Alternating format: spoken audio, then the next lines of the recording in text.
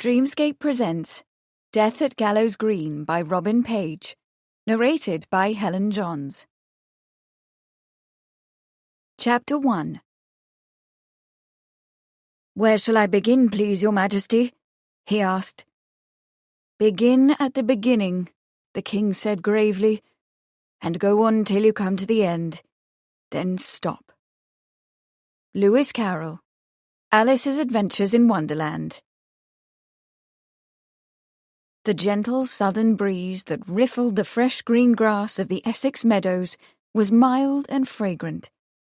Both sides of Lamb's Lane were strewn with lacework of celandine and angel eyes and stitchwort, and a glossy blackbird showered the hawthorn hedge with his courtship song. Amelia walked with a watchful trepidation, her heart beating as she scanned the hedgerows for a sign of Lawrence. Once or twice she glanced back in the direction of Mrs. Windle's garden to make sure that none of the members of the Girls' Friendly Society had seen her steal away. It was unlikely that they had, for the group was large and celebratory, and Mrs. Windle and the parish ladies were greatly harried by the exigencies of teapot and tea-tray. But the cucumber sandwiches and fresh strawberry tarts on the tables in Mrs. Windle's garden would shortly be eaten, and the programme would begin. It was to consist of a dramatic reading of Napoleon at Waterloo by Mr. Windle, a recitation by the infants of the National School, dressed for the occasion as fairies, barefoot and with tulle wings stiffened with wire, and several songs by the school's monitress, Miss Flora Watson, among them Home, Dearie Home, and Because, which always made Amelia's sentimental heart melt within her. Sadly, Amelia's errand required her to forego these delightful entertainments, but the afternoon was short, and she had to be back at Bishop's Keep to help Mrs. Pratt with tea. It was true that her mistress, Miss Arley, was away at a house party near Long Melford, but all the other servants would be there, and Amelia would be missed if she were absent. Mrs. Pratt had allowed her an extra half-day to attend the annual garden party, given for the young women in service in the parish, and she would be livid if she suspected Amelia of exploiting the occasion for a hole-and-corner rendezvous. So if Amelia were to see Lawrence at all, it would have to be during the programme. Amelia's chestnut hair was thick and shiny, her eyes were cornflower blue, and she was wearing her best dress, a white lawn with a frill of knitted lace pinned at the throat and a narrow flounce at the hem. Lawrence, the handsome dark-haired footman at neighbouring Marsden Manor, would not be her last lover, but he was her first, and the anticipation of their meeting brought a deeper blush to her already pink cheeks. "Oh!" she exclaimed, as if surprised and even frightened by the sudden large hands that spanned her slim waist, and then, "Oh!" again, as the hands whirled her around, and, "Oh!" quite muffled, as Lawrence boldly kissed her, her small hands beating in a pretence of resistance against his broad shoulders. "Lawrence, you naughty!" she exclaimed when she was released and could breathe again. "Not in the lane! We'll be spied." "We could go through the hedgerow, then," Lawrence suggested with a sly grin, possessing himself of her hand. He pointed. "That's the back of Mr. McGregor's garden below his apple trees. It wouldn't be spied on there now, would we?" Amelia's answer was a rosy giggle, and in another minute the two had slipped through a twiggy gap in the hedge and into the green and silent garden beyond, where after a moment's warm embrace, a flurry of kisses, and more stifled giggles, Lawrence tugged his pretty charmer in the direction of a thickly wooded copse. "I can't," Amelia said, resisting. "I have to get back." "What's your hurry?" Lawrence asked, teasing her forward a step. "There'll be songs for an hour." His smile was guileless. "Anyway, we're just going to sit a minute or two. Won't hurt to bide a bit, will it?" "Well," Amelia said slowly, allowing herself to be persuaded in the direction of the copse, Who knows what improprieties Lawrence might have tempted her to, had they not come upon an unexpected huddle of navy serge, deep in a thorny blackberry tangle. Amelia stepped back, startled. "Who's that?" she exclaimed. "Dunno," Lawrence said, pushing the burgeoning undergrowth aside and bending over for a better look. "A gypsy, I reckon. Sleeping. There's a flock of 'em camped in the field at Bailey's farm." "That's no gypsy," Amelia hissed to Lawrence's bent back. "Not in that get-up. And he's not asleep 'cause his eyes is open. He's drunk." She wrinkled her nose in distaste. "Come away, Lawrence, and leave the man be. I don't want him to see us." Lawrence straightened and turned, grim. "He's not going to see us," he said. "Not nobody else, neither." Amelia took a step backward, wondering at the look on Lawrence's face. "Why not?" "'Cause he's dead," Lawrence said. "Poor bugger," he added with feeling. The poor bugger was Sergeant Arthur Oliver of the Essex Constabulary, late constable of the hamlet of Gallows Green. He had been shot in the chest at very close range. Chapter 2. The house party at a large country estate was one of the most important, if complicated, social rituals of Victorian England.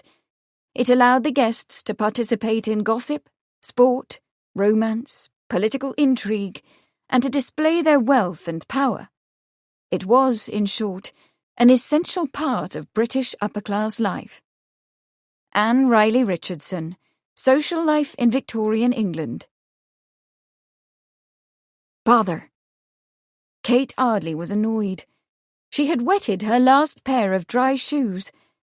She paused beside a tall hedgehog holly and glanced through its variegated leaves at the puddled path around the fish pond, up at the gloomy, pewter-coloured sky, and across the park at several lavishly costumed women playing a desultory game of croquet on the lawn before Melford Hall. Sighing, Kate elected to walk round the pond, however muddy the path or drizzly the afternoon. Her shoes were already soaked through, and walking was preferable to the trivial pursuit of a croquet ball or the even more trivial conversation of the players. She started off down the path. Her walk was interrupted, however, by a rustling scramble in the underbrush, the crackle of twigs, and a duet of shrill squeals and cross mutters. Kate turned, startled. "Who's there?" she called. A short, round young woman in a plain green merino dress and sensible boots backed out of the shrubbery, her straw hat knocked askew. An instant later, she was followed by a fat white rabbit, which darted around her skirt and down the path. Quick as thought, Kate reached down and scooped it up. It struggled briefly, scratching and squealing, but she held it, firm in both hands. "Is this yours?" Kate asked. "Indeed he is," said the young woman. She came forward and took the rabbit. Her round face was flushed with exertion, and her brown hair escaped untidily from under her hat. "Peter, you wretched thing," she scolded. "You have disgraced both of us." She tucked the rabbit under one arm with a practised gesture. "I'm glad he's been recovered," Kate said, and then wasn't sure what else to say. It was a bit disconcerting to encounter a woman with a rabbit. "He wanted to walk out, you see," the young woman said. "Only when I put him down, he fancied a bit of fresh cress by the lake, and then he insisted on having it in the very densest part of the shrubbery." She stroked the pink ears. "Rabbits are creatures of very warm temperament," she added. "At one instant Peter is quite amiable, and the next he's a regular demon, kicking and scratching and spluttering. But if I can lay hold of him without being bitten, in half a minute he's licking my hands, utterly contented to be held." "He seems quite contented now," Kate said. eyeing the rabbit for signs of his becoming demonic. She was intrigued by this plainly dressed, shy-looking woman, with soft brown hair and prominent brows, curving like parentheses over the corners of her deep blue eyes. On closer inspection, though, she seemed not as young as Kate had thought.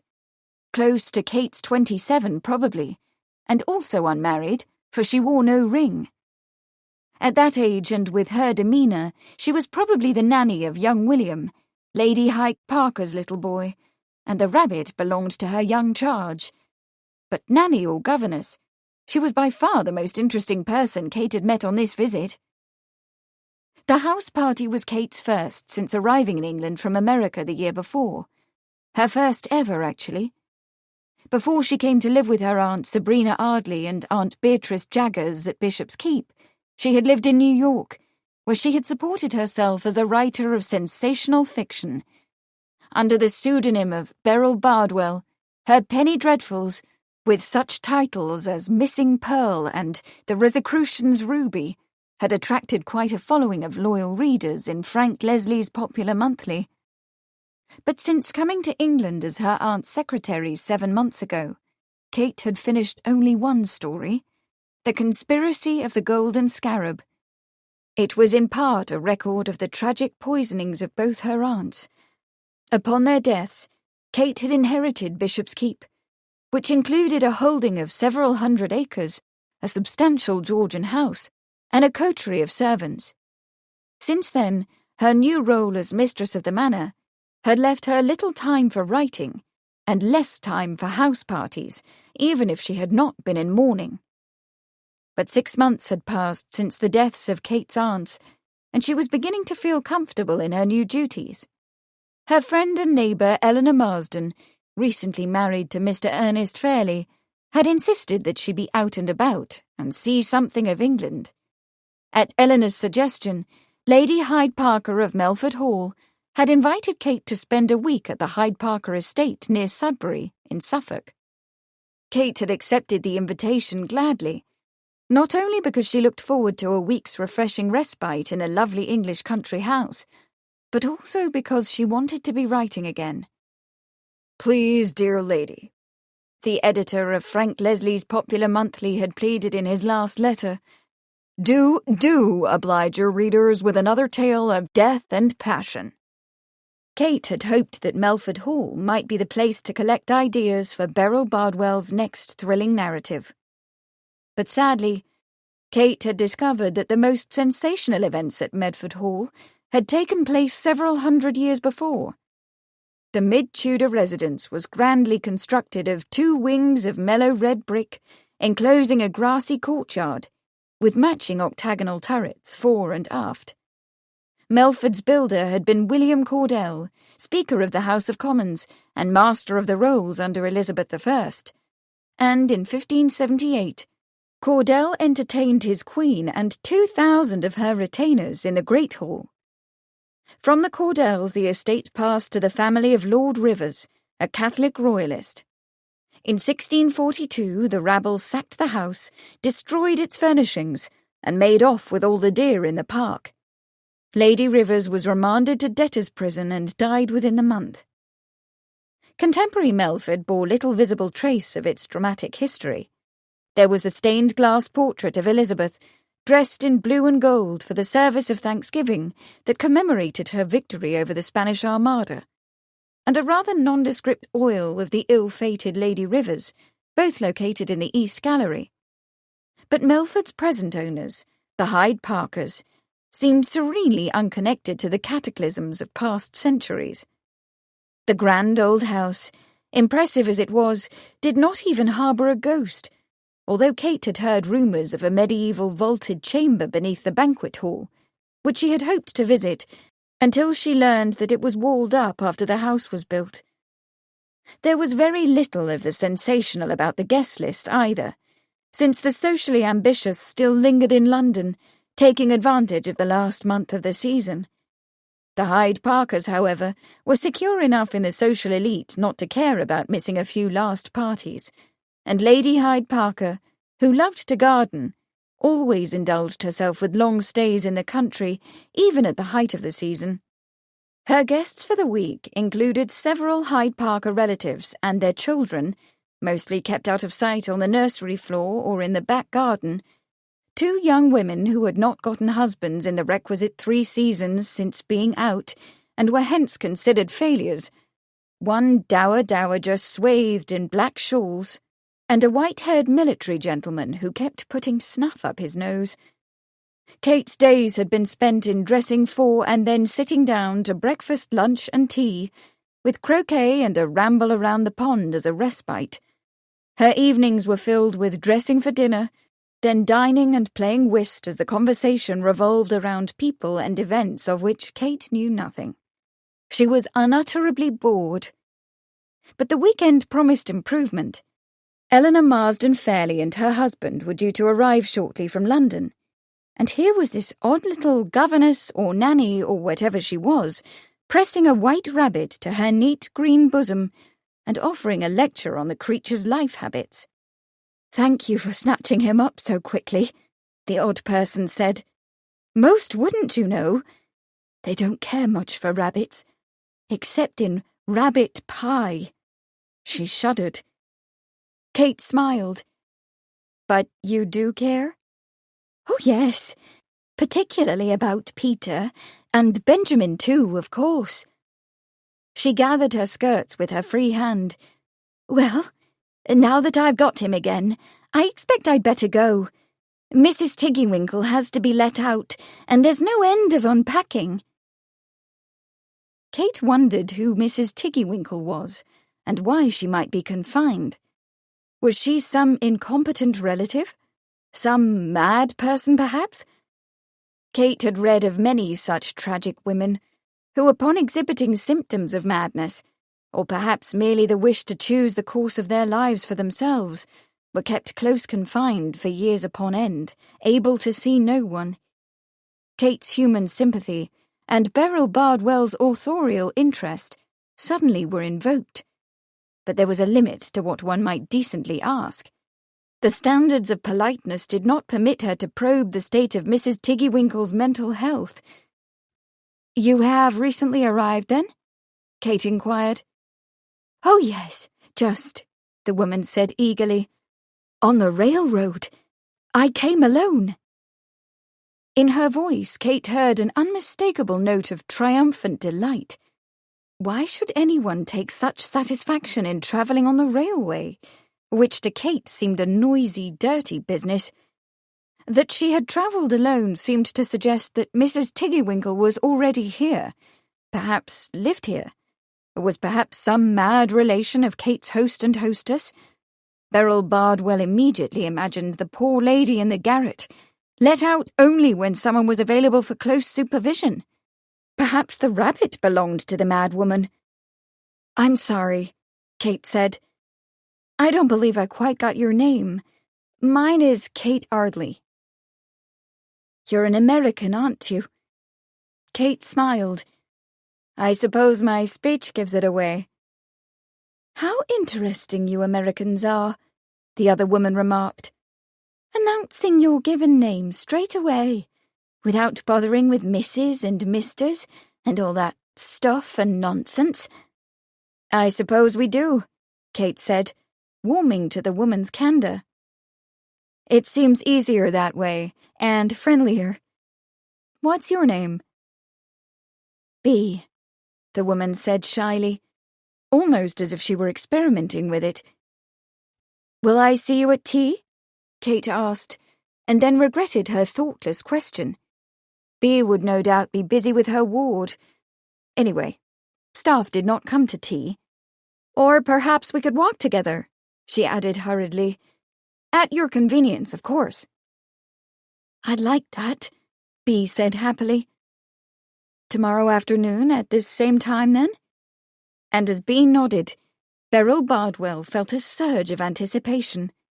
The mysterious Bea was an interesting character in her own right, and perhaps through her, Beryl could meet the mad woman in the attic. Chapter 3. To die, to sleep perchance to dream, aye, there's the rub. For in that sleep of death what dreams may come, when we have shuffled off this mortal coil, must give us pause. William Shakespeare, Hamlet, Act 3, Scene 1. Police Constable Edward Laken stood at the foot of McGregor's garden, his hands in his pockets, staring bleakly down at the cold, still form of his friend and colleague, Sergeant Arthur Oliver. "Dead," said Lawrence, the footman at Marsden Manor, who had discovered the body and summoned Edward. "Shot, it happens," he added unnecessarily. It did indeed appear that Arthur Oliver had been shot, and a great grief welled up in Edward Laken. He and Artie had been boys together, fishing in the River Stour, padding the dusty lanes in search of birds' nests and berry bushes, skating on the thin ice of Bailey's Pond, and once even falling through. He might have drowned that winter afternoon if Artie had not crawled in and pulled him to safety with a willow branch. A passage from Hamlet came into his mind, a passage he had once got by heart, playing Hamlet to Artie's Laertes in a parish theatrical.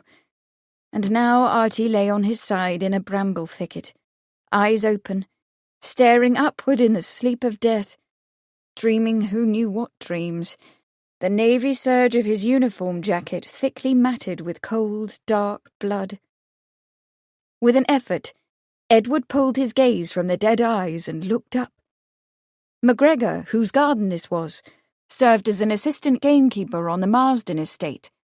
His cottage was some distance away, beyond the apple trees. The garden was deep, and backed up to Lamb's Lane. He looked back at the footman. "How was it that you happened to come here?" Lawrence spoke carelessly, but avoided Edward's eyes. "'Twere a young lady, sir. We come here for a bit of privacy, you might say. Through the gap in the hedge." He became defiant. "I'll take my affidavit, it's the truth." Edward pulled out his notebook. "The young lady's name?" Lawrence looked up, eyes wide, and his tone suddenly changed. "Oh, no, sir, please, sir, I promised. Mrs. Pratt had been most ferocious to her." He stopped, conscious that he had said too much. Edward knew the servants at Bishop's Keep, for he had interviewed them all 6 months before, upon the deaths of the elder Miss Arley and her sister Mrs. Jaggers. He had been there several times since, and he knew Mrs. Pratt.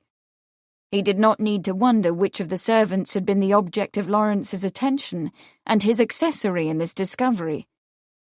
"Amelia, I suppose," he said. Lawrence sighed, resigned. "I'll be as circumspect as possible in my inquiry," Edward said. He looked once more at the huddled figure of his friend. "You saw no one?" "No one but him," Lawrence said. He too turned away from the dead gaze. "Do you suppose it's true?" "What's true?" Edward asked. "That the dead takes a picture of the last thing they see with their eyes open. If 'tis, mayhap he's took a picture of the one who's killed him." "Mayhap," Edward said. Gently, he bent down and closed the eyelids of Sergeant Arthur Oliver. Let him dream in peace. Chapter 4. Although the camera was used from the mid-1880s to record the features of known criminals for the purpose of identification, it was not systematically employed to document a criminal investigation until much later. In the late 19th century, a crime scene was photographed only when an amateur photographer happened upon some criminal event, or when one was summoned by an astute constable who recognized the great utility of such permanent evidence. Few police forces officially possessed a camera. Daniel Trimble, Early Forensic Photography. Sir Charles Sheridan, a leather case in one hand and a wooden tripod over his shoulder, strode down the path in the anxious wake of Mrs. McGregor, who churned like a fervent little tugboat against a surging current. She stopped when they reached the foot of the garden, so unexpectedly that Charles bumped into her. "Oh dear, oh dear, oh dear," Mrs. McGregor said. twisting one corner of her white apron. "I'm sure I don't know what Mr. McGregor will say when he finds that murder's been done in the back garden. He'll be that put out, he will. That's where he always sets his rabbit snares."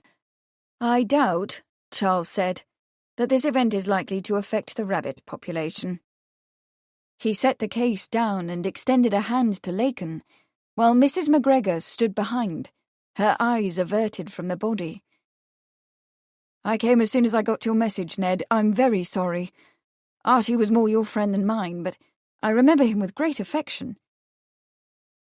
It had been over 20 years since those halcyon days when Charles had spent summers in East Burgalt, just on the other side of the River Stour, visiting his mother's family, the Constables. But he had forgotten neither Archie nor Ned. They had been comrades in grand misadventure from the mill at Dedham to the tidal flats at Mistley and beyond. "He was a good friend to both of us," Edward said. The grief was written in his narrow face. "Thank you for coming, Charlie. I thought 2 pairs of eyes would be better than 1. Charles positioned the tripod. "And here's another eye, which won't forget anything it sees." He opened the leather case, unfolded a camera, and fastened it onto the tripod. He had acquired the compact, portable bellows camera in France just a month before. It was the most recent addition to the growing collection of cameras he kept in his London house.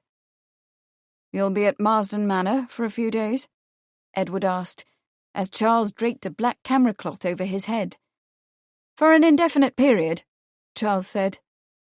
He peered into the ground glass viewing screen at the back of the camera, adjusting the rack and pinion that operated the helical lens to focus the inverted image of Artie's body, lying on its left side, the neat round hole and matted blood quite evident on the uniform jacket. "Excuse me, Sir Charles." Charles pulled his head out and whirled around, noticing for the first time that Edward was not alone.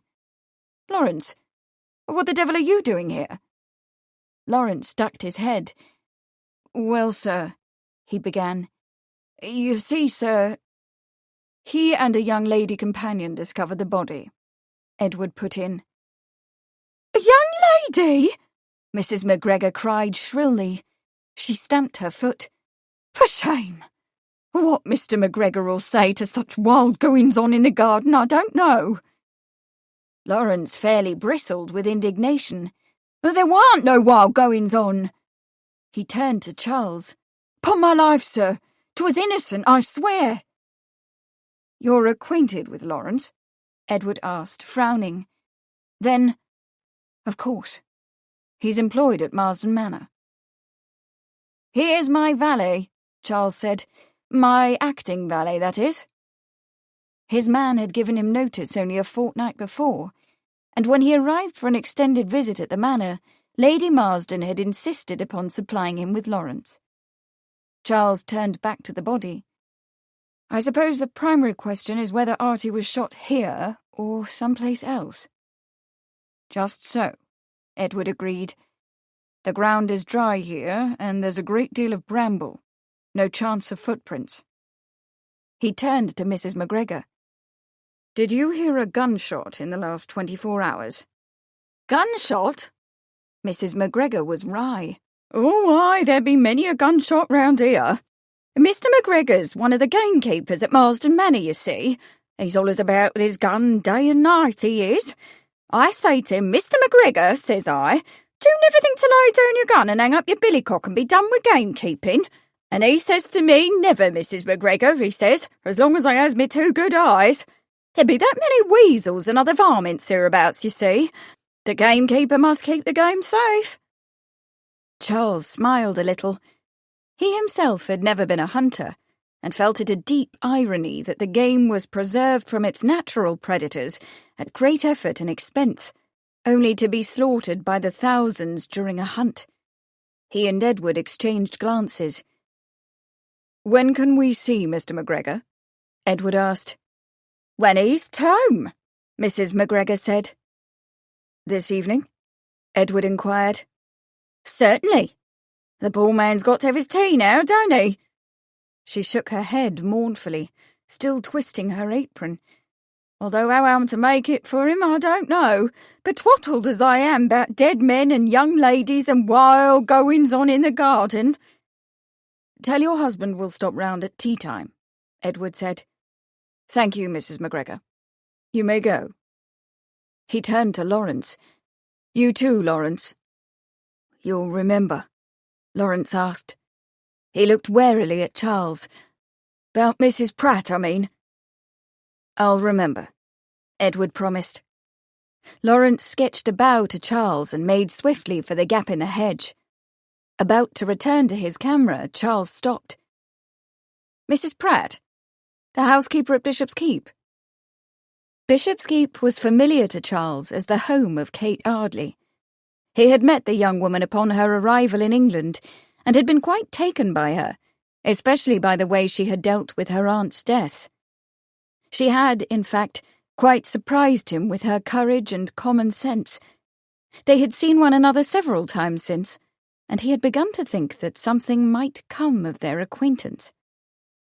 "Yes," Edward said.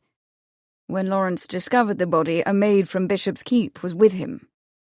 Can you make a close shot of the chest, Charlie?" Charles pulled the hood over his head and set to work again. When the camera's focus satisfied him, he inserted the plate holder and snapped the shutter. "From the look of things, I don't believe he was shot here," he said, emerging from under the cloth. "What do you think?" "Doesn't seem so to me either," Edward said, bending down and putting a finger to the blood stain on the dead man's chest. "There's grassy debris in the congealed blood, as if he died face down. And yet he was found in this position, lying on his side. There's no blood on the ground beneath or around him either, although there should have been if he died here." "Are those grass seeds in the blood?" Charles asked. Edward straightened up.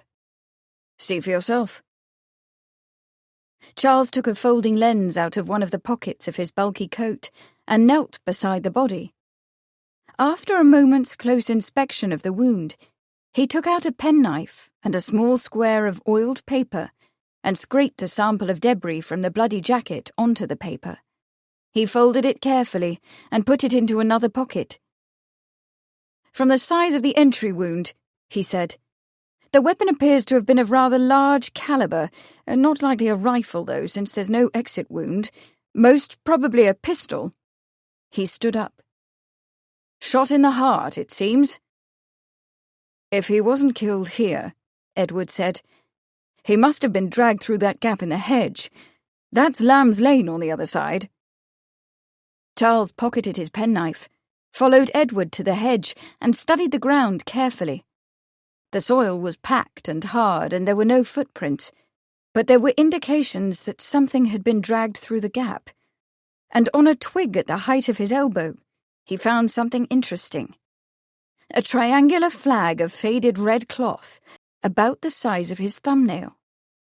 He repositioned the camera, photographed the cloth, then retrieved it carefully. It went into another piece of oiled paper. "May I take this and the scrapings?" he asked.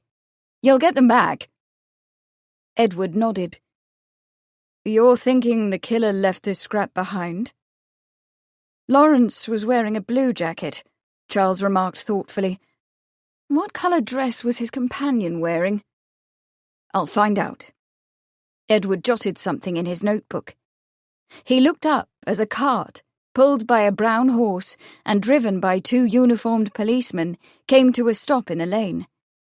"The chaps from Colchester," he said bleakly, "are here for the body."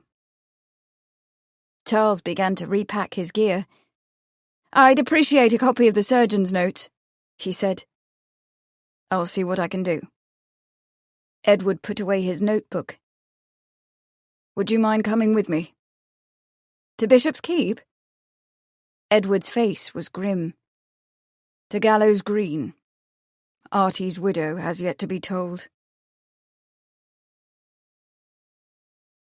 Chapter 5. Once upon a time there was a very beautiful doll's house. It was red brick with white windows, and it had real muslin curtains and a front door and a chimney. Beatrix Potter, The Tale of Two Bad Mice. Betsy sat in the corner between the coal box and the fire, her back turned toward the room, her collie dog, Kep, asleep on the floor beside her. In front of her was the dollhouse. It was 2 stories, and its wooden front and sides were painted to look like red brick, with windows painted on and 2 clever balconies, a front door that really opened, and a chimney. It had been made for her by her father, and her mother had made the curtains out of scraps from her sewing box, and had knitted the parlour rug of the wool left from Betsy's Christmas mittens. Auntie Mabel, who was in service to a great lady in Brighton and earned pots of money and got a new dress every Boxing Day, had sent her a table and chairs, a bed and a sofa, and a little wooden box full of shavings that also contained 2 red lobsters, a ham, a fish, a pudding, and some pears and oranges that would not come off the plates, but made the dining table look utterly splendid. Taken all in all, the dollhouse was much grander than any real home in the entire hamlet of Gallows Green. Betsy, who was not a domestic child nor given to dolls, loved it, not least because she had watched her father make it, and he had permitted her to paint the tiny bricks, as well as the white roses that twined over the front door. Into this admiring reverie, her mother's voice intruded. "Betsy! Betsy, where are you?" Kep raised his head. Betsy gravely considered the question. She was probably wanted to run an errand, perhaps to the grocer, to get some starch for father's shirts. Last time, her mother had given her 3 for a pack of Robin's starch and an extra halfpenny for an ounce of Fairlie's chocolate drops to be shared with her dolls, Lucinda and Jane. Of course, Lucinda and Jane had the lobsters, a fish and a ham, not to mention fruit and a pudding. So Betsy had eaten the chocolate drops all except one, which she shared with Kep. She thought of offering one to Jemima, her pet duck, but did not, for fear that chocolate might not be good for Jemima's digestion. "Betsy!" Her mother called again, louder now. There was an odd note of urgency in her summons. Betsy shoved Lucinda and Jane into their bedroom, although it was much too late in the day for naps, and pushed the dollhouse against the wall. Perhaps she would not get chocolate drops after all, but humbugs, striped and flavoured with peppermint. She mentally counted the pence knotted in a bit of cloth behind the loose skirting board in her corner of the loft. Or perhaps she would forego the humbugs and apply the halfpenny to the hoop she coveted, an iron one with a proper stick with a nail in it, like her friend Baxter's. Girls had wooden hoops and bowled them with hedge sticks or their hands. Betsy coveted an iron one with a real stick. "Betsy!" Betsy got up and went into the kitchen, Kep trailing behind her. The kitchen was her favourite place to be if you didn't count the shed, where her father made things of wood and mended broken crockery and whistled while he sharpened his gardening tools. There were such wonderful things hung on the shed's walls, rakes and hoes and shovels and saws and ropes and pulleys, and even a shiny galvanized watering can. It was also where Jemima Puddleduck spent the night with Mr. Brown, whom Betsy had rescued as a tiny owlet from Mrs. Wilkins's fierce grey tabby. But the kitchen was where her mother reigned, like the Queen, but ever so much younger and prettier, of course, over her empire. With its fresh-painted walls and bright hearth rug, the cheerful coal fire in the stove that had been set into the old fireplace, and the even more cheerful scented pelargoniums blooming at the casement window, flung open now to catch the May breeze. The kitchen was a palace to Betsy. She scarcely noticed that the ceiling was so low her father had to stoop, or the table so tiny that the 3 of them sat elbow to elbow at their meals, for always at one end of the table was her mother, cheeks shining, and at the other end her father, beard combed and eyes twinkling, and she in the middle, with Kep under her bare feet, and Jemima making small quacks outside the door, and sleepy Mr. Brown nodding on his perch in the shed. No matter that the flagstone floor was cold and damp, or that the eaves were low or the roof merely thatched, to Betsy it was better than Buckingham Palace. Her mother was in the kitchen now, sitting beside the scrubbed wooden table. To Betsy's surprise, 2 men were with her, both standing. One whom she didn't recognize was very tall and lean, as tall as her father, with brown eyes like Fairlie's chocolate drops, and hair and beard the exact colour of her father's tobacco. He was wearing a heavy khaki coat with dozens of pockets, and every one of them filled, to judge from the interesting lumps and bulges. The other man was short and slender, with sandy hair and a round, ruddy face, and a uniform like her father's, its navy serge brushed and its buttons polished like the lucky gold sovereign her father wore on his watch chain, which he sometimes let her hold when she had a stomachache. "Hello, Uncle Ned," she said. She frowned a little. His grey eyes were not smiling as they usually did. His brows were pulled together and his face troubled. Her mother's mouth, too, was set. She was pinching her lips together, and her eyes had a queer look. Uncle Ned squatted down in front of her. "I find, Betsy, that I am in need of tobacco for my pipe." He opened his palm and held out 3 threepenny bits. "Would you be so kind as to run to the greengrocer and get me 4pence worth? You may use what is left to buy a sweet for yourself." Betsy did a quick bit of mental arithmetic. She would have 5pence left. With that and the coins in the bit of cloth, she could buy the hoop. Betsy looked to her mother for confirmation and got a quick, hard nod of the head. Still, she did not move. Something was wrong, she knew it. Kep knew it too, with the unerring sense that dogs have for things gone wrong. She could feel him crowding close against her, quivering. She swallowed. "Must I go just now?" she asked her mother. "I want to stay and—" "Betsy," her mother said in a strange, tight voice. "Betsy, your father—" The very tall man stepped forward. "Let me introduce myself, Miss Oliver," he said with great courtesy. "My name is Sir Charles Sheridan." Betsy narrowed her eyes, forgetting for the moment her uneasiness. She had never before been personally introduced to a sir, although she saw the gentry every week, riding helter-skelter down the high street on skittish horses, brandishing riding crops, and shouting arrogantly at the villagers who got in their way. She herself had often been pinned against the churchyard wall by the horses. She had no admiration for gentry. "How fortunate that you are going to the greengrocer's," Sir Charles remarked. "Your errand reminds me that I meant to buy a button for my coat." He bent over and showed her his sleeve, from which indeed a button was missing. "If you will permit me, Miss Oliver, I will accompany you to the grocer's. There, perhaps you would be so kind as to inquire after a proper button for me." Betsy sighed. Really, these gentry. Why they couldn't take care of themselves instead of always depending on other people to do it for them. She looked up just in time to glimpse the unmistakably grateful look Uncle Ned gave to Sir Charles, and the naked loss in her mother's tear-filled eyes.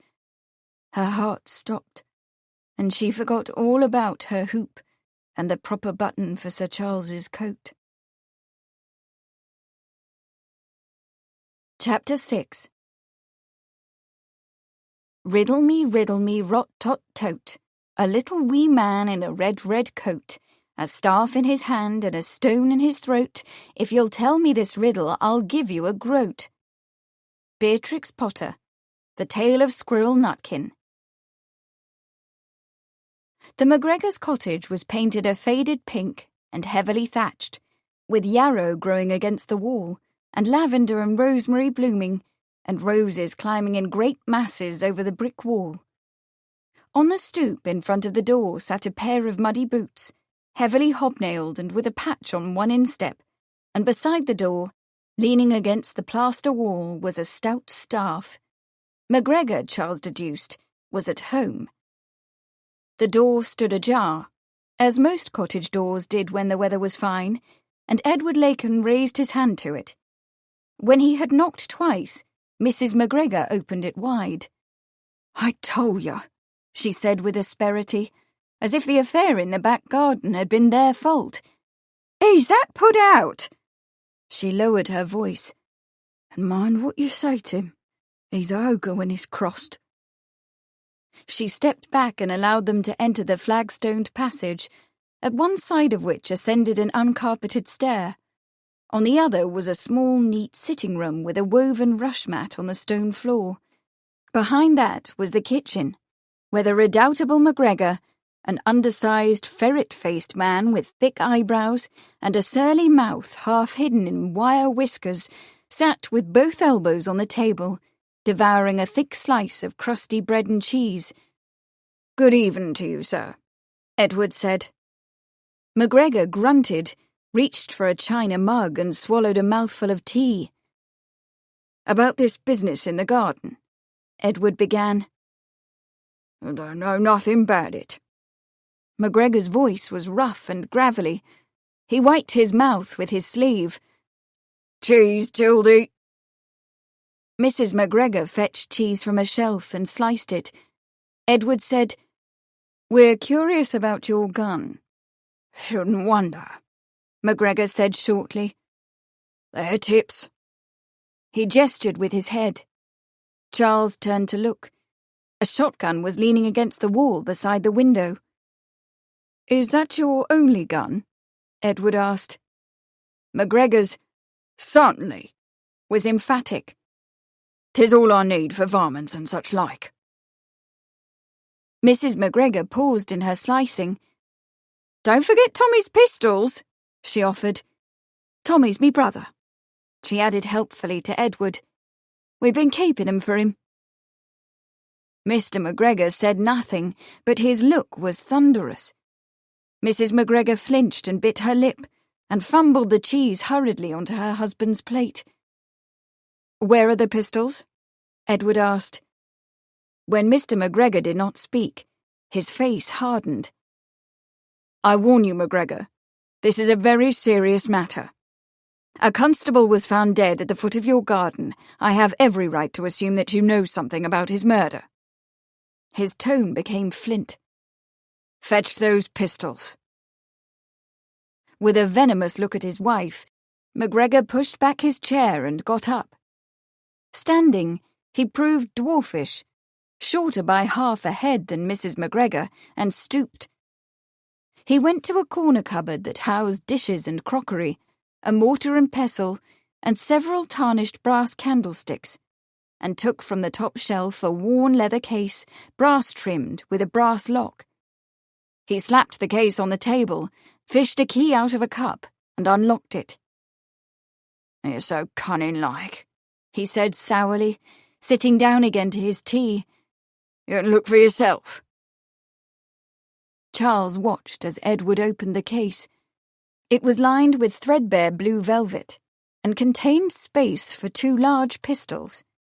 Only one, a silver-plated duelling pistol, a muzzle-loader, was in the case. Charles glanced at Mrs. McGregor, whose wrinkled face was deeply perplexed. "Where's the other pistol?" Edward asked. "Gone," said McGregor. "Sold." The perplexity on Mrs. McGregor's face changed to indignation, and her cheeks grew red. Edward closed the case. "When?" "Afore Easter." McGregor's eyes slid to his wife. Some of the surliness went out of his mouth, and was replaced by defiance. "Well, I needed the money, didn't I, Tildy?" "'Tweren't yourn to sell, Mr. McGregor," she said stonily. "'Twere Tommy's.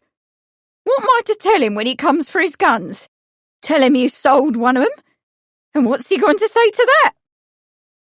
"To whom did you sell it?" Edward asked. The woolly eyebrows made a deep V, and the mouth went surly again. "To Navvy," McGregor growled, "passing through. Give me a gold sovereign, he did. A sovereign? Mrs. McGregor gasped. Why, I never thought 'twere worth— If you sold it for a sovereign, you were cheated, Charles remarked. One of these guns is worth twice that. He pointed to a pile of red cloth heaped on a work-basket beside the fire. Is that your coat? McGregor's scowl deepened. What if it be? Charles picked it up. The coat was old and heavily worn, the red colour faded. On the right sleeve near the shoulder, a thumbnail-sized triangular piece was missing. It was this fresh-looking rip that Mrs. McGregor was apparently patching, for a small piece of cloth, of a different weight and shade of red, was being appliqued over it, like a triangular badge. How did you come to rip your coat? He asked. How should I know? McGregor growled. One day 'twas whole, next 'twas ripped. Edward put the pistol case under his arm. I'm taking this with me, he said. He looked at Mrs. McGregor. You will have it again in due course, he added, not unkindly. And the coat, Charles said, picking it up. What's a man to wear? McGregor was stormy. How's a man to keep the rain off while the bloody coppers has got his coat is what I wants to know.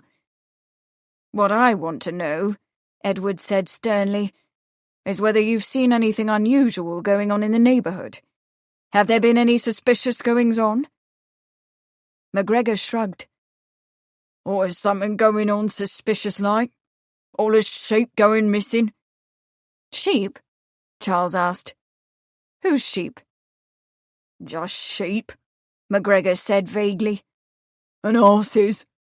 Yarg Styles lost his grey, didn't he? That was 2 years ago, Edward said. Happen Yarg Styles still is looking for it, isn't he? McGregor retorted with a snaggle-toothed grin. Or is something going on, I say? If you don't want to know, don't ask. Edward took the coat from Charles. We may have occasion to ask you for additional information. McGregor sat down and applied himself once more to his tea. No mind of me, he said with a careless shrug. You'll get a groat's worth and no more. Chapter 7.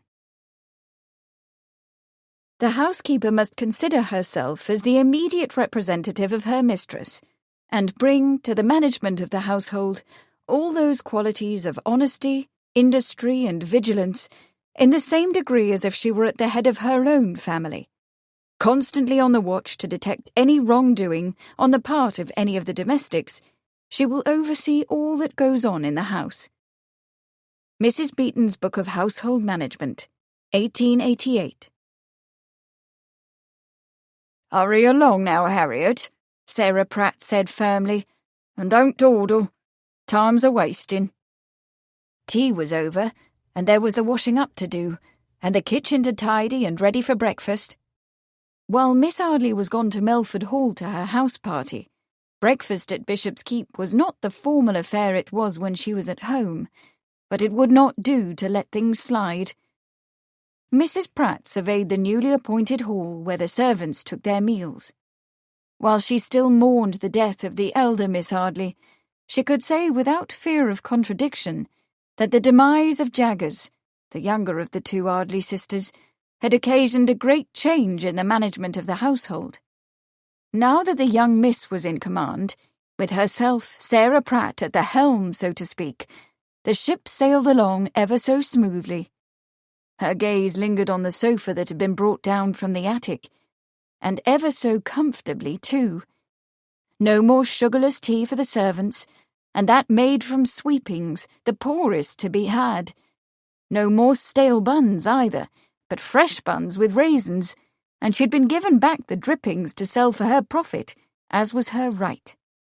No penny pincher was the young miss. She had begun on good bottom, as the unfortunate Mr. Pratt would have said, and she was carrying on that way. There was in Mrs. Pratt's otherwise quite high esteem of her employer, however, one niggling apprehension. It was not that she was actually doing anything wrong, of course, The difficulty was that she held certain unconventional views as to the propriety of certain behaviours. She undoubtedly held these views because she was an American and not properly brought up, no disrespect intended. However the habit had arisen, Mrs. Pratt had to say that the young miss did not sufficiently concern herself with what other people thought. In particular, she did not worry about setting an example for the servants. And that was the pickle in which Mrs. Pratt found herself. Among other things, Miss Arley was in the habit of riding a bicycle in the evening, on a Sunday evening, while everyone else was at evensong, and with Constable Lacon alone. In the minds of villagers, Mrs. Pratt heard this regularly from her sister Rose. Miss Arley and the constable were a friendly couple. If Miss Arley did not intend to marry the man, she was running the risk, the very definite risk, of appearing fast. And if she did intend to marry him, well, while Mrs. Pratt had every respect for the constable, the match was not appropriate to Miss Arley's station. In her opinion, the young Marsden heir, Bradford Marsden, was a far better choice. Not necessarily a better man, mind you, for the constable had a kind nature and was liked by all, while the future Baron Marsden was something of a rake. But still, one was aware of the social realities, even from the kitchen, and it would present no end of difficulty if Miss Arley were really to prefer the constable. Not that any of this was Mrs. Pratt's business, of course. She was not a dragon of propriety. But what was her business was the discipline of the servants. And how was she to maintain a proper discipline, she'd like to know, if the mistress went riding with the constable alone and unchaperoned until nearly dark? The servants, who knew as well as Mrs. Pratt what was going on, wouldn't stick at using such behaviour to excuse their own misdemeanours.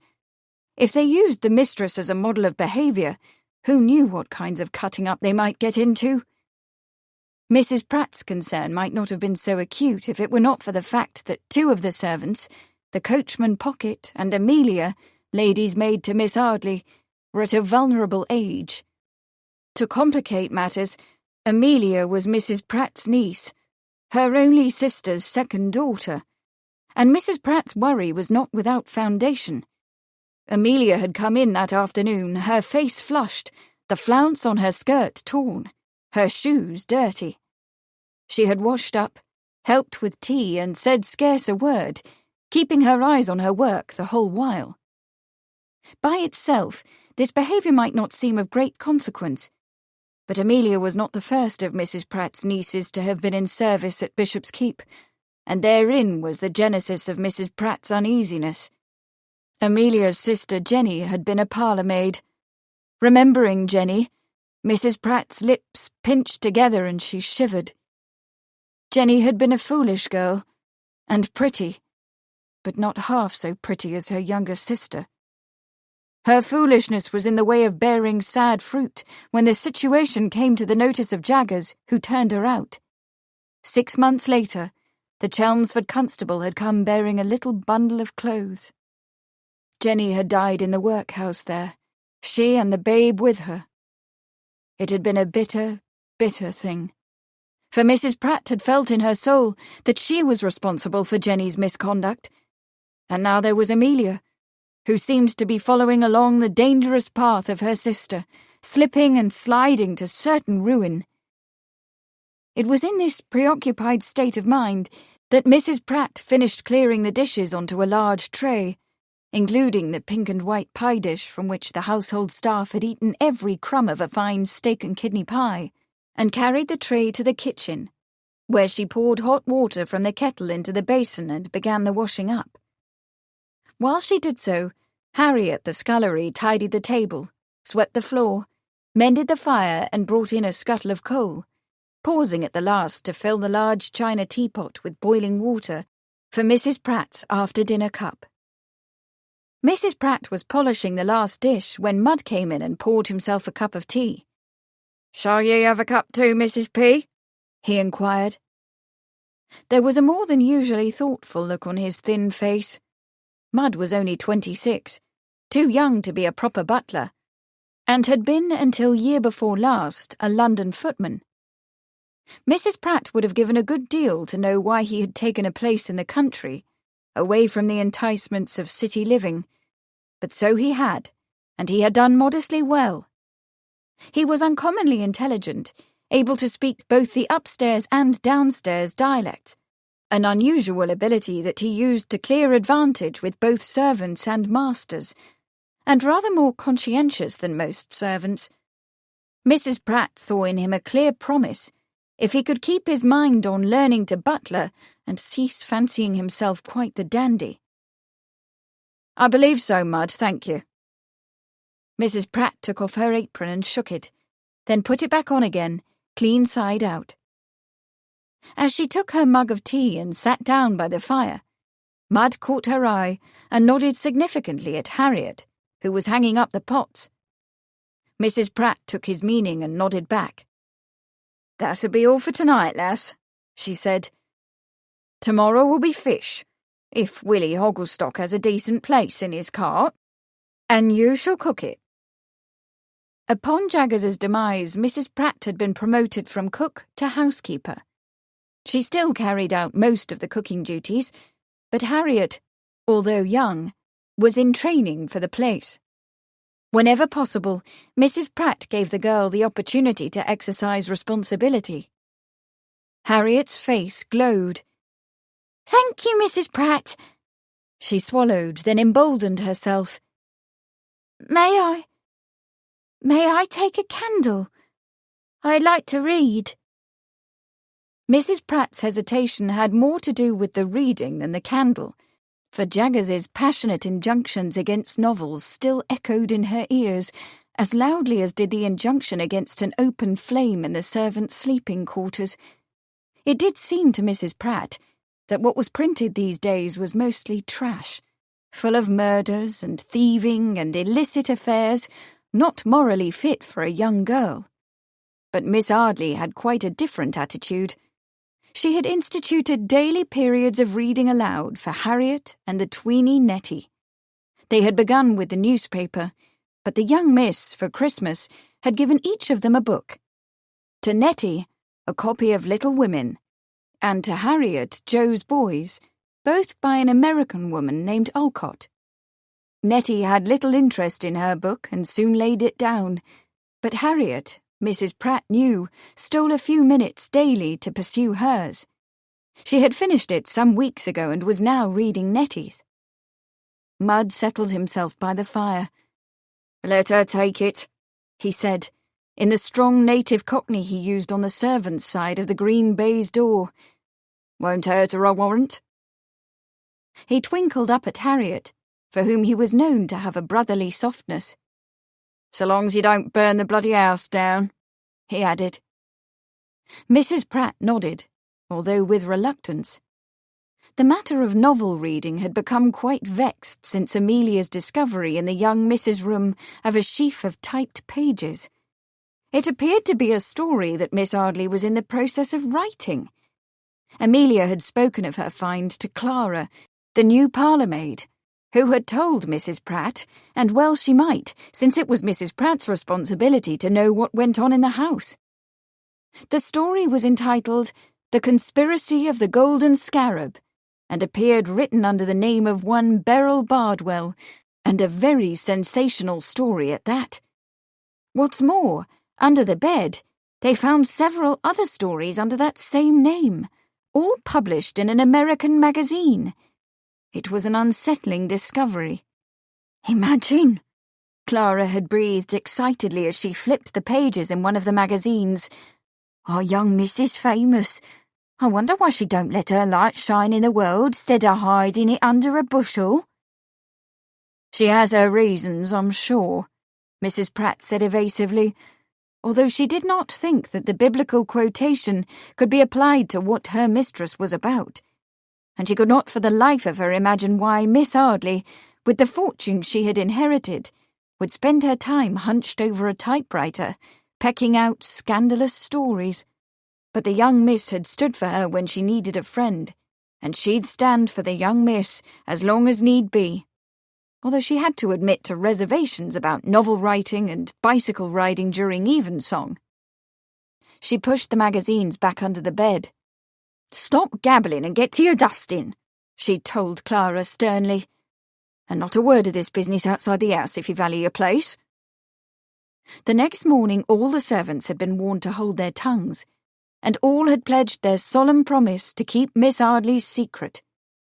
The fact that Mrs. Pratt had not heard a whisper of it in the village proved that they had been true to their word. "Well now," Mrs. Pratt said, when Harriet had scurried away with her candle, "what's in your mind, Mud? You look that vexed, you do." For with Harriet's departure, Mud's face had gone dark. "It's Amelia," said Mud. "What about Amelia?" Mrs. Pratt asked. "Lawrence," Mud said, cupping his mug. "The Marsden's footman." Mrs. Pratt felt the stirrings of a deep foreboding. "How do you know this?" "She told me." He gave her a direct look and softened his tone. "Steel yourself, Mrs. P. There's been a killing." Mrs. Pratt felt her heart lurch in her chest. "A killing?" she whispered, scarcely able to comprehend. "A killing?" But before Mud could elaborate, there came a loud knock at the kitchen door. Mrs. Pratt, still in a state of stunned shock, got to her feet, groped her way to the door and opened it. On the doorstep before her, as if summoned by Mud's awful revelation, stood none other than Constable Lakin. Mrs. Pratt felt she knew the constable quite well, for she had once spent a night in his jail, and a good part of the next morning answering his impertinent questions pertaining to the deaths of the elder Miss Arley and her sister Mrs. Jaggers. But she had long since excused that impertinence. The constable had only been doing his duty then, as he clearly was now. "You've come for Amelia," Mrs. Pratt said, low. "Yes," the constable said. He stepped inside. "You know, then?" Mrs. Pratt closed the door. "The worst," she replied. Automatically she went to the teapot, filled a mug, and handed it to the constable. He pulled a chair forward to the fire, warming his hands. "Poor Lawrence," Mrs. Pratt said, shaking her head. She had only seen the man a time or two. Handsome he was, with a quick tongue. Little good his looks or his tongue would do him now. "Yes," the constable said. "It's very difficult for him too, you understand." Mrs. Pratt sat down. "I'd say," she said. She knew the constable to be a man of understatement, but this was remarkable even for him. "What'll happen now?" "I'll need to talk to Amelia, of course," the constable said. "Is she here?" "I'll fetch her," Mud volunteered, and left the room. "Will you arrest her tonight?" Mrs. Pratt asked fearfully, thinking of the cold, dark jail, and wondering how she was ever going to break the news to her dear sister Rose, who had not yet recovered from sweet Jenny's death. And to Miss Arley. That such a thing should happen when she, Sarah Pratt, was alone with the household, in charge of the staff, and responsible for her niece's behaviour. Mrs. Pratt felt as if she herself had done the unspeakable deed. "No," the constable said. "I won't arrest her at all." Mrs. Pratt's moral indignation flared. "Not at all?" she cried, her heart swelling for the victim. "Why, man, a murder's been done.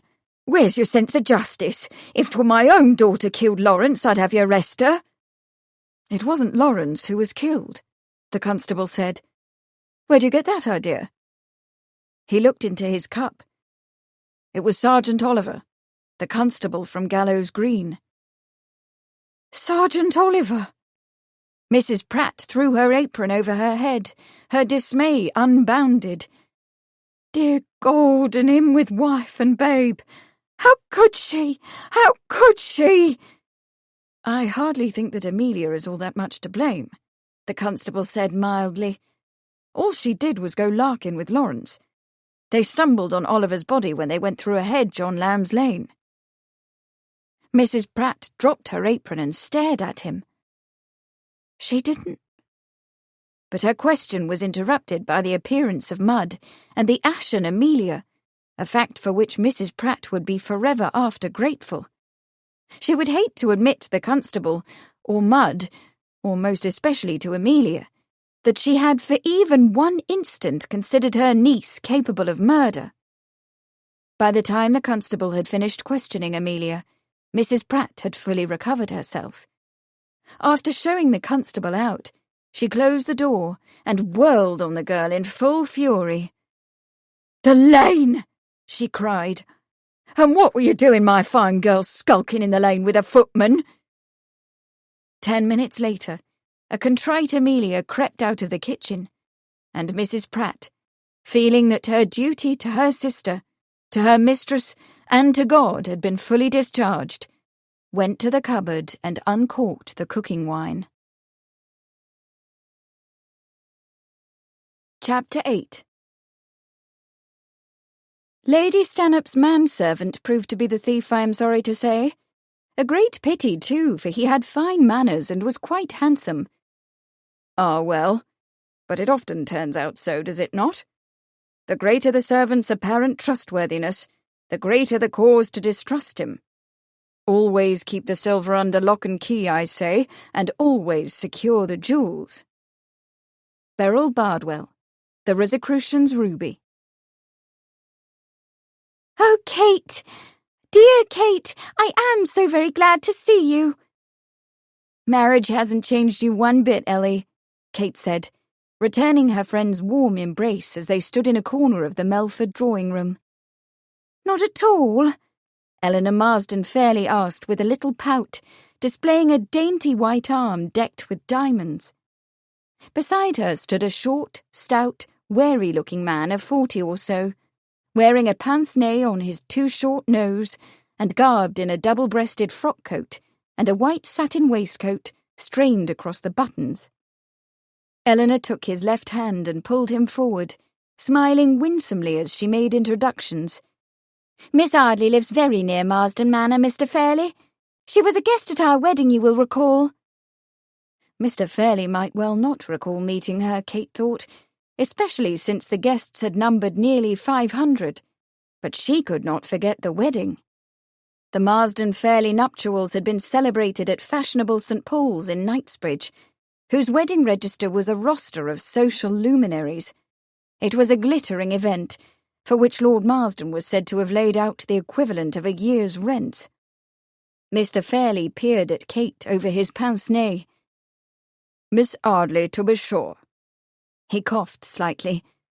"Mrs. Fairley has spoken of you." "I'm glad," Kate said, looking at Eleanor. "I think of her often." It was true. Life at Bishop's Keep was always interesting, but often lonely, for although Kate was surrounded by servants, there was no one to whom she could talk openly. Ellie had not yet proved to be that kind of friend, but she might have been, had they more time together. "Mrs. Fairley might perhaps enjoy a renewal of her acquaintance with you," Mr. Fairley remarked speculatively, as if Eleanor were not standing at his elbow. "Perhaps if you came up to London, something might be arranged." If the thought of Kate's visit gave Mr. Fairley any pleasure, he did not reveal it. Kate knew from Eleanor's premarital confidences that he was a widower, his first wife having been a woman of no particular family, who had borne him only one child, a son.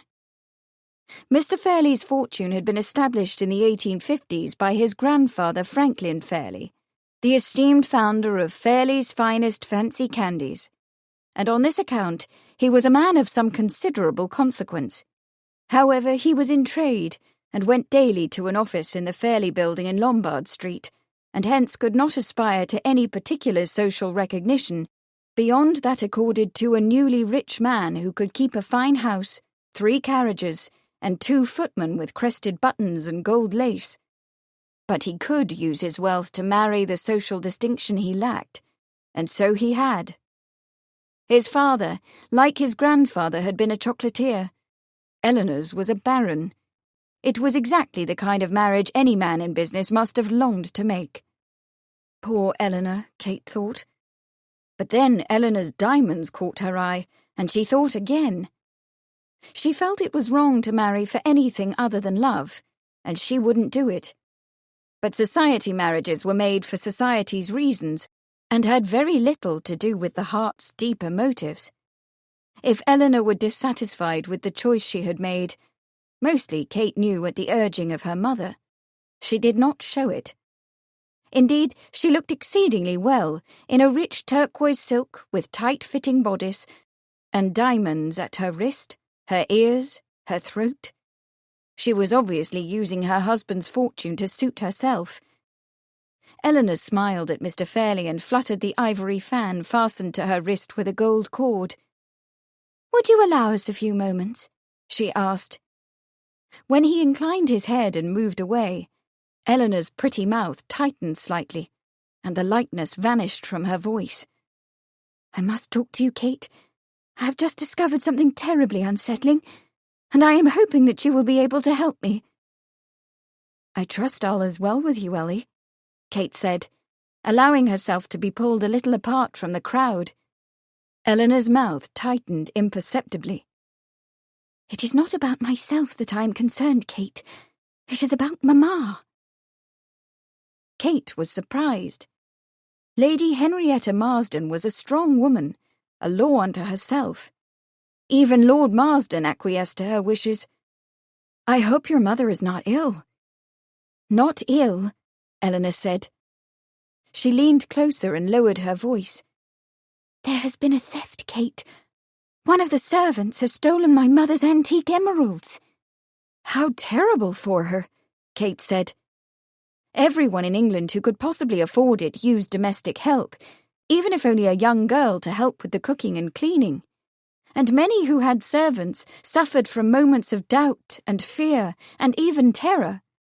There were frequent reports in the newspapers of servants making off with the silver, and even, quite recently, of a lady's maid who murdered her mistress and fled to France with that lady's jewels and best dresses. The dour, black-shawled dowager walked past and said a word of acerbic greeting to Eleanor. She smiled and bowed, replied, and then turned back to Kate. "Fortunately," she said behind her fan, "Mamma does not yet know of the theft." Kate raised her eyebrows. "She does not yet know of it," Eleanor went on, "because I myself had a loan of the emeralds, a necklace, earrings, bracelet, and 2 rings. They are quite lovely, but several of the stones are hoard, so that while they are valuable, they are not priceless. I wore them at a ball given in my honour several weeks ago. Shortly after the ball, I returned the jewels to their box in the safe in Mamma's sitting room, with the exception of the small tea ring, which I had forgotten. Yesterday, when I went to return the ring, the box was gone." "Perhaps your mother took them," Kate said. "My mother does not know that they are gone," Eleanor replied with some agitation. "When I mentioned the tea ring, she asked me to give it to her so that she could put it with the others." "What did you do?" Eleanor coloured. "I told her a lie," she said, with the discomfort of one who had been raised to tell her mother the truth. "I said that I had forgotten the ring and left it in London." "And you deduce from this that—" "That Mamma does not yet know that her jewels are missing.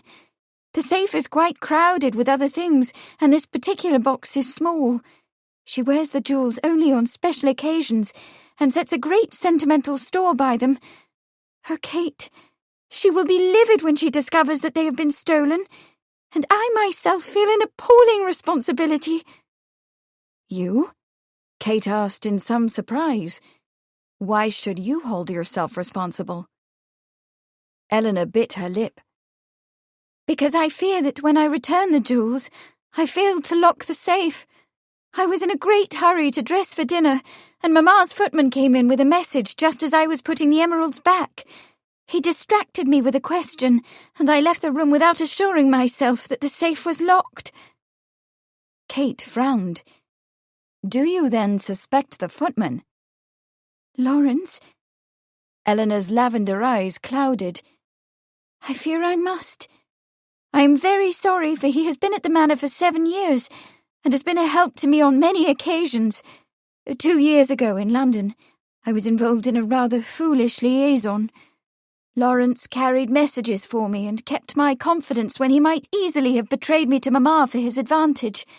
Since then, I have felt obliged to him, and would hate to see him sent up on charges on my account. She put her hand on Kate's arm.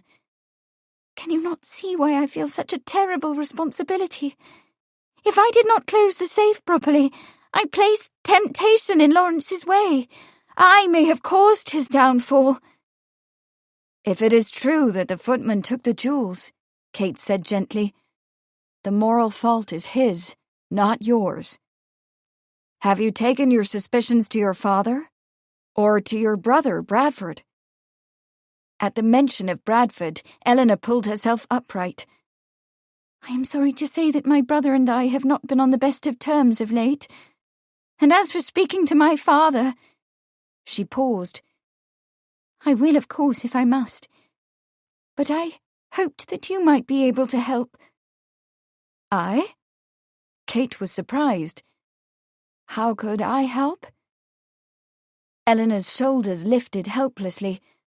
I am not at all sure, she said.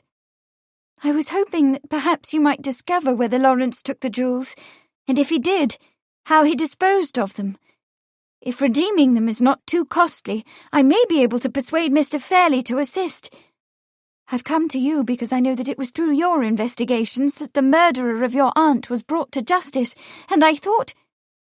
I very much fear, Ellie, Kate broke in, that you overestimate my abilities. In any event, I do not see how I might have the opportunity to do the kind of investigation required in this case. I think you must speak with your father or your brother about this matter, and let them handle it. Eleanor looked crestfallen. I suppose you're right. But I did so hope... You're sure, Kate? I have a great interest in mysteries, Kate said firmly, thinking of Beryl Bardwell. But I am no detective. I fear you must pursue this without my assistance, Ellie. She smiled and deliberately changed the subject. I trust that your disagreement with your brother is not serious. Eleanor fanned herself. Probably not. Her mercurial face brightened, and her voice became lighter. Do you know that he has a romantic interest in you? I doubt that it is a serious interest, Kate said, matching the lightness of her friend's tone. She had long since come to terms with the fact that she was not a beauty. Her face and figure were presentable, and her mop of mahogany hair attractive when she bothered to comb and dress it properly, which she did not always do. But she spurned the social arts of flattery and flirtation, and said what she thought without worrying much about how it might be received. Hers was not a style that readily attracted lovers, who seemed to wish for more compliance than she was willing to offer. And to tell the truth, she was glad, for she had not met many men, either American or British, whose romantic attentions she would welcome. If spinsterhood was the price for her independence, she was more than ready to pay it. It may be more serious than you think, Eleanor said, with a mysterious smile. And have you heard from our mutual friend Sir Charles Sheridan? Did you know that he has returned from Paris and is staying at Marsden Manor? I had not heard, Kate replied casually, not betraying her interest. Before leaving for Paris, Sir Charles had called twice. They had walked among the ruins on the other side of the lake, where he had found a rare species of bat that interested him greatly. She found him quite attractive, and enjoyed his company, had indeed almost thought that he might be a man whose attentions she could welcome. But something told her that it was the bats that brought him to Bishop's Keep, rather than an interest in her. Now, thinking of Sir Charles and remembering his investigative skills, Kate said, You might speak to Sir Charles about your mother's jewels, Ellie. Eleanor brightened. What a splendid idea! Mr. Fairley and I will be going back to the manor on Monday to spend the week. Mamma is planning a garden party to introduce him to the neighbourhood. Yes, I know, Kate said. I've been invited. I can't be sure, of course, Eleanor went on in a teasing tone. But I suspect that both Sir Charles and Bradford are interested in you. Tell me, Kate, which do you prefer? Kate returned Eleanor's teasing with a deliberately arch smile. Oh, come now, Ellie. Sir Charles is interested only in my bats. And your brother has spent most of the past few months in London immersed in his automobile investments. Faced with such masculine preoccupations, what is a woman to do? I think I shall not prefer it all, but remain exactly as I am, unmarried and independent, answering neither to a baron-to-be, nor to a knight who loves bats. Eleanor shook her head in despair. Oh, Kate, you are so wicked. Whatever shall I do with you? Yes, Kate said decisively. I am very wicked and very unmarried, and I intend to stay that way. Chapter 9. In all good fairy tales, the princess is transformed by a fairy godmother, or a hidden identity is brought to light, or a magical animal brings wealth and happiness. It was thus for the shy young woman of Bolton Gardens, who was transformed by the magical animals she loved and brought to life, and for the children who will forever after treasure her work. Sarah Tisdall, The Magic of Imagination.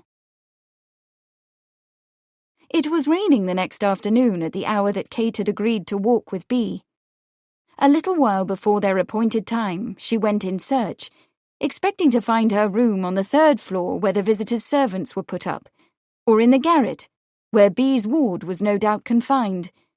But Kate was surprised when the maid of whom she inquired told her that the room was on the 2nd floor near the head of the stairs. When she knocked and was bade to enter, and did, she was surprised again. Not only was the room on the wrong floor, it was far too handsomely furnished and decorated to be that of a servant. It was hung with rose damask draperies and contained a 4-poster bed, carved mahogany furniture, and a blazing fire in the fireplace. And there was no madwoman mumbling insanities in a corner. Instead, stretched out on the hearthrug, in drowsy repose, lay the white rabbit Kate had apprehended yesterday. "Hello," Bea said, looking up from the sketch-pad in her lap, on which she was working in pencil. On the table in front of her sat a small creature, quiet and complacent enough, but with a prickly coat as rough-bristled as a scrub brush and a black snout almost like that of a small pig. "I should have come to find you in a moment or two," she added. "It is much too wet to walk out, don't you think?" "Yes, it is," Kate said. "I would rather enjoy the rainy afternoon by looking out the window."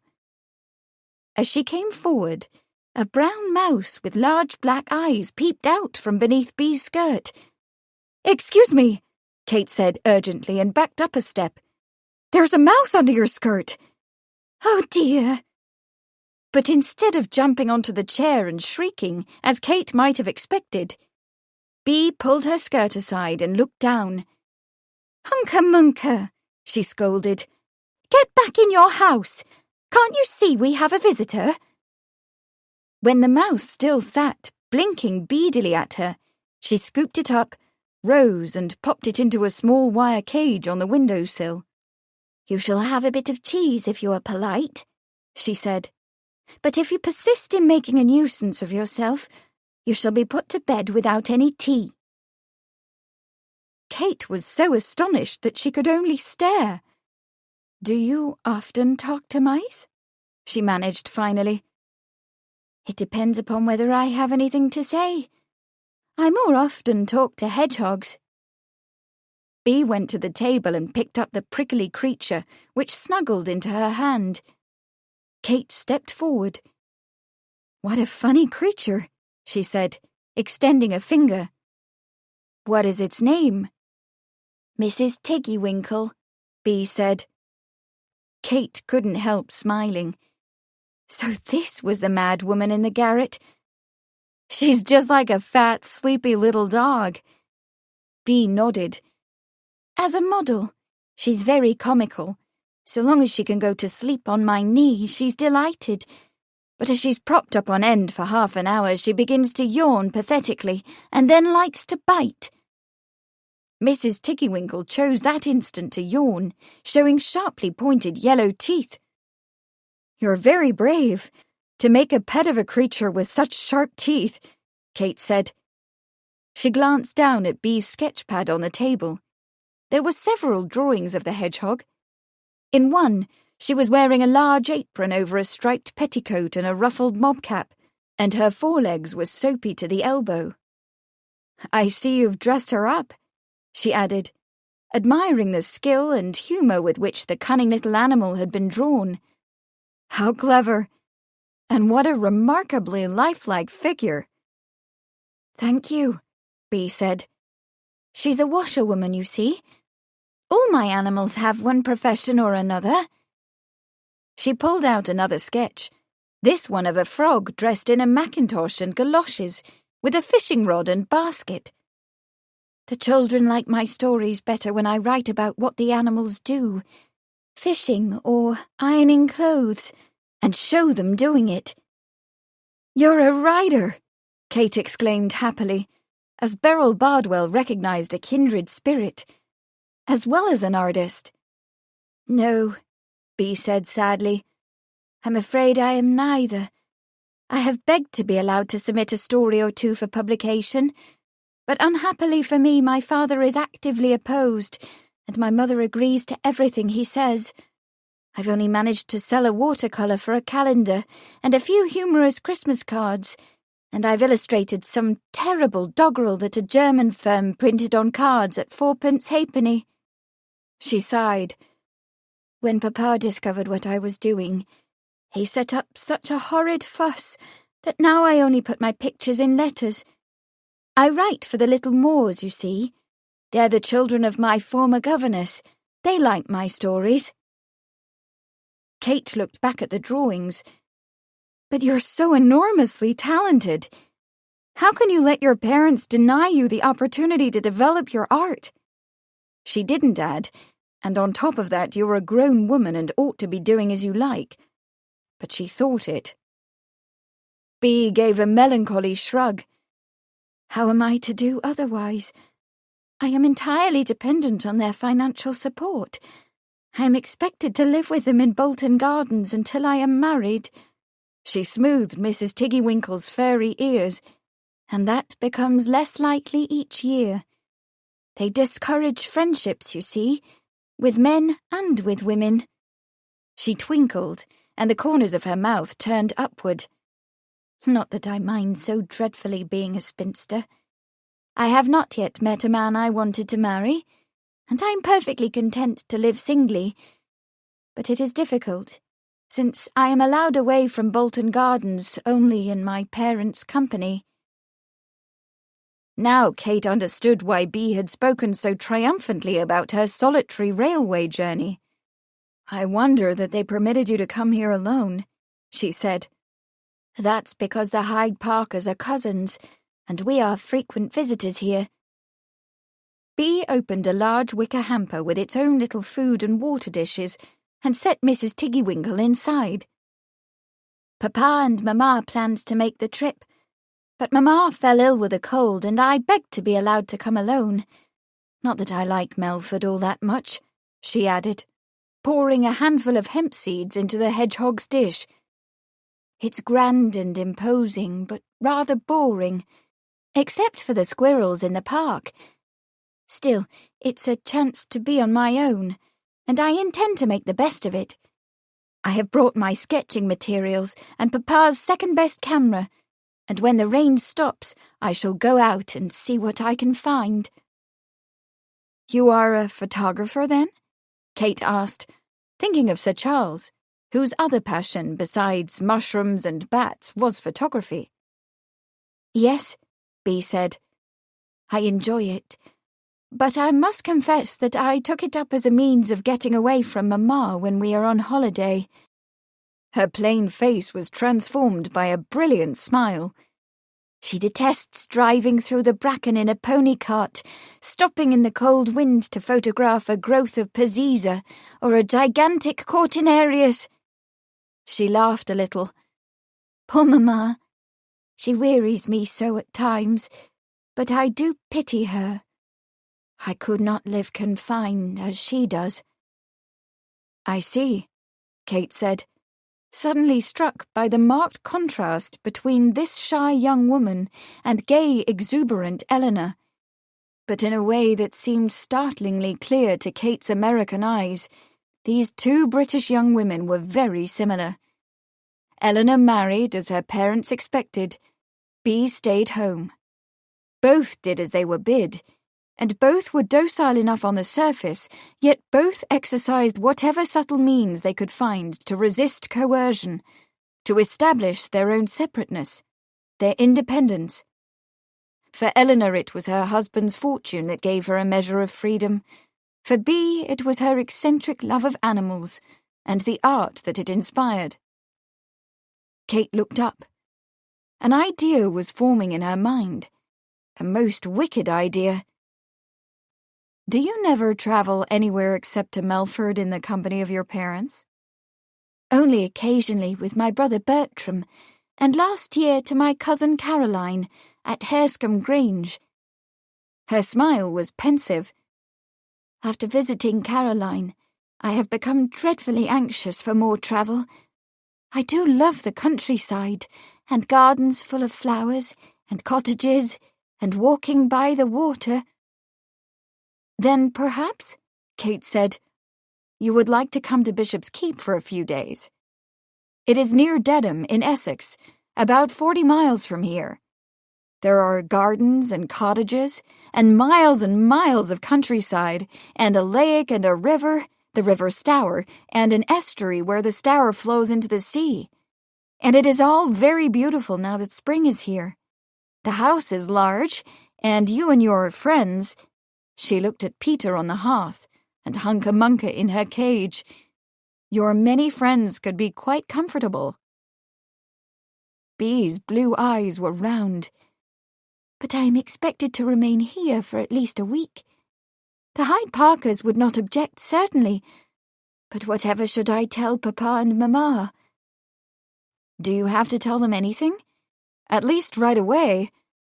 If you were wanted, the Hyde Parkers could telegraph to Dedham and you could receive the message straight away. And when you returned home, you could as easily take the train from Colchester. Your parents would be none the wiser." There was a moment's silence. Bea's face was wistful, then thoughtful, and at last determined. "I think," she said, in a small but steady voice, "that it is a splendid idea." "Wonderful!" Kate exclaimed. "We shall leave on Monday morning by carriage and be home in time for tea." She was halfway to the door before she thought of something and turned. "How funny," she said. "I didn't even think to ask your whole name." She laughed a little. "Or perhaps it is a secret. Perhaps I should simply call you Bea and not ever know who you really are." "Oh, it's no secret. I forgot, that's all." Bea laughed.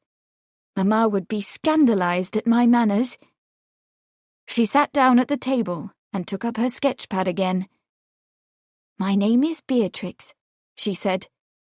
"Beatrix Potter." Chapter 10. County of Essex to wit. Sir Charles Sheridan, Knight. By virtue of a warrant under the hand and seal of Harry Hodson, Esquire, Her Majesty's Coroner for the County of Essex, you are hereby summoned to be and appear before him on Monday the 12th day of May, at 12 o'clock, precisely at the Coroner's Court, to be held at the Live and Let Live, Lamb's Lane, Dedham, then and there to give evidence on Her Majesty's behalf touching the death of Sergeant Arthur Oliver, Constable, Gallows Green, Essex. Herein fail not at your peril. The Live and Let Live, the only pub on Lamb's Lane, was little bigger than a cottage. Its low-ceilinged main room, beams blackened with smoke, was crowded with farmers and villagers, jammed against the walls and the long wooden counter that usually served as a bar. Both windows were open so that the sounds of the lane, the baaing of a passing flock of sheep, the roll of wheels and the clatter of hooves, were mixed with the indoor drone of voices and punctuated by the occasional loud remark. But the sweet May air could hardly contend with the overpowering sense of sweat and horse and leather jerkin. At the farther end of the room was a small trestle table, like a desk, and behind it a scarred oak armchair. This seat was reserved for Coroner Harry Hodson. At one end of the table was a stool for the clerk, with paper, pen and ink, and blotting paper. At the other end was a chair for witnesses. Directly in front of the table, on the plank floor, was a closed pine coffin. 2 long benches were arranged at right angles to the coffin for the jurors, who, after some commotion at the door and shouts of, "Let 'em pass, by God, so they can earn their 2 shillings," were ushered through the crowd to take their seats. At 2 shillings, the jurors were not overcompensated for their work, for their attendance could be enforced for the entire day if need be. Still, the event gave the day distinction, and those summoned were willing to spend it serving the Queen and her coroner. It was into this gloomy cave that Charles Sheridan made his way, carrying a leather portfolio. He paused to let his vision adjust from the noonday glare to the inner darkness, and then pushed through the crowd until he found a place to stand not far from the coroner's table. He caught sight of Edward Lakin leaning against the opposite wall and waved a greeting, thinking that Edward looked pinched and pale and unhappy. Arthur Oliver had been his good friend. A moment later, a wisp of a man came through the rear door, perched on the stool like an eager bird, and shouted, "Gentlemen, the coroner!" Anybody who was sitting down stood up, until Harry Hodson, who had nearly doubled in girth since Charles had last seen him 20 years before, took his seat with due ceremony in the chair of honour, and nodded at the clerk to proceed. The room became suddenly silent, and the wispy man began to recite in a rapid sing-song, oyez, ye good men of this district, summoned to appear here this day to inquire for Her Sovereign Majesty the Queen when, how, and by what means Arthur Oliver, Sergeant of the Essex Constabulary, came to his death. Answer to your names as you shall be called, every man at the first call upon the pain and peril that shall fall thereon. That done, the coroner read from his list the names of the jurors, each one answering with, "Present, sir," meekly or assertively according to his temperament. Then followed the administering of the oath, in which the jurors promised to render a true verdict without fear or favour, affection or ill will, to the best of their skill and knowledge, so help them God. The oath taken, the coroner told the jurors that they were to consider 3 possibilities: homicide, suicide, or misadventure. And if they were not satisfied that the evidence warranted any of these, they must return an open verdict. The coffin lid was then raised, and the jurors filed soberly past it, and once again resumed their benches. The coffin was closed, and the inquest began. "Lawrence Black," the coroner called. Charles leaned against the wall as Lawrence, splendid in yellow-checked trousers, and visibly impressed by his importance in these court proceedings, took the oath, kissed the testament, and began, in response to the coroner's questions, to relate his discovery of Artie Oliver's body. Everything went as Charles might have expected, until the coroner said, "I understand that you were not alone when you discovered the body, Mr. Black." Lawrence's handsome face, which to this point had been animated, went blank. "Sir?" he said. "I understand," the coroner repeated patiently. "That you were accompanied through the hedge by a certain young woman. Is this true?" A titter ran from one side of the room to the other. Lawrence turned to Edward. "Do I have to answer?" he asked in a loud whisper.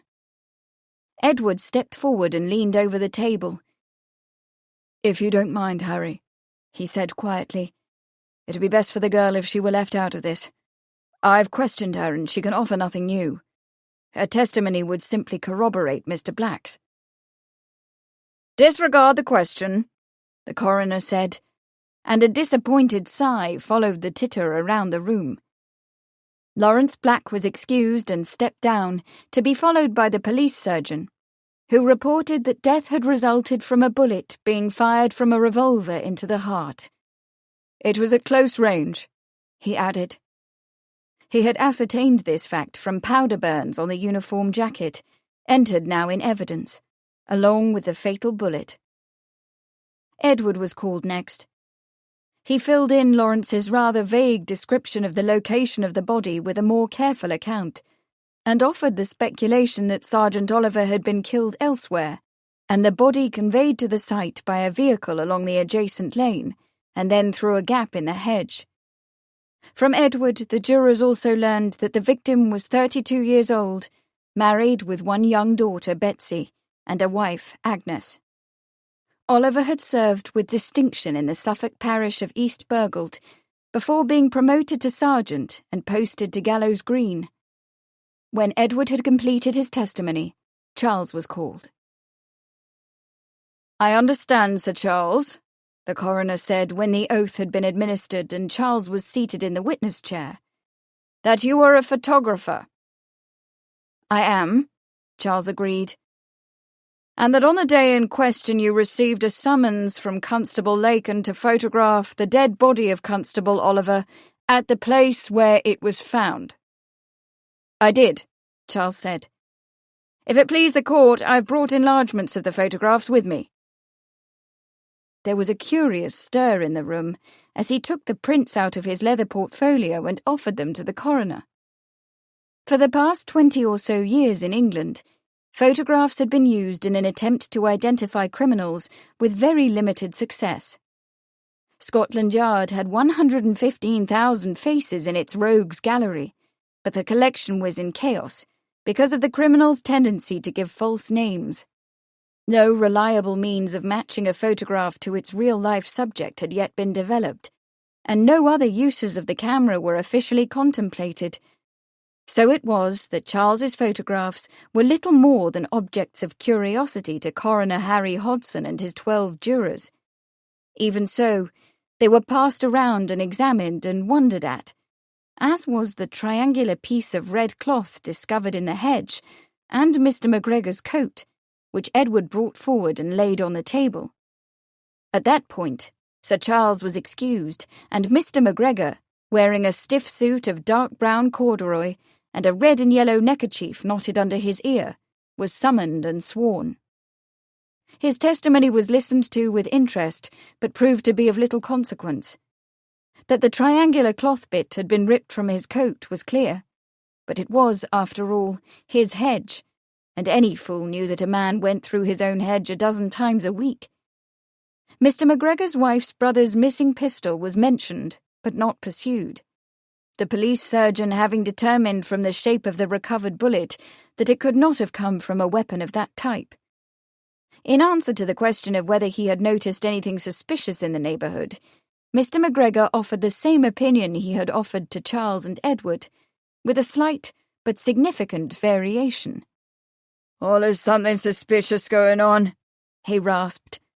"Sheep going missing, poachers, gypsies in the Vale." "Gypsies?"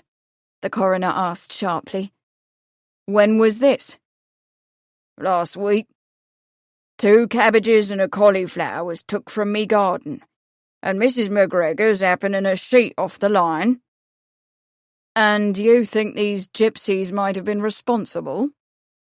"'Tweren't rabbits," Mr. McGregor replied smartly, and was rewarded with a laugh. But as to whether gypsies might have murdered the constable, He declined to say, nor could he offer any other helpful information. He was dismissed with thanks. Charles, thinking the inquest at an end, turned to make his way in Edward's direction, when the coroner raised his voice once more. "Superintendent Hacking," he called, over the murmuring and rustle. There was a silence, and through the crowd came a stocky, distinguished-looking man in the uniform of the constabulary. He went to the witness chair, was sworn and sat down. The man's grey hair and moustache were luxuriant. His boots were polished, and several decorations glittered on the pocket of his impeccably pressed serge jacket. Altogether, he was an impressive-looking witness. Charles looked at Edward and raised his eyebrows, curious as to why a superintendent had been called. Edward answered with a shrug. Apparently it was a surprise to him too, which in itself was odd, considering that the murder, which had been committed in Edward's district, was Edward's case. Superintendent Hacking, who was stationed at district headquarters in nearby Colchester, began with a brief summary of Sergeant Oliver's service and reported that the Standing Joint Committee that controlled the county force had met upon the matter and determined that the sergeant had met his death while in the execution of his duty. Mrs. Oliver had been granted a pension of £15 a year, plus £2.10 for the child. The questioning then turned to the incident itself. "Do you know," Harry Hodson asked, "why Sergeant Oliver might have been in the vicinity of Dedham on the night he was murdered?" Hacking's face was impassive. "I do," he said. "Please state it for the jury." "There was a matter that required the urgent attention of the police in this neighbourhood." Hacking's voice was clipped. "If you press me, I will state it, but in the interests of justice, it would possibly be best not to." Charles frowned. An odd business. Several of the jurors apparently thought so too, for they sat forward on their bench. Edward was even more intent, his face furrowed, lips pressed together. "You may state the reason," Coroner Hodson said. Hacking's eyes flicked to Edward. "Sheep have been stolen in the neighbourhood," he said. "In consequence, close attention was being paid, by my special direction, I might add." Edward sat upright. Harry Hodson frowned. "No one has offered any evidence suggesting that the murder involved sheep stealing." "The preceding witness did," the superintendent replied. The clerk was consulted. Mr. McGregor's testimony was read back, and the superintendent's recollection was confirmed.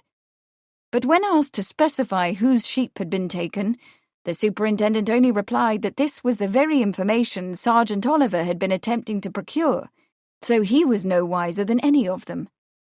However, Chief Constable Pell had taken the case himself, and expected it to be speedily resolved. Mr. McGregor was recalled from the bench outside the pub where he was sharing a pint with a friend, and asked for more specifics about sheep stealing, but he could provide nothing more, and was permitted to return to his pint. The jury retired to the back garden, and returned a few moments later with the verdict everyone had expected.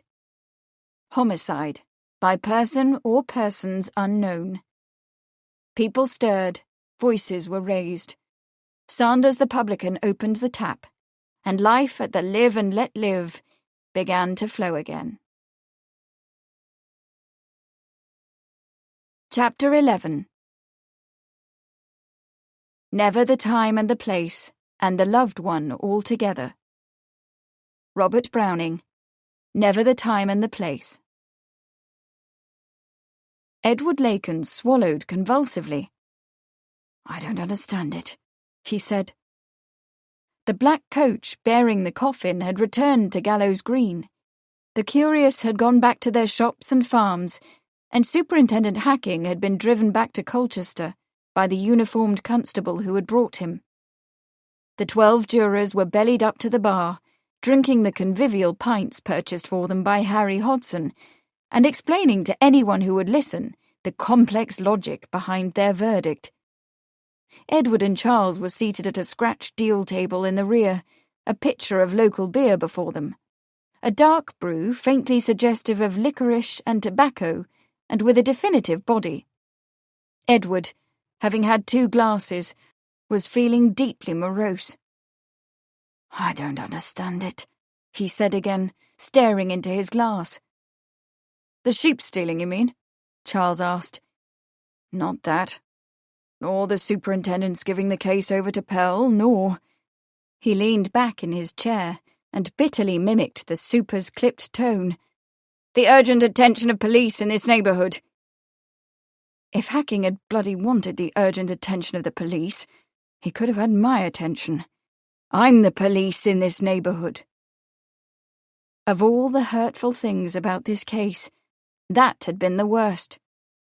To hear his superintendent, in the presence of every male member of the Dedham community, say that Artie had been working his patch, trying to solve a crime that he had never heard of and had died in the process.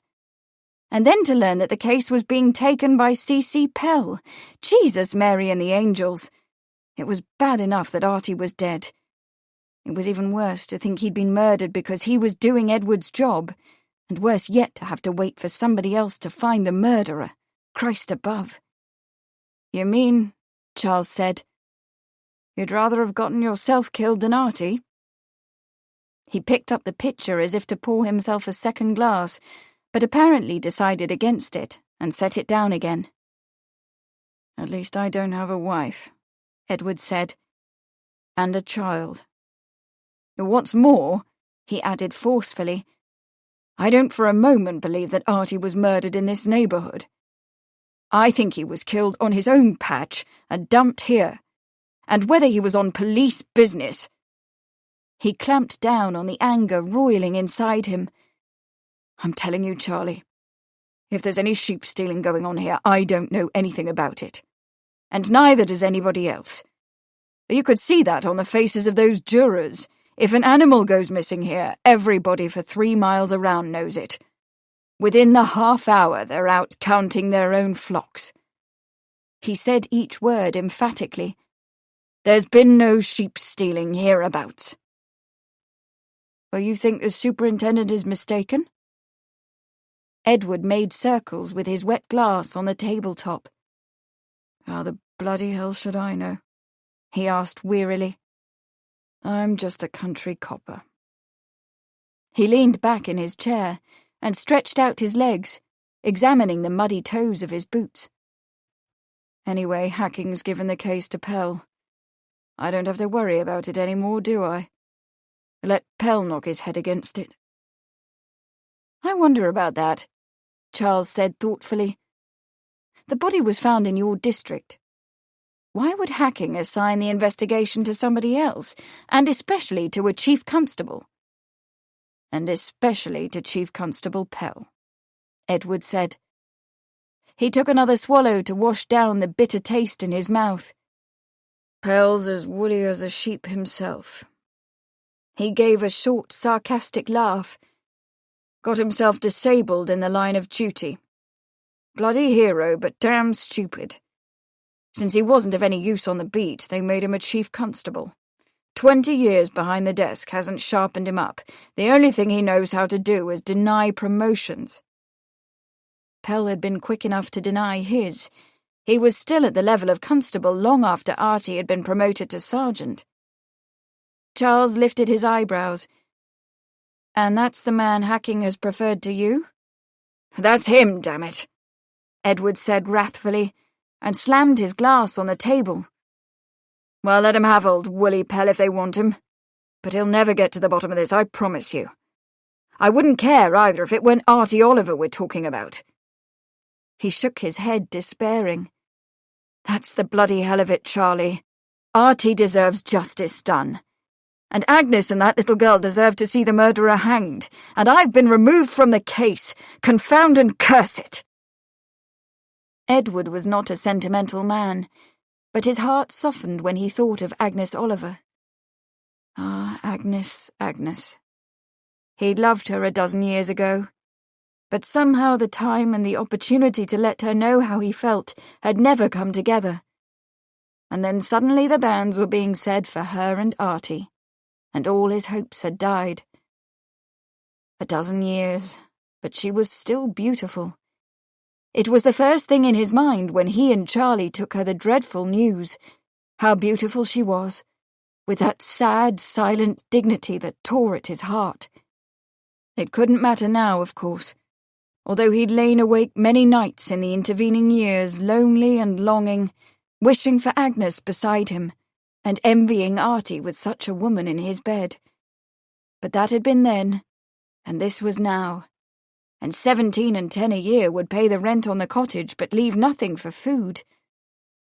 At the bar, the jurors had drunk up Hodson's pint and were into their own. If they kept on drinking for long, they'd do it on the tick, since most wouldn't have another shilling in their pockets until the end of the week. They were discussing the case loudly, over the rusty wheeze of the concertina someone was playing outside the front door.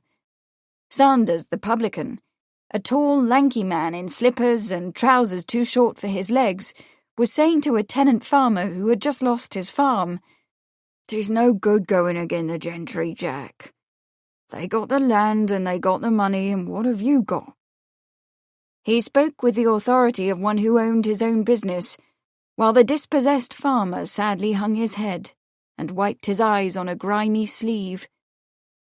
"I wonder," Charles said slowly, "if I could be of some help in this matter." Edward gulped the dregs of his beer and poured a third, the last in the pitcher. "God-awful beer," he muttered, slopping it on the table. "Any more murders round here, old Harry ought to move the inquest to Marlborough, where a man can get something decent to drink afterward." "I had it in mind, Ned," Charles remarked, his gaze steadily on Edward, "to look into Artie's murder myself." Edward leaned his head on his hand. His vision was blurry and his tongue felt thick. Sanders probably brewed his beer in the privy. "You did right well the last time you took it in mind to look into murder, Charlie," he said, lapsing into a slurred country idiom. "Not even the doctor guessed what 'twas that did for the Arley sisters." Charles was thoughtful. "I don't suppose you've seen Miss Arley since she received her inheritance?" "On the contrary," Edward said, rubbing the back of his neck. "See her quite often." Charles looked up, startled. "The devil you say?" Edward pursed his lips. If it had been anybody but Charlie, he would not have confided the truth. "Been teaching her to ride a bicycle," he said. Miss Arley's request for the lessons had come as a surprise, but he had been glad to help. He understood and honoured the wish for independence that lay behind her desire to ride a bicycle, so it was with pleasure that he had helped her obtain a suitable machine and had devoted several delightful Sunday evenings to assisting her wobbly efforts. The friendly, casual intimacy of their excursions had proved a welcome break in the humdrum routine of the police work that was the centre of his life. He grinned fondly. "Lovely sight that, I'll tell you, Charlie, my friend. Kate Arley on her cycle, weaving merrily down the lane from ditch to ditch, singing at the top of her lungs. Even rode into Mrs. Perry's black cow one afternoon, but she stayed with it, bless her. Goes flying down the high street, proud as you please, basket piled with parcels, as she's a wonder, she is." His grin faded slightly, and he fell into silence. He was thinking of Agnes, beautiful Agnes, and how she might look on a cycle, her hair blowing in the wind, her face alight, flying beside him down the steep hill toward the River Stour. But she was a widow now with a child, and Artie's murder had broken her heart. What might have been was past, and would not come again, dream as he might. Edward's reverie was broken by the advent of the publican's fat wife with a tray of fragrant pies. "Hola!" she cried over the enthusiastic babble that greeted her. "Beef, mutton and eel, hola!" Thinking that food might serve as an antidote to the beer, Edward signalled to the woman and received a penny halfpenny pie. The woman gave Charles a dimpled smile. How about you, sir? Hot eel pie, sir? Charles shook his head and watched as Edward wolfed down his pie. After a moment, he remarked, oddly, and apropos of nothing that Edward could think of, "I suppose you've considered taking a wife, Ned?" Still fuzzy-headed, Edward finished the last bit of pie. "I have." He thought of the time when he might have asked Agnes, but had not, delaying, believing that she deserved more. But life is hard for a PC's wife, and precious little to show for it. 22 shillings 11 pence when I began, and not much more now. Long duty hours, difficulty, danger. Our wife never knows when a man won't come home. He shook his head sadly. And no station either, and no respect. To most, a policeman's low as a criminal. His wife none better. But Agnes had wedded a policeman, and had lived with the duty hours and the danger, and had not wished for more. Edward sighed, weighed down by an awareness of the time and the opportunity he had missed, and feeling that life had somehow grown sadder as he had grown older, alone. He had taken a wrong turn when he might have asked Agnes to marry him and had not, and he was heavy with regret. For his part, Charles, looking at his old friend, felt sympathy, and beneath that sympathy, sadness. He knew Ned to be a man with a large, warm heart, as well as intelligence, courage, and humour. He deserved an intelligent, courageous wife, who would love him and laugh with him, whatever others might think. Charles did not know many such women. In fact, he knew only one, and therein lay his sadness. Her name was Kate, and Ned was teaching her to ride a bicycle. Chapter 12. All art is but imitation of nature. Seneca. No great artist ever sees things as they really are. Oscar Wilde. Truth is always strange, stranger than fiction. Lord Byron. Beatrix was delighted that the Hyde Parkers took very little notice of her desire to leave with Kate Arley. The carriage ride from Melford Hall to Bishop's Keep took 8 hours all told, including an hour for luncheon at the Polstead Oakleaf, a dark little inn which offered a greasy kidney pudding and stale Chelsea buns. But there was rhubarb tart and hot elder cordial out of a copper urn, and the fare did not matter in any event. For Beatrix, the journey itself was a notable event, and the company unmeasurably enjoyable. The carriage, driven by Kate's man Pocket, and laden with luggage and Beatrix's animals fastened up in hampers and cages, wended its way through the countryside. The narrow Essex lanes were bordered by bluebells and banks of blue speedwell. The marshes bloomed with golden kingcups and the large flowered bitter cress, and the hedges were fragrant with May blossom. As Beatrix and Kate bounced along, their conversation ranged over a universe of subjects, and became intimate even before they reached Great Waldingfield. Beatrix found that Kate, who wore a grey travelling dress and grey felt hat, perched on her mane of russet hair, had a way of listening intently, with genuine interest. It was a trait that Beatrix had happened upon very seldom in her life, and despite her shyness, she found it so inviting that she surprised herself by revealing some of her most private thoughts. She told Kate more about her wish to publish a children's book, with drawings and a story, about her desire to leave Bolton Gardens, and her fear that she would always have to live with her father and mother. "Although I love them both," she added, "Papa can be quite fidgety about things, while Mamma complains constantly." She sighed, afraid that she was being disrespectful, and began to talk about her wish to have a small stone cottage, all her own, with a front garden full of flowers, which just might be possible, she added. "I was recently given some North Pacific Railway bonds, although they've paid no interest since '93, the company being in the hands of receivers. but there is some hope of realizing a small amount from them. And Beatrix listened with great eagerness as the carriage rumbled through the early afternoon haze, and Kate talked about herself. About her father's death before her birth, and her mother's death when she was 5. About growing up in New York City in the family of an Irish aunt and uncle, a policeman of all things. Beatrix had never known anyone whose uncle was a policeman. About working as a governess for 2 utterly dreadful children, and as a secretary for an elderly German lady, and as an author, until she was asked by her father's oldest sister to come to England, where, upon her aunt's untimely deaths, she inherited the Arley family estate. Really, this American woman was the most amazing creature, so clever, with so much energy and imagination, and so much independence, especially in choosing what she wanted to do. "You're an author." Beatrix's sigh was wistful. Being an author was the dream she cherished most. If she could only sell her illustrated stories, she might be able to earn an independence something like Kate's.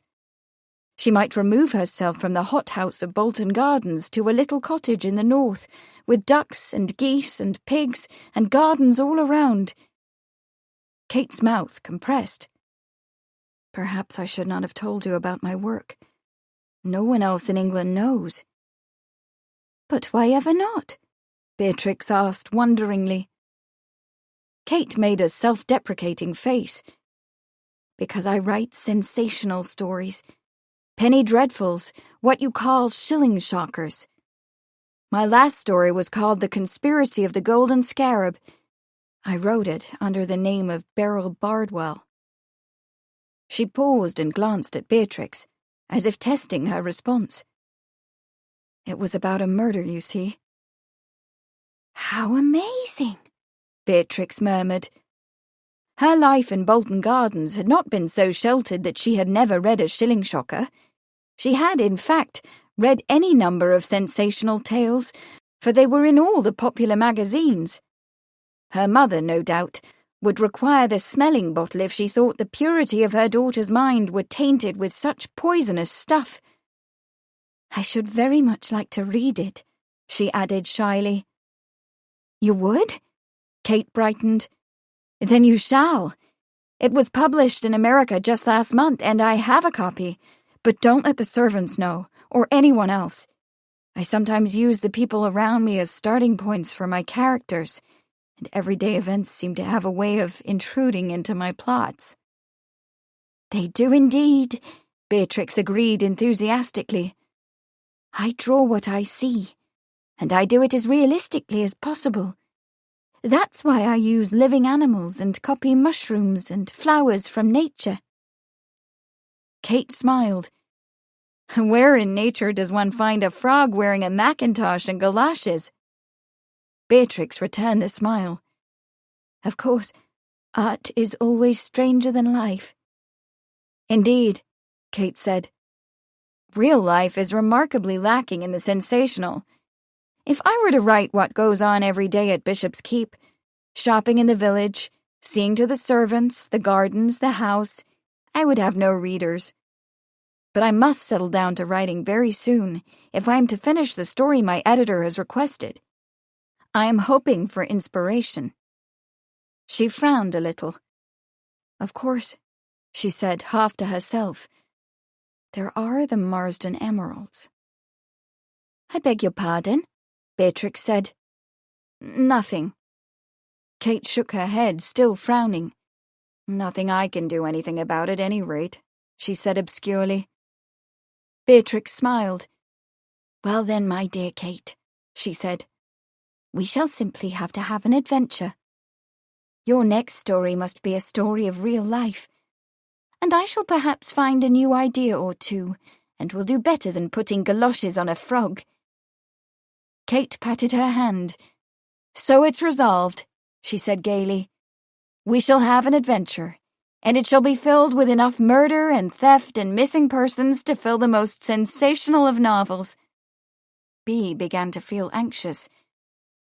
"Perhaps we'd better wait until we arrive safely at Bishop's Keep," she said.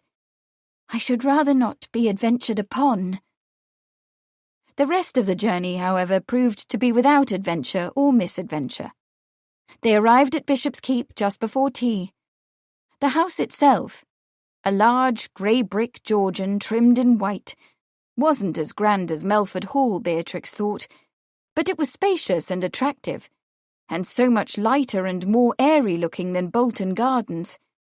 A pair of stone lions stood guard on either side of the steps that led down to the drive, and the house was surrounded by thick evergreens and hollies. To one side was a veranda bordered by beds of brilliant flowers, with roses twining up the pillars, and below the house, set like a sapphire in the emerald grass of the park, lay a small lake, on the other side of which loomed an ancient rock ruin, like a large grotto, shaded by huge copper beeches. It was, Kate had told her, the ruin of the old Norman keep that had given Bishop's Keep its name. Beatrix smiled happily as she left off admiring the vista, and stepped around the carriage to show Pocket which hamper contained Mrs. Tiggywinkle.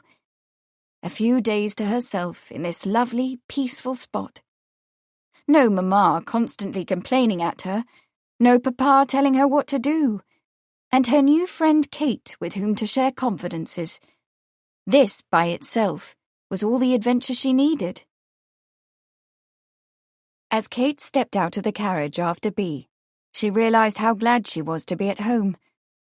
She had enjoyed Melford Hall, especially after she had met Bea, but there were a half-dozen projects underway at Bishop's Keep, not the least of which were the design of a new conservatory and the planting of a garden behind the house, and she was anxious to return to them. And there was her new story to begin, and the business about the Marsden emeralds that she couldn't quite dismiss from her mind, and the other news she had received from Eleanor, that Sir Charles Sheridan had returned to Marsden Manor and might soon be— "Welcome back, Miss Arley." Kate spun around. As if she had conjured him up, there was Sir Charles, dismounting from a bay horse. He was a tall, lean man in his mid-30s, with deep-set eyes, regular features, a closely trimmed brown beard, and brown hair curling nearly to his collar. As usual, he wore a shapeless brown felt hat and Norfolk breeches, and a brown canvas jacket whose pockets were lumpy with the gear and tackle of an amateur scientist. He had gained a knighthood by taking some sort of photograph of the Queen at her Jubilee, but the honour seemed to matter very little to him, to the point where he always seemed surprised when he was addressed as Sir Charles, as Kate did now. "Sir Charles," she said, trying not to show how pleased she was. "How kind of you to call." "I was on my way to visit the ruins," he remarked, gathering the reins in his hand, "and saw your carriage. I understand you've been at Melford Hall for the week." "Yes," Kate said, disappointed. Of course he had not come to call, but merely to continue his study of the bats. Eleanor's remark to the contrary, Sir Charles had no interest in women, and certainly none in her. Science was his mistress. Bea came around the carriage, carrying Mrs. Tiggywinkle's wicker hamper, and Kate turned. "Sir Charles, I would like you to meet—" "Miss Potter," Sir Charles exclaimed, his voice deepening with pleasure. "How very good to see you, and Mrs. Tiggywinkle, of course. What brings the two of you to this corner of Essex? I thought you never strayed far from Bolton Gardens. Has your father come with you?" Kate was struck with surprise, and surprised even more when she looked at Bea, who had flushed nervously. Clearly Sir Charles and Bea were old friends, and judging from Bea's blush, she was very glad to see him. "Oh dear," Bea said, so flustered that she nearly dropped the hamper. "Sir Charles, how delightful to see you again. No, Papa has not come with me, I'm afraid. That is, I mean—" She stopped. "He is not ill, I hope?" "No, quite to the contrary." A dimple flashed in Bea's cheek, and her plainness was transformed to something close to prettiness. "I fear I have been very naughty, Sir Charles. I took leave of Melford without informing Papa or Mamma. I have not told them that I have come to Bishop's Keep. Should you happen to see them, I beg you not to give me away." Kate looked from Bea to Sir Charles. "You have been long acquainted?" she asked. Sir Charles nodded. "We met through Sir Henry Roscoe, Miss Potter's uncle and a chemist of distinction. He showed me her drawings of fungi, including one of a clump of Peziza aurantia. Most remarkable, I must say. Extraordinarily precise. A very faithful reproduction of nature." He turned back to Bea. "And I thank you for the copy of your paper on the propagation of mould spores, Miss Potter. I found it quite intriguing. I hope we will have time during your visit to discuss it." "Mould spores?" Kate asked. "Indeed," Bea replied happily, more animated than Kate had seen her. "I have recently been considering lichens as well, Sir Charles, and I am anxious to have your views on my theory that they are dual organisms, fungi living in close association with algae. Uncle Henry says I should discuss the matter with Mr. Thistleton Dyer, the director at Kew." Sir Charles nodded. "I should certainly like to hear your ideas, Miss Potter. But in the meantime—" His eyebrows drew together, and his face became sober.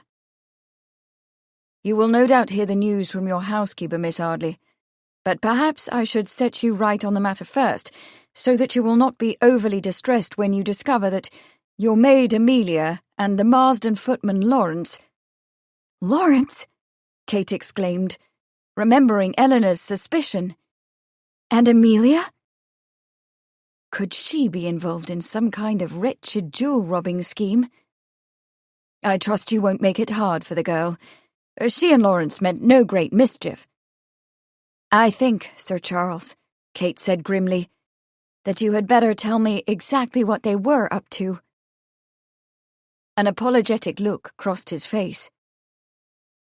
"I am afraid," he said, "that they discovered a dead man." Bea gasped. "A dead man?" Kate exclaimed, forgetting all about the emeralds. "Yes," Sir Charles said soberly, and told them. "Oh, how appalling!" Kate cried, clasping her hands. "Poor Agnes Oliver." "You know the widow, then?" Sir Charles asked. "I do," Kate said. "I met her at St. Mary's Church. She has helped me carry on Aunt Sabrina's work."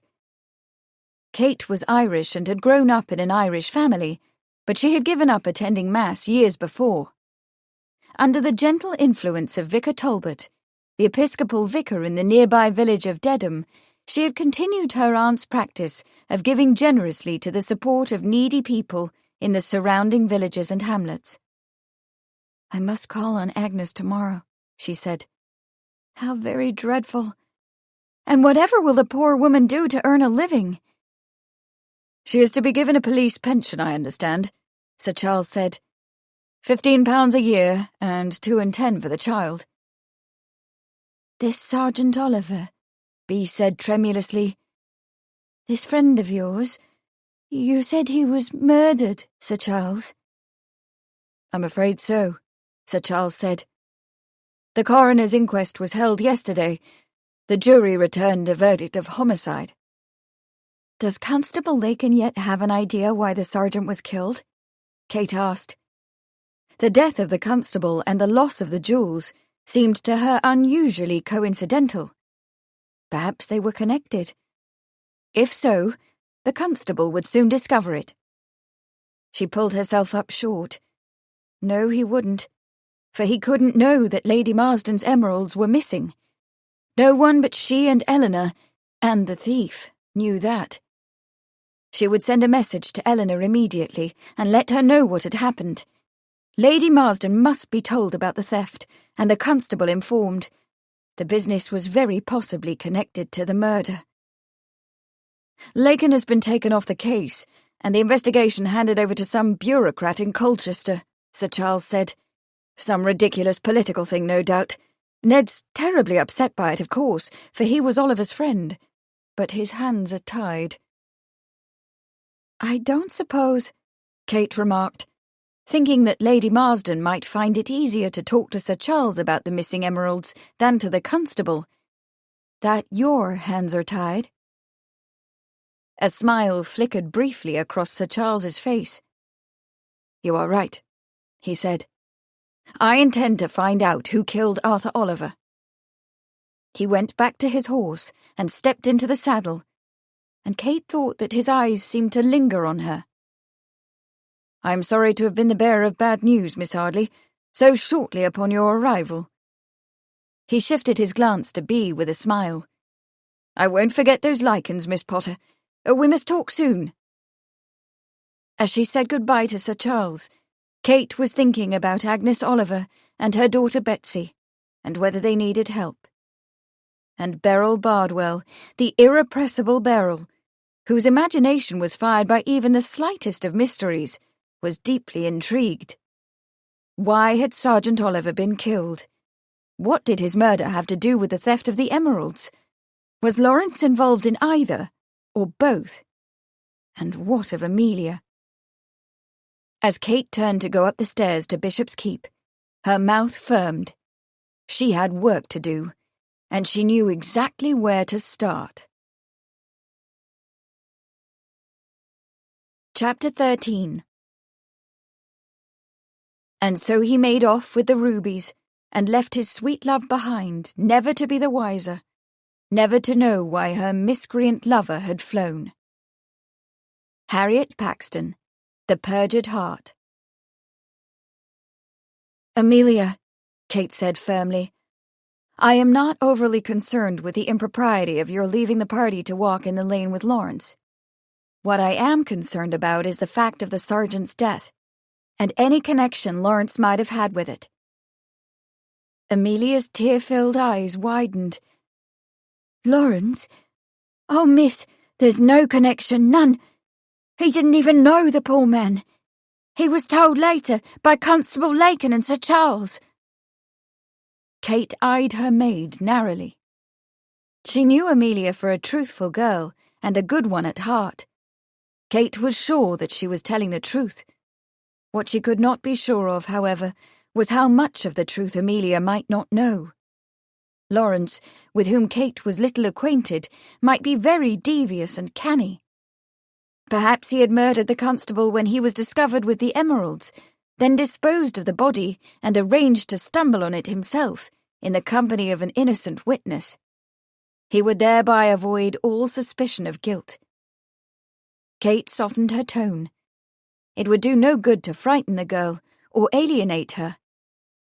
"How long have you known Lawrence, Amelia?" "A few months, miss," Amelia said nervously. "Since the Magic Lantern show." "And you have become well acquainted with him?" She ducked her head. "Not to say well acquainted, miss. We have got to be friends." "How long has he been with the Marsdens?" No, wait, she knew the answer to that. Eleanor said he had been in their employ for 7 years. Amelia was shaking her head. "I can't say, miss. All I know is that he's the footman and well liked. But he's valeting for Sir Charles right now." Kate looked up sharply. "For Sir Charles?" "Yes, miss," Amelia shifted. "Sir Charles didn't bring a valet. Lady Marsden give him Lawrence." "I see," Kate thought for a moment. "Do you and Lawrence have future plans, Amelia?" Amelia went rosy. "Oh, no, miss," she said, flustered. "I'm sure I mean, he hasn't." "If you were to marry, would he stay in service?" Amelia looked shocked. "Of course, miss. How else would we live? Service is how we earn our living." "Thank you, Amelia," Kate said. If Lawrence had made off with the emeralds and planned to use them to finance a new start in life, he had not told Amelia. Of that Kate was certain. But Beryl Bardwell's imaginative mind did not for 1 second take that to be a guarantee of the man's innocence. He wouldn't be the first man to fly with his booty and leave both his service and his sweetheart behind. Still, Kate had discovered something interesting from her questioning of the maid. Lawrence, it seemed, was temporarily serving as Sir Charles's valet. Eleanor had said that she planned to inform Sir Charles about the theft of the emeralds. Kate wondered whether he might have some immediate impression of Lawrence as a possible thief or murderer, for Beryl Bardwell was persuaded that there was a link between the two. So as Kate directed the maid's unpacking, she had something else to think about. The conversation she planned to have with Sir Charles regarding Lawrence, the emeralds, and the dead police sergeant. She sat down at her desk to write him a note and ask him to call tomorrow, in the afternoon, for in the morning she must offer her condolences to Agnes Oliver. At the thought of Agnes, Kate felt a deep sympathy. How hard it must be for her to be left in the world without the one she loved and depended upon for her livelihood. But at least she had her pension, Kate reminded herself as she sealed the note to Sir Charles and rang for Mudd to arrange for it to be sent. When a woman lost her husband, she was very likely to lose everything else as well. Chapter 14. Throughout the late 1800s, the average British citizen had little respect for the effectiveness of the police. Lack of training and opportunity, bureaucratic corruption, low pay, and even lower social status made it difficult to recruit good policemen. This was compounded by a reluctance to adopt modern scientific methods for criminal investigation and identification, and a lack of interest in new technologies of communication and transport. Most people felt that the police, taken all in all, were a sorry lot. Gerard Bindle, The Police in 19th Century England. Dudley Pell turned in his chair and contemplated the detailed map of the county of Essex that hung on the plaster wall of the borough office in the Colchester Town Hall. On the map, each of the county's boroughs was outlined in red, the half-dozen smaller ones, like Braintree and Bishop Stortford, and the larger ones, Chelmsford and Colchester. Within each borough, the police districts were outlined in green, with clusters of coloured pins to represent each location of the constabulary. He had risen from humble beginnings as a simple constable in the district of Great Baddow, a black pin, as it were, to the position of chief constable of the Colchester borough, the only green pin. And he now had the enviable and useful authority of deploying and overseeing 2 red pins, inspectors, 5 blue pins, sergeants, and 40 black pins, constables. 47 pins in all, the entire borough force. His contemplation of the map was coloured with a certain justifiable pride. The success that had come Chief Constable Pell's way in the last 2 decades had not been without cost. His leg, but more than that, his time and energy, leaving him with none to spare. He spent it all in work, one way or another. Much of this expenditure was invisible to those beneath him, who imagined that what he did in this office, signing his name to papers, drinking tea, speaking with his subordinates, was all that he did. They had no imagination. They couldn't conceive of his real work, all that went on in this office and outside it, beyond the formal perimeters of the job, as it were. For of course the £400 a year, plus 50 in allowance that the borough paid Dudley Pell, did not come close to providing the kind of life, the house, the servants, the carriage, desired by his wife. Upon their marriage, she had brought him a meagre but potentially profitable family interest in marine transport, which interest he had expanded over the years so that it now made up the difference between his salary and his wife's expenditures, with a nice bit left over for his own pleasures. This enterprise required that he spend the latter part of each afternoon at the quay at Wivenhoe, below Colchester, an altogether profitable activity taking the long view of it. And even if his several undertakings did not require his full attention, he would have found something to keep him away from home. No matter what luxuries he bought her, Mrs. Pell grew more pettish every year. No joy after a long day at the office, on the quay or in the field, So the chief constable was in the habit of spending even longer days doing the various things he did, and very little time lounging in slippers and shirt-sleeves at home, where Mrs. Pell could set upon him. Chief Constable Pell withdrew his attention from his private affairs and looked again at the map, pulling at his black whiskers.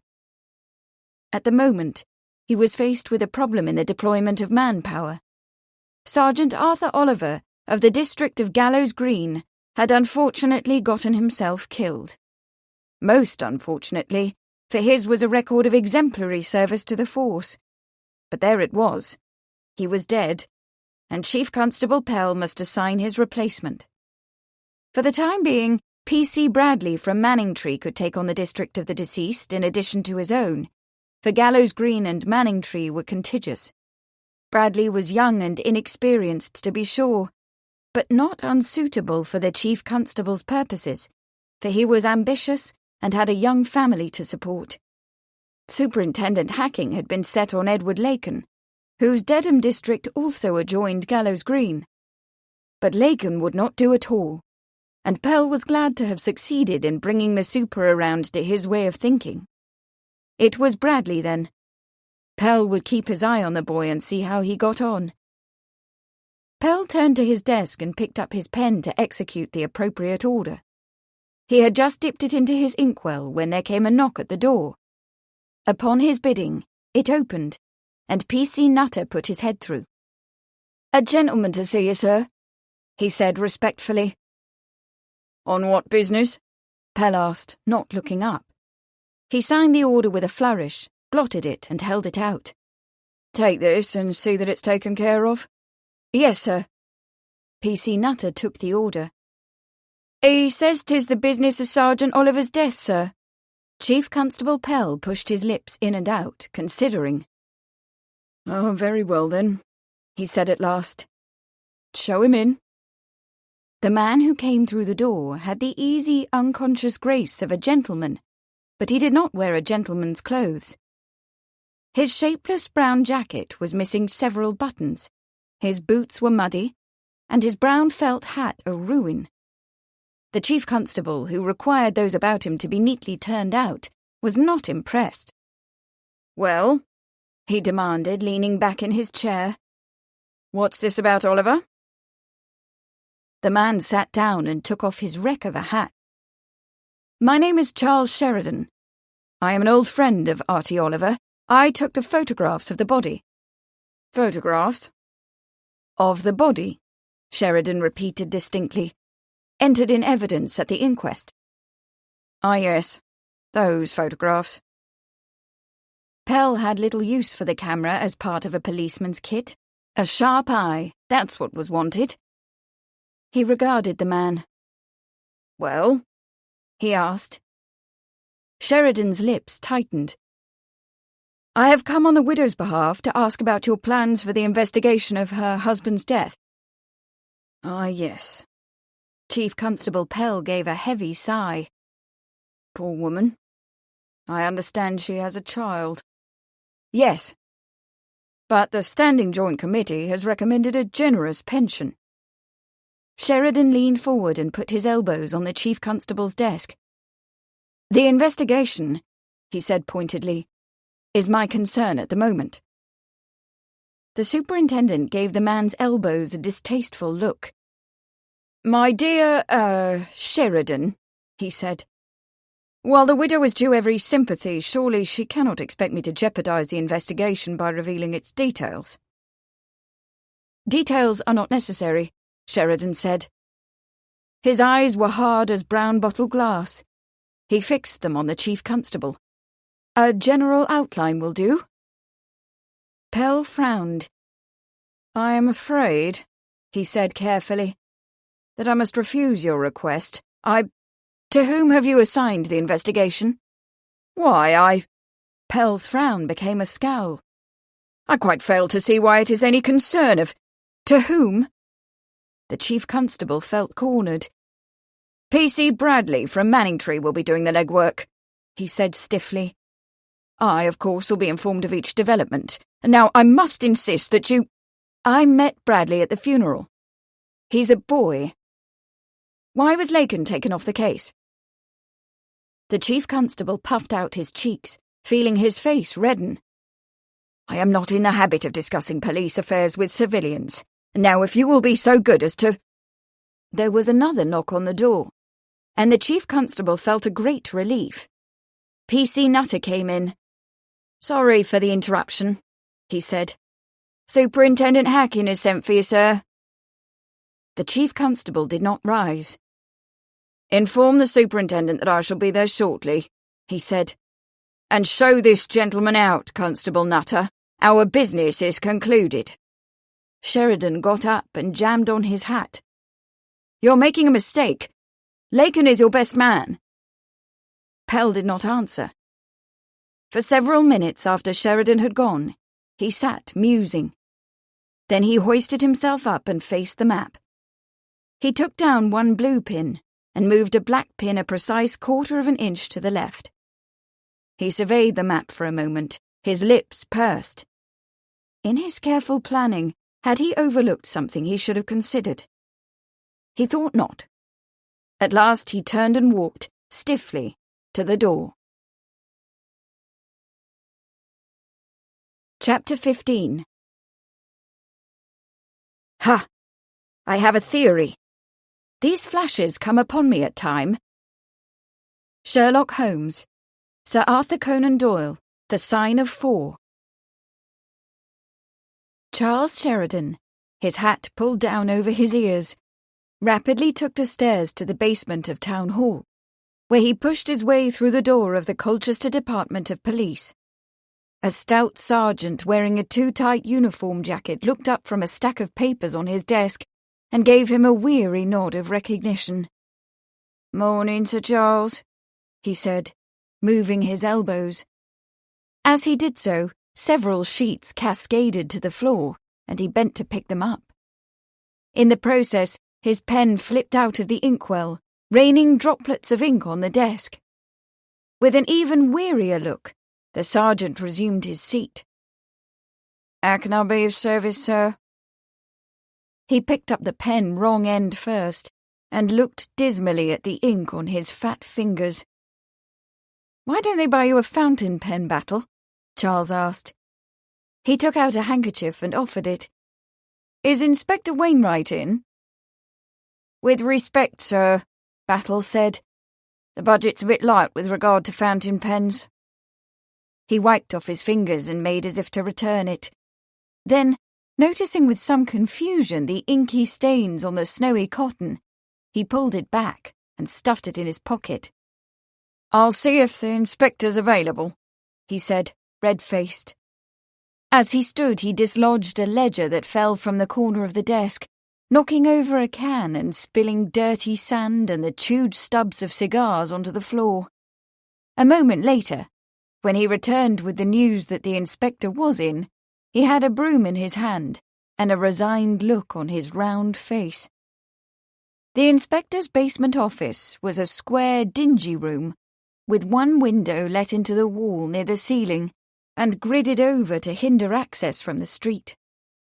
His desk was a table piled with papers, boxes of evidence, and a crumpled paper parcel that, from the look of it, had recently contained eel pie and baked potato. Inspector Wainwright stood in the corner, taking down 2 crockery cups from a shelf over a gas burner, on which a chipped enamel kettle was beginning to steam. "Tea?" he asked morosely. "Yes, thank you."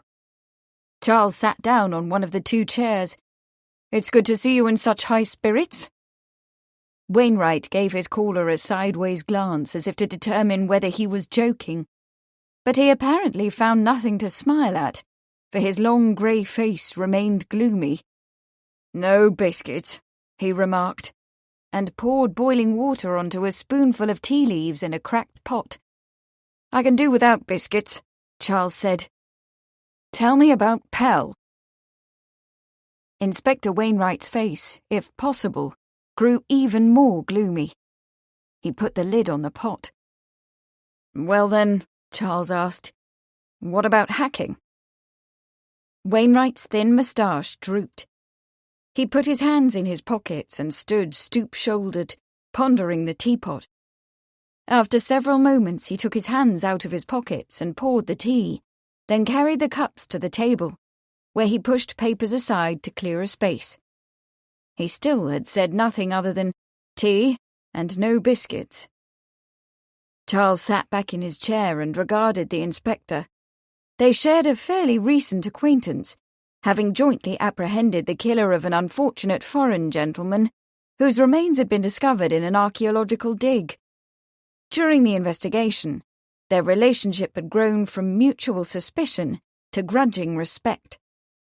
But even on the crime's resolution, Wainwright had not seemed cheered by their success. In the several months Charles had known the inspector, he had yet to see the man smile. Charles accepted his cup and looked around for the sugar. "I take it," he said mildly, "that you do not have a high opinion of either of your superiors?" With a long sigh, the inspector broke his silence. "The Colchester Telephone Exchange has signed on 27 subscribers." He took a packet from his pocket, mournfully counted out 4 cubes of brown sugar into his tea, and handed the packet to Charles. "The Colchester police haven't yet subscribed. It will be next month, the superintendent tells me. But he's very mean as to halfpence, and that's what he's been telling me for the past year. Next month." He stirred his tea with a bent spoon. "I see," Charles said. When he had first met Inspector Wainwright, the man was hoping for a typewriter to assist with mountainous paperwork. But judging from the stacks on both his and Sergeant Battle's desks, his hopes had been disappointed. "It appears that neither Hacking nor Pell has a great interest in making the force more efficient." The inspector gave his bleak assent. Charles shook his head. "Well, I suppose I can understand. Little money, less imagination. But why in God's name did Hacking put Pell in charge of the Oliver murder? And why did Pell take Lakin off the case and replace him with a green recruit?" "Sheer baboonery," Wainwright said, with an infinite sadness.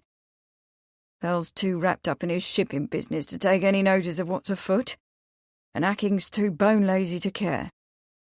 Doubt we'll see any improvement in the force until they're gone, which won't be in my lifetime." He sighed heavily. "But at least they don't have sticky fingers, as they do at the yard." Wainwright never failed to bring up the moral corruption of the Metropolitan Police Force, whose scandals were regularly exposed in the newspapers.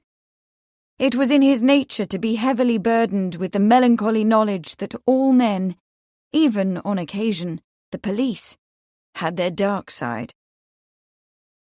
Charles leaned forward. "What have you heard about the Oliver case?" Wainwright sipped his tea. "Sheep stealers," he said. Charles frowned. "But if there were sheep stealers about, I don't understand why Constable Lakin wouldn't have known. The 2 districts are contiguous, and Lakin is a careful policeman." "Careful as may be," Wainwright replied. "But there are gypsies abroad, and where there are gypsies there are sheep stealers. At least that's the theory." "Whose theory?" "Hacking's.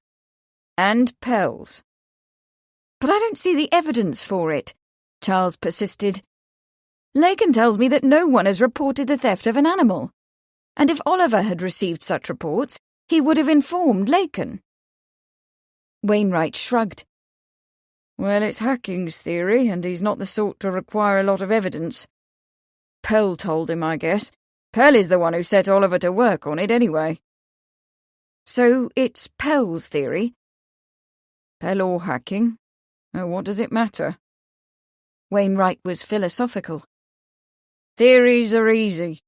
They come like flashes. It's the evidence that's harder." "Is something being done to discover evidence?" "Well, you'll have to ask P.C. Bradley. That's his business." "I will." Charles finished his tea and stood. "You'll send word if you hear anything?" The inspector nodded. His eyes were large and sad, like those of a bloodhound. I could send it faster with a telephone. No, you couldn't, Charles said. There's no telephone yet at Marsden Manor. We're not likely to be for quite a while yet, either. Wainwright looked into his cup, found it empty, and pushed it away with a sigh. By the by, what do you hear of Miss Arley? I have a note from her, Charles said, asking me to call this afternoon. She seems to be adapting admirably to her responsibilities at Bishop's Keep. Is that right? Wainwright replied doubtfully. Sergeant Battle rather wondered when he heard. Heard what? Wainwright's shrug was eloquent. That she was seen in a lane just at dark, riding a bicycle. He paused and raised his glance. In the company of Constable Laken. Battle thought there might be something between them. Ah, was all Charles said, and made his face as blank as the word. But within himself, he felt the stirrings of something that could only be envy. Ned Laken was a very lucky man. Chapter 16. I want to prove that all sections of society poach. Magistrates, policemen, keepers, farmers if they get the chance. It is in our nature as Englishmen. It is in our nature to cop what we can. James Hawker, a Victorian poacher. Kate knew Agnes Oliver well enough to have formed a high regard for her, and added to that a strong sense of obligation. Gallows Green was one of the nearby hamlets where Aunt Sabrina's benevolent presence had often been felt. The villagers were for the most part agricultural labourers, and while they did not think of themselves as poor, poor they were, their weekly wage seldom amounting to more than 10 shillings. Aunt Sabrina had provided blankets in the winter, and garden vegetables in the summer, and clothing and shoes for the children throughout the year. Kate was eager to continue her aunt's philanthropic work. It seems little enough to offer, Kate had told the vicar, when I consider how much I've been given. Life had been difficult growing up in her uncle's household, for Sergeant O'Malley's wages as a New York policeman never quite stretched far enough to meet the needs of a wife, 6 children and a niece. Kate had always expected to work hard for her own living. Finding herself an heiress had been a shock. She was anxious to make use of her legacy in a way that would bring credit to the memory of her aunt, and Agnes Oliver, who knew almost every family in the district, had helped her to do so by identifying those in the greatest need. So it was that on the morning after their arrival at Bishop's Keep, Kate and Beatrix took a gingham-covered basket into the gig and set off towards Gallows Green, 2 miles to the northeast by lane, less by the footpath. The hamlet nestled into the shoulder of a long, gentle slope above the River Stour, the expanse divided by pollarded hedges and stone fences into neat fields. The morning was warm, and the horse-chestnut trees on the green in the centre of the village were masses of white blossom. The 20 or so cottages, the inn, and a small general grocery shop with a postal office in the rear were ranged in a rectangle around the green. There was no church or school, for these were in Dedham, close by. At the far end of the rectangle sat the Olivers' whitewashed cottage, with its thatched roof and diamond-paned windows with green shutters, the dooryard bright with foxgloves, irises, and daisies. Agnes Oliver answered Kate's knock wearing a plain black cotton dress under a grey apron. Her brown hair framed a face that was lined with grief, but she managed a small smile. "It was good of you to come, Miss Arley." "I only heard of your loss upon my return yesterday," Kate said, taking Agnes's hand in hers. "My dear Agnes, I am so very sorry. I hope you'll let me do everything I can." "Thank you," Agnes said simply. She stepped back. "Will you come into the kitchen? I'd ask you into the parlour, but... Kate understood. Sergeant Oliver's body would have lain for a time in the parlour for friends to visit. It would not be a happy place for Agnes for some while. Kate introduced Bea, and they followed Agnes into the small kitchen. An antique 8-day clock with a single hour hand ticked pleasantly in the corner. A braided rug of red and blue rags warmed the stone floor. 6 bright oranges were heaped in a blue bowl on the table, and the room was tangy with their fragrance. The kettle was boiling, and while Agnes put tea leaves into a green teapot and added boiling water, Kate set her basket on the table. Mrs. Pratt sent biscuits and sweets for Betsy, and a pudding and some mutton for your supper, she said. That's very kind, Agnes said. She put the teapot on the table and took 3 white china cups and saucers from the corner crockery cupboard. She looked up as the door opened and a small girl shot into the room, sandy brows pulled together in a furious scowl. She was wearing a grey sacking shirt and boys' patched trousers held up by a pair of red braces. Her hair was braided into 2 tight, carroty braids. At her heels was a small brown collie with alert eyes. Betsy, Agnes said gently, please, act a lady. We have visitors. Betsy's scowl deepened. I'm not a lady, she said indisputably, so I can't act one. Ladies never get their hands dirty. I'm a girl. And she held out grubby, berry-stained hands to prove it. Those, her mother said distastefully, are not the hands of a girl. They belong to a ragamuffin boy. Go and wash. As Betsy went, sighing, to the basin, Agnes added, You remember Miss Arley from Bishop's Keep? This is her friend Miss Potter. They've brought some sweets. Betsy acknowledged the introductions with a nod. Uncle Ned brought oranges, she said, making clear where her preferences lay. She washed her hands and dried them on the linen towel that hung under the basin, then sat down on a stool, the collie settling at her feet. She's gone again, she remarked somberly. I've looked and looked. She's not to be found. I'm sure she'll turn up, Agnes said, beginning to pour the tea. She always does, you know. Betsy looked at Kate, her mouth pulled down, her eyes, a startling lavender blue, intent.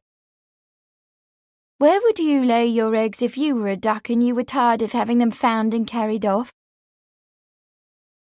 I think I should want a quiet place, Kate replied thoughtfully. And if I expected to raise a family, I should certainly want to be clear of cats. Beatrix leaned forward. A duck? She asked curiously. What's her name? Jemima, the girl said. Jemima Puddle Duck. She looked at Beatrix, her glance giving nothing away. You like ducks, then? Most decidedly, Beatrix said. She rose. If you like, I shall help you search. The girl accepted the offer with a neutral shrug. Well, come along then, she said, sliding off the stool. The collie got up. You stay here, Kep, she commanded. Jemima won't take tuppenny from you. To Bea, she said, Kep's trained as a tracker, you know. He can track people. He always tracked my father, in fun, of course. She nudged the collie with her toe, her voice scornful. But he thinks Jemima's foolish, so he won't track her. The dog who refused to track ducks lay back down again with a resigned sigh and watched as the girl and Beatrix went out of the room. She's taking it hard, Agnes said with a sad look.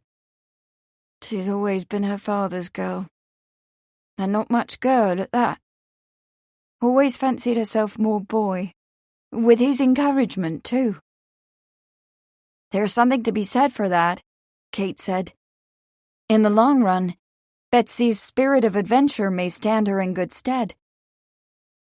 Perhaps, Agnes said. But in the short of things, it's bound to bring her trouble. She needs to learn decent manners if she's to get work in the world. Kate took her cup from Agnes. Mrs. Pratt tells me that you are to receive a police pension. Agnes sat down. I fear it is in doubt. In doubt? Kate exclaimed. But why? Agnes bit her lip. Because, she said in a low voice, of what P.C. Bradley found in the shed. Who is P.C. Bradley? The constable from Manningtree who's looking into Artie's murder, instead of Ned Lakin, who ought to do. He was here very early this morning. Out in the shed he found 2 hares and a net.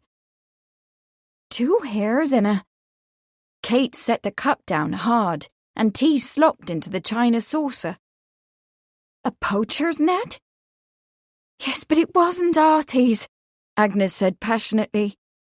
He never brought game for me to cook. It's no secret that almost everybody in the village takes a hare from the Marsden Park now and again, or pheasant, but never Artie. He was proud of being a police sergeant. He was an honest man. This was a serious business, Kate knew. The possession of a net was generally taken de facto to mean that its possessor was engaged in poaching, which carried serious penalties. If the police committee decided that the net and the animals had belonged to Sergeant Oliver, they might well deny Agnes her pension. Perhaps someone put the net and the hares in the shed, Kate said. Perhaps... She was interrupted by a knock at the front door. As Agnes went to open it, she sat back, glad that she had not finished her sentence. It was not right to involve Agnes in speculation about her husband's killer. The poor woman had enough to worry about as it was. When Agnes came back, Edward Lakin was with her, bearing a food-wrapped parcel.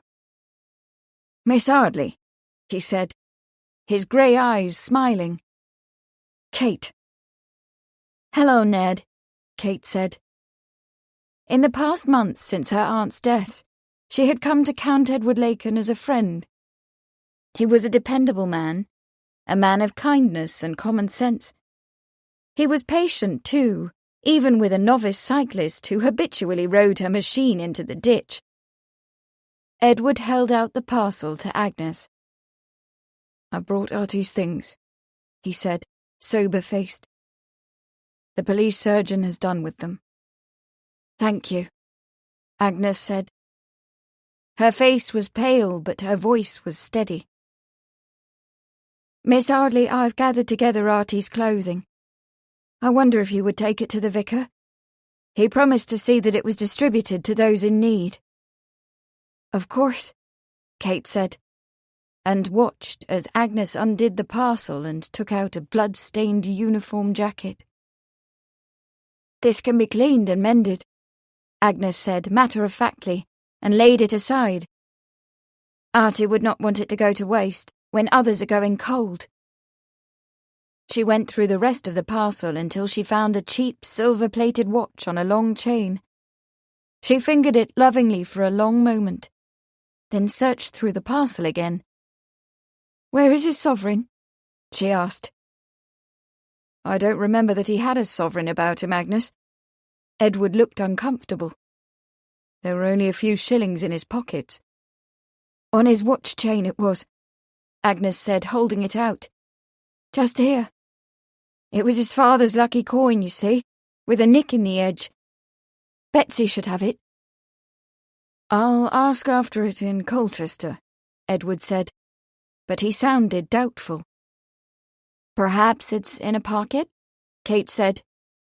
She picked up the jacket and pushed her fingers into a pocket. Nothing in here but chaff, she said, pulling it out, and some grains of wheat. If you'll give me the other things, I'll see that the vicar gets them. When Agnes had gone up the narrow stairs, Kate turned to Edward. "You've heard about the hares and the net?" she asked in a low voice. Edward's mouth was taut. "It's a nasty business, Kate. The committee could deny Agnes her pension." Kate was silent for a moment. She could think of two possible explanations for the presence of the equipment and the dead hares hanging in the shed. The things could have been placed there to distract attention from the real crime, the theft of the emeralds, say. But even Beryl Bardwell had to admit that this was unlikely. The other explanation was much more probable. "Is it possible," she asked, "that the sergeant discovered a poaching ring? Could that have been a motive for his murder?" "It could," Edward said. "Times have been hard these last years. Poached game is free meat, and good money too. It's sold by the hundredweight to shops in London." "Who would know?" Edward shrugged. "The local farmers, usually. They don't often tell, however. They hate the gentry for their ruinous game preservation practices. They see poachers as Robin Hoods." There was yet a third possible explanation. Sergeant Oliver himself couldn't have been involved. Edward's reply was firm. "Not Artie. A man of greater scruple never lived." "Well then," Kate said conclusively, "we shall have to discover who hung the hares and the poaching net in the shed." Whether it had been done to conceal another crime, or was connected to the crime itself, the objective was obviously the same. Find the one who did it, and the killer was found. Edward looked at her. "You must stay clear of this business, Kate. A police officer has been murdered." Agnes's step on the stair kept Kate from replying, but she had no intention of staying clear. Agnes Oliver was her friend. "Here is the clothing," Agnes said. "I've kept several shirts to make over for Betsy, but the rest of these things should go to the vicar." She turned to the kettle. "Let me make you a cup of tea, Ned."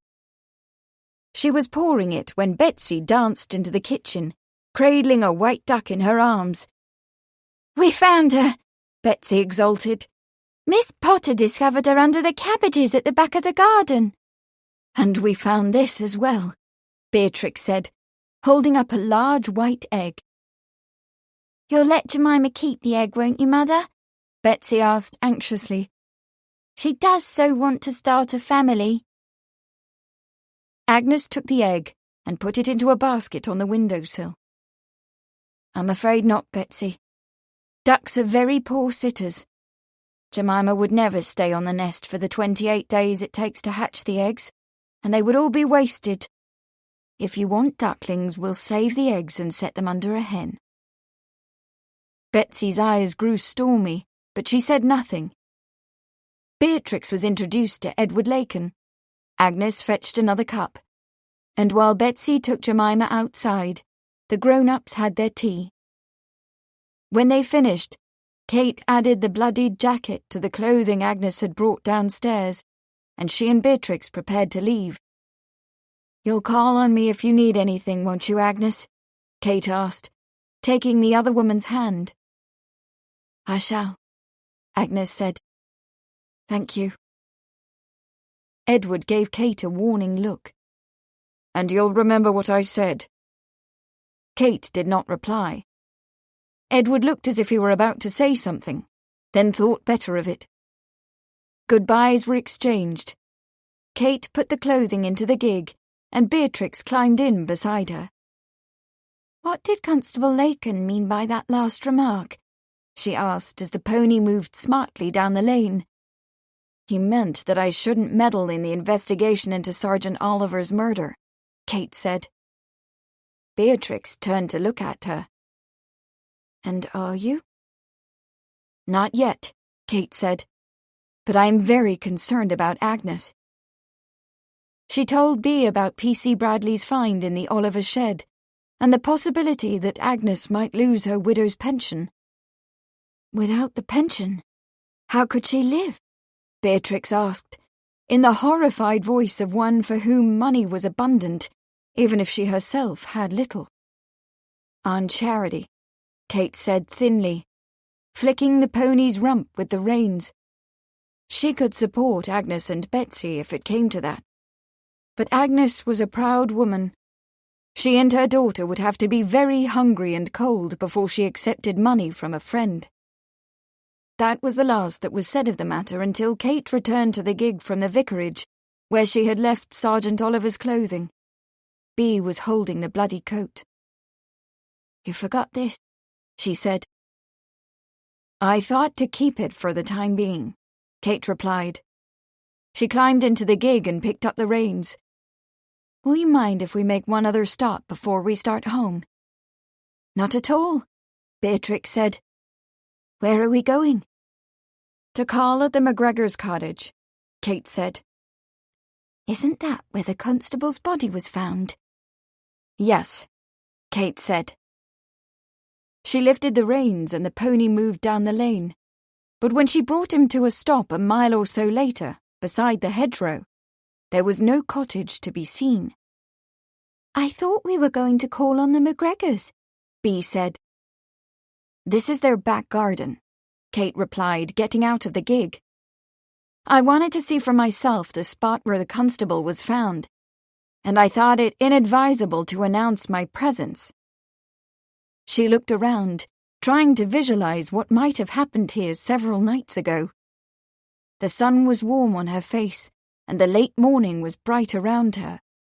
But inside she felt a dark chill as she conjured up in her imagination the killer's furtiveness, the fear of being seen, the stomach-turning horror, perhaps, at the savagery of what he had done, the immense weight of the dead man, the snapping of twigs as the body was dragged through the hedge to be abandoned in the corn on the other side, and then the hurried escape, the hasty command to the horses, the flight into the darkness, unseen where.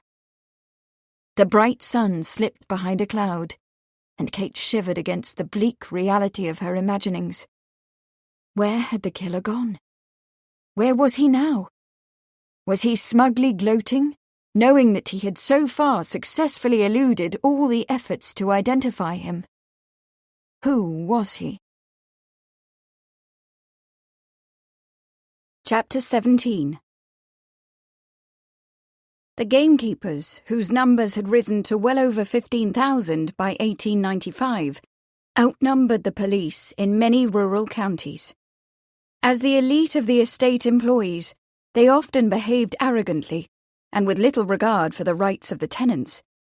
Feared and distrusted by the farmers, gamekeepers were a law unto themselves.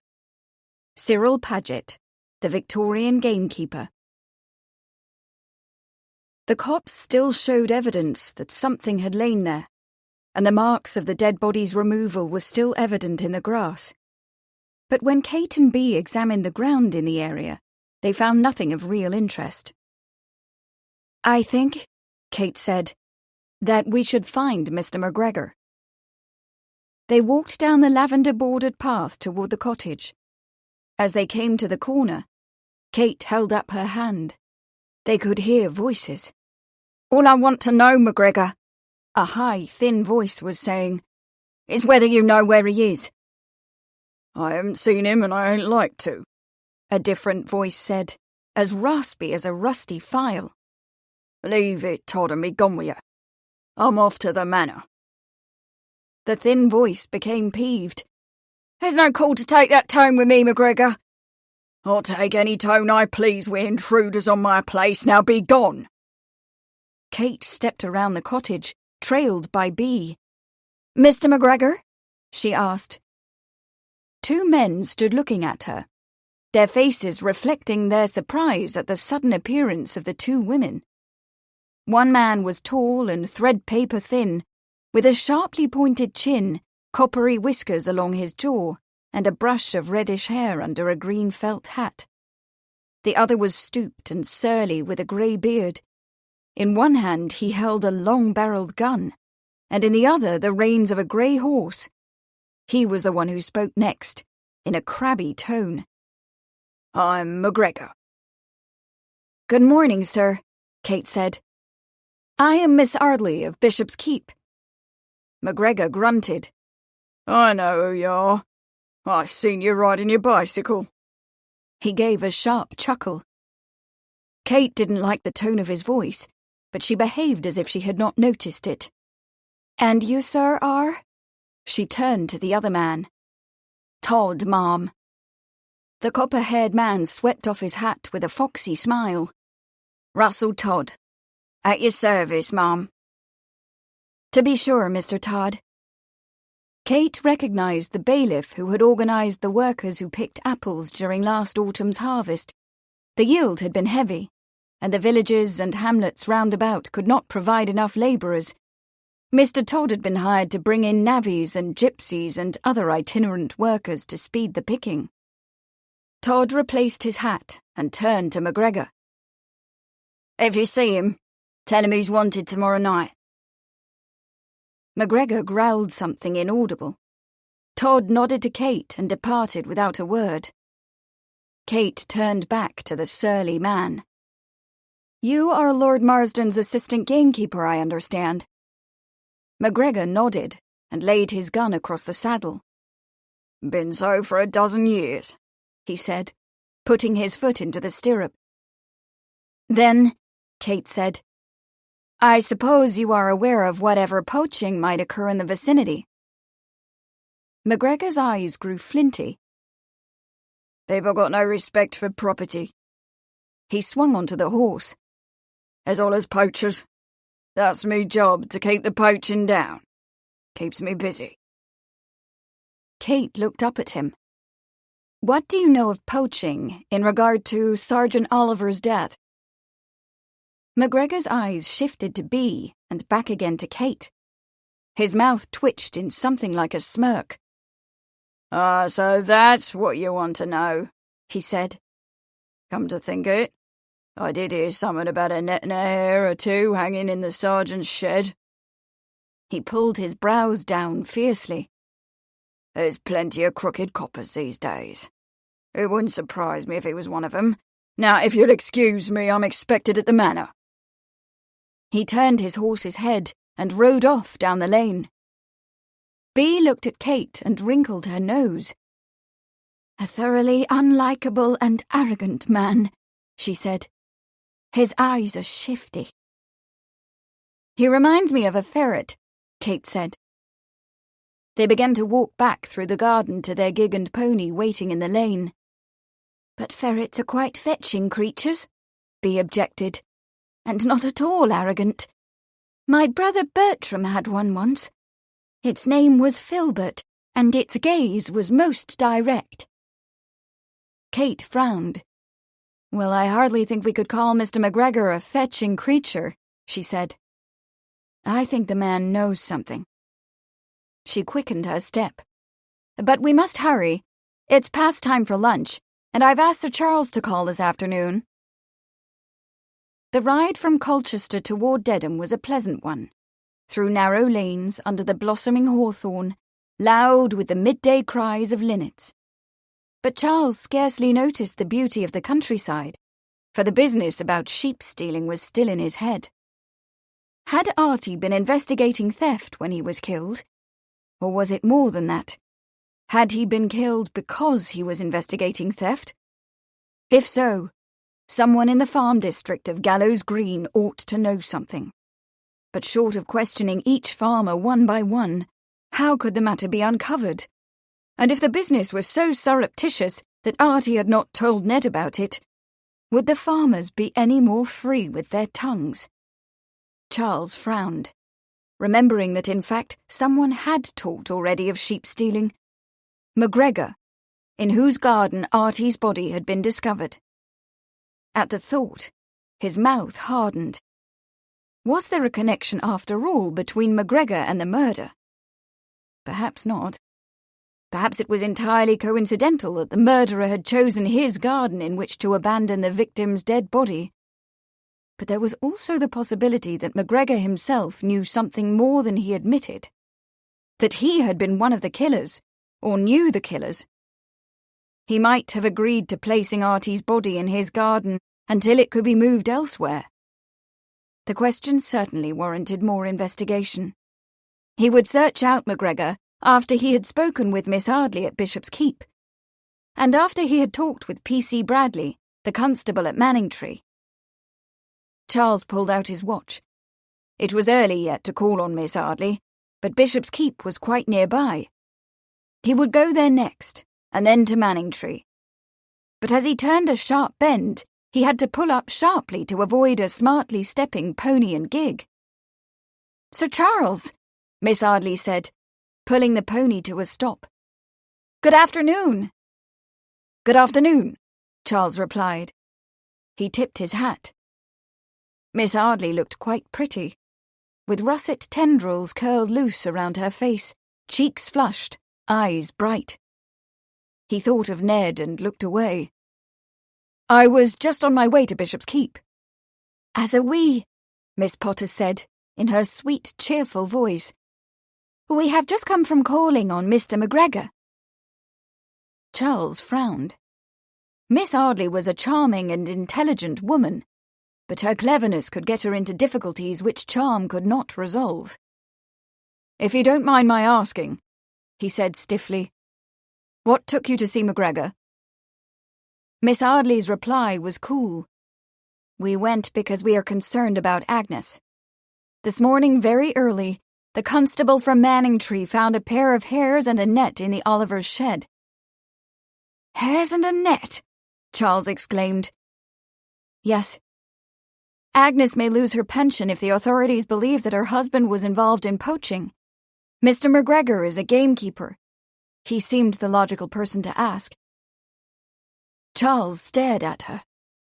The woman might as well be a detective, such a nose she had for information. "Well," he asked, "what did you learn?" "Disappointingly little," Miss Arley admitted, "although Mr. McGregor gave me reason to suspect that he knows more than he's willing to tell." "His eyes were shifty," Miss Potter added in explanation. Miss Arley checked the pony. "Have you made any progress in your investigation, Sir Charles?" "Not as much as you have," Charles replied honestly. "I've only just come from talking with the Chief Constable in Colchester." "Oh, yes," Miss Arley said. "I suppose he is the one who took Edward off the case. What did you learn?" Charles spoke with more heat than he intended.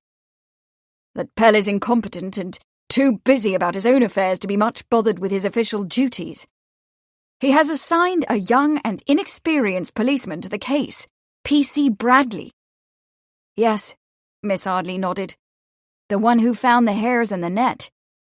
"But Mrs. Oliver says that her husband would never have been involved with poaching," Miss Potter said. Miss Arley looked at Charles. "You knew Sergeant Oliver. Do you agree?" "I do indeed," Charles replied. Honesty was one of the traits Artie had shared with Edward Lakin. Many police officers might take a little something in tribute, but never Ned, nor Artie. Miss Arley tilted her head. "That means that either he stumbled onto poachers and took the hares and the net as proof of their wrongdoing, or that someone has constructed the evidence in such a way as to deliberately implicate him." Charles finished the sentence for her. "Exactly so," Miss Arley said. She raised her eyebrows. "But there is something else that may complicate this situation, Sir Charles, and that is why I asked you to call at Bishop's Keep. It has to do with some emeralds that are missing from Lady Marsden's safe." "Emeralds?" Charles exclaimed. Miss Arley nodded. "When Eleanor returned a ring she had borrowed from her mother, she saw that the other jewels were missing from the set, although she knew them to have been there shortly before." She gave him a narrow look. "She suspects that Lawrence might have taken them. She has not mentioned this to you?" "Eleanor is not expected at the manor until tomorrow," Charles replied. "I could not swear that Lawrence is not a thief, but if he took the emeralds, I do not believe he would stay to risk discovery." He regarded Miss Arley. "You are supposing that the theft of the emeralds is somehow connected to the murder of Sergeant Oliver?" I thought it possible when I learned that it was Lawrence who discovered the body. Miss Arley pursed her lips. I am not in a position to investigate the theft of the emeralds, Sir Charles. You are. Perhaps you could look for a connection to the sergeant's murder, and perhaps I could pursue the poaching business and discover whether our murderer— Miss Arley, Charles broke in hastily. I must congratulate you on the impeccable logic with which you have analysed the situation. But this is not your murderer. You must stay out of it. You might find yourself in serious danger, or you might— Miss Arley's hands tightened on the reins. Muck things up? It was not a word Charles would have expected a lady to use, but it certainly fit the circumstance. I fear so, he replied. Oh, really, Sir Charles, Miss Potter said earnestly. Miss Arley's efforts scarcely warrant— Miss Arley's tone became sharp. The man has made up his mind, Bee. It's pointless to attempt to reason with him. She raised the reins and chirruped to the pony. Let's go home. Charles scarcely had time to tip his hat before they had driven away. For a moment he sat, looking after them in sheer surprise. Then, as he turned to ride off in the opposite direction, he caught himself chuckling. Chapter 18. Policemen are but men, their pay but scanty, their situations precarious, and it would be too much to expect that all are so pure as to decline to make a little money when favourable opportunities present themselves. St. James Magazine, 1865. The twin villages of Manningtree and Mistley lay at the mouth of the River Stour, where it ceased to be a well-defined river and lost itself among the reeds of Seafield Bay, sheeting like hammered silver across Jack and Copperas and Holbrook Bays, and thence into Harwich Harbour, before spilling into the stormy grey waters of the English Channel. At Manningtree and Mistley, the upper reaches of the Stour estuary were deep enough to accommodate ocean-going vessels, and as Charles rode down the hill and through the twisting streets into the town, he could see the forest of masts along the quay. The air had a salt taste, and gulls wheeled over a recently arrived fishing boat, raising a hungry clamour. The police station and jail were in the rear of a plastered building at the foot of Wharf Street, which housed an apothecary's shop in the front and dentists' and doctors' offices above. Charles reached it by taking the cobbled alley to the rear and stooping under a low lintel.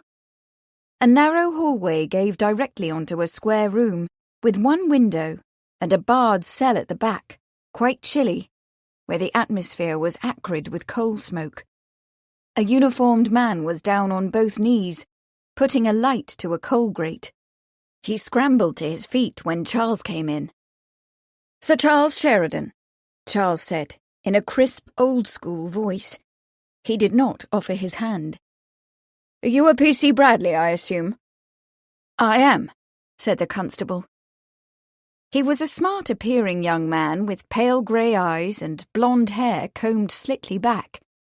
He had a certain arrogance, as if he were accustomed to having attention paid to him. He was, however, at some little disadvantage, for he was bootless. "Help you with something?"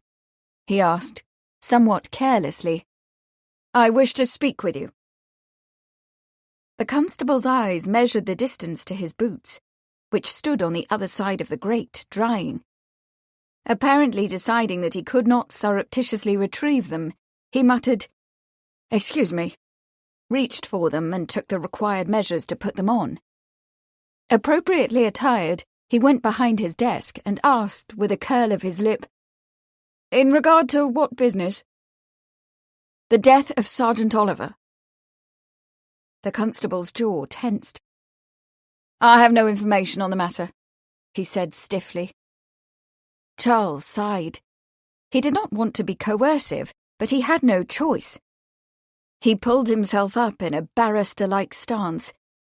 "I wish you to tell me," he said, on whose authority you recently invaded the home of Sergeant Arthur Oliver and removed 2 hares and a net from a shed." P.C. Bradley's eyes blinked rapidly.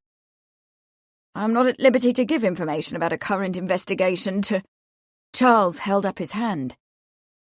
"You are aware, are you not," he said coldly, "that the rights of property are jealously guarded by the law of England?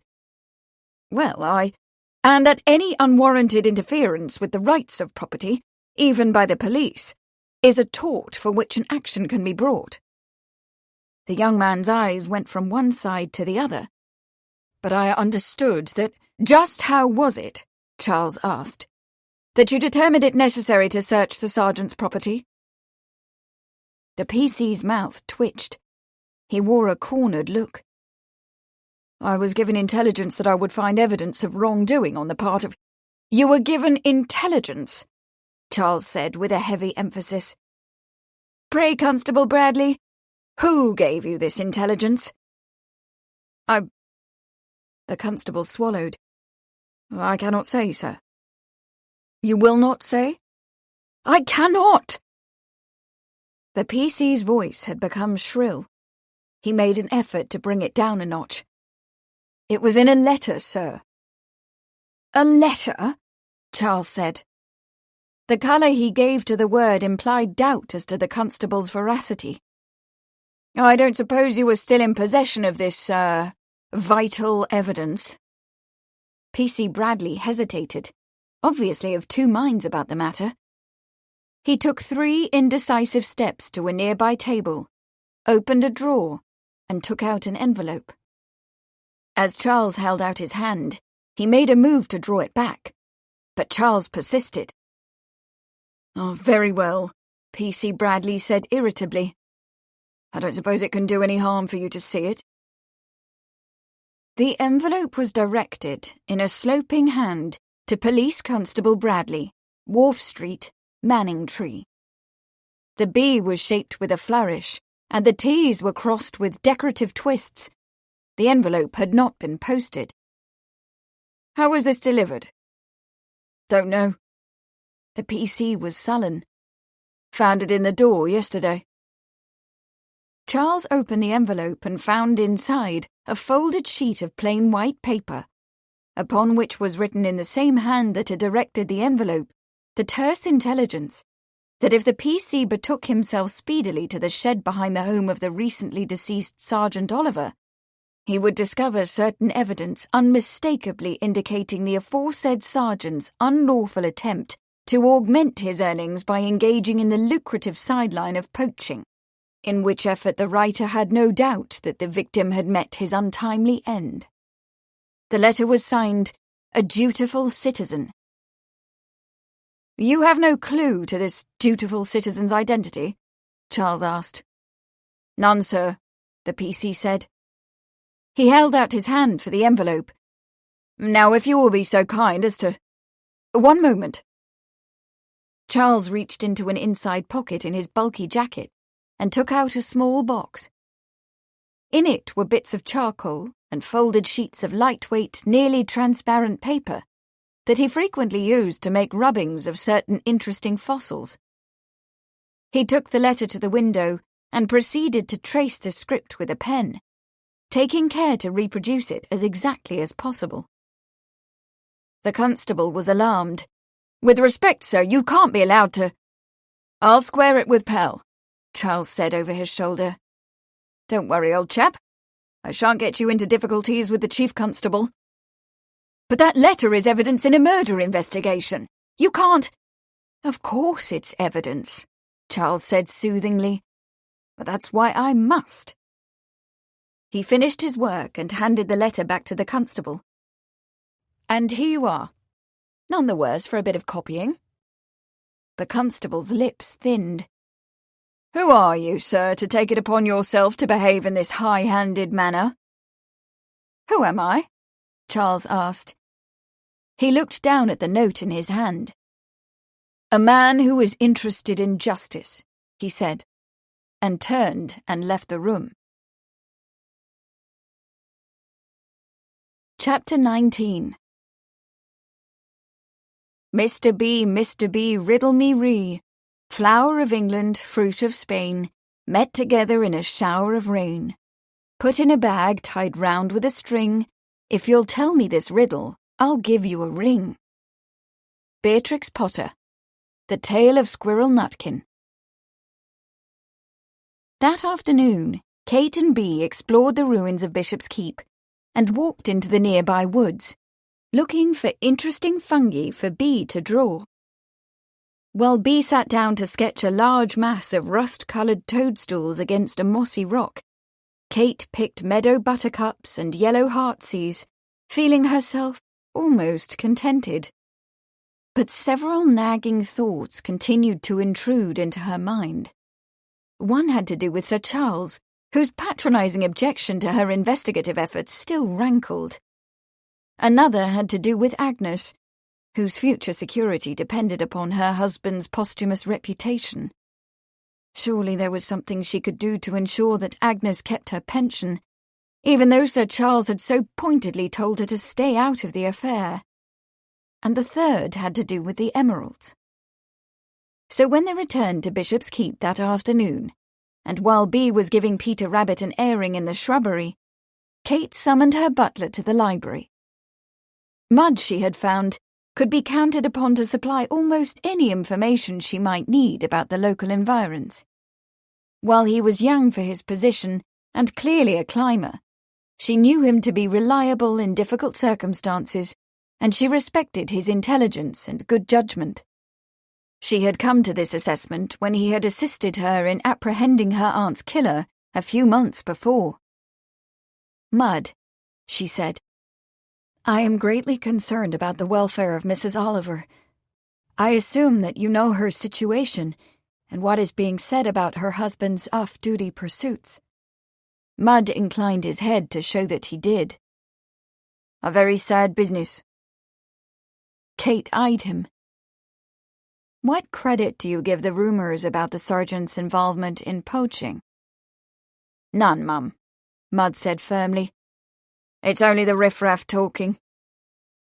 Mud was from London, and rather inclined to scorn the villagers, feeling himself their superior in station, manners, and intelligence. Kate went to the mantel and stood staring down at the fire.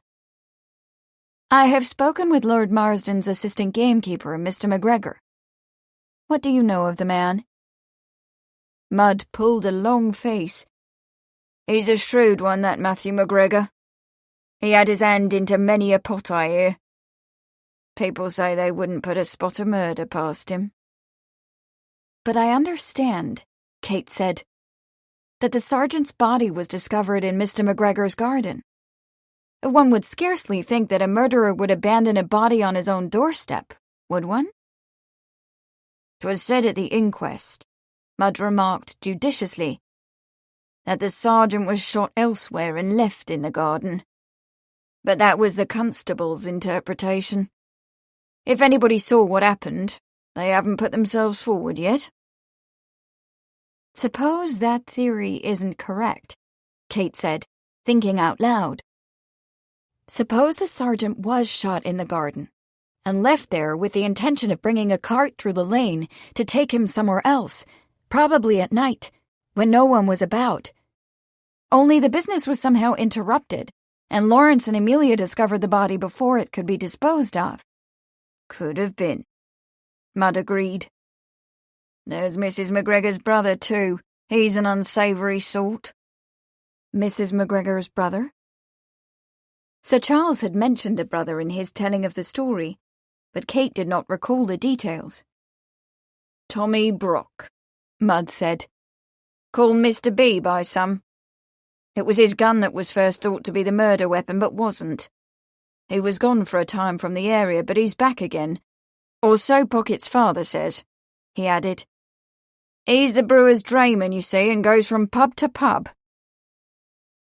Kate had ceased to wonder at the marvellous efficiency of the information network that linked the villages and hamlets in the district, so that news travelled as fast as by telephone in the city. Now she thought briefly of the copper-haired Mr. Todd, who had come to McGregor's inquiring after someone. Perhaps he had been looking for McGregor's brother-in-law. "I would be obliged if you could inquire at the pub," she said, "into the matter of Mr. Brock's reappearance. I should like to know if the man seems to have any connection to the crime." Mudd was perfect for such an errand because he had the interesting capacity of being able to mimic the speech and manners of those with whom he spoke. In any event, Kate herself could hardly visit the Live and Let Live without creating a local sensation. Even her completely innocent bicycle rides with Edward Lakin had caused a great many raised eyebrows. And while Beryl Bardwell's female characters sometimes disguised themselves as males to gain information, Kate did not intend to do anything quite so outré when Mudd was available, willing, and excellently dependable. Mudd gave her a canny glance. "I should have to go to the pub specially," he remarked. "I don't have another half day until next month." "Then go this evening," Kate commanded, "and tell me what you learn."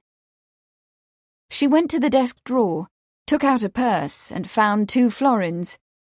"And use these to purchase a round," she added, giving Mudd the coins. "Perhaps a pint or 2 will loosen a few tongues." Mudd straightened his shoulders. "Very good, Mum," he said. "And one more thing," Kate said. "What do you know about Lawrence, the Marsden's footman?" Mudd's mouth reflected his displeasure. "A light sort, Mum. He has played fast and free with Amelia's affections." Mudd might look down on the villagers, but he was unfailingly kind to the household staff. "Aside from your opinion," Kate said, stressing the word, "what do you know of him?" Mudd became rather more cautious. "Only what I see of him at the pub. He's likeable enough. He's been in service here about for 7 or 8 years. "I would not want you to mention this question to anyone else," Kate said. "But I wonder whether—" She paused and chose her words carefully. "Has there been any rumor of Lawrence's coming into a sum of money?" "If he has, he's keeping it close," Mudd said sagaciously. "He's been drinking on the tick." "On credit, Mum," he added. "He did not appear to be in funds." "Thank you," Kate said. "And is there, do you think, any possible connection between Lawrence and Mr. Brock?" Mudd's brows came together. "I saw them drinking together once. A year or so ago it was."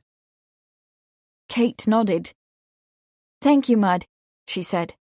"That will be all." Mudd retired, leaving Kate standing alone beside the fire, speculating about the mysterious Mr. Brock. How did he figure in this increasingly complicated situation? Was it possible that he was somehow connected to Lawrence? Were the 2 of them related in any way to the emeralds? And were the emeralds connected to the sergeant's murder? Kate walked to her desk, wondering how Beryl Bardwell might resolve this puzzle. If this were a novel, however, the plot would likely need more thickening before it was done. Wanting to feed her readers' taste for sensation, Beryl might add another murder, or perhaps a kidnapping, and a few exotic characters, a pirate or 2 perhaps. But in the end, no matter how many complications she introduced, the solution would be as neatly wrapped and pleasing as a pudding. It was a pity that the mysteries of real life were not resolved so easily as Beryl Bardwell's penny dreadfuls. Chapter 20. "O put not your trust in princes, nor in any child of man, for there is no help in them." Prayer Book, 1662. In all of her 9 years, Betsy Oliver had prayed on only one occasion. Mr. Brown, her pet owl, had flown off in a huff after she had taken a live baby rabbit from him and substituted a dead lizard. Betsy had petitioned God for his safe return, and God, who in her imagination bore a remarkable similarity to Father Christmas, the chief difference being that he wore a white robe instead of a red fleece suit and was somewhat less rotund, saw fit to respond by recalling Mr. Brown to his perch in the shed before another night was out. This minor success notwithstanding, Betsy was not given to prayer.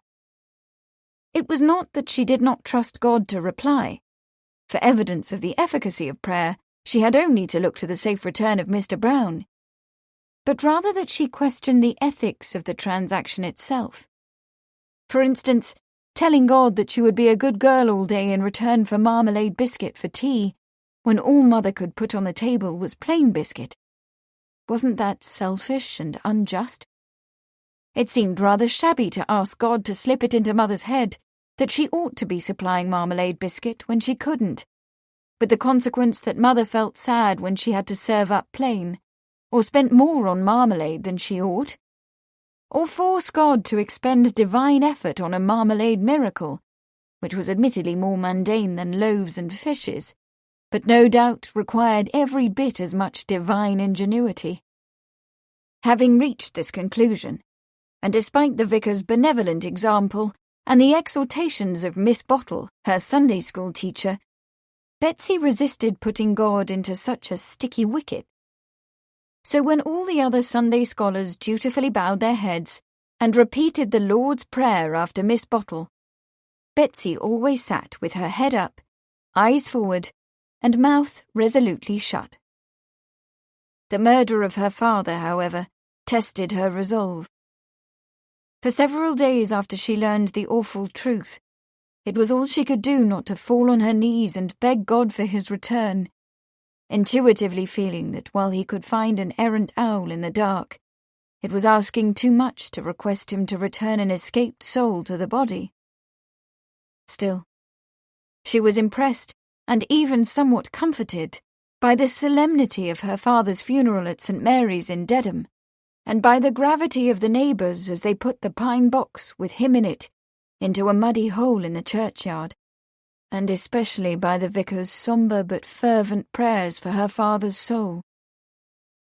Well, her father had been loving, and far kinder than her friend Baxter's father, who fell to flogging his unfortunate wife and children when he got home from the pub on a Saturday night.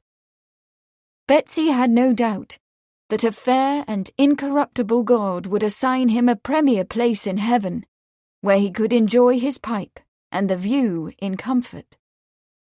But Betsy was less certain about her mother's welfare, and it was that which led her to rethink her position on the matter of prayer.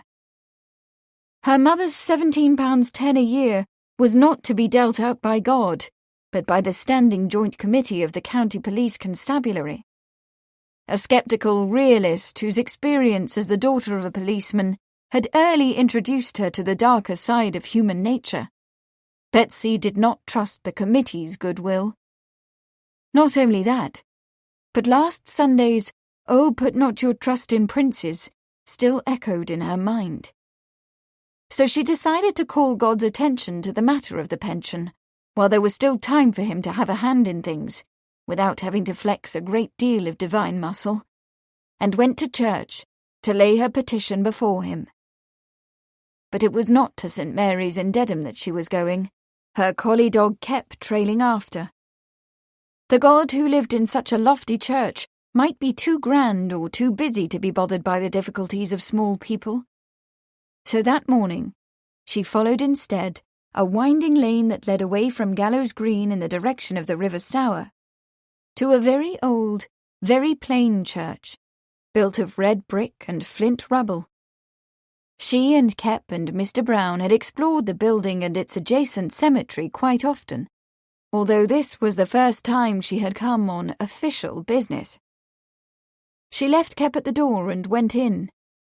Inside it was chilly and dim, the only light coming through the narrow windows of the nave and the rose window above the altar. She went down the north aisle to the tiny lady chapel, where she slipped behind the rude screen, knelt at the undecorated altar, and said what was on her mind.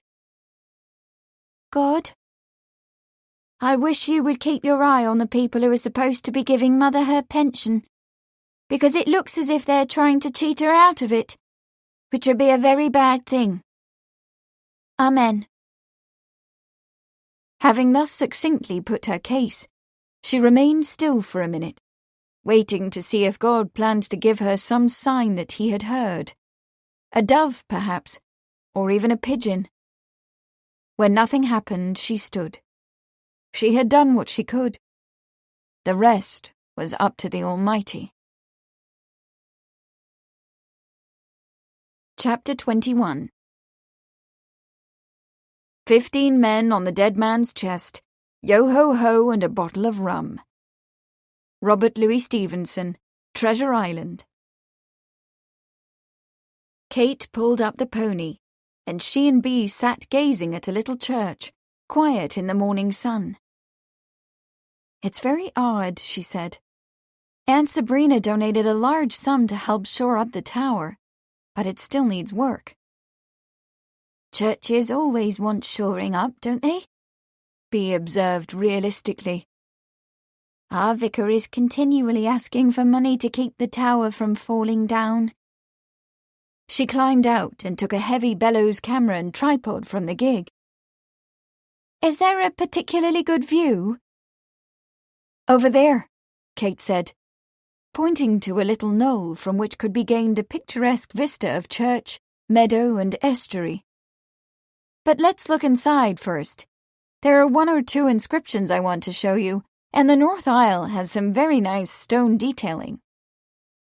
Inside, they spent several minutes examining the carved inscriptions around the stone baptismal font and a commemorative plaque set into the wall. Kate was leading Bee up the north aisle for a better look at the stonework, when they were both startled by a sudden apparition. A small girl in stiff tails, pumpkin-coloured shirt, brown corduroy trousers, muddy boots. "Oh!" Bee exclaimed, stepping back. "Betsy!" "Why, hello," Kate said. "What are you doing here?" "Praying," was the crisp answer. "What else do people do in churches?" "Oh, lots of things," Kate said. She wanted to ask what Betsy was praying for, but she thought she knew, and the little girl's face did not invite casual inquiries. "Did you come to pray?" Betsy asked, with more interest now, as if she might enlist the 2 of them in her petition to the divine, whatever it was. Kate smiled. "We came to see what we could see, and we're very glad to see you." "Yes," said Bee. "How is your mother? We will be stopping there to visit later this morning." Betsy's "I suppose she's all right but not quite" shrug was perfectly comprehensible. "I can show you around," she offered, with a proprietary air. "There's a sundial and some very old gravestones. One's a pirate." "We'll see the pirate," Kate said. "But first, let's look at the stonework." A few minutes later, having admired the interior of the church, they went outside and were met by Kep, who escorted them to the back of the cemetery. The pirate's headstone bore an engraved name, a ship, and a cryptic bit of doggerel. He longed for distant places. He sought the whole world round. Pieces of 8 he was after. Eternal peace he's found. "I suppose," Bee said thoughtfully, "he really must have been a pirate." Betsy turned to look out across the estuary, calm and gleaming in the late morning sun. "There's lots of pirates around here." "There used to be, you mean?" Bee said, bending over to examine a clump of silvery fungi. Kep looked at it with her, sniffing to see if it might be something he should remember and come back for later. "No," Betsy said. She clearly did not appreciate contradictions. "Now." "I really don't think there are pirates anymore," Kate remonstrated gently. She thought of Beryl Bardwell. "Except in novels, of course." Betsy gave her a stony look. "You really don't know." "How do you know?" Kate returned. "Have you seen them?" "Of course." Betsy folded her arms across her chest. "2 nights before my father was killed." She pointed across the field in the direction of a stone barn 1/2 mile away. "Over there, at Highfield Barn." "At night?" Kate frowned. She didn't ask, "What were you doing out here at night?" for she wasn't Betsy's mother. But the question did cross her mind. "Mr. Brown was hunting," Betsy said. "It was mizzling, so I came with him. He sometimes catches baby rabbits on mizzly nights, and I take them away from him." Kate frowned, trying to imagine who Mr. Brown might be and why he was so interested in baby rabbits that he'd go out on a rainy night to look for them. Bea laughed at Kate's mystified look. "Mr. Brown," she told Kate, "is Betsy's owl. I met him when we went looking for Jemima Riddleduck." "Oh," Kate said. "I see." She looked at Betsy. "What were the pirates doing?" Betsy turned to gaze out across the meadow at Highfield's farm. Kate followed her glance. The barn was only one of several buildings clustered together. Some distance away was a farmhouse, with smoke coming from the chimney. "They were drinking rum," Betsy said. She frowned. "But they weren't pirates exactly. They were more like smugglers. There were 5 of them. They whispered the whole while, drank rum out of a bottle, and they had horses and a wagon. But it wasn't loaded with dead men's chests. It was loaded with sacks. They drove it down to the river and carried the sacks onto a boat." "But smugglers smuggle things into a country," Bea objected. "Not out." "Maybe they planned to smuggle them into Spain," Betsy said. "Why Spain?" Kate asked. "Because," Betsy said, "one of the men was a Spaniard. They called him Juan. He drank the most rum." Kate looked at the little girl. "Did you recognize any of the others?" "They had their hats pulled down because of the wet. But one was very thin and had a pointed chin and red whiskers. The other one had the same name as yours." Betsy looked at Bea. "Beatrix?" Bea asked, surprised. "Of course not." Betsy's tone added, "You ninny." "B-E-E. How doth the little busy bee? Mr. B." Bea looked at Kate, her eyes wide. "Red chin whiskers. It must be Mr. Todd, the bailiff." "And Mr. B might be Tommy Brock," Kate said. This morning at breakfast, Mud had reported to Kate and Bea what he learned at the pub the night before. That Tommy Brock, Mr. B to his friends, seemed to have access to a large supply of shillings, which was quite remarkable since he had not worked since the last harvest, when he was employed by Mr. Todd. If Betsy were correct in her identification, the source of those shillings might be the pirates or smugglers or whatever they were, of whom Todd was one. She frowned. It certainly looked as if Tommy Brock and Mr. Todd might be involved in something illegal. Theft or smuggling or both. But did that mean that they were connected with the death of Sergeant Oliver? And were the 2 of them involved with the theft of the emeralds as well? Or was that an altogether separate matter, unconnected to this one? And what of Lawrence? What was his role in all of this?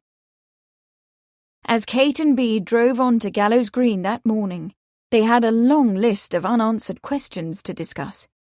But their discussion brought them no nearer to a solution. Chapter 22. A Chapter of Accidents. Earl of Chesterfield. Letter to his son, 16th of February, 1753. Eleanor Marsden Fairley was in a dilemma. She had arrived at Marsden Manor the evening before in the company of her husband. The rather dull company of her husband, it had to be admitted. She had come with the full intention of laying her discovery of the theft of her mother's emeralds before Sir Charles Sheridan, whom she knew to be a man of great logical ability and an acute observer of human nature. But this proved to be impossible, for when Eleanor had come downstairs to dinner that night, she learned that Sir Charles had gone to Dedham to spend the evening at the vicarage. Frustrated, and feeling that she could no longer carry the knowledge by herself, a guilty knowledge, for she had by this time convinced herself that if she had not accidentally left the safe unlocked, Lawrence would not have yielded to temptation, she took the opportunity to approach her brother Bradford, after Papa and Mamma and Ernest had gone upstairs to bed. Bradford, 10 years Eleanor's senior, was an extremely handsome man with large blue eyes, blonde hair and side whiskers, and a charming smile. But the smile and charm was singularly absent just now. He was standing in front of the fireplace in the library, staring at the flames, with his hands in his pockets and a dark, brooding look on his face. "I need to speak with you, Bradford," Eleanor said, "on a matter of great importance." She spoke diffidently. Since the events of the week before, she and Bradford had not been on the best of terms. She had been dreadfully sorry that Ernest had refused Bradford's request for a loan, because it had seemed quite reasonable to her. But the money was Ernest's, of course, and Bradford should not be angry with her merely because she had been forced to convey her husband's refusal. But then Bradford had seemed distant and angry a great deal of late. She did not expect him to share his feelings with her, however. The two of them had never been close. They were too distant in age for that, and Bradford had been sent away to school, while Eleanor and her younger sister Patsy received their desultory and piecemeal education from various governesses. And of course Bradford was a son, the only son, and had always known that he would carry on the Marsden baronetcy and the Marsden traditions. He hadn't seemed to welcome that responsibility, and for over a decade had resisted his mother's efforts to find a suitable wife for him. But he must come to his senses soon, Eleanor knew, and seek a bride. And if her suspicions were accurate, his choice had fallen upon Kate Arley. Eleanor was sure she was right, for she had seen him look at Kate with speculative interest when they were together. From her brother's point of view, it would seem a good match. Kate was a lovely woman, a bit old perhaps at 27, but still quite pretty, with all that russet hair, and wealthy enough now that she had inherited Bishop's Keep. Her estate bordered the Marsden lands along the north, and would extend them considerably. And from Eleanor's point of view, the match was a romantic one. For Kate was her friend, and an American, and quite the most lively and adventurous woman Eleanor had ever known. But it could not be Kate that Bradford was thinking of just now, for there was a fierce look in his eyes, and his brows had come together. Love did not make a man look so stern. "What is it, Ellie?" he growled. "I have discovered something dreadful," she said.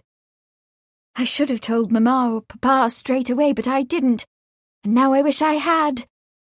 But I shall tell you, and perhaps we can decide what to do." Bradford scowled at her. "Whatever are you carrying on about?" Eleanor pulled in her breath. "It's Mamma's emeralds. They're missing." Bradford stared at her, his scowl deepening. "How do you know that?" he demanded brusquely. "Have you been snooping in her safe?" No, of course not," Eleanor said too quickly. She had not been snooping exactly, although she admitted to having browsed through Mamma's diamond and pearl cases, admiring the stones that would one day be shared between her and Patsy. "She had loaned the emeralds to me, and I returned all but the tea ring. When I opened the safe to return the ring as well, I discovered that the box was gone." Bradford gave her a sidelong glance. "You did not speak of this to Mamma?" "No, I—" She caught her lower lip between her teeth. She had concealed the truth too long. It was best to confess all without reservation. "I very much fear, Bradford, that I am at fault." To her surprise, Bradford threw back his head and laughed. Not a very nice laugh at that. "You?" he exclaimed. "Yes, indeed, you are at fault, you little goose, grievously at fault. If you had not—" But Bradford did not finish his sentence. He was interrupted by the butler, Howard, a tall, haughty man of impeccable speech and dress. He bore an envelope on a silver tray. "A telegram for you, sir," he said, bowing. "Thank you, Howard," Bradford said, and the butler withdrew. Eleanor watched her brother open the envelope and saw his face change, grow even darker than before. Swiftly, angrily, he wadded up the paper, threw it on the fire, and flung himself into an armchair. "What is it, Bradford?" Eleanor asked anxiously. But her brother did not answer her, and after a few moments, Eleanor quietly stole from the room, leaving him as she found him, staring into the fire. Chapter 23. Lord Fawn was always thinking, not exactly how he might make both ends meet, but how to reconcile the strictest personal economy with the proper bearing of an English nobleman. Such a man almost naturally looks to marriage as an assistance in the dreary fight, and he soon learns to think that heiresses have been invented exactly to suit his case. Anthony Trollope, The Eustace Diamonds. Bradford Marsden felt as if he were poised on the edge of a very high, very steep cliff, with breakers frothing angrily across sharp rocks below, while behind him roared a pack of savage hounds. He could be smashed on the rocks, or torn limb from limb. The telegram that had arrived the night before had informed him that Concerto, publicly posted at 25 to 1 and privately assessed at 2 to 1, had loped last and latest across the finish line. He had exhausted his final, fragile hope. Nothing whatever could save him now, unless he could prevail upon his friend Charles. Bradford got up from the carved oak desk where he had been staring at his accounts ledger, and walked to the French doors, opening out into Marsden Manor's lovely South Park, with its vista of meadow and field and rich woodland. To the right, in the elaborate latticed garden house, he could see his mother and sister directing the servants in the laying of the tables for the garden party that afternoon. A short distance away, complacently observing the activity that was being conducted in honour of his and his wife's visit, stood Eleanor's stout husband, Ernest Fairley. At the sight of Mr. Fairley, Bradford's lip curled. One would imagine that the scion of Fairley's finest fancy candies, the well-heeled scion, still quite clearly besotted with love, would be willing to lend a spot of financial assistance to the brother of his dearly beloved, especially if the dearly beloved pleaded prettily. But no. Mr. Ernest Fairley, it seemed, was implacable, even when his wife laid an urgent case before him. He could also quote Shakespeare, and after he had given his no to Eleanor last week to convey to Bradford, he had taken the opportunity of a pause in the dinner-table conversation to whisper in his wife's brother's ear a piece of avuncular advice from King Lear. "Keep thy foot out of brothels, thy hand out of plackets, thy pen from lenders' books, and defy the foul fiend." Mr. Fairley's counsel had been delivered in great sincerity, Bradford believed, but that didn't keep him from wanting to whip the fish off his plate and across the very sincere face of his parsimonious brother-in-law. The difficulty that Bradford faced, the one he had tried to solve by applying to his brother-in-law, had to do with his mother's emeralds, the emeralds that Eleanor had discovered missing. They were not stolen, of course. They had been placed by Bradford himself on deposit with the Messrs. Attenborough in Chancery Lane, in return for the sum of £5,000, which he had used to answer a margin call on stock he owned in the Paramount Horseless Carriage Company. To no avail, however. Paramount had gone irretrievably defunct, taking with it all of Bradford's liquid assets. Of course, when Bradford purchased the stock, Paramount had seemed to promise a very good return. It had been capitalised the year before, when Mr. Harry Landers, a British entrepreneur, had acquired certain valuable French automotive patents. The company was underwritten by the Bank of England and Wales and the Assurance Trust Corporation, as well as a number of shareholders belonging to the peerage. Bradford's acquaintances at the Financial News had been quite bullish about Paramount's potential, for the horseless carriage, they assured him, heralded a very profitable industry, which would inaugurate innumerable other industries.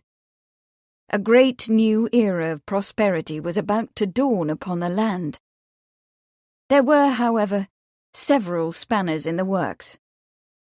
The motor car was vigorously opposed by factions both in the press and in the Parliament, the pro-steam lobby, for instance, and those who believed that the motor car spelt doom to horses, and those fearful of speeding automobiles running down women and children. In response to these fears, Parliament had passed the Red Flag Act, decreeing a speed limit of 4 miles an hour in open country and 2 miles an hour in populated areas, and requiring a man to walk 20 yards in front of any vehicle with a red flag. Few people cared to drive a vehicle that had to be preceded by someone on foot. And Harry Landers himself was a spanner of a different sort, a blustering, brassy egoist who could not be trusted. Unfortunately, Bradford had discovered this only after his shares in the Paramount Horseless Carriage Company had become worthless, leaving him with nothing except his stock certificates and the pawn ticket from Attenborough and Attenborough. And now his mother had become urgent about the damned emeralds, imploring him to restore them by the next day but one, when she was expected to wear them to have her portrait taken.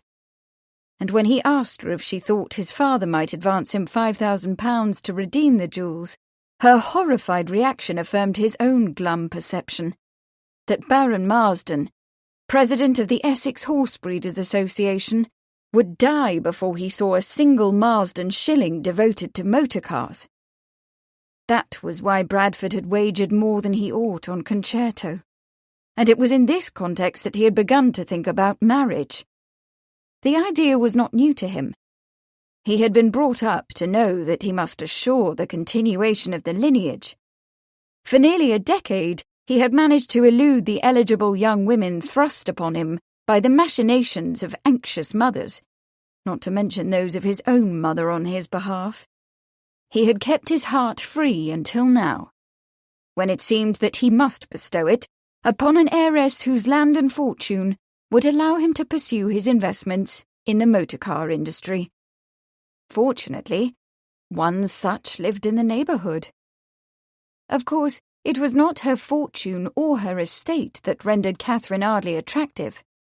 It was her person, her intelligence, wit and courage, and the rich abundance of mahogany hair that made her almost beautiful. Still, the fact that she was an heiress added to her natural attractions and made her nearly irresistible, in spite of the fact that she was an American and Irish, neither of which were likely to sit well with his parents, but he was confident of bringing them around. Marriage to Miss Arley would not pull him out of his immediate predicament, nor obviate the need for continued strict economy with regard to his own funds. But they could live quite nicely on her fortune until he came into the Marsden estate and could do what he liked. Yes, Miss Arley was the perfect choice. He could only thank Providence for having seen fit to place her so conveniently at hand.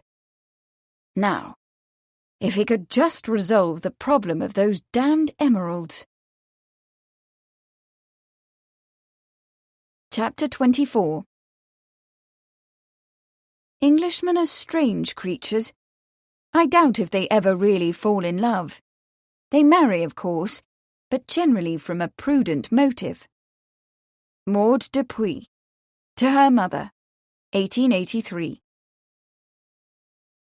Charles opened the door of Bradford Marsden's study. His friend was standing by the French doors, looking out, hands thrust into his pockets. "May I intrude?" he asked. Bradford turned from the window. "Ah, Charlie," he said heartily.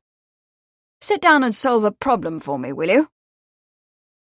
Charles sat down by the fire and put both feet on the fender. "I came to ask you to solve one for me." He pulled out his pipe. "But let's hear yours first. What is it?" "What else?" Bradford went to the sideboard and poured 2 glasses of brandy. "Money." Charles wasn't surprised. Lord Marsden had settled an allowance on his eldest son, but it almost never went far enough to support Bradford's expensive tastes. From time to time, his friend had applied to him for the funds he needed to get him out of a tight place, and Charles had always been glad to oblige. Without exception, the money had been repaid. "How can I help?" Charles asked. He took the brandy snifter from Bradford and placed it on the inlaid table at his elbow. Bradford sat down in a leather chair and put his booted feet up on a grosse-point ottoman. "Lend me £5,000. Interest at the current rate, of course." Charles raised both eyebrows. It was the largest loan his friend had asked of him. As a younger son, Charles had long ago accepted the fact that his elder brother Robert would inherit the bulk of the Sheridan estate and money, as he had, upon the death of Charles's father several years before. But Charles was not without fortune, for his father had settled a house and an allowance on him, and he had received a sizable legacy from his maternal grandmother.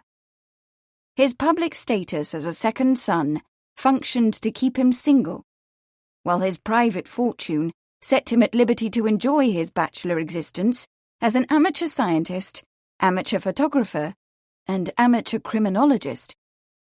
Still, he had to live on his income, and £5,000 was quite a lot of money. Bradford's face was grave. "I wouldn't ask you if you weren't the final resort," he said, "and this is the last request you'll have of me." He swung his feet to the floor and sat forward in the armchair, his eyes lightening. "I've decided to marry Charlie. The woman on whom I have settled my choice is well established. We should be able to do quite well on her income until I come into the baronetcy." Charles raised his glass. "I thought I'd never live to see the day. Good for you, Marsden. Who is the lucky lady?" Bradford stood up. "She is Miss Arley of Bishop's Keep." Charles stared, his thoughts turning around a hollow centre that had suddenly opened inside him. Bradford and Miss Arley were to be married? But what about Ned and Miss Arley? Had the woman been engaged in some sort of flirtatious game, playing the offer of one suitor against another? But even as Charles asked himself that question, he answered it. He did not know Kate Arley well, and now was not likely to do so. But he knew, at least, that she was not capable of a duplicitous dealing in hearts. He had not seen Ned Lakin since yesterday morning. There had been plenty of time for her to honourably refuse one man and accept the other. She was perfectly within her rights to do so, and wise too, at least as the world would see it. Ned was a very good man, but Bradford was, or would be, a very rich one. "I see," he said. The hollowness within him seemed to echo in his voice, and he cleared his throat. "When will the wedding occur?" "As soon as is convenient. I may have taken my time to settle my choice, but now that I know my mind, I do not intend to linger." I plan to make the proposal in the next day or two." "I see," Charles said again. So she had not yet committed herself. "But you may expect the bargain to be struck most expeditiously," Bradford added. "I have called on the lady once or twice and found her gracious and willing. I know of no other suitors, and of course the match is logical and quite prudent, since our properties adjoin." As if from a distance, Charles heard himself ask, "Do you love her?" "Love her?" Bradford sounded surprised, as well he might. It was not a question that one gentleman would ask another. "I don't know. Haven't given it any thought. I suppose I will, once we are married. People do, don't they? Now, about the loan." "Consider it done," Charles said. He covered his feelings by searching in his pockets for tobacco. "I'll obtain a bank draft for the funds immediately." Bradford's sigh of relief was almost audible. "Many thanks, old man. You can't think how you have eased my mind." He stood and went to the window, looking out on the preparations for the garden party that was to take place on the manor grounds that afternoon. And Mamma's, although she doesn't know it yet. I'll need the money tomorrow, if possible, so I can retrieve her bloody emeralds from Attenborough's greedy clutches. "Emeralds?" Charles asked. He paused in mid-gesture, his tobacco pouch in his hand. "You took Lady Marsden's emeralds?" "Of course," Bradford said. "Did you think Mamma would carry out such an errand herself?" He turned, frowning. "What do you know of the emeralds, Charlie?" "Well, Bradford's face darkened. "Oh, you have no need to answer. It was my sister, wasn't it? She told you they were gone." His chuckle was sour. "No sense at all, women. She came to me last night, claiming they had been stolen." Charles finished filling his pipe before he spoke. "It was not Eleanor who spoke to me about the matter," he said. "It was Miss Arley. Eleanor confided to her a fear that Lawrence might have made off with them." "Miss Arley?" Bradford pulled at his moustache, scowling. "Confound that Eleanor," he muttered. "Can't keep her mouth shut. Probably carried the tale to that husband of hers, too. Suppose I'll have to set her right." "That would relieve her of the concern that Lawrence took the jewels," Charles said. Bradford swallowed the last of his brandy and set the glass on the sideboard, turning to face Charles. "Well then, you have solved my problem, and handily at that. Now let me have a shot at yours. What is it?" Charles lit his pipe and pulled on it, giving himself a moment to flush Kate Arley out of his mind and call up the matter that had brought him to Bradford's study. "What do you know of poaching?" he asked. "Poaching?" Bradford poured himself another brandy. "In general, you mean? Or hereabouts?" He held up the decanter. "Another brandy?" Charles shook his head. "Hereabouts," he said.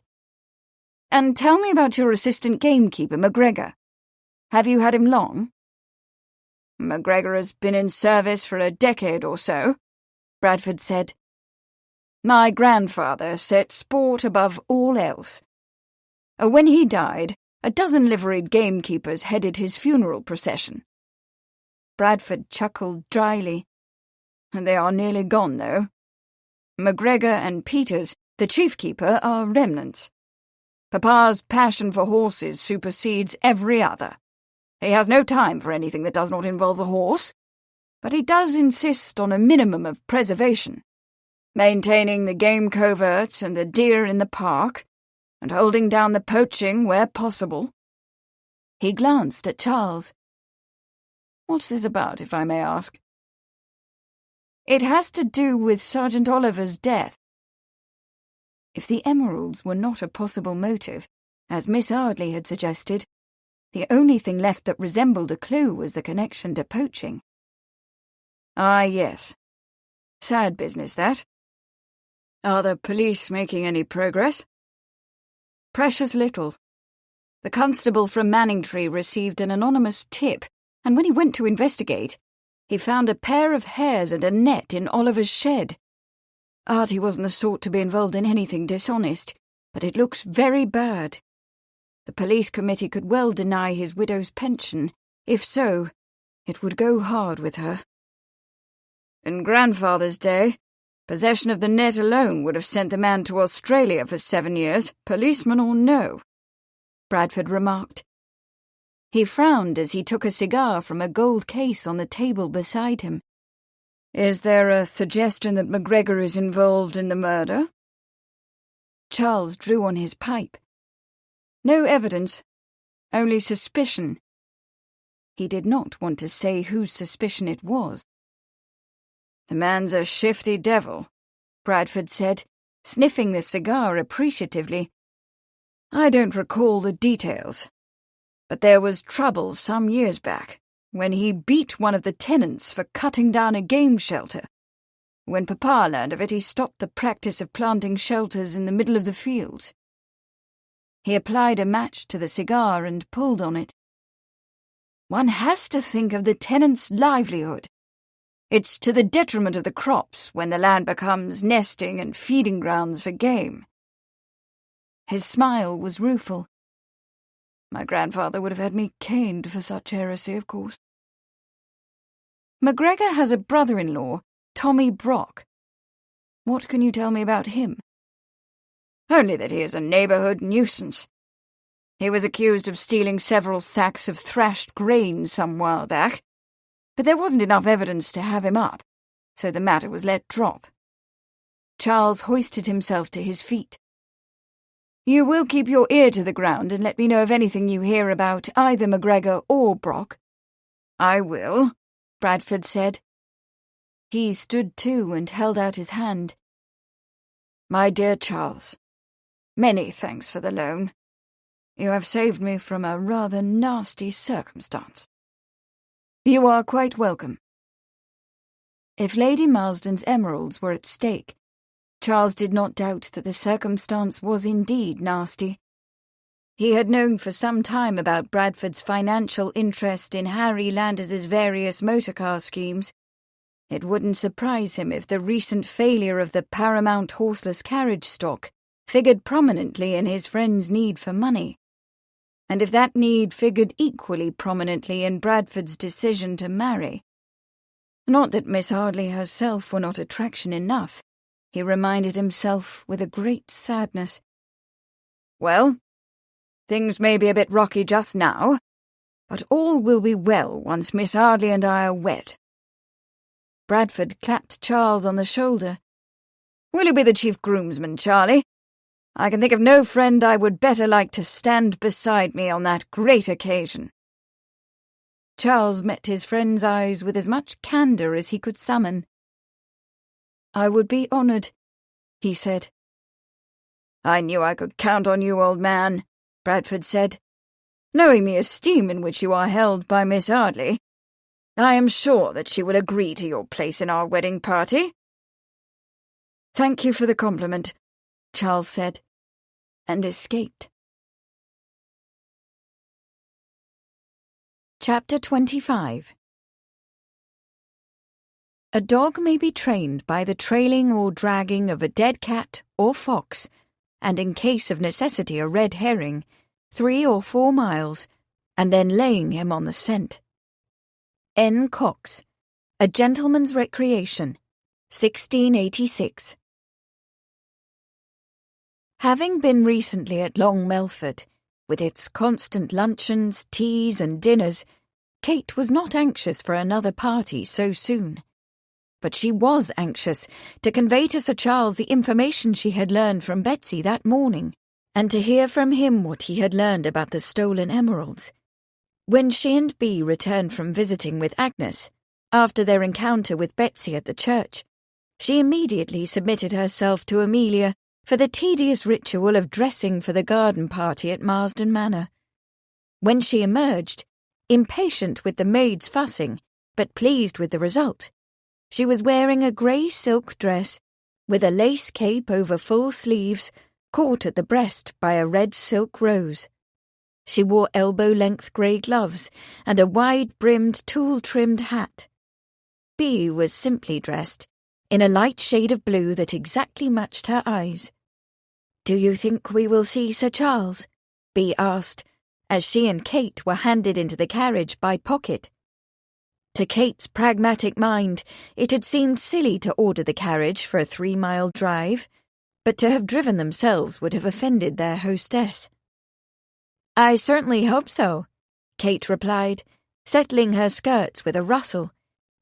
"We have a little matter of murder to discuss with him, whether he wants to hear it or not." She glanced at Bea, whose face wore an anticipatory look. Remembering how Sir Charles had patronised her at their last meeting, muck things up indeed, Kate resolutely turned her eyes forward.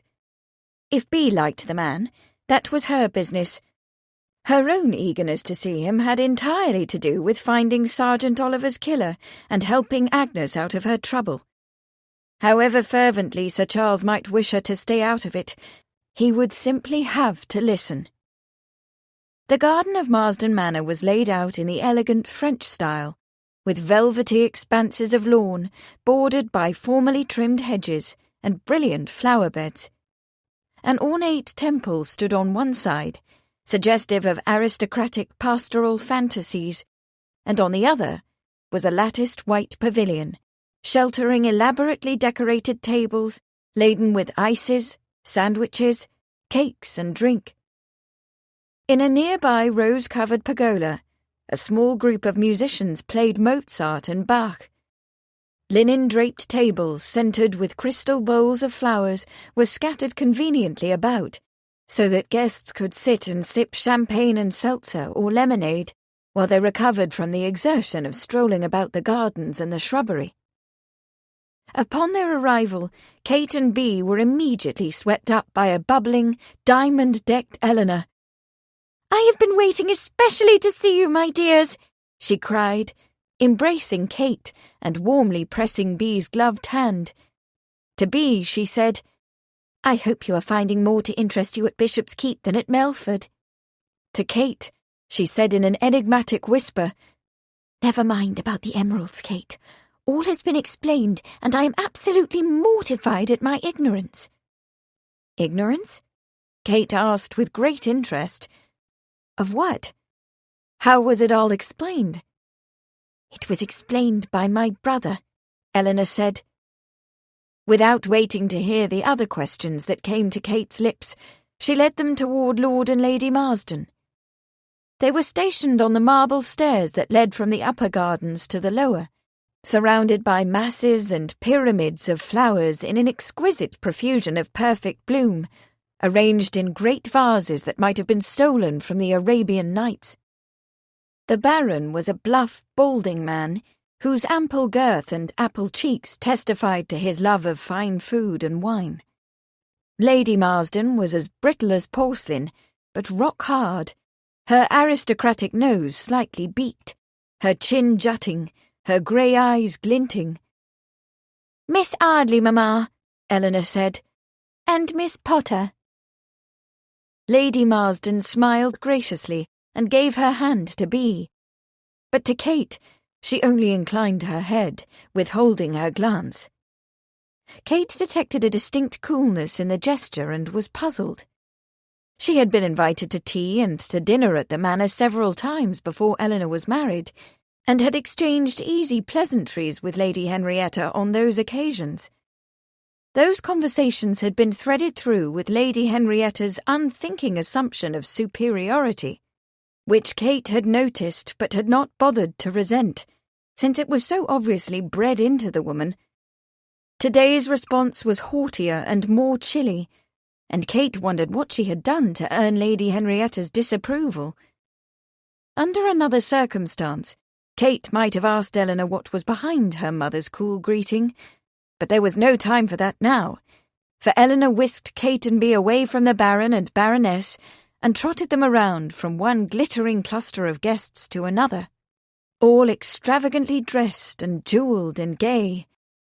The Marstons had invited many of their society friends, and Kate found herself in the company of such notables as Sir Halfer Williams, the founding genius of the new Sandown racecourse, and a special friend of the Baron's, to Louisa, the lively, amusing Duchess of Manchester, and to the charming, witty Lady Brooke, the Countess of Warwick, and, Eleanor whispered to Kate, the current mistress of His Royal Highness the Prince of Wales.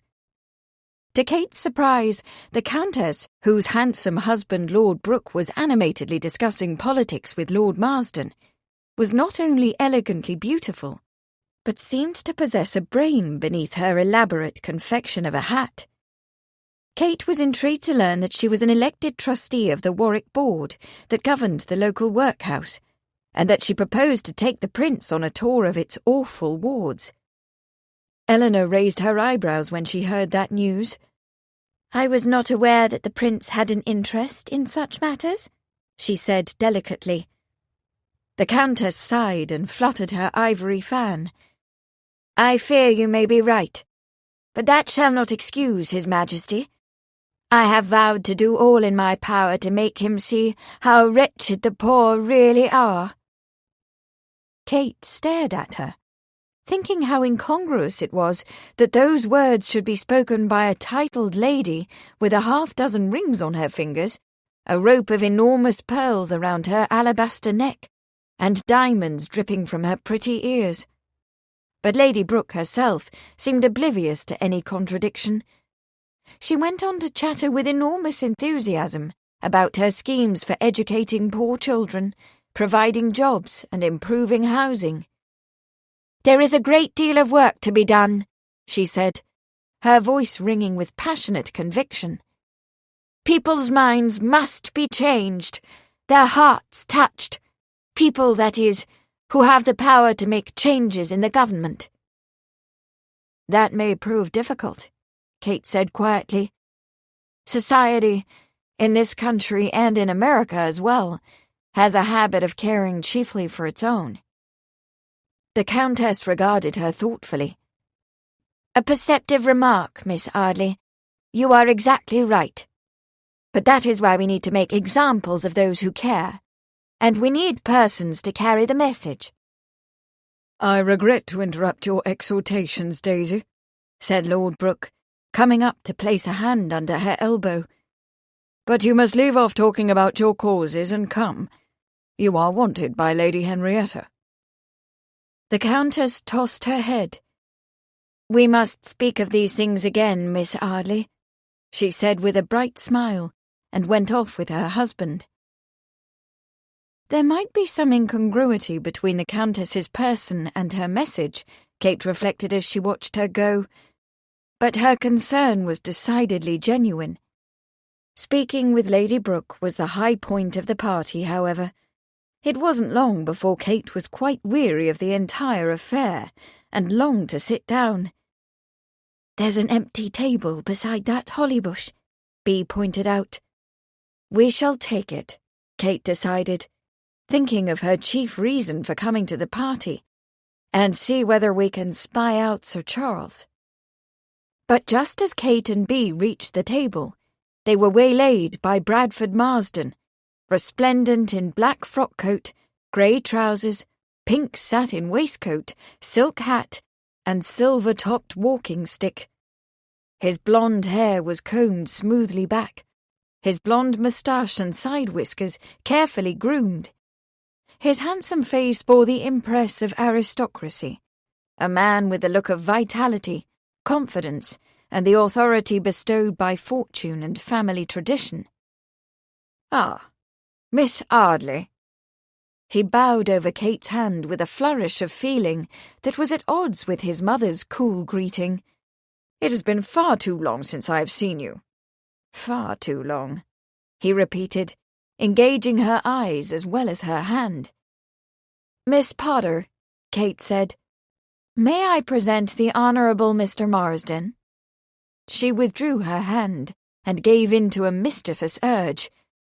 "I must warn you, though," she added. "Mr. Marsden has a passion for motor cars. If he has his way, we shall all be on wheels by the turn of the century." Bea raised her eyebrows. "I have seen only one motor car," she said. "It smelt of paraffin and made a great deal of noise." "To be sure," Bradford Marsden said smoothly, "but those are minor engineering defects and will be conquered shortly. In a year or two it will be possible to ride in a motor car in ease and comfort." He turned to Kate and extended his arm with a courtly gesture. "I would be delighted, Miss Arley, if you and Miss Potter would walk with me through the gardens. My mother has engaged the best gardeners money can obtain to impress her guests. It would be a pity to waste their efforts." "Oh, please," Bea begged. "I would prefer to sit and be quiet." She turned. "Here is Sir Charles. Perhaps he will sit with me while the two of you walk." "Miss Potter." Sir Charles, not nearly so elegantly attired as Bradford Marsden, bowed in greeting. His eyes met Kate's and quickly moved away. "Miss Arley, how good to see you." Bradford Marsden took Kate's hand and placed it on his arm with a proprietary air, so swiftly and confidently that she could scarcely retrieve it without calling attention to herself. "Miss Arley and I were about to tour the gardens," he said. Sir Charles's glance flicked to Kate, her hand on Bradford Marsden's arm, and then to Bea. "Well then, Miss Potter, perhaps you will sit with me and tell me about your observations on lichens. You have not yet outlined your theory to me," he added, "and I am most curious." "Lichens," Mr. Marsden said and shook his head. He smiled at Kate. "It's best that we leave them to it, Miss Arley." Kate cleared her throat. "Perhaps before the afternoon is out we could talk briefly, Sir Charles," she said, with greater stiffness than she had intended. "I have some information to share with you." She turned away, wishing in spite of herself that she could stay and contribute an interesting remark or two about lichens. When Kate and Mr. Marsden walked away, Beatrix took a frosty lemonade from a tray offered by a liveried footman and settled herself to enjoy a productive exchange of scientific ideas with Sir Charles. This was not their first such conversation, for her uncle Henry Roscoe had seen to it that they were conveniently seated together whenever they happened to dine at his house, which of late had been once or twice a month. The most endearing thing about Sir Charles, she thought as she sipped her lemonade, was his unquestioning acceptance of her expertise in such odd corners of scientific inquiry as animal behaviour and lichens. It was an acceptance she coveted, for making some recognised contribution to science was another of Beatrix's cherished desires, along with her hope of publishing her drawings and stories and using the earnings to escape from Bolton Gardens. But after some little conversation, she noticed that Sir Charles's attention was not entirely fixed upon their discussion. He was answering her eager questions in an absent-minded way, while his eyes followed Kate and Mr. Marsden as they wandered through the gardens and finally disappeared into the temple on the other side of the lawn. She carried on for a few moments, but the cause was clearly lost. "Sir Charles," she said at last, when he had failed to answer a question the second time she asked it, "are you troubled by something?" He turned toward her. "Troubled? No, not at all, Miss Potter. Why do you ask?" Beatrix had never considered herself brave, and she was fully aware of the strictures placed by social etiquette upon their discourse. But there were things that had to be said, prohibited or not. "I ask," she replied gently, "because you have been waiting for some minutes for Miss Arley and Mr. Marsden to emerge from the temple." Sir Charles laughed a little. Come now, Miss Potter. I hardly think—" "You are quite transparent, you know," Beatrix said, gaining courage. The redness that suffused his jaw showed her that she was correct. "Oh, I must say—" he began. She leaned forward. "Why haven't you told her?" He paused. "Because there isn't anything to tell," he said. Then he stopped, considering. When he spoke again, his tone was straightforward and direct. "That is a lie," he said. "I have not spoken because there are other claims on the lady's affections. They take precedence to mine." Beatrix had been about to drink from her glass. Now she set it down, surprised by his use of the plural. "Claims? Miss Arley has suitors other than Mr. Marsden and yourself." The sudden flicker of pain in Sir Charles's eyes raised him in Beatrix's esteem more than 1,000 scientific discourses might have done. He could deny his feelings to himself, or hide them from others, but he obviously felt them deeply. When he spoke, his voice was gruff. "She has not mentioned Edward Lacon." "Only in passing," Beatrix said. She frowned. "But we are not so intimate that we have shared all our secrets." She looked up. "Please forgive me for probing," she said quickly. "I am sure it is quite forward of me, but I only wish your happiness, and hers. And forgive me when I say that I truly fail to see why you should take it upon yourself to decide which claim should be preferred. I have always understood that decision, Sir Charles, to be the prerogative of the lady." He turned his glass in his hands. He did not look at her, but Beatrix could sense his deep unhappiness. "The other gentlemen are close friends of mine." "I see." Bea picked up a pansy that had fallen from the crystal bowl. The delicate purple and yellow petals had always looked to her like children's faces, and she pressed it to her lips. "Yet I still feel that you must press your own claim." She glanced obliquely at him. "To be fair to the lady, that is to say." "What if she should prefer you to the others?" Sir Charles sat still for a moment, as if he were weighing what she had said. A shadow crossed his face. Then his mouth lifted in an attempt to smile, and he placed his hand over hers in a gesture of intimacy that both surprised and gratified Bea. "Thank you, Miss Potter, with all my heart. I value your advice most highly, although I fear that it cannot alter my intention. I trust you will safeguard my secret."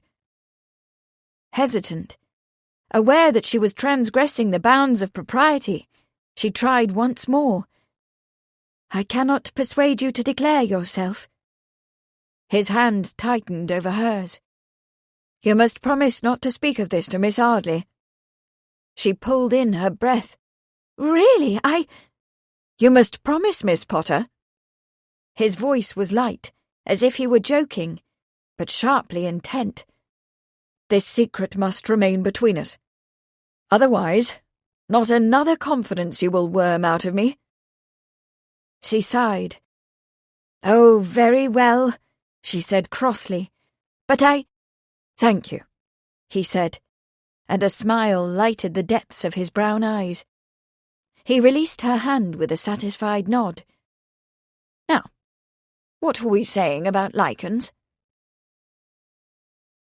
In the temple, Bradford Marsden used his silver-topped walking stick to direct Kate's attention first to the splendid stained-glass windows, the work of William Morris, from a Burne-Jones design, then to the richly detailed wainscoting, then to an antique marble cherub imported from Florence.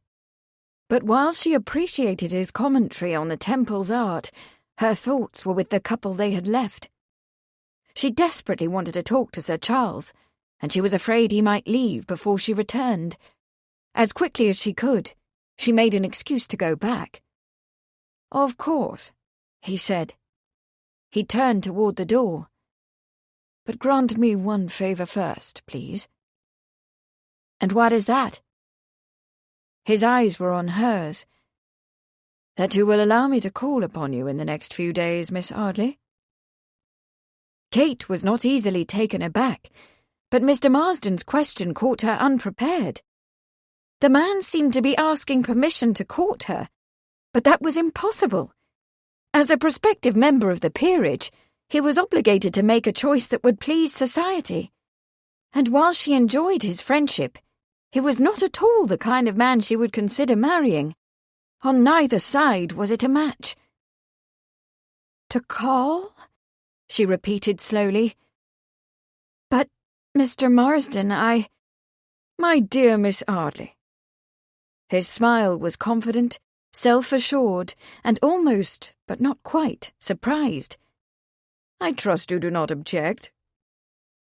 She hesitated, even more sure and even more astonished at the thought that he meant to court her. "Really, Mr. Marsden, I don't think—" A shadow darkened the door, and a cultivated voice said, "Miss Arley, Mr. Marsden. How nice to see you worshipping the gods of the garden." The speaker was Vicar Barfield Talbot, a stooped, leathery old man with a mane of silvery hair, a silver moustache, and an ebullient energy that belied his 70-plus years. He was carrying a champagne glass in one hand and a white lily in the other. He had obviously been enjoying both the refreshment table and the garden. "Ah, Vicar," Bradford Marsden said dryly. "Good afternoon." He turned aside, but the vicar, a friend of Kate's, had more to say. It was several moments before she could manage to interrupt the old man's flow of words and pull herself and Mr. Marsden away. As they left the temple, Mr. Marsden put his hand under her elbow. "Since you have no objection, I shall call," he said. Before Kate could reply, he added, "The sooner the better, I think. I have business in London tomorrow. Shall we say the day after that?" Kate nodded. She could hardly tell him here that she did not wish to be the subject of his attentions. She would have to tell him when he called. Or perhaps she was imagining the whole thing. Perhaps his call was a purely social visit. Perhaps he meant to bring Eleanor, although he had not mentioned doing so. Mr. Marsden cleared his throat. "There is another matter I wish to clarify with you," he said somewhat stiffly. "It has to do with something my sister told you, about my mother's emeralds." "She mentioned to me that she had discovered them missing and feared them stolen," Kate acknowledged. "This afternoon, she told me that she had been mistaken, but she did not explain." "Yes," he said. "Ah, yes." He twirled his walking stick, not quite meeting her eyes. "Well, you see, the clasp on the necklace was broken, and Mamma asked me to have it repaired for her while I was in London on business. I took it to a jeweller, and that's where it is. I will retrieve it tomorrow when I go up to London." The clasp might well have been broken, but why had that necessitated the removal of the other pieces in the set? Still, if Eleanor was satisfied, she must be as well. And the matter clearly was not connected with the murder of Sergeant Oliver. "I see," Kate said quietly. "I am most gratified to hear that it was merely a misunderstanding." Mr. Marsden's voice was hearty, and his eyes, when he turned them on her, guileless. "Nothing at all of consequence, I assure you," he said. "Poor Eleanor has suffered the pangs of self-reproach quite unnecessarily. And now shall we join the others?" A moment later, Bradford Marsden seated her at the table beside the holly bush. "I shall look forward to our conversation," he said meaningfully. He smiled at Bea and nodded to Sir Charles, then walked jauntily away, turning his stick between the fingers of one hand. Kate was acutely aware that Bea and Sir Charles were watching her. "I am pleased to see that you are still here," she said to Sir Charles. She coughed slightly to cover her embarrassment at Bradford Marsden's last remark. "Mr. Marsden and I were waylaid by the vicar, and were gone rather longer than I had expected." Sir Charles signalled a footman and obtained a glass of lemonade for her. "I assume that the information you have for me has to do with Sergeant Oliver's murder," he said. There was a certain wryness in his tone, as if he were remembering that he had directed her to stay out of the affair. Kate glanced at Bea. "You have not told him of our discovery?" Bea shook her head. "We had something else to talk of. Anyway, I thought you would wish to tell him." Kate leaned forward. "We have learned of a curious nocturnal activity at a place called Highfields Farm," she said, "about a half-mile from Gallows Green, just above the river. Our informant is Betsy Oliver, who witnessed it." Sir Charles frowned. "Ah, yes, Betsy. An adventuresome child. One might expect her to rove about at night." His frown deepened. "What kind of activity? When?" "2 nights before the sergeant's murder," Kate replied. 5 men drove a wagon from Highfield's barn down to the river, where they removed a number of sacks from the wagon to a boat. According to Betsy, one of the men was called by the name of Juan. Another was called Mr. B., the familiar name, I am told, of Mr. McGregor's brother-in-law, Tommy Brock. Betsy also described a third, who sounds very much like Mr. Todd, a local bailiff who organizes the crews that travel from farm to farm at harvest and planting time. "We thought they might be pirates," Bea put in excitedly, "or smugglers." "But smugglers usually move goods into the country," Sir Charles said, "to avoid the tariff." "Yes," Kate replied. "The question is, what were they doing? And what is the connection between their activity and the death of Sergeant Oliver?" "Precisely," Sir Charles said. "And you suspect that the poaching might be merely a device to divert attention from the real crime to something else. A red herring, as it were." Kate sipped her lemonade. "How did Constable Bradley come to discover the poaching equipment and the animals in the Oliver's shed?" "It was a tip, an unsigned letter." Sir Charles looked at Kate, his eyes intensely bright. "A red herring," he said thoughtfully. "Indeed, Miss Arley, you could be right." "If I am," Kate reflected, "then it is of vital importance to discover the writer of the unsigned letter. Were you able to examine it?" "I was," Sir Charles said. "I was also able to make a copy." "A copy?" Bea clapped her hands. "How fortunate!"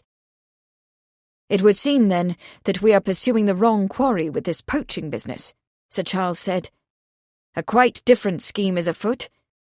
But I should tell you that the murder has nothing to do with stolen emeralds, which have turned out not to be stolen at all." "So I am informed," Kate said. She looked at him.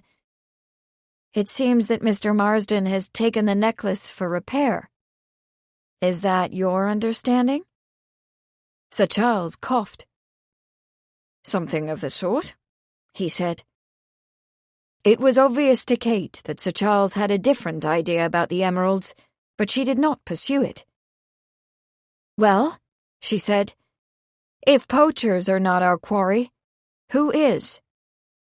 "I have not the slightest idea," Sir Charles said. "Perhaps you would agree to examine the copy of the letter Constable Bradley received and give me your opinion on the matter." Kate looked at him, her head to one side. Was it possible that he was actually taking her seriously? Then perhaps he would be willing to listen to her other ideas. "I would indeed," she said. "And there is an additional matter to consider. I wonder if you examined the sergeant's jacket, the one he was wearing when he was murdered." "Yes," he replied, in a rather cursory way. I recall that there was a small amount of grass seed intermingled with the dried blood on the front of the jacket, around the entry wound. There was no grass at the site where the body was found. It would appear that the sergeant fell face down onto a grassy area and lay in that position for some little while before he was moved. Did you look in the pockets? Kate asked. I did not. He looked at her. I suppose from the tone of your voice that you have done. But how did you come into possession of Artie's coat? Agnes gave it to me, together with her husband's other clothing, to deliver to the vicar. I kept the coat, however, thinking that there might be more to learn from it. Perhaps if you were to examine the contents of the pockets under a microscope— Do you happen to have a microscope with you on this visit? He had mentioned at one point that he usually travelled with a microscope. I do. Sir Charles pushed back his chair and stood. I shall dispatch Lawrence with the copy of the letter this evening, and he can fetch the coat to me. Thank you, Kate said, standing also, and feeling a deep satisfaction. She had come today feeling that she might have to force Sir Charles to listen to her ideas. She was leaving with a sense that he had not only heard them with respect, but welcomed and valued them highly. Bea got up. To Sir Charles she said oddly, "It has been a revealing afternoon." Indeed. Sir Charles held her glance for a moment. You will remember our promise? Yes, Bea said.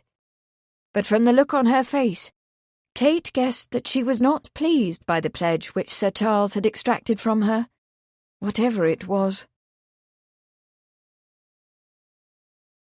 Chapter 26.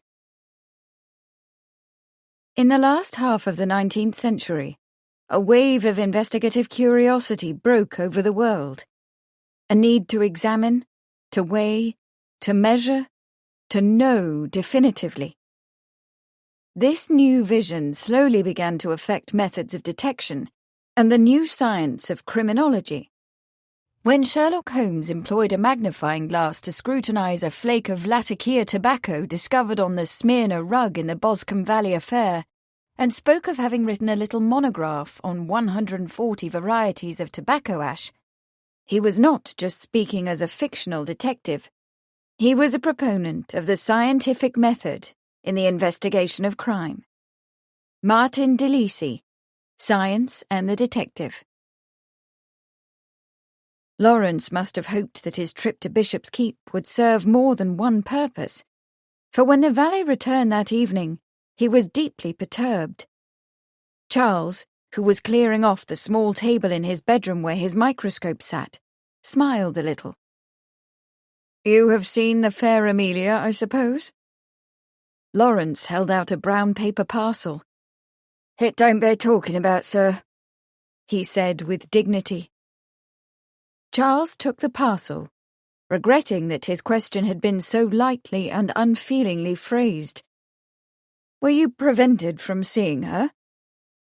Frustration was written across Lawrence's face, mixed with disappointment. "It's the housekeeper," he growled. "Mrs. Pratt. She don't want Amelia seeing me." "On account of what happened the last time you were together?" Lawrence's lip curled slightly. "On account of Mrs. Pratt's a narrow-minded old misery what cares more for her appearance than for what's true." "I know Mrs. Pratt a little," Charles said. "My impression is that of a woman intent on doing her duty. Perhaps if I spoke with her, or better—" he paused, considering— "or better with Miss Arley. Under the appropriate circumstances, there might not be any objection to your seeing the girl, with supervision, of course." Lawrence shook his head sadly. "No disrespect, sir," he said, "but how would you like to do your courting with some sharp-eyed old woman looking on, or as telling you to mind where you put your hands?" Charles sighed. He was not likely to be doing any courting at all, at least not in the immediate future. Miss Arley seemed to have a surfeit of suitors But Lawrence's point was well taken. "I'll see what I can do," he said. Lawrence thanked him and was leaving the room when Charles thought of something and called him back. "Do you happen to know Tommy Brock?" he asked. "The brother-in-law of McGregor, the assistant gamekeeper?" Lawrence's face grew dark. "Oh, Tommy. Sure, I know him. He's a bugger, is Tommy. You don't want to run afoul of him on a dark night." "Is that right?" Charles asked with interest.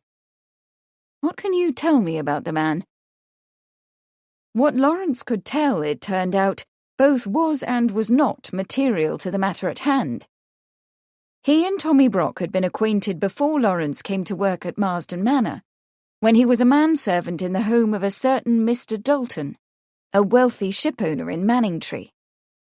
Tommy Brock was an agent in Dalton's shipping business. He was given to gambling at cards and had covered his losses from Dalton's receipts. When the money was discovered missing, however, there was not sufficient evidence to take him before the magistrate, so he was discharged with a stern warning. He had remained in the area, doing whatever work he could find and applying frequently to his sister for assistance. "Do you know where he lives?" Charles asked. Lawrence shrugged. "Mayhap McGregor knows, or Mrs. McGregor. Or you might ask after him at the Live and Let Live on a Saturday night. He's usually there." When Lawrence had gone, Charles laid the parcel on the bed and opened it. Inside, neatly folded, was the jacket Artie had been wearing when he was shot. The blood stain on the front left breast still matted with seeds and what looked like bits of grass stem. But when Charles scraped off a sample and looked at it under the microscope, he saw that what he had taken to be grass stems were the broken pieces of thick golden stems of wheat. The seeds were most certainly threshed grains of wheat. He went back to the jacket to investigate further. There were pockets, one on each side and one on the right breast. When he carefully turned each one out onto a sheet of paper, he found a great deal more grain. So much, in fact, that he could only conclude that it had not got into the pockets when Artie was shot and fell to the ground. It looked as if Artie had deliberately scooped a handful of grain into each pocket. Why would he do such a thing? What was there about the grain that made it worth keeping? Charles spent the next few minutes with his microscope, giving a cursory examination to the grain from each pocket.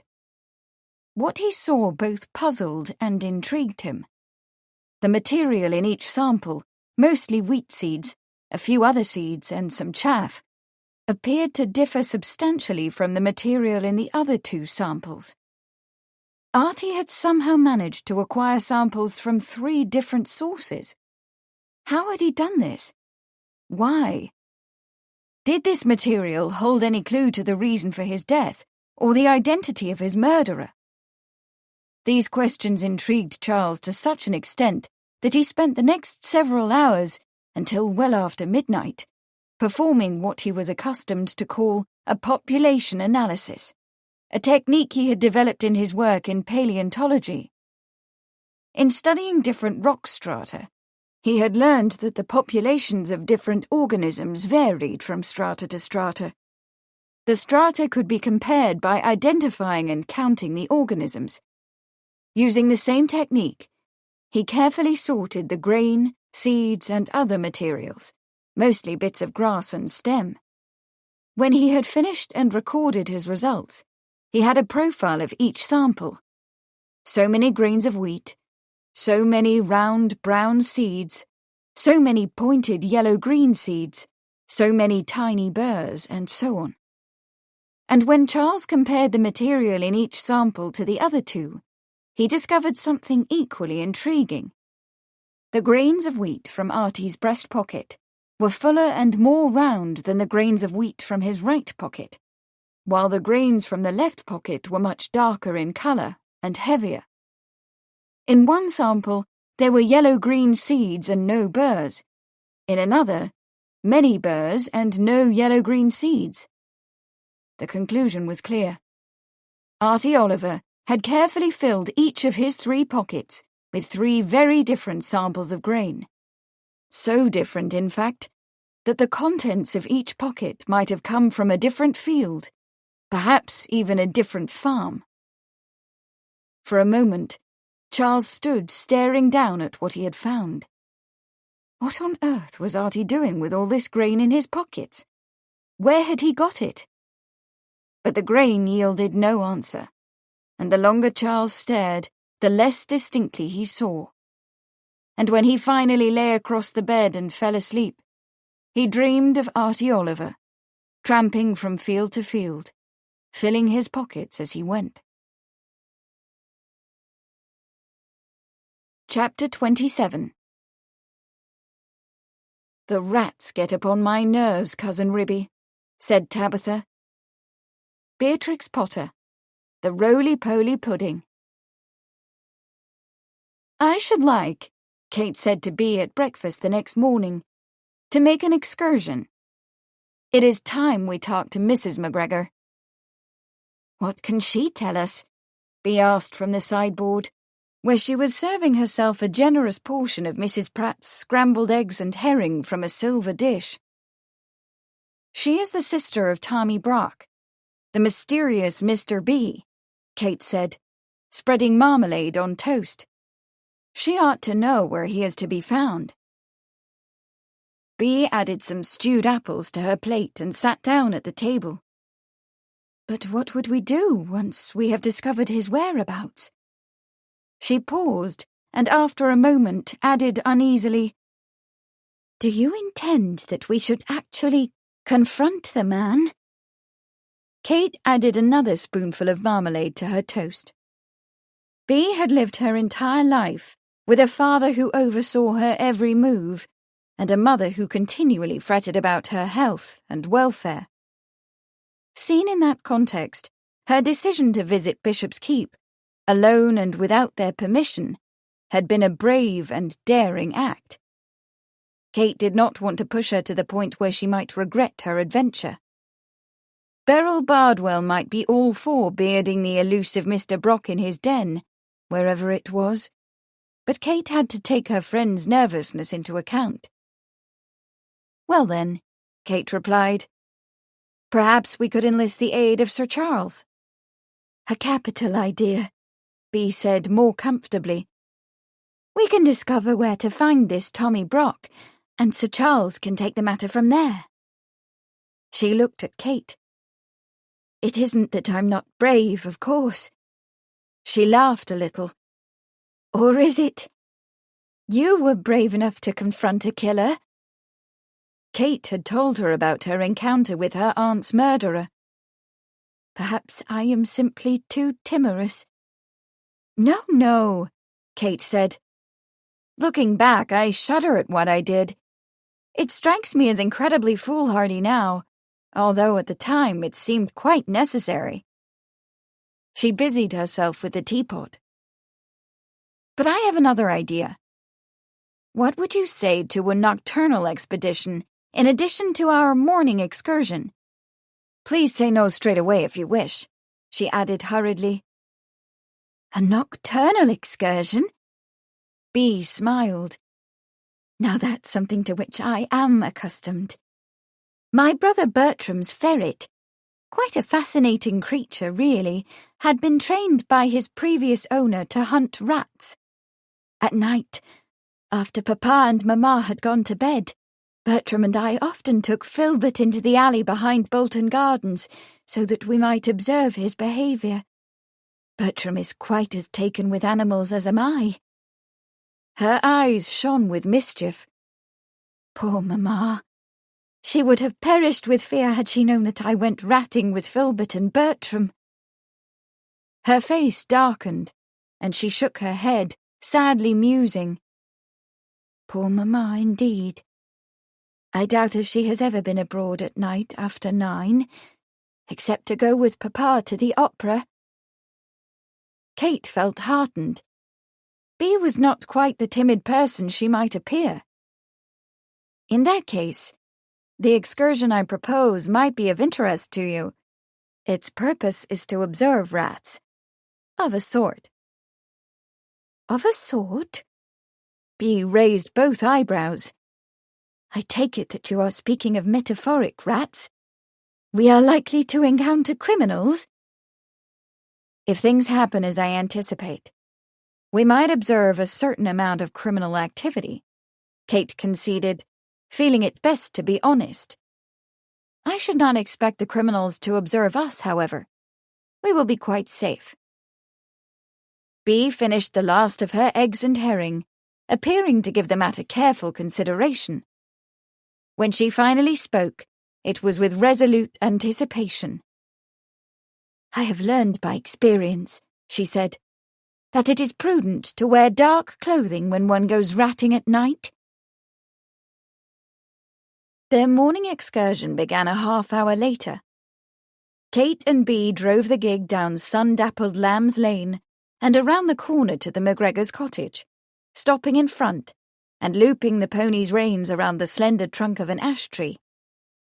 A pair of large grey geese accompanied them to the door, the gander stretching out his neck and hissing with a show of authority, the goose announcing their presence with loud cries. With such a noisy escort, they were hardly required to knock. The door was opened by a short, plump woman in a black dress, white apron, and flat white cap. She acknowledged their introductions and invited them into the parlour, a small, tidy room with a vase of daffodils on the mantel and an unlit fire neatly laid in the grate. Not a speck of dust could be seen on the small tables arranged on either side of the old-fashioned green plush sofa. The square window panes were crystal clear, and the flagstone floor was swept clean and covered with a scrap of blue wool carpet. Across the back of the sofa was an odd carriage rug of a beautifully striped grey fur that Kate could not identify. "Oh, that," Mrs. McGregor replied when Kate asked. "That's tabby cat skins, a dozen of 'em." They had been cured and prepared by her husband, who practiced the trade in the course of his profession as gamekeeper. In fact, all the cats to which these skins belonged, most of them wild, had been caught in the traps Mr. McGregor set for vermin. Mrs. McGregor had matched the skins and sewn them together.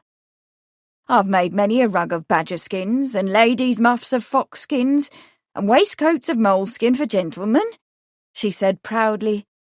"Moleskin work is tedious work, though, for each little skin is no bigger than the palm of your hand, and has to be done separate. When you've collected several score, there's the sewing together and the cutting and the lining." She stroked the catskin rug. "I'd rather do cats than moles were it left to me."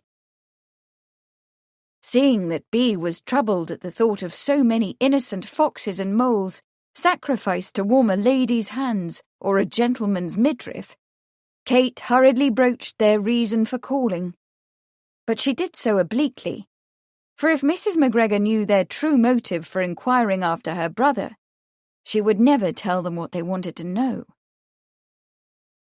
"I find myself in need of another pair of hands at Bishop's Keep," Kate said, giving the reason Bee had helped her invent during their drive to the cottage. "The work will be steady, and the remuneration substantial. I am informed that your brother, Mr. Brock, might be the right person for the position.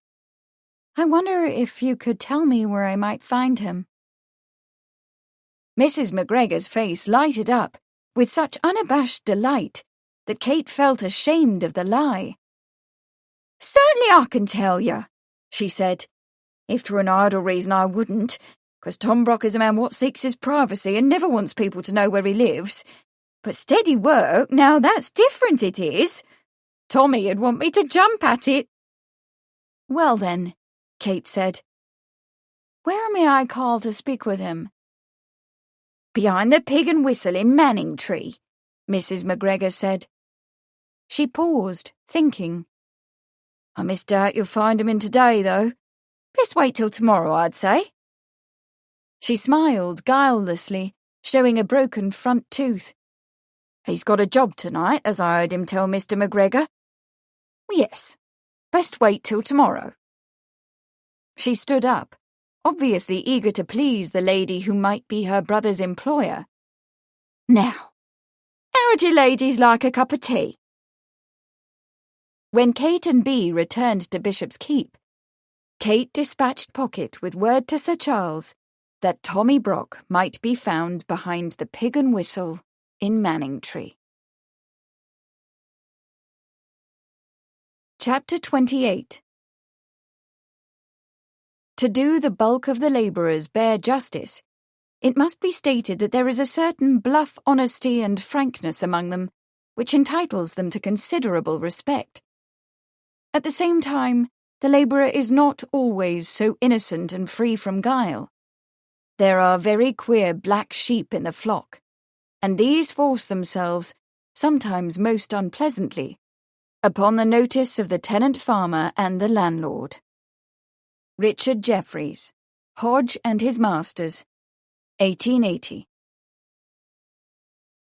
Charles woke groggily the morning after his midnight session with the microscope. He washed and shaved in the basin of hot water a morose Lawrence brought him, renewed his promise to speak to Miss Arley about Lawrence's suit, and took himself down to breakfast, which was spread on a sideboard in the morning-room. He had removed the top from a silver tureen of hot-devilled kidneys, and was helping himself, when Bradford came into the room, whistling.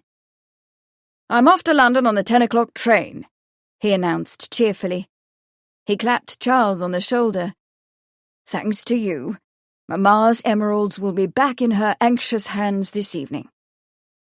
Charles added scrambled eggs and a rasher of bacon to his plate, took a roll from a covered basket, and sat down at the damask-covered table while the butler poured coffee into his cup. After a moment he remarked, not looking up, "I take it from your remark to Miss Arley yesterday that she has consented to your calling?" Bradford pulled out a chair and lounged on it, accepting the coffee the butler handed him. "Of course," he said lazily. "Why should she refuse?" Indeed, Charles thought, staring into his plate of kidneys. Why should she refuse? The Marsden estate bordered Bishop's Keep. The Marsden fortune was substantial. The Marsden name socially prominent. The Marsden heir handsome and debonair. Bleakly he abandoned his fruitless enumeration of the advantages to Miss Arley of a marriage to the Marsden baronetcy, and turned his attention to breakfast, while Bradford regaled him with a story he had read in the newspaper of a possible German plot to invade the south of England. A bit far-fetched, Charles thought, only half listening. The Germans might have designs on portions of the empire, but only if they could lay their hands on them without a great deal of effort. And it was foolish to imagine an invasion of the south when a landing on the east coast offered a clear way into the industrial Midlands. When he had finished eating, he pushed back his plate and brought up the matter which had kept him up so late the night before. "I would like to have your permission to speak with your estate manager, Marsden. I am in need of some information." "With Carter?" Bradford leaned forward and began to pull grapes off an elaborate pyramid of fresh fruit and flowers in the centre of the breakfast table. "Of course, although the old man's a bit foggy." "He's been with you for some time?" "Since grandfather's day. Much of the arable land that is not let has been turned back to meadow to feed Papa's horses. But we still plant some grain, even though the American wheat imports hold prices down. And of course there are the swine and the dairy, though those operations too are small in comparison to the old days." He waved his hand like a man clearing away a swarm of vexing problems. "What kind of information are you seeking?" Charles held out his cup to the butler for more coffee. "It has to do with the murder of Sergeant Oliver." Bradford pulled out an elaborately engraved gold watch and consulted it. "I do hope you're not planning to accuse Carter. The man's too decrepit to have killed anyone, recently at any rate. And too old to go to jail for it if he did." He put the watch back in his pocket. "No accusation. Charles said. "I want to pick his brain about harvest practices hereabouts." Bradford drained his coffee cup and stood up. "Well, dear chap, I don't profess to know how the harvest might be connected to that wretched murder, but if you think Carter can help, by all means have a go at him. As for me, I am off to London to redeem Mamma's emeralds." He went to the door and turned. "Eternally grateful, Charlie. You've saved me once again." Charles was left with his thoughts about murder, the harvest, and Miss Arley. Carter had once been a thick-set man with a face the colour of brick dust and whiskers and hair of the same tint. Now his girth had softened and sagged into belly. His ruddy complexion was lined and faded like a dried pippin too long on the tree, and the fringe of rusty whisker beneath his jaw was streaked with white. He wore a round black felt hat, made in the old broad-brimmed style, an ancient green smock frock, thick green trousers, and black boots well oiled. Charles found him standing at the corner of a field, shading his eyes to look out over a gang of men at work, with a noisy, hissing steam plough that turned the dark, rich soil in even rows. The plough was drawn back and forth on a cable strung between two traction engines, posted on either side of the field, and followed by a crowd of raucous black rooks, searching the turned-up clods for worms and grubs.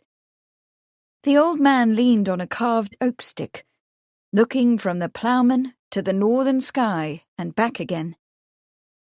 "A good day for ploughing," Charles remarked, when we had introduced himself and mentioned his errand. The sun was bright, the breeze gentle, and the air sweet. The old man turned flint blue eyes on him. "No, turn." Taken aback by this gruff reply, Charles asked, "Why not? The sky is clear." "No, turn," Carter said again, and gestured toward the north. "See that grey cloud winded? The glass be falling too. By afternoon it'll be dank and foggy, and tomorrow there'll be rain. Got to plough this field and the next afore then. Don't do to have the steam plough mired in. Other men."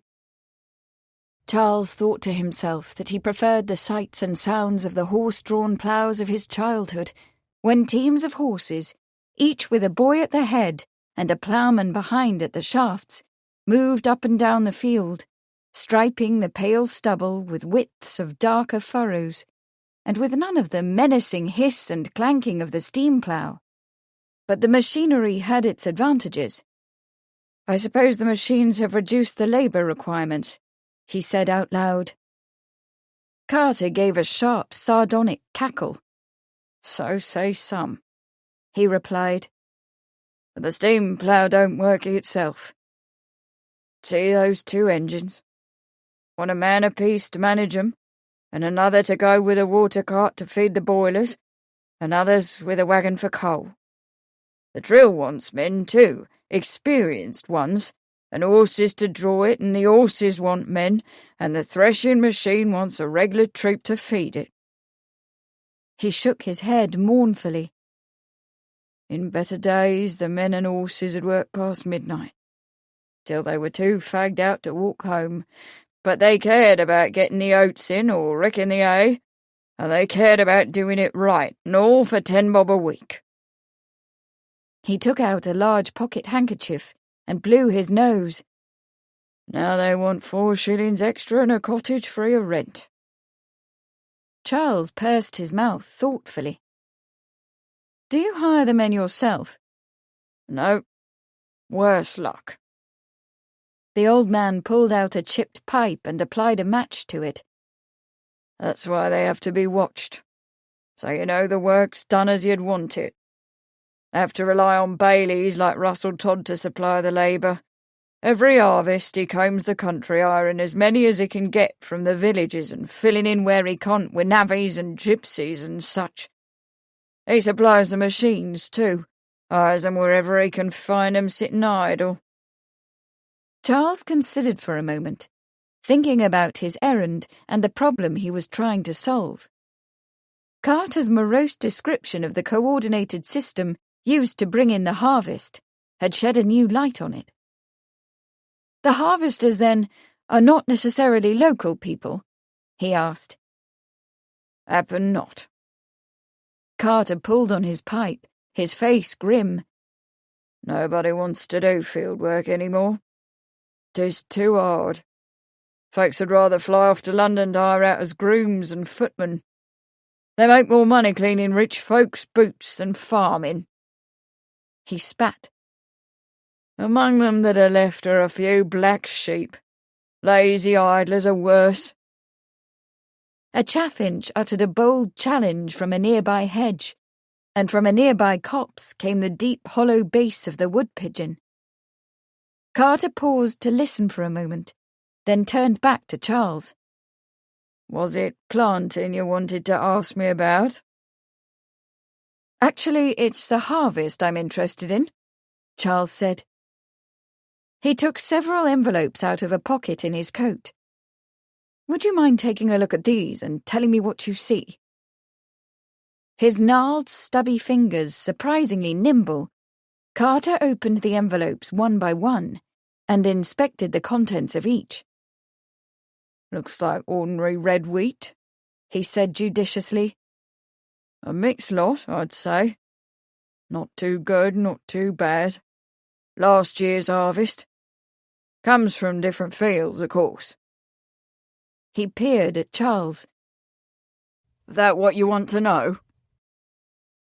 That's it exactly, Charles said. You say it comes from different fields.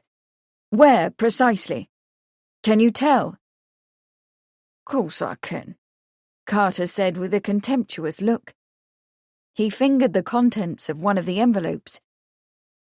Take this lot now. Comes from the far side of Manningtree, along of the estuary. How can you tell? 'Cause a bit of spurries mixed with the wheat. To illustrate, Carter licked the tip of his old blunt finger, pushed it into the envelope, and pulled it out with a brown seed stuck to it. Spurry grows where the soil's light and sandy near the coast. Sandwort, some call it. And this lot? He looked into another envelope. The western edge of the district, as far west as Melford, I'd reckon. See how shrivelled and brown is the seed? There was almost no rain to the west last summer. The buyers at market remarked that the wheat from there was poor and over dry. Charles nodded. So these samples, he said thoughtfully, came from various parts of Essex. It was a good 50 miles from the estuary to Melford. And into Suffolk as well, Carter replied, as he opened a third envelope and peered into it. The thistle here. Mean thistle it is. It's mostly been cleaned out. But you'll still find it to the north-east Burgle, where the land's unthrifty. I see, Charles said. His dream came back to him. But would Artie have tramped from field to field? Wasn't there another explanation? Where might I be likely to find all these different lots of grain together in one place? Carter shrugged. Market comes to mind. Farmers bring samples of their harvest to market for buyers to look over.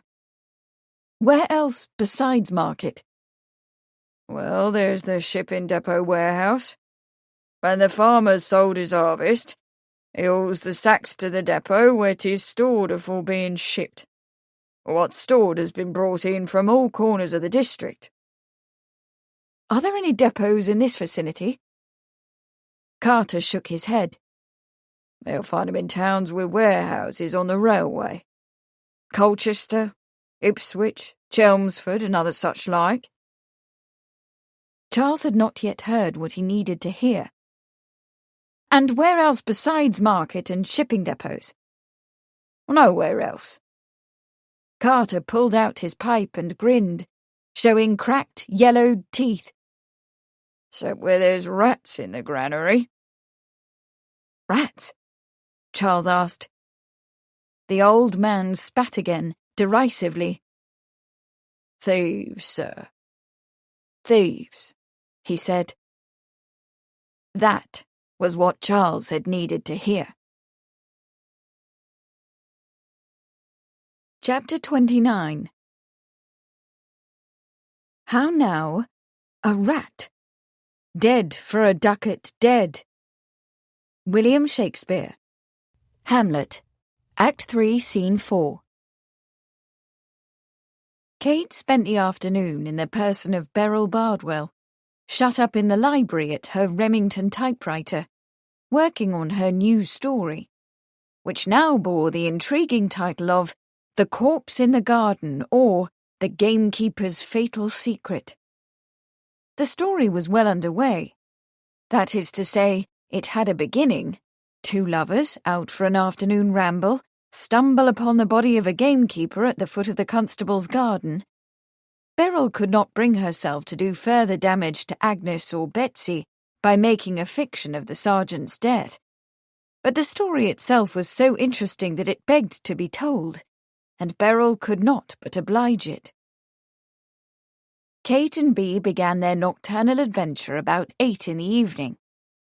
Wearing dark dresses with narrow skirts, and with dark shawls thrown over their heads, they took the gig once more and drove away. Kate had instructed Mrs. Pratt not to prepare dinner, since the vicar had invited them for a visit and an informal late supper. She was sorry to deceive her kind-hearted housekeeper, but Mrs. Pratt would be deeply perturbed if she knew the real purpose of their excursion. It was kinder to lie than to tell the truth. To stave off hunger, she and Bea had eaten a large tea and pocketed several small sandwiches and biscuits. It was nearly dark when they set out in the direction of Gallows Green. By the time they reached the hamlet, a ground fog had risen from the low-lying areas and thickened to tree-top height. But the sky above was clear, and the full moon, just rising, eerily silvered the landscape so that it took on a mysterious quality. That was the way Beryl Bardwell would have expressed it, Kate thought. The night had an enigmatic quality, she might have written, as if little were known and much were to be guessed. Bea did not speak. Where her hair showed under her shawl, it was beaded with mist, but her face was shadowed so that Kate could not read it. Kate also said little, preoccupied as she was with the plan she was trying out in her mind. But finally, she gave up trying to think through what they would do when they got where they were going. There were too many circumstances that could not be predicted. All they could do was feel their way along, watch what they had come to see, and observe what occurred. Suddenly, the face of Sir Charles Sheridan rose before her, the sherry-brown eyes, the thick brows, the flash of a smile, half cynical. What would he say to their expedition? Yesterday he had shown himself sympathetic to her efforts to save Agnes's pension, but his sympathy would likely not extend to tonight's sortie. Ladies of breeding did not drive down lonely country lanes in the dark, unaccompanied. He would certainly order them home. It was a good thing that he would not know what they had got themselves up to. At Gallows Green, Agnes Oliver ushered them into her kitchen with pleased surprise, but some little embarrassment, for she and Betsy had eaten their suppers a while ago, and Betsy was already in her bed in the loft.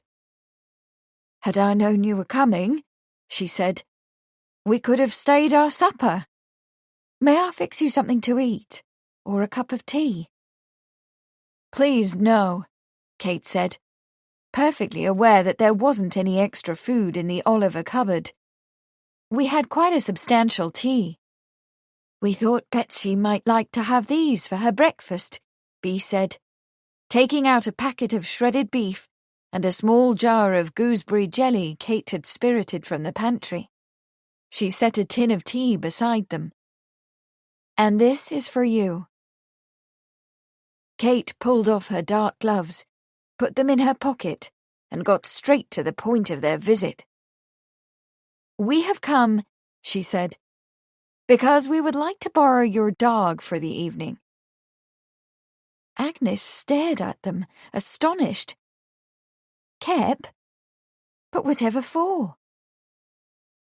Bea gave her a dimpling smile.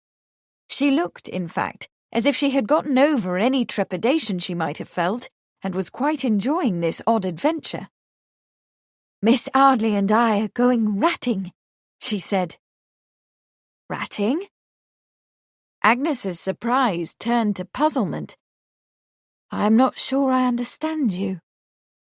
"I think it would be better," Kate replied carefully, "if we spared you the details, Agnes. Simply let me say that we hope to clear your husband's name if we can, so that your pension need no longer be at risk." Agnes pressed her lips together, and her eyes filled suddenly with tears. "Oh, Miss Arley, do you think you can do that?" she whispered. "Living would be hard without the money, but even harder would be the agony of knowing Artie judged as a criminal when he was a decent, law-abiding man." "I am not sure what we can achieve," Kate replied honestly.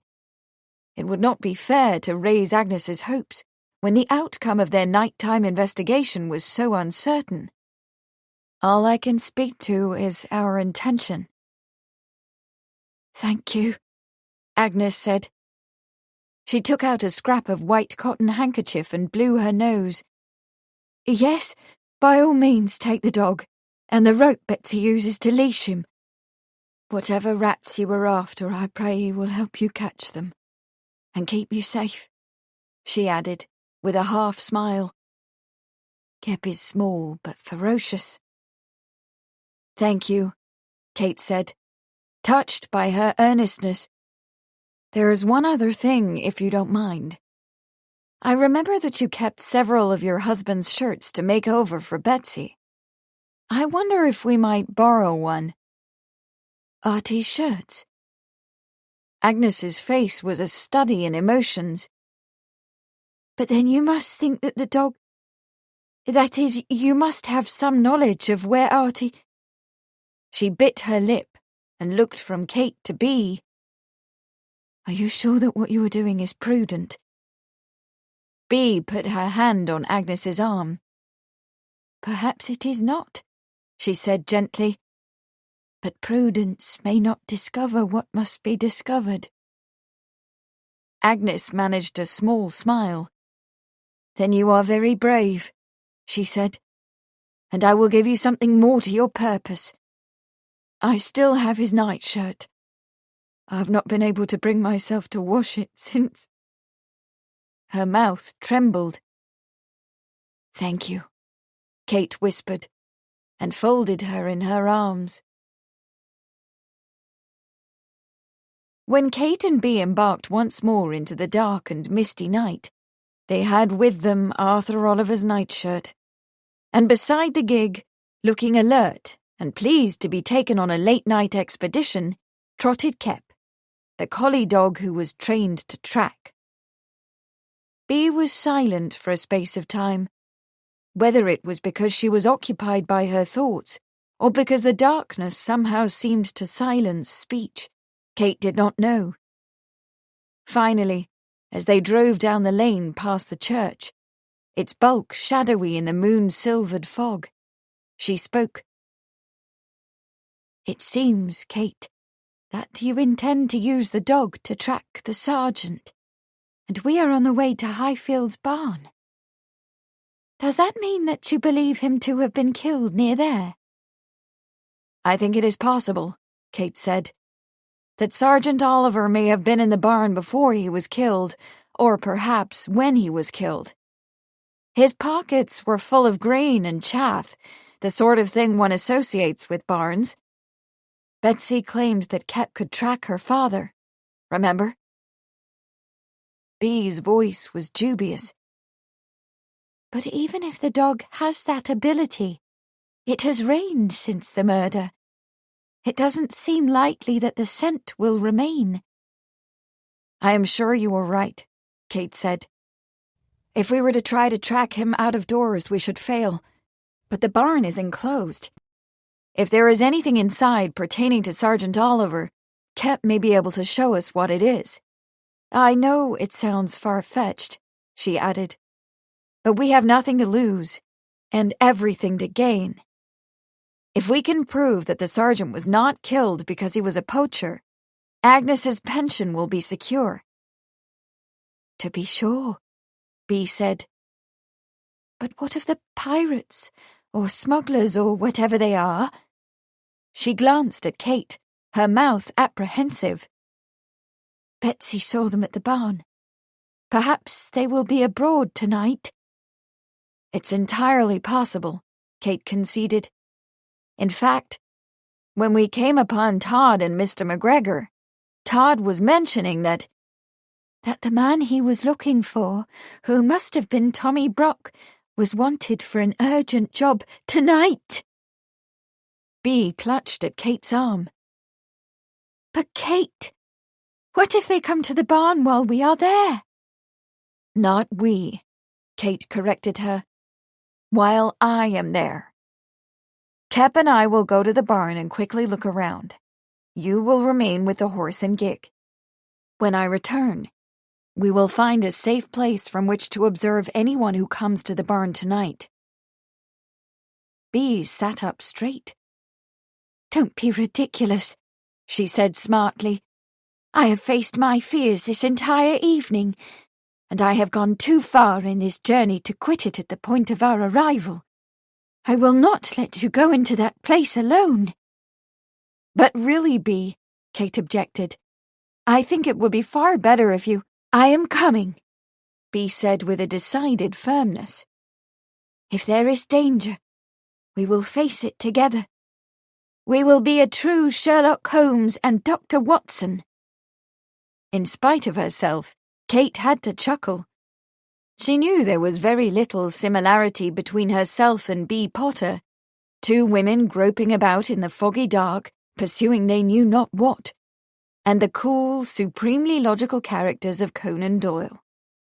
But Beryl Bardwell, who had been making mental notes all evening for Chapter 2 of The Corpse in the Garden, could not help but be flattered by the comparison. "Very well then, come," Kate said, "and welcome. But I am sure we will face no more real danger than do Holmes and Watson in their fictional adventures. It was barely 9 by Agnes's clock when we left her kitchen, and must be no more than 9:30 now. I doubt that any self-respecting pirate will be out and about before midnight. We ought to be able to see what there is to see in the barn, leave it, and safely conceal ourselves in an observation post before the business begins. If there is business at the barn tonight," she added carelessly, "which may very well not be the case." Bee stifled a giggle, and Kate glanced at her. "My dear Bee," she said, "what can possibly be funny?" Bee's shoulders were shaking under her shawl. "I was thinking of Mamma," she managed finally, "and what she would say if she saw me riding down a dark country lane in search of rats. Quite nasty rats at that." Kate was saved from answering by the emergence out of the silvery fog of a cart track leading away from the lane in the direction of Highfield's barn. Kate followed it for 100 yards, and then pulled the pony into a clearing well off to the side. Bee shielded the flickering lantern with her shawl, glancing apprehensively into the thick shadows around them, while Kate tied the rope Agnes had given them around Kep's neck and bundled Sergeant Oliver's nightshirt under her arm. They followed the cart track in the direction of the barn, Kep pulling ahead, head up, ears pricked attentively. When they came close to the barn, Kate held up her hand and stood listening for a moment. Save for the eerie hoot of a nearby owl and the distant tolling of a fog bell on the estuary, she could hear nothing. There was not a light anywhere. The farmhouse was some distance away across the ploughed field. It was a silent silhouette against the darker woods.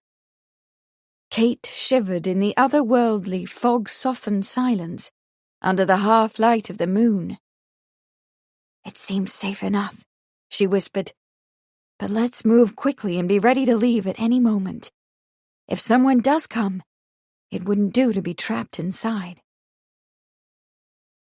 The barn was a huge, half-timbered building, 2 stories high, with a loft above. With Kep's leash in her hand, and Bee directly behind, carrying the shielded lantern, Kate moved cautiously along the wall to a small side door. She pushed it open. They stepped quickly through and stood within, listening intently. After the damp chill of the foggy night, the barn felt dry and almost warm, and the air had a soft, furry quality. As Bee held up the lantern, Kate saw that there was a heavy double door at one end, made of wood with a bar across it, fastened with a rusty hasp. The dirt floor was littered with straw, and 2 spotted cows stood in stalls in a far corner, their liquid eyes turned curiously to the light. Somewhere a rooster clucked nervously, and there was a stirring in the straw in the loft. "Rats," Bee whispered. "They're not nearly as nice as mice. It's hard to make a pleasant drawing of a rat." But Kate was not concerned with rats at the moment. She had dropped to one knee and was holding Sergeant Oliver's shirt out to the collie dog.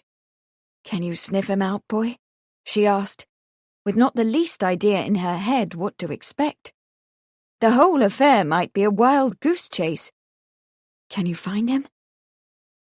But if Kate had not the proper confidence, Kep did. Sensing a great game, the dog thrust an eager nose into the shirt and snuffled with enthusiasm. He stood still for a moment, his head cocked as if he were considering the matter, then dropped his nose to the barn floor and began to move in a zigzag fashion, randomly at first, then with greater design, and finally with purpose, his tail a silken flag. Standing beside Kate, Bee raised the lantern. "It looks as if he's discovered something." Kate watched the dog with mounting excitement. This expedition had been a very long chance. Had she been a wagering woman, she would not have placed high odds on the outcome. But it looked as if Kep had succeeded in finding a scent. Was it that of his master? He was near the far wall, beside a stack of filled sacks, pawing at the floor and whining eagerly. Kate ran to him in a rush, followed by Bee with the lantern. It took considerable effort to move him away from the spot in the earthen floor that so excited him, a clear space that had been swept free of the hay that littered the floor elsewhere. In the centre was a large, irregularly shaped dark stain, where something had been spilled onto the earth. As Kate raised her eyes, she saw that the partially cleared track extended from this point across the floor to the side door like a path. Something heavy had been dragged from this point to the door. A body. Bee bent over, holding the lantern low for a better view of the dark spot. "Kate," she whispered, touching it with a fearful finger. "Can this be a blood stain?" Kate stood up. "I believe it is," she replied. "I believe we have found the spot where Sergeant Oliver was shot." Beside Kate, Kep stiffened and growled low in his throat. From the other side of the door, Kate could hear the murmur of low voices. She and Bee froze, staring at one another in petrified fright. While they were occupied, the pirates had crept up on them and blocked the door. They were trapped in the barn, and there was no way out. Chapter 30. "I smell a rat, sir. There's juggling in this business." The Voyage of Vaughan, 1790. "Grain thieves, you say?" Edward Lakin asked, turning away from the small coal stove where he was making a supper of cabbage, potatoes, and plump pieces of sausage. It was late evening when Charles had located him in his whitewashed 2-room cottage behind the Dedham jail. "That was Carter's idea," Charles said. It sounds reasonable to me." He watched with no little admiration Edward's deft stirring of the pot. He himself had always had to endure the tender mercies of one cook or another. Once, when he had dared to reconnoitre the kitchen in search of tea and a sandwich, the cook had been so horrified at his effrontery that she had served notice on the spot. "And to me," Edward said, and fetched the bread from the cupboard. "There have been rats in the granaries many times before this." Charles indicated the envelopes spread out on the table. "My guess is that Artie came upon a large cache of wheat somewhere, sacks of grain stolen from several different farms. To authenticate his discovery, he filled his pockets with samples of the grain, intending perhaps to lay watch and apprehend the thieves, but he was surprised and murdered." "It makes sense." Edward spooned out a plate of cabbage and potatoes and added a chunk of satisfyingly greasy sausage. He set it in front of Charles. "A crew takes the threshing machines about from farm to farm on hire. The wheat is cut and threshed and sacked and tallied in the field, then stored in the farm's granary until it is sold or used. And of course there's no guard on it." Charles poured mugs of the ale he had brought. "So anyone can help himself to a dozen sacks or so," he said, pushing the ladder-back chair to the table and sitting down. "It isn't difficult to juggle the tally either, so the farmer never misses it. A dozen sacks from a dozen farms amounts to a fair harvest, especially when you've not the expense of ploughing and planting." There being a deficit of chairs, Edward sat on an overturned box. "But a cache of stolen grain might be hidden in any granary hereabouts," he added, slathering butter on a crusty slab of bread. "I wonder where Artie happened on it." "I've got an idea about that," Charles said. "After supper we can walk there. It's no more than a mile." He began to eat. "By the way, I've located Tommy Brock." "You don't say," Edward exclaimed. "The elusive Mr. B comes to light at last. How did you manage that?" Charles glanced up from his cabbage and potatoes. "Actually, it was Miss Arley who managed it. How, I have yet to discover. She sent word this morning that Brock has a cottage behind the Pig and Whistle in Manningtree. I haven't actually talked to him yet, however. I rode over this afternoon, but he was out working, according to the landlady. She expected him back on the morrow." At the mention of Miss Arley, Charles saw Edward's face had become thoughtful. Charles applied himself to his supper, trying to decide what to say. If Ned did not already know about Bradford Marsden's suit, it would be kind to give him advance notice, so that he might prepare himself for the likely outcome. Miss Arley, however, was more independent than any woman Charles had ever known. She was perfectly capable of refusing a baron-to-be and accepting a village constable if that was where her affections lay. Charles frowned. But if Ned had won her heart, why the devil had she given Marsden permission to call? One would have thought that she would have the wit to reject Marsden's proposal before he made it. The whole thing was such a muddle that he finally decided to say nothing. He and Ned finished their supper in silence, smoked the cigars Charles had brought while they did the washing up, and set off into the silvery dark, their path half lit by a moon high above the ground fog and by Ned's bull's-eye lantern, which cast a golden halo around their feet. Chapter 31. Anything like the sound of a rat makes my heart go pitter-pat. Robert Browning, The Pied Piper of Hamelin. "Oh, mother, mother, there has been an old man in the dairy, a dreadful, enormous, big rat, mother, and he's stolen a pat of butter and the rolling pin." Beatrix Potter, The Roly-Poly Pudding. Contrary to her mother's belief, Betsy Oliver was not in bed when the Misses Arley and Potter called to borrow Kep. She was, in fact, sitting at the top of the narrow stairs in her pink flannel nightdress, her elbows on her knees and her fists jammed under her chin, listening to what was said in the kitchen. When Miss Potter remarked that she and Miss Arley intended to go ratting, Betsy scowled horribly for a moment or two, then stood up and squared her shoulders. If they could take Kep ratting, although she couldn't fathom why they fancied Kep, the dog was a tracker, not a ratter, and a lazy layabout where work was concerned, she could take Mr. Brown on the same errand.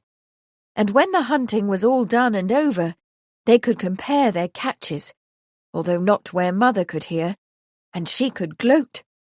And gloat she would, to be sure, for the owl was a superb hunter, who much preferred rats to mice and larger rats to smaller, and could be counted on to best that lazy Kep any night of the week. Her father had once read her a poem called The Pied Piper. When he had come to the lines where the sound of the rat made his heart go pit-a-pat, she had laughed out loud. She and father had agreed that it was exactly how Mr. Brown must feel when he made to dig his talons into a cowering rat. The spirit of the game dispelled any sleepiness, and she ran lightly to her tiny corner room under the low thatched roof, skinned out of her nightdress, and pulled on a pair of breeches and a dark blue shirt. She tucked her hair up under a black woolen cap and climbed out the window. Her descent down the drainpipe was executed with the careless panache of long practice. When she reached the ground, she darted toward the shed, keeping to the shadows, and slipped through the door. As she did so, she heard the voices of Miss Arley and Miss Potter, who were leaving by the front way. "Who?" Mr. Brown inquired querulously from his perch by the window. Jemima Puddleduck, nesting for the evening in a box of straw, pulled her head out from under her wing and uttered a drowsy quack. "And where have you been?" Betsy demanded, hands on hips. Jemima had gone missing that afternoon. Betsy had searched everywhere for her to no avail. Jemima put her head under her wing again. Of course she wouldn't tell where she had been, for she was still trying to find a place to lay her eggs undisturbed and raise a family. Probably she had found one, and she intended to keep it secret. "Pay no attention to Jemima," Betsy told Mr. Brown. "She's obsessed with ducklings." She slipped her hand into the leather gauntlet sleeve her father had contrived for her. "We're going ratting." Mr. Brown's golden eyes glittered, and he clicked his sharp beak in anticipation of dinner. She found an old gunny bag, then released the owl from his perch. With the bird on her arm, she stole through a hole in the garden hedge, went around the brick wall at the back corner, and set out through the fog. 15 minutes later, under a misty moon that turned the drifting fog phosphorescent and set the trees to glimmering as if they had been dipped in mercury, Betsy and Mr. Brown crossed the pasture and fetched up at the stone wall above the barn at Highfields Farm, where she knew the hunting to be better than anywhere else in the neighbourhood. When the owl returned with his prey, she planned to drop his kill into the gunny bag. Allowing Mr. Brown an interim snack or two would only delay him and dull his appetite. If their catch of the night were to exceed that of Kep and his 2 borrowers, the owl's desire for dinner would need to remain sharp. The night was chilly, but for the next little while, Betsy kept warm by busying herself with the owl. In fact, the 2 of them were enjoying quite the most remarkable success. A success at least partly attributable to the fog that was draped like a diaphanous shawl over the trees and fields, softening even the ominous sound of the owl's wing-beat. Indeed, it might have been the fog that explained what happened next. For to Betsy's great surprise, while she was sitting on the wall, waiting for Mr. Brown to return from his 3rd sortie, his first 2 quite dead victims were safely in the bag. She glimpsed the shadowy forms of a dog and 2 shawled women, one of them carrying a lantern that cast huge wavering shadows against the barn wall. They crept furtively along the side of the barn, opened the door, went inside and shut it behind them. The moon moved behind a cloud. Betsy stifled a surprised exclamation.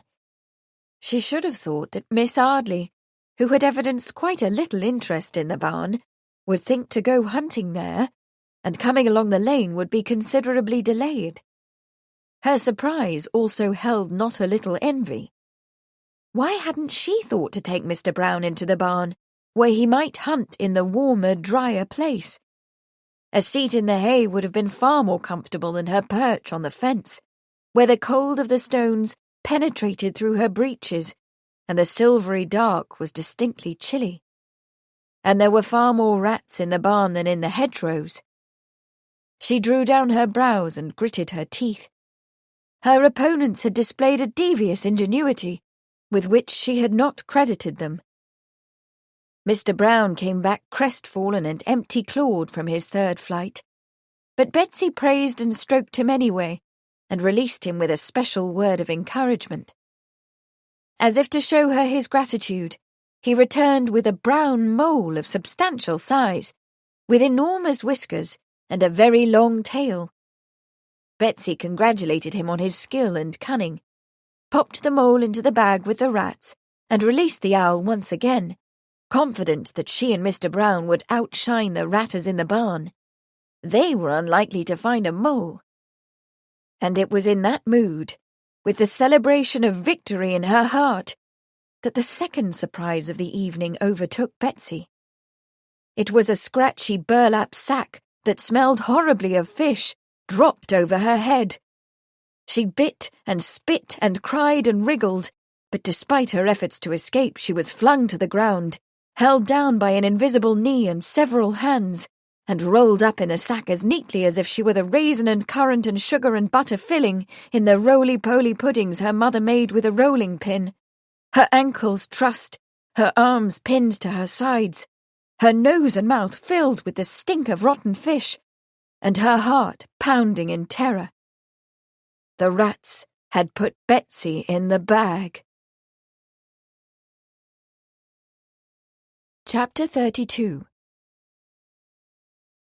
No female rat shall me deceive, nor catch me by a crafty wile. Roxbury Ballads, 1866. So it's Highfield's farm you have in mind? Edward said over his shoulder, as they strode purposefully along the ridge above the river Stour. What's your opinion? Charles asked. He was trying to walk close enough behind Edward to utilize the lantern light, but far enough back to avoid treading on his heels.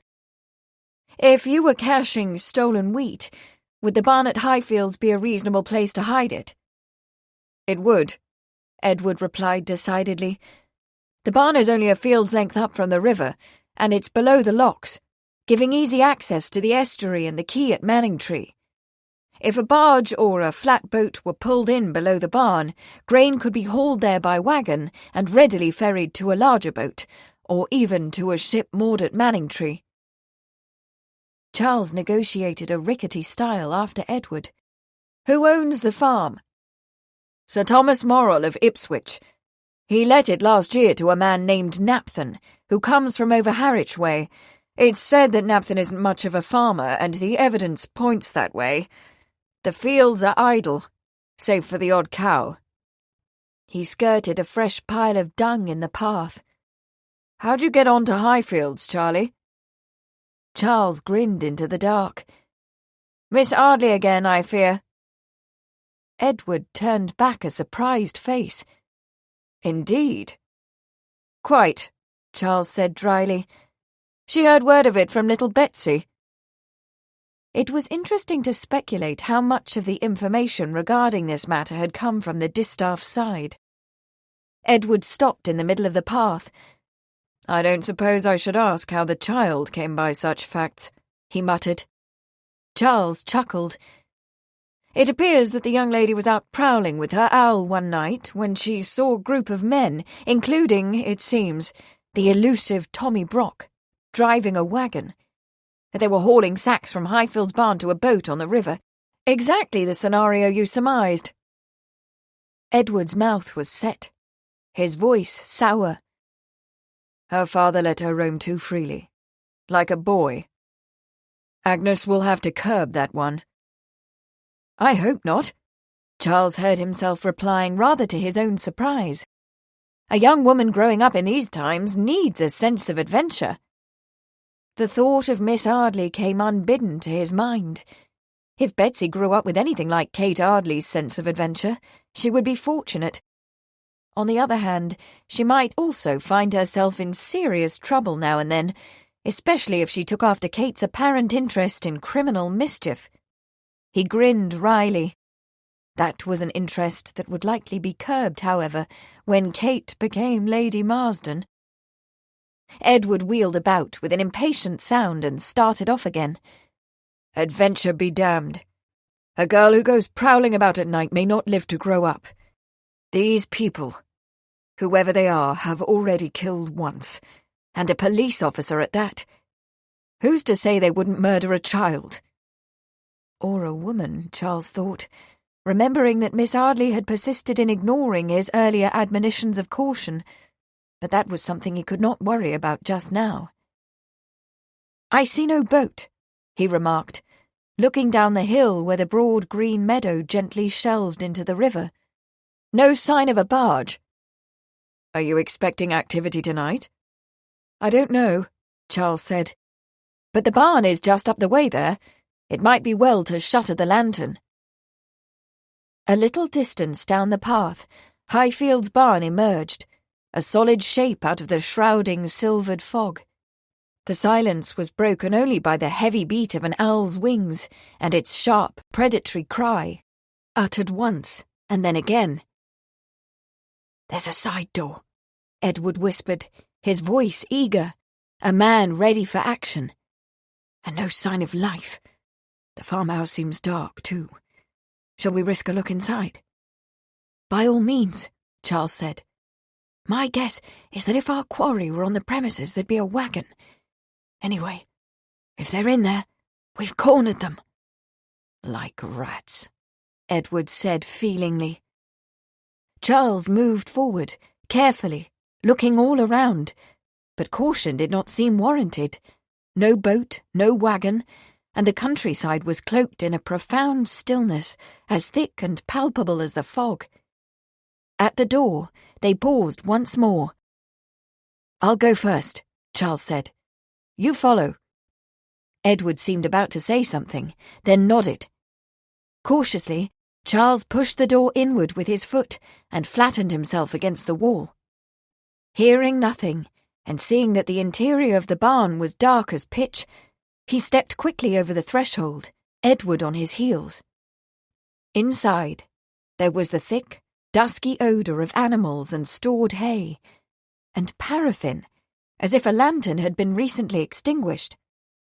All was quiet, cloaked with a heavy, foreboding stillness, and the air itself seemed to have weight. From a nearby corner came the sound of a large rat rustling in the hay. Charles took an uneasy step forward, groping along the wall. He was overtaken by the intuition that he and Edward were not alone in the barn, and the hair rose on the back of his neck. Then he heard it. A throaty, menacing growl. He stopped, and Edward bumped into him. Someone's here, Charles said. Could merely be a dog shut in to guard the animals, Edward said quietly. Or kill rats. I heard one rustling just a moment ago, a big one. Someone's here, Charles insisted, low. I feel it. His insistence was corroborated with a sharp, light sneeze. A female sneeze. Charles scowled. The lantern, Ned, he said. Edward unshuttered the lantern and held it up. Show yourself, he commanded. In the name of the Crown. At the very edge of the lantern's pale circle, Charles caught sight of a hesitant form. He took 2 steps forward. Miss Arley? he demanded, incredulous. For answer there was another sneeze. "Miss Arley!" he exclaimed. Kate Arley stepped into the circle of the lantern's glow. "Good evening, gentlemen," she said with consummate courtesy, as if this were her drawing-room and he and Edward her guests. The brown shawl that covered her head fell back to reveal her russet hair, tendrils escaping untidily around her face, framing it. Behind her, Miss Potter stifled another sneeze, and a collie dog, Agnes Oliver's dog Kep, wagged its tail furiously at the sight of Edward. "We did not expect guests," Miss Arley added dryly. "I fear you were not properly announced." Edward chuckled. Charles, however, was too out of sorts to be amused by the woman's juiced playfulness or swayed by her physical attraction. "Don't you two have the sense to know that you were in danger?" he asked roughly. "What in God's name brought you out in the middle of the night?" "We have come ratting," Miss Potter said. "Anyway, it is not the middle of the night. It is scarcely 10. Charles ignored her.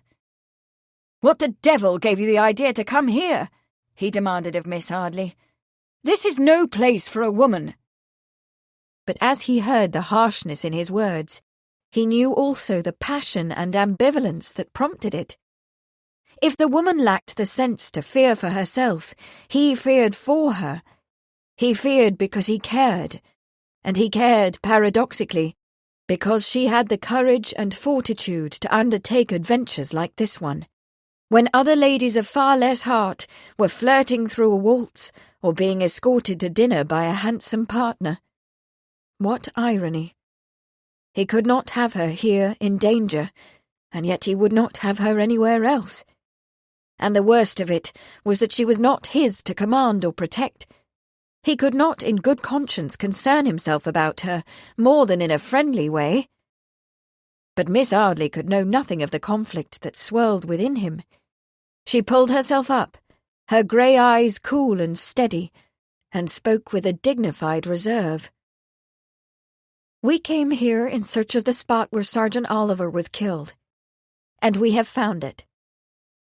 "You what?" Edward was incredulous.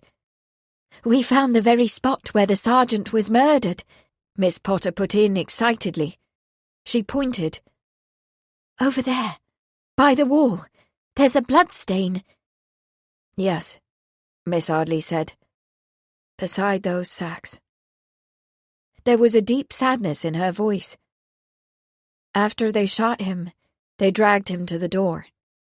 You can see the track of the body." For the space of 3 heartbeats, Charles stared where Miss Potter pointed. And in that brief instant, he saw it all, just as it had to have happened. Artie bending over to fill his pockets with samples from the grain sacks, the grain thieves coming upon him in the dark. Artie turning, the thieves shooting point blank, and then instead of loading sacks into their wagon, they loaded the dead Artie and drove off with him. "But why was he shot?" Miss Potter asked. "What could have been the motive?" Miss Arley looked at Charles. "It was the grain, wasn't it?" "Yes," Charles replied. His irritation was gone, and his anger. How could he be angry at her for having the courage to search for the truth? "It looks as though a ring of thieves was stealing grain from granaries throughout the district and storing it here. Artie discovered the crime and was murdered." "I see," Miss Arley murmured. "And Tommy Brock was one of the thieves?" "So it appears," Charles said. "And the farmer who owns this barn," she added. "I hardly think that grain could have been stored here without his connivance." Charles nodded. "Agreed." She was thoughtful. "And all this can be proved? I ask, of course, because of the need to refute the false charge of poaching and protect Agnes's pension." "It will be proved," Edward said with determination, "when we apprehend the criminals. And that should be shortly." "Excellent." Miss Arley pulled her shawl closer. "There is one more thing," she said. "When the bailiff Todd spoke to McGregor, he intimated that Tommy Brock was wanted for tonight. Miss Potter and I intended to set up an observation post, but since you are here—" "Since we're here," Charles said, "we might as well stay and see what is to be seen, and allow you ladies to return home." "Exactly." Smiling, Miss Arley turned to her companion. "Well then, Bee, I think we should leave the matter in the capable hands of Sir Charles and Mr. Lakin. Do you agree?" The relief was plain on Miss Potter's face. "I do indeed," she said vehemently, gathering her skirt in her hand. "We have had quite enough adventure for one evening." Chapter 33. Tell me, what sort of match is it? An unspeakable match, my dear, utterly abominable. It has turned his mother's hair silver and made his father into a pallid wretch. But could no one remonstrate with him? Could no one dissuade him from his intention? Sadly, no one. The affair is an absolute tragedy, and it bids fair to sink the whole family. Beryl Bardwell, Amber's Amulet. True to his word, Bradford Marsden placed his mother's emeralds in her hands the next morning, immediately upon his return on the early train from London. "Thank you, dearest mamma," he said, "for the loan." Lady Marsden, still in her bed with a lace shawl around her shoulders, tried to hide her relief. She had not wished to let Bradford have the emeralds, but he was her only son and dearest joy. Her mother's heart had been touched, and she had offered to help, but impulsively, without fully understanding what was needed. That she had been sorry afterward was not something she wanted him to know, so she only said, in the acerbic tone she used to mask her sentimental feeling for him, "I hope, Bradford, that you have learned your lesson." With a toss of his head, Bradford gave her his usual insouciant grin. "I have, dearest mamma." He sat down on the edge of her bed and reached for her hand. "At any rate, there will be no more need of loans. You will be glad to know that I have come to a decision about my marriage. The lady in question has an ample fortune, which should be quite an adequate supplement to my own." Lady Marsden's hand flew to her heart. Like every other mother, she had longed for the day that her only son should wed, should make a match that would not only bring him happiness, but bestow honour and fortune upon the Marsden house, and perpetuate the family name and title. To that end, she had scrutinised all the great families for suitable candidates, and studied each acceptable young woman who was presented during the season. But even though she had identified 3 or 4 promising candidates each year, as many as 5 or 6 in a good year, none had suited Bradford. Their hair was the wrong colour, or their teeth were crooked, or they could not dance, or they laughed too often, or not enough. Last year, when he attained his 30th birthday and was still a bachelor, she had almost despaired of his marrying. But of course that was impossible. He bore the responsibility for carrying on the Marsden name. He had to marry, and she was delighted, indeed jubilant, that he had chosen to do so now, when Eleanor was safely wed, and she could devote a mother's loving attention to the nuptials. "Bradford, my dear," she exclaimed, seizing his hand and bringing it to her cheek. "How very wonderful! Oh, do tell me, is it Miss Poulet?" Lady Hermione Poulet, the charming daughter of Lord and Lady Poulet, had been her favourite candidate this season. Lady Hermione and her gracious sister Lady Ulrica had been going about with Lady Damer, wife of Sir George Damer, who had been so long at the Foreign Office.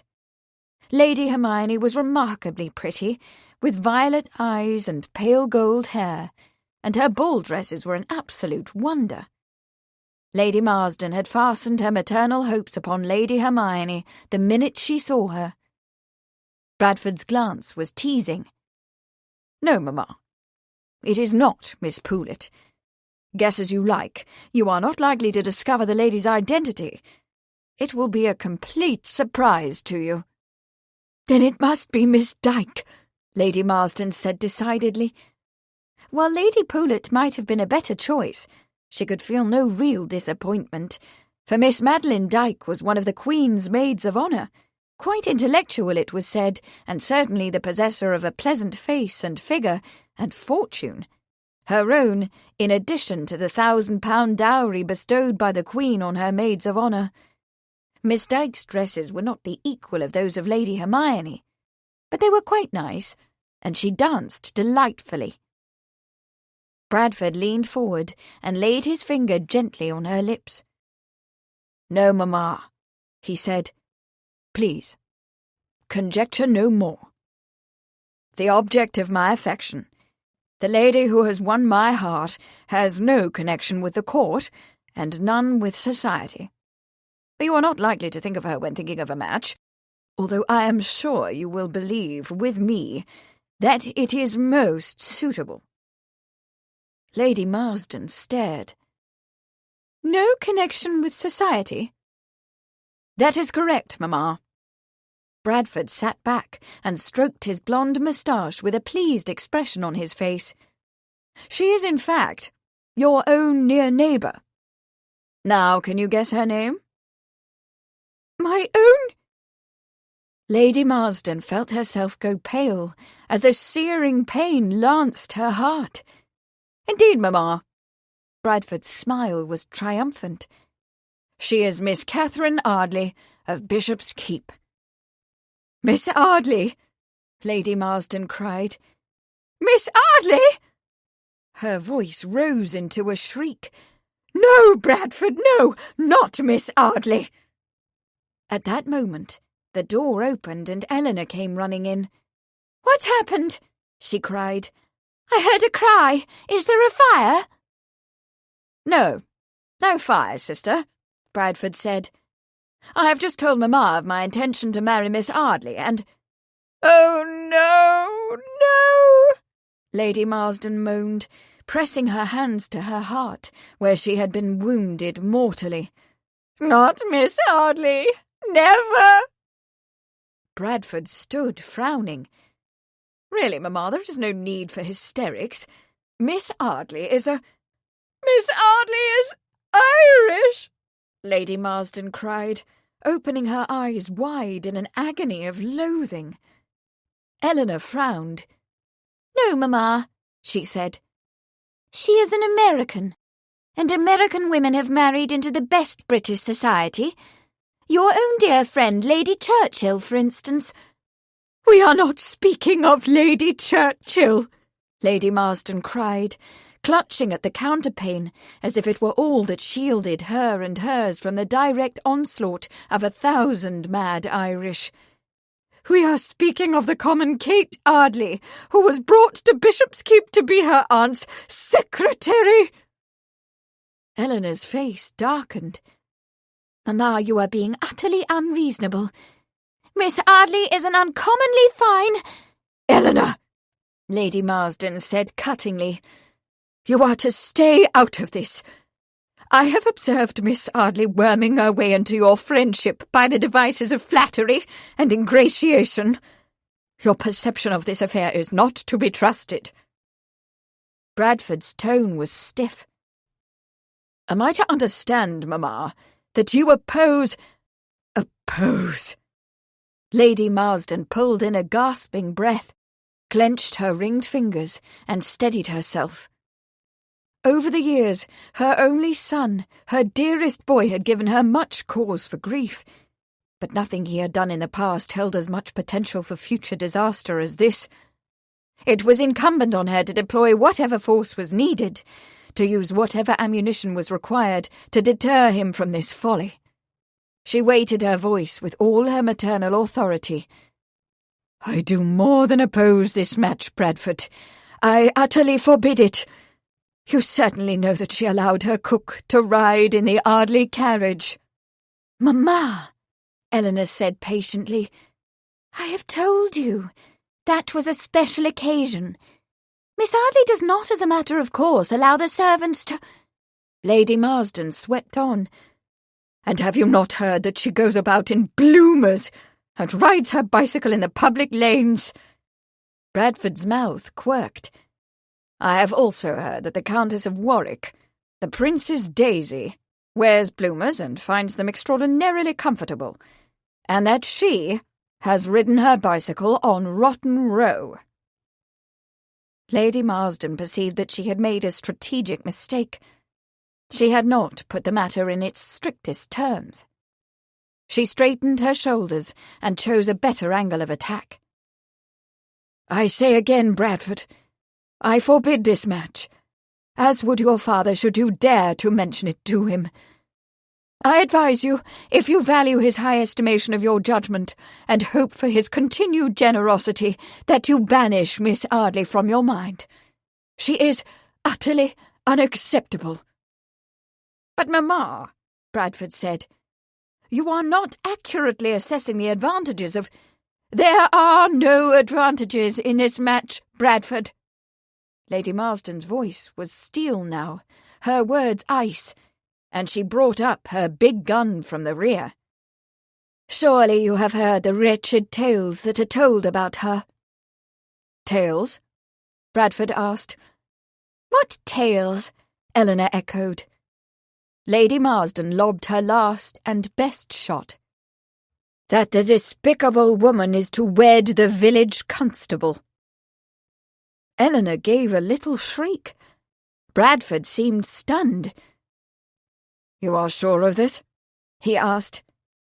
"Utterly," Lady Marsden lied. "I have it on the best authority. They are to be married within the month. There. Does this not reveal the sort of low, uncultured person she is? Whatever foolish hopes you may have squandered on—" But her salvo had hit home. Bradford turned on his heel and left the room. Chapter 34. Mordre Woll Out. Chanticleer, Geoffrey Chaucer, The Nun's Priest's Tale. It was the morning after their discovery of the grain sacks in the barn, and Charles and Edward were on their way to Highfields Farm, in the fly Charles had brought from Marsden Manor. After the departure of Miss Arley and Miss Potter, their vigil had been unproductive, and they had abandoned it at 3 in the morning. The lane was open to green fields on the one side and hedged on the other with hawthorn, its white blossoms mixed with the pink of wild roses. A tall elm stood beside the gate of Highfields Farm, its branches laden with rooks' nests, a dovecot fixed in the fork. Beyond the elm, on the far side of the farmhouse, was a muddy sty containing 2 portly Berkshire pigs. The farmhouse itself was small and built of brick, the tiles of its roof furred with lichen and moss. A thin smudge of blue smoke rose from the chimney and into the misty morning. In the orchard, a hen cackled, cheerfully announcing a fresh egg. "Napthon, you say?" Charles pulled back on the reins and slowed the horse. Bradford's groom had fitted him out with a smart, high-stepping filly this morning, eager to show her mettle. "That's the name," Edward replied. "Said to have been a ship's carpenter at Harwich before he rented this place." Why would a man leave a dependable trade for the uncertain rewards of farming? "He's one of these new 4-acre farmers," Edward said. "I heard he means to make the farm into a market garden." He was thoughtful. The scheme might work at that. The farm is close enough to Colchester and Manningtree, and vegetables bring a good price all season. He could crop fodder for gentlemen's stables on the rest of the acreage and do well enough. It's a wish I've had for myself for some time now," he added. "A market garden, a few pigs and chickens and a small dairy." He paused. "But a man can't manage all that alone. I should need a wife." "You should indeed," Charles agreed in an even tone, trying to picture Miss Arley in an apron, making cheeses or curing bacon. But Bradford planned to press his suit this afternoon, and any sensible lady would surely prefer to live on a manor than a farm. For Ned's sake, he was sorry. For his own, he was sorrier. The thought of taking a wife has come to me more and more since Artie's death. Edward's voice was wistful. I doubt, however, that she would want to. But Edward's reflections were interrupted by the sound of hammering. They had arrived at the house. Charles stopped the fly and got out and tied the horse, and he and Edward followed the path around the back. A man in a leather jerkin was pounding nails into the windlass frame that stood over the well, rebuilding it from the look of the rotten pieces of wood scattered on the ground. Several black hens and a red rooster with iridescent green tail feathers pecked greedily at the wood, digging out grubs. Edward raised his voice. "Mr. Napthon." The man in the jerkin turned, his hammer poised. He was slender and loose-limbed, the sleeves of his grey shirt too short by inches, exposing skinny wrists covered with a coarse mat of dark hair that extended onto the backs of his hands. The corner of his mouth twitched nervously under a brush of dark moustache, and his eyes were deep-set under a thicket of black brows that grew together in the middle. "I'm Napthon." His voice was a boy's tremolo, although he was a man of nearly middle age. Edward introduced himself and Charles. "We have come to inquire about the grain in the barn." "Grain?" Napthon asked. His dark eyes flicked from Edward, who was uniformed, to Charles, who wore his khaki jacket and Norfolk tweeds. He went back to Edward. "There's no grain in the barn, Constable," he said roughly. "I didn't sow last year. Only sold the hay standing." "I know you didn't sow, Mr. Napthon," Edward said, patient. "The fact remains, however, that your barn is stocked with over 100 sacks of wheat. At least one load has already been hauled from there to the river, where it was carried onto a—" "If you're saying I'm a thief," Napthon broke in violently, "you're wrong." He slammed the hammer onto the ground in an unconvincing show of anger. The chickens fled, clucking and fluttering, all but the rooster who stood his ground, flapping his wings. "If there's grain in the barn, it's none of mine," Napthon shouted over the noise. "'Twas put there without my knowing." "Theft isn't the only issue here," Charles put in, watching the man's face. "A constable was murdered in your barn." Napthon's eyes opened wide. "Murdered? You are aware of Sergeant Oliver's demise, I presume?" Charles said. Of course he was aware. Everyone for miles around knew of the murder. "I am." Napthon swallowed fearfully, his Adam's apple a bony knob in his neck. "But I didn't—" His mouth jerked. "'Pon my honour, if murder was done here, I'm ignorant." The rooster crowed, and several hens came out of hiding for another go at the bugs in the rotten wood. "Your honour." Edward leaned forward, his voice flinty. "A constable was murdered here, and you have the gall to talk about honour." "I don't know nor, I swear it." Napthon was swallowed up by his fear. His teeth chattered. "I swear." "Murder was done," Charles said softly, "in your barn. We have the evidence to prove it in a court of law." "God, oh God, oh God!" Napthon's voice cracked into a soprano whimper. I told him! "What did you tell them, Mr. Napthon?" Edward asked. The man leaned against the half-built windlass, as if all the strength had gone out of his thin legs. "I told 'em 'twas risky. I warned 'em to be careful. I was afeard." The words died into a long shudder. A drop of spittle hung on his moustache. Told who? Edward asked sharply. When Napthon did not answer, his voice became grim. Do you want to be tried at the summer assizes for Constable Oliver's murder? Come on, man. Talk! The Crane. Yes. Napthon wiped his mouth with the back of his furry hand. His eyes were dark with panic, his voice tinny.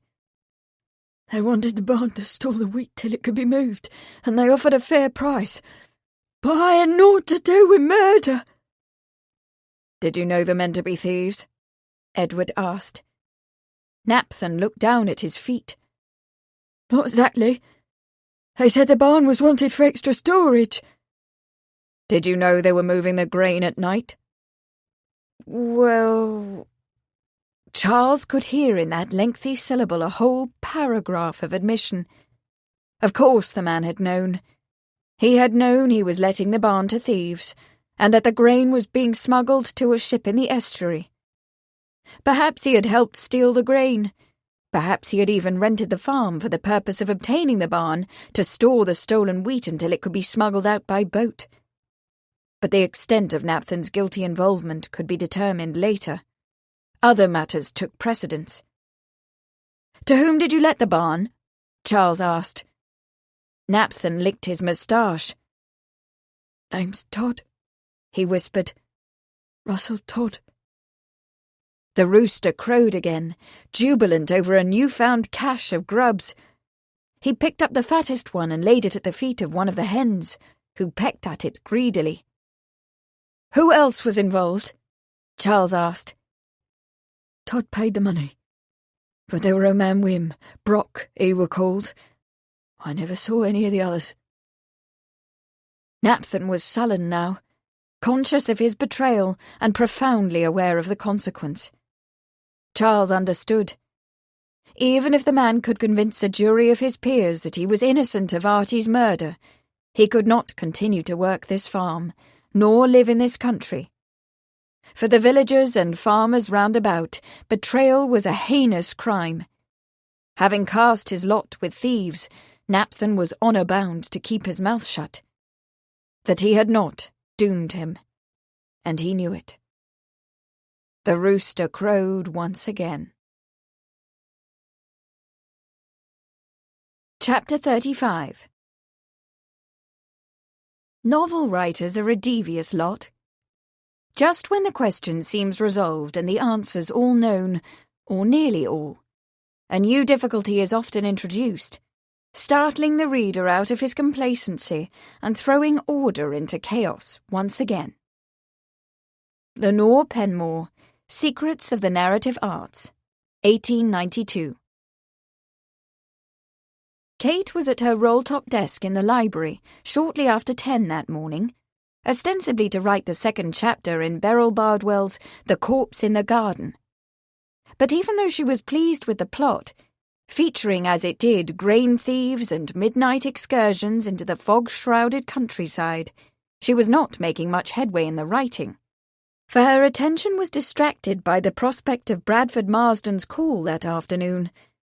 She had already mentally composed 3 or 4 pretty speeches of rejection and rejected them all. She was at work on yet another when Mudd came into the room with the dignity he affected when he was carrying out an official duty. He bore an envelope on a silver tray. "A message, Mum," he said. "Just arrived from Marsden Manor." He bowed and took a backward step, waiting to see if there was an answer. The envelope was sealed with red sealing wax, embossed with the Marsden crest. Inside was a 5-line note, scrawled in a hasty hand. "My dear Miss Arley," it said, "I very much regret that I will not be able to call this afternoon. I have been summoned to London upon extended business, and am unsure when I shall return. Please accept my sincerest apology for any inconvenience I may have caused you." The note was signed, "Your humble servant, Bradford Marsden." Kate's eyebrows went up, and her mouth quirked. It wasn't hard to guess what had occasioned the writing of the note. If the situation had been as she had suspected, Bradford had most likely spoken of his call to his mother or father, and found them in wholehearted opposition to it, as they should be. He was destined for a society match, and Bishop's Keep was not enough of a bait to attract Lord and Lady Marsden.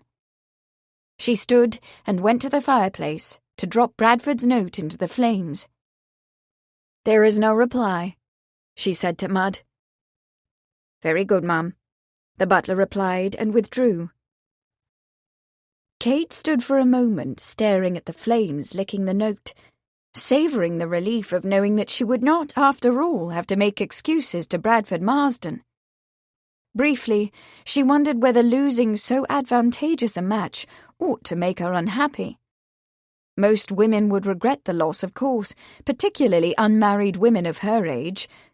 But she was not most women, and the thought of living singly the rest of her life held no terror for her. She had meant what she said to Eleanor at Melford Hall.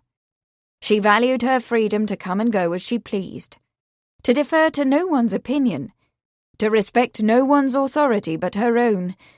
Singleness was a gift she would not readily relinquish, unless...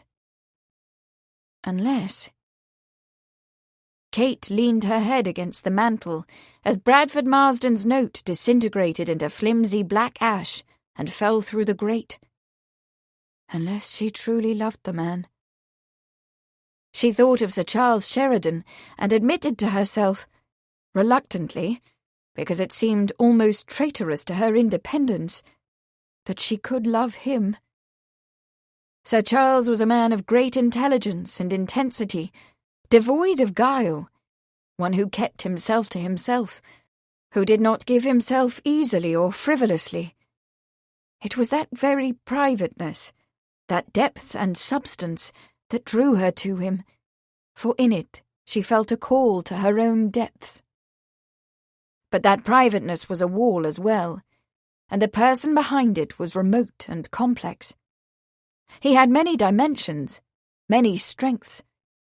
The woman whom he loved, if he ever allowed himself to love or be loved, which Kate somehow doubted, would have to be as strong as he to hold her own against him, and as multifaceted as he to hold his interest.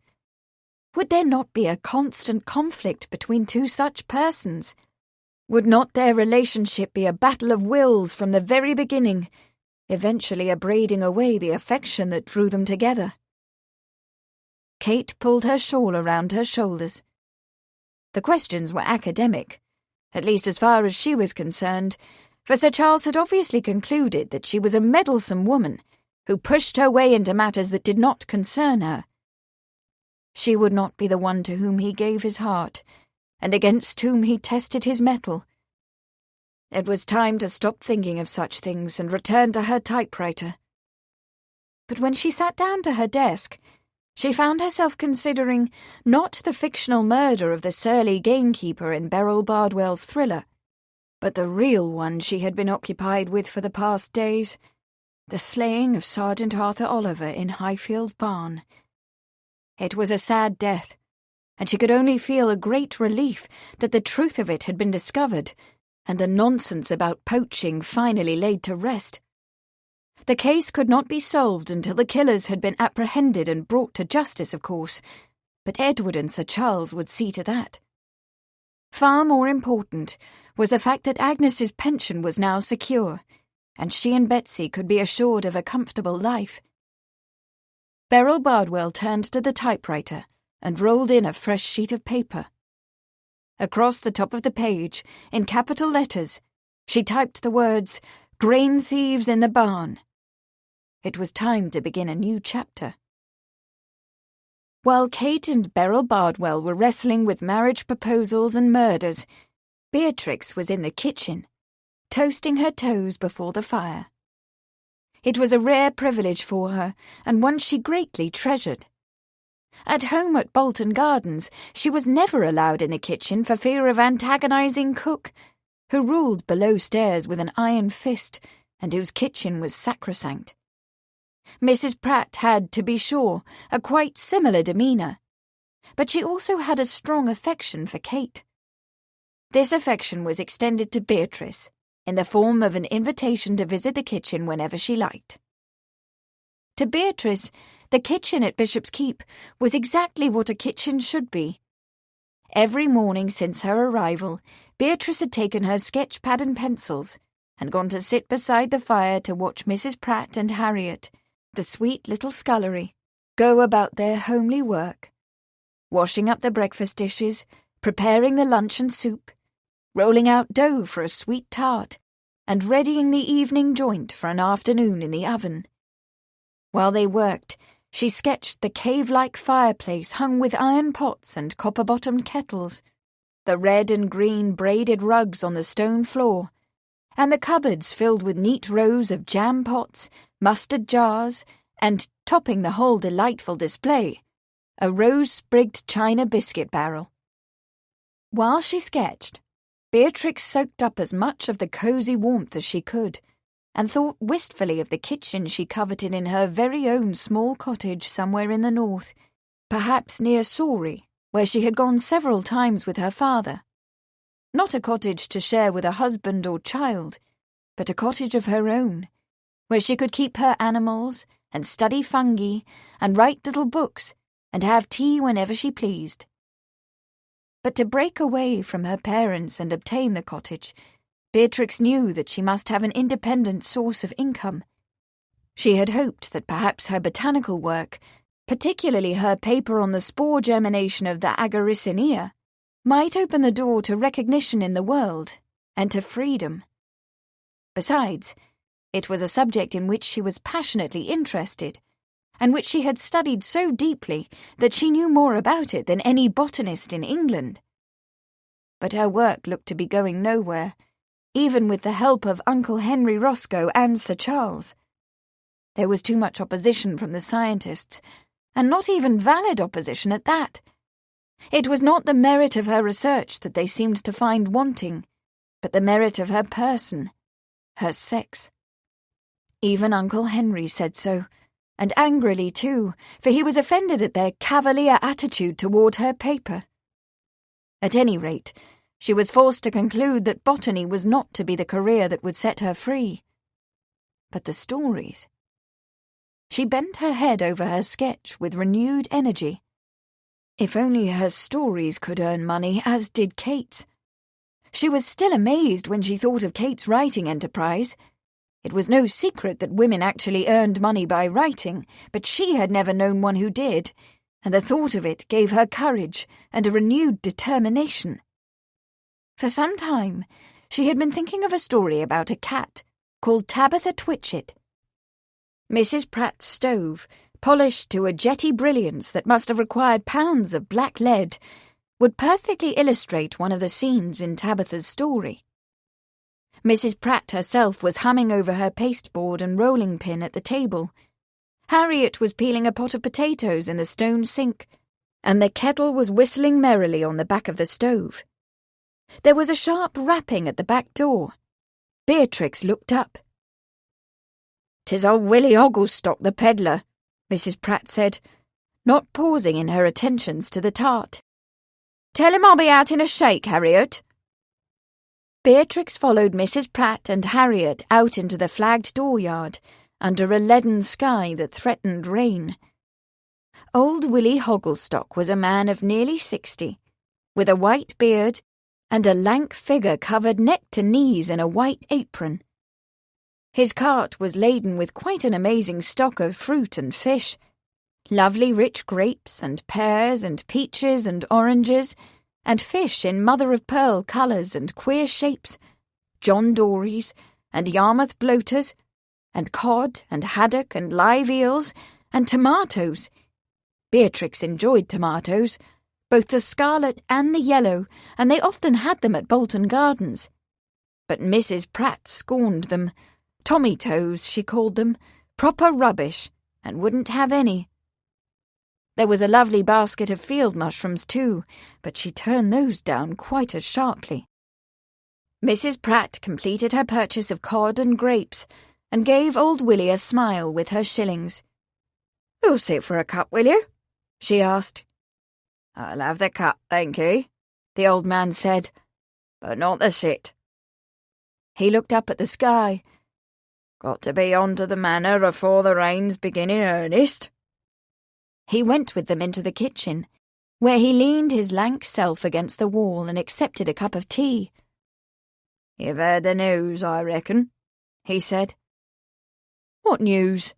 Mrs. Pratt asked, picking up her rolling pin. "We've had no news from the village yet this morning, only a messenger from the manor." Beatrix went back to her sketching with a secret smile. The messenger from the manor had made a stop in the kitchen, and now all the servants knew that Mr. Marsden would not be calling today.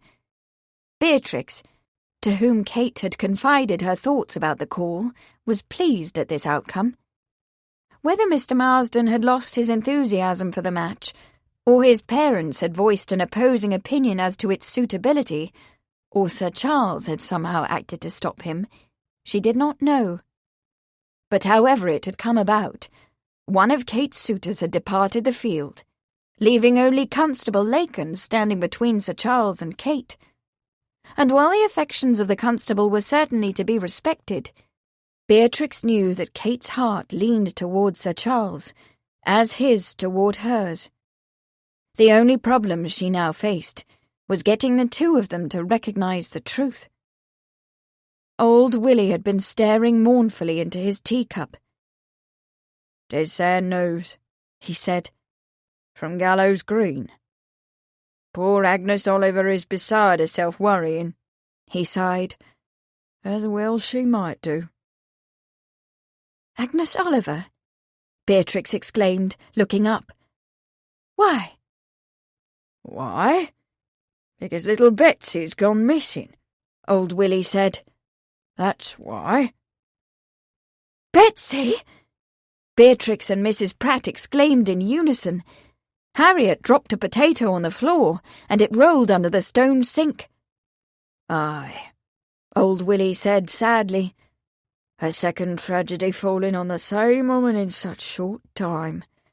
What's the poor thing to do? I'm sure I don't know."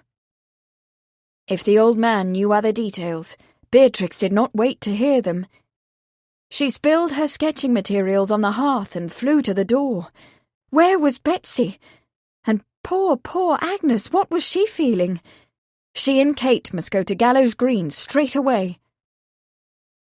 The Dedham jail was only a mile or so from Highfields Farm, but Edward was officially off the case, and Charles knew it wouldn't do to haul James Napthon there. The next nearest jail was in Manningtree, and since P.C. Bradley was heading the investigation, that was the logical place to incarcerate the man. Edward tied Napthon's hands, and they loaded him into the fly. They made the 5-mile trip to Manningtree without event, save for a drenching. The rain was beginning to come down rather hard, and Charles wished earnestly for his mackintosh. "James who?" Bradley asked, looking from one to the other as the three of them dripped puddles onto the floor. In front of him on the desk were the greasy remnants of an early luncheon: a parcel of fried fish, a slice of heavily buttered bread, and a baked potato, which had no doubt been sent down from the pub on the high street. He cast about for something on which to wipe his hands, and failing to find it, wiped them on his trousers and then looked guilty, as if he wished he had not. He stood up and hastily buttoned his uniform coat. "James Napthon," Edward repeated patiently, "of Highfields Farm. Oliver's murder took place in his barn." He coughed. Charles could see that the stove was not drawing properly. The air was smoky, and every now and then a blue cloud puffed out around the door. "It was a grain-stealing ring, you see," Charles said, feeling some sympathy for Bradley. The PC had buttoned his coat crookedly, and it gave him the look of a boy who had been caught out by the upper form. "Sergeant Oliver got onto it, and was surprised while taking samples. They shot him in the barn, loaded him into a wagon, and dumped him in McGregor's garden." Bradley pushed his blonde hair back with his fingers, leaving a trace of oily grease across his forehead. His toilet completed, he became more confident, Oliver was poaching, he said. I collected the evidence myself. 2 hares in a net. There's the note, too, of course. No, Edward said crisply. The grain thieves wanted you to believe Artie was poaching, to keep you from nosing around and stumbling on the truth. They planted the hares and net and wrote you the note. Bradley blinked his pale grey eyes several times, very fast. But I don't understand how you know that— You will, Charles assured him, when you see the evidence. But believe it, Edward snapped, in a tone Charles had never heard him use. Question him. He jerked his head at Napthon. He'll tell you. Bradley blinked again. A momentary confusion flashed into his eyes, followed by a tightening of the mouth that registered an almost imperceptible anxiety. Charles frowned. Was something going on here that he and Edward had overlooked? Bradley recovered himself and looked at Napthon, standing with hands tied behind him, head hanging, the picture of dejection. Who else was involved? Besides this man? Russell Todd and Tommy Brock, Edward said. Todd's a bailiff who assembles the harvest crews and sends them round to all the farms. Brock's one of his hired men. Napthon gave us the names, but they were already under suspicion. Another witness saw them moving grain from the barn to a barge on the river, and will give corroborating testimony. Bradley cleared his throat. A corroborating witness? His young voice was thin. Who? Edward jerked his head toward Napthon with a cautioning gesture. Later, he said, out of his hearing. Bradley nodded reluctantly. Charles wondered what his reaction would be if he knew that the corroborating witness was a child, a girl at that. But it wasn't necessary to reveal Betsy Oliver's name at the moment, or her role in this, and perhaps not at all if Todd and Brock were apprehended and made to confess. Bradley seemed to recollect himself. He straightened his shoulders and reached for a large metal key hanging on the wall behind him. Come on, you, he said to Napthon with unnecessary roughness. I'm locking you up. The act of propelling Napthon into the cell and locking the heavy oaken door, without either untying the prisoner's hands or removing his rain-soaked coat, seemed to return to Bradley some of his self-importance.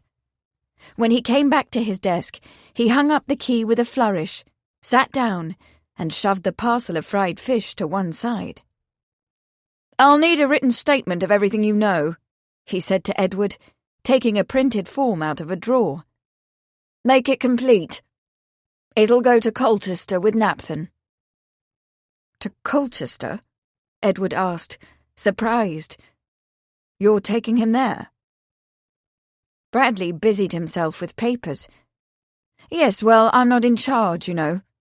It's Chief Constable Pell's case. He asked for it. I'm sure he'll want to question the suspect. Charles regarded the young constable thoughtfully. So Pell himself had asked to take the case.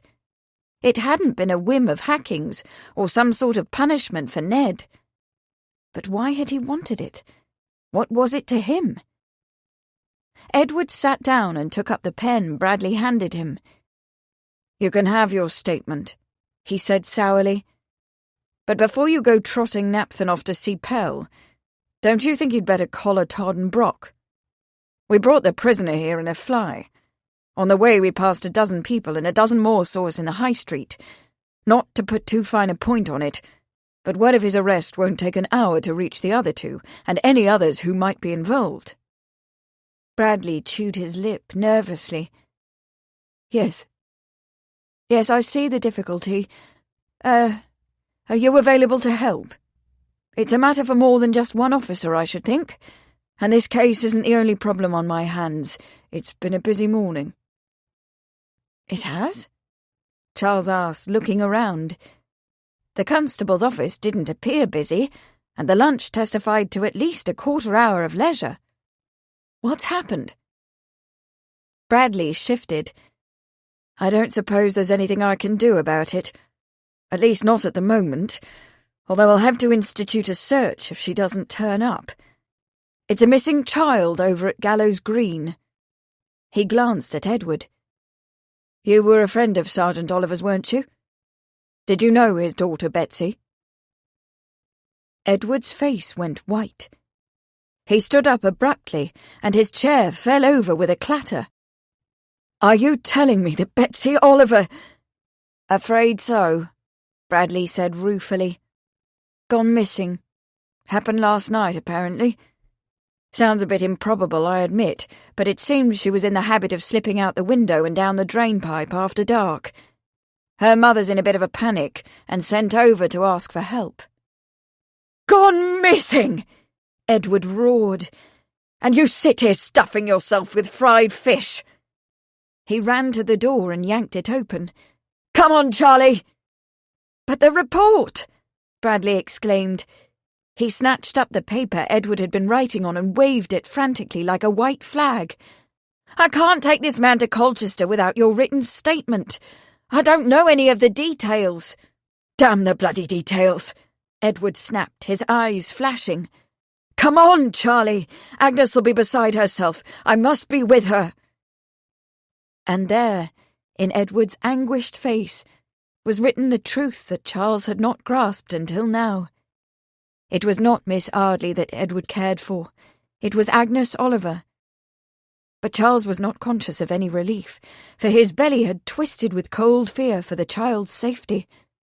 Betsy Oliver was a witness to the theft that had motivated her father's slaying, and now she had disappeared.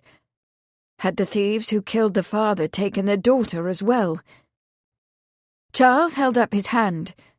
"Wait," he said. "We have a man here who may know something. Napthon." Edward whirled. "Of course!" he cried, snatching the key off the wall and running to Napthon's cell. But whether Napthon knew something and would not reveal it, or whether he knew nothing at all and could only deny, they could not tell. After 10 minutes of fruitless questioning, Napthon was flung into his cell once more, and Edward and Charles hastened to Gallows Green. Chapter 36. It is a frightful turn of events, I very much fear. She has been missing for nearly a full day. A full day? Has all expectation of her safe return been given up? Not yet, not yet. But it would be wrong to entertain false hopes. All seems very dark. Beryl Bardwell, Missing Pearl, or The Lost Heiress. From the summer-like sunshine of the days before, the weather had turned cold and drizzly. Wisps of mist haunted the lanes like vagrant ghosts, and diamonds of raindrops dripped from every twig and thorn. It began to rain in earnest halfway to Gallows Green, and Kate was glad she had asked Pocket to drive her and Bee in the closed carriage. They carried with them a full basket, supplied by Mrs. Pratt, who had insisted on sending the food she had prepared for their luncheon. Kate had brought it, although she knew Agnes would have little appetite. Some of the searchers might need food, though, for of course there would be searchers. And there were. When Kate and Bee alighted from the carriage, a crowd of men were just setting off from the Oliver cottage, booted and mackintoshed against the wind-driven rain. Kate and Bee went into the kitchen, where Agnes was huddled beside the fire in the company of her neighbour, Mrs. Wilkins, a stout woman with a face like a cauliflower and a nose as red as a radish. Her rolled-up sleeves revealed arms that rivalled those of her husband, the Hamlet Smith. But her touch was gentle. She clucked softly to Agnes, petting her as if she were a child. "She went looking for the duck, I am sure," Agnes was saying wearily when they came in. "If the duck can be found, Betsy will be found too." She began softly to cry, and Mrs. Wilkins pulled her to her ample bosom. "There, dearie," she said. "Don't take on so. Like as not she'll be found quickly, or else she'll come dancing home on her own, and you'll have the pleasure of stropping her for giving you such a fright." With that practical observation, the fruit of nearly 2 decades of motherhood, she tucked the rug over Agnes's knees, greeted the visitors, and went to pour the kettle into the teapot. Kate took Agnes's cold hands in her own. "Tell me about the duck," she said. "The foolish thing was gone yesterday afternoon." Agnes wiped her eyes. "Betsy looked everywhere. The child was still looking when I called supper, and it was all I could do to get her to bed just before you came. I found her nightdress on the floor this morning, and her shirt and breeches missing." "I'm sure she's all right. Be comforted. She's a very level-headed child, and she knows the fields and river." Agnes's face was thin-lipped. "That is why I fear so," she said in a ragged whisper. "I'm quite sure she isn't lost. No child ever knew her way more surely than Betsy." The door burst open, and the rain and wind gusted in. "Agnes!" Edward cried, and was across the room in 2 steps. Sir Charles lingered at the doorway, looking on. "Oh, Ned!" Agnes sobbed, letting herself be gathered up and held in Edward's strong embrace. "First Artie and now Betsy. How can I endure it?" She buried her face in his shoulder, while he pressed his lips against her hair. "We will endure it together, dear heart," he said, so low that Kate was the only other who heard. "And when she is found, we will be glad together." There was a long silence in the room, while he stroked her hair and she clung to him, both oblivious to all else. At last Mrs. Wilkins coughed. "Well now," she remarked sagely, "here is the tea, and I shall be off." She poured 5 cups, found her shawl and left, with a nod at Kate and Bea and a long look at the constable, still on his knees now beside Agnes's chair, her hands in his. There was a catch in Kate's throat when she looked up, feeling Sir Charles's eyes on her. She blushed, remembering her thoughts of that morning, and looked away again quickly. "What's to be done?" she asked. "The entire hamlet has mustered for the search." Sir Charles's brown coat was wet, and water dripped off his hat and onto his shoulders. "There's no doubt she'll be found." He paused and stepped closer. "Edward has arrested the man who let Highfields farm," he said in a lower voice. "A man named Napthon. We fetched him to the jail at Manningtree this morning. He says he knew nothing about Artie's murder, but he admitted to letting the barn. He named Todd and Brock in connection with the grain stored there." Kate glanced toward Agnes. She was gazing at the fire, her hands still in Edward's, and did not appear to be listening. Agnes had enough to bear without knowing this, at least not yet. "They'll be arrested quickly," she whispered. "Before the day is out, I hope." Kate was glad that the sergeant had been exonerated from the charge of poaching, and glad that progress was being made toward the apprehension of his murderers, but the gladness could not lighten her heart just now. Sir Charles's declaration that Betsy would be found sounded confident enough, but she felt a coldness settle in her as she remembered that it was Betsy who had seen the grain thieves, had heard their voices and their names, and could identify them. If Todd and Brock had somehow learned what she knew, and discovered that they were implicated in the constable's murder... Kate felt her throat tighten. "If only we had known about them before." Her voice trailed away, but Sir Charles took her meaning and nodded. "Yes," he said softly. "If only we had known, we could have apprehended them before yesterday evening. But we did not." He touched her arm. The slightest touch, but deeply intimate it seemed to her. "There was nothing we could have done, Miss Arley, knowing only what we knew." Biting her lip, Kate turned away. But she had known. She had known that Betsy was a witness to nocturnal activities in the barn, and had suspected that something illegal was involved, and that it was somehow connected with the sergeant's death. She could have come immediately to Agnes and warned her to keep her daughter safe, or she could have told Edward to watch out for the little girl, or Sir Charles, or she could have taken on the task herself and kept an eye on Betsy. She could have done many things, should have done them, but she had done nothing, except to think how she might turn the events of last night into material for Beryl Bardwell's foolish novel.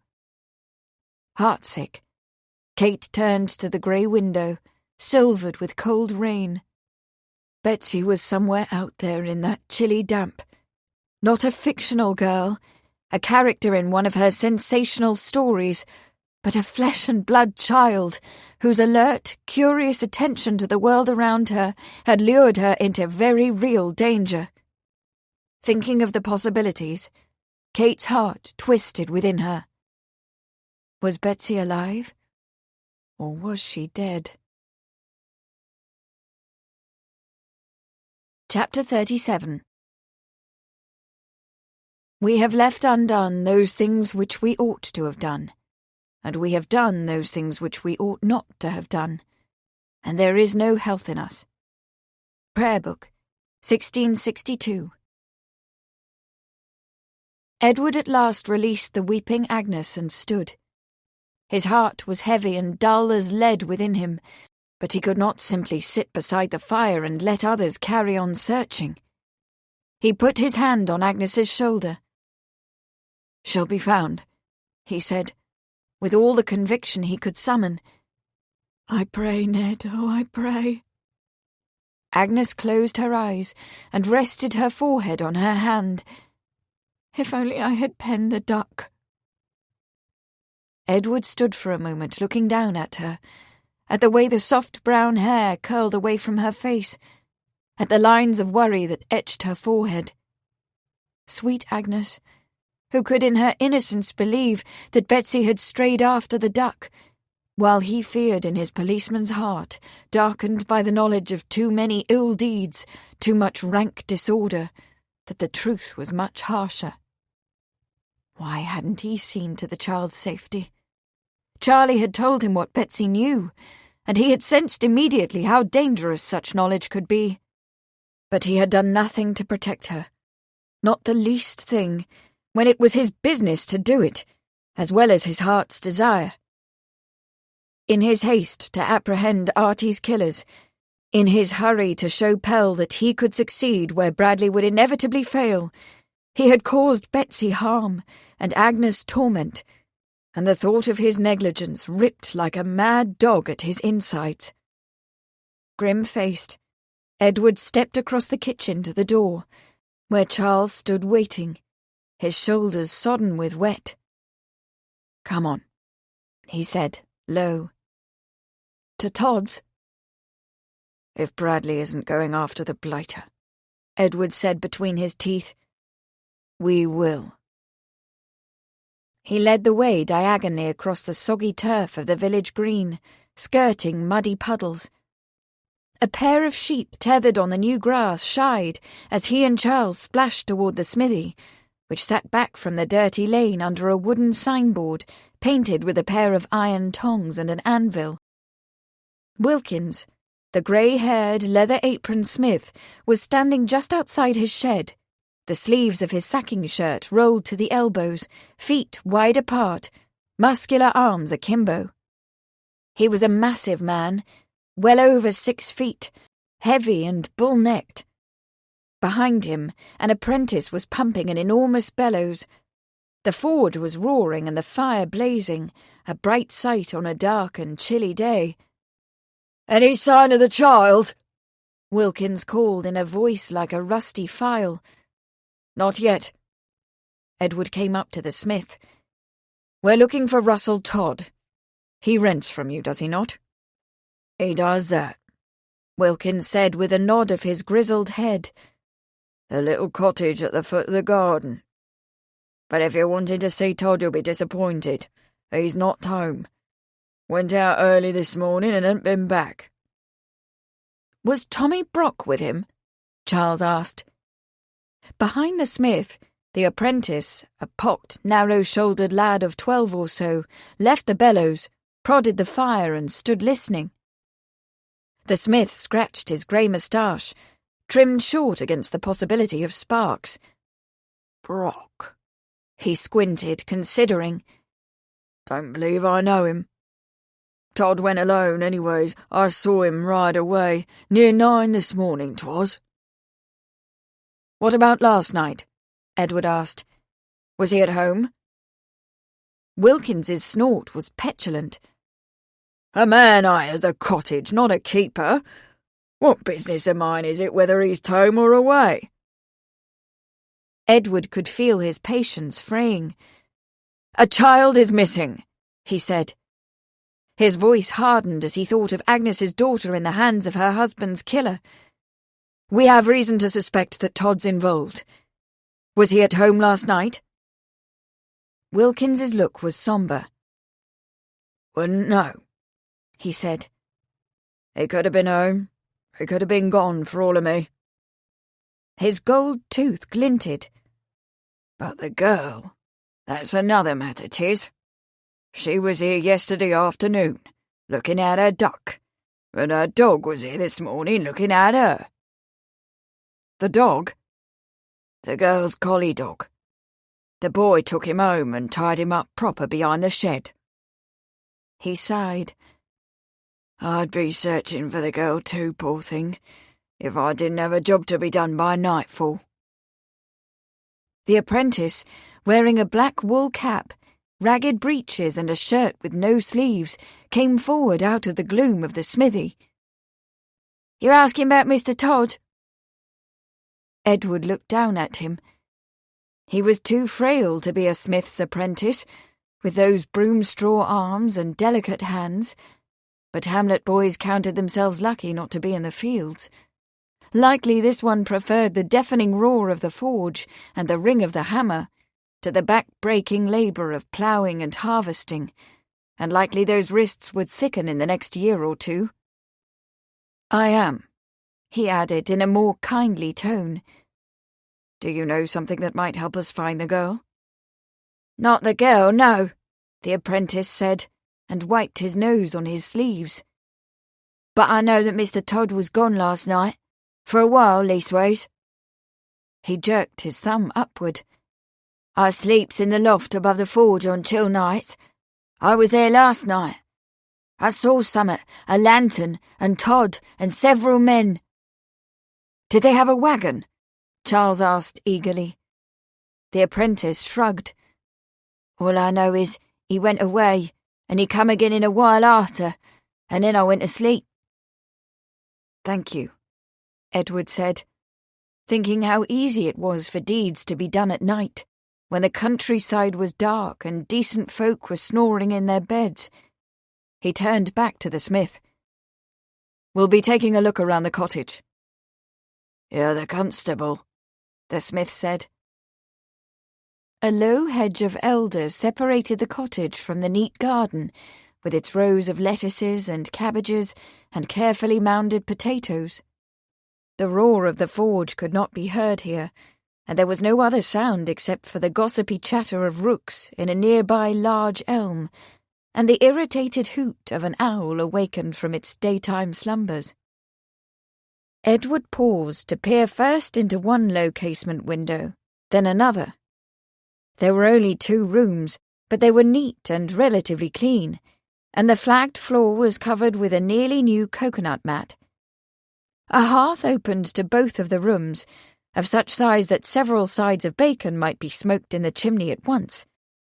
An oak table stood in one room, a narrow bed in the other, a chair, and in each a small wooden dresser.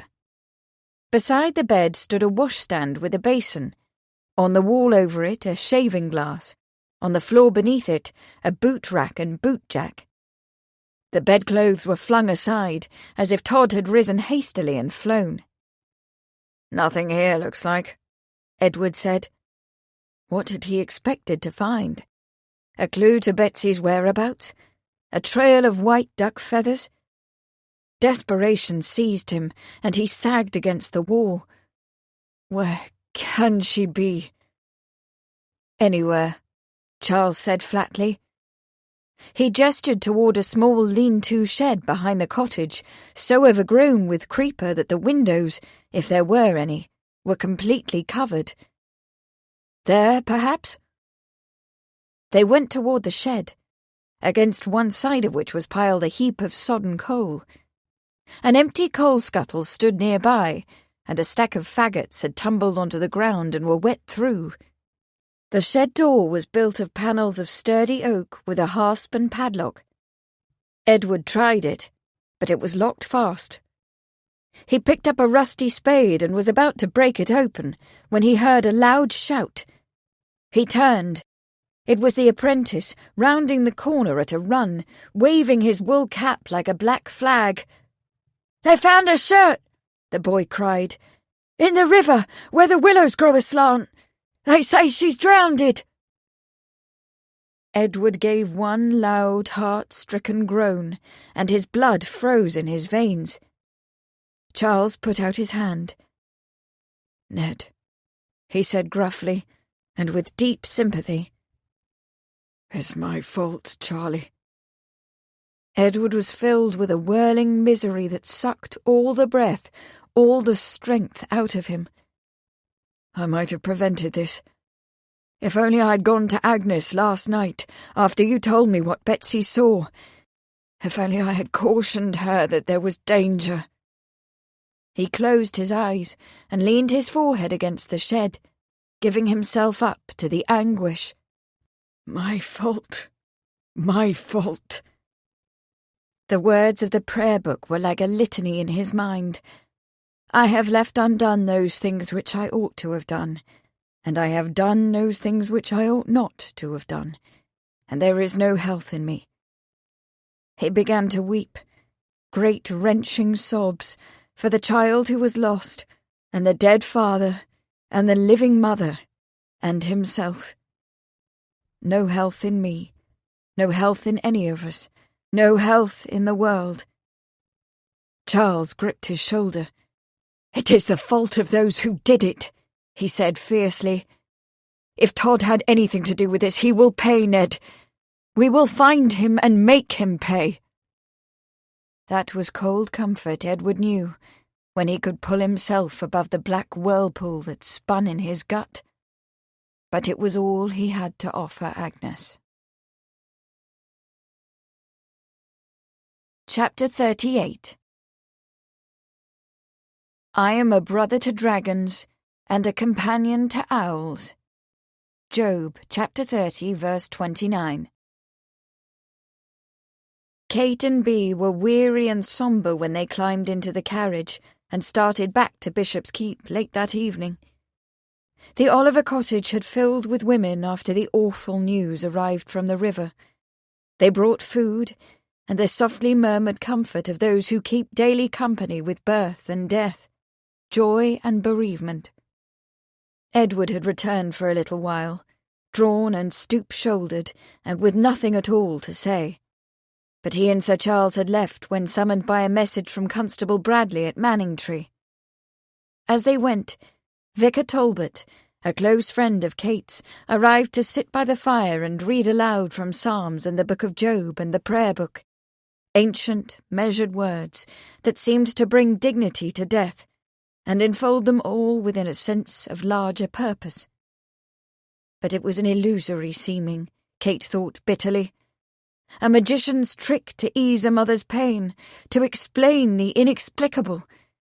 Whatever words the vicar might summon, no purpose could be served by a child's death, especially if, as she suspected, that child had been killed by those who feared that she might name them as her father's murderers. But Agnes did not know what Kate knew, or guessed. Agnes grieved a daughter who was accidentally drowned while searching for her duck.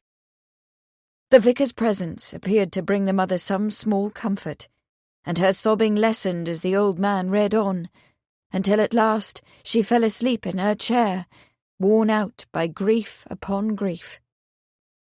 There was nothing more to be done. Agnes was surrounded by women who cared, who had lived through their own terrible losses, as she would. The river was being dragged by men who had dragged it before, on other sad occasions. And because the sight of the drowning had occurred in the short stretch between the lock at Flatford and the lowest lock near the mouth of the estuary, they held out hope of finding the body. "They will turn up," Mrs. Wilkins told Kate, as she and Bea went out to the carriage. "The Sawyer lad fell into the mill pond 3 year agone. It was 2 days under the water, but he turned up." She became confidential. "They float, you know, even if they be tangled in weed. The belly after a while bloats, and they won't be kept down." Kate said a hasty goodbye, fearing that the grisly details of drowning would be too much for Bea on the heels of such a dreadful, wearying day. But Bea was only sad and thoughtful. "It's queer, you know," she remarked, as Pocket climbed up to his seat and chirruped to the horses. "About the owl." Kate arranged her skirts and settled into the seat. "The owl?" "Betsy's owl," Bea said. "Mr. Brown. He lives in the shed. There's a ring that clips around his leg, fixed to a chain on his perch. I went to release him, not wanting him to go hungry if Agnes did not think to feed him. But he was gone." "I shouldn't think that's unusual," Kate said. "Perhaps Betsy let him loose yesterday." "Perhaps," Bea said thoughtfully. "But Betsy's gauntlet was missing as well." "Her gauntlet?" "A leather glove made by her father. She wore it on her arm so that the owl could perch there, like a medieval falcon when she took him hunting. She was quite proud of it." Kate frowned. "And it's gone?" Bea nodded. "I wonder," she said. She fell uncomfortably silent. "Perhaps it was—" She looked at Kate, doubtful. There was a worried crease between her eyes. "You don't suppose—" "I can't suppose anything," Kate said crossly, "until you finish one of your sentences and I know what we're talking about." Bea looked out the window into the grey twilight of the late afternoon. "We told Agnes last night that we intended to go ratting. 'Miss Arley and I are going ratting,' I said. 'That's the reason we gave for wanting to take the dog.'" "Well, yes, I suppose that's what we said," Kate replied. "But it was only a manner of speaking. I really fail to see—" She paused. Thought. "Do you think Betsy might have overheard the conversation?" "If she did," Bea said, "she could have decided to go herself and take her owl." "But it was dark," Kate objected, "and drizzly." "Dark and drizzly didn't deter us, did it? And I doubt that it would have deterred Betsy either. She was a daring child, more boy than girl, don't you think?" Bea sighed. "And fortunate to be encouraged in her daring by her father, when so many girls are sentenced to the mother's tender mercies. Afternoons in the parlour are hideously boring. One quite envies Betsy, actually." Kate heard in Bea's words her unframed wish for greater freedom. Then she frowned. "I wonder," she said, "if Betsy would indeed have followed us." "I think it quite possible," Bea said. "Should we not go—" Kate did not require Bea to finish that sentence. She leaned forward and signalled Pocket with a tap. When he ducked down and slid open the window, she said, "We'll go home by way of the old stone church, Pocket, and up the lane toward Highfield's barn." So that was how Kate and Bea happened to come once more to the barn, this time in full daylight, and to find Betsy's leather gauntlet discarded beside a stone wall, and one child's boot, and a gunny bag with 2 dead rats and a long-tailed mole, and signs in the muddy earth of a fierce scuffle. It was small comfort to know what had happened, but there could no longer be any doubt. Betsy had not gone into the river by accident. Chapter 39. All tragedies are finished by a death. Lord Byron. When they arrived at Bishop's Keep, Kate immediately sat down and wrote a note to Sir Charles and another to Edward. She posted Pocket in one direction and Ben, the newly hired gardener, in the other. Both returned 3/4 of an hour later with the news that neither man was at home and that the notes had been left. This word came just as Kate and Bea were sitting down to a late supper, served by Mudd and a subdued Amelia. Both of them were acquainted with Agnes Oliver. Pocket didn't say when Sir Charles might return? Kate asked. No, Mum, Mudd replied, serving Bea's soup.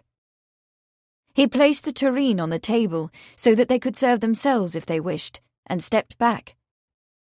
But Ben learned that the constable is still away with Sir Charles.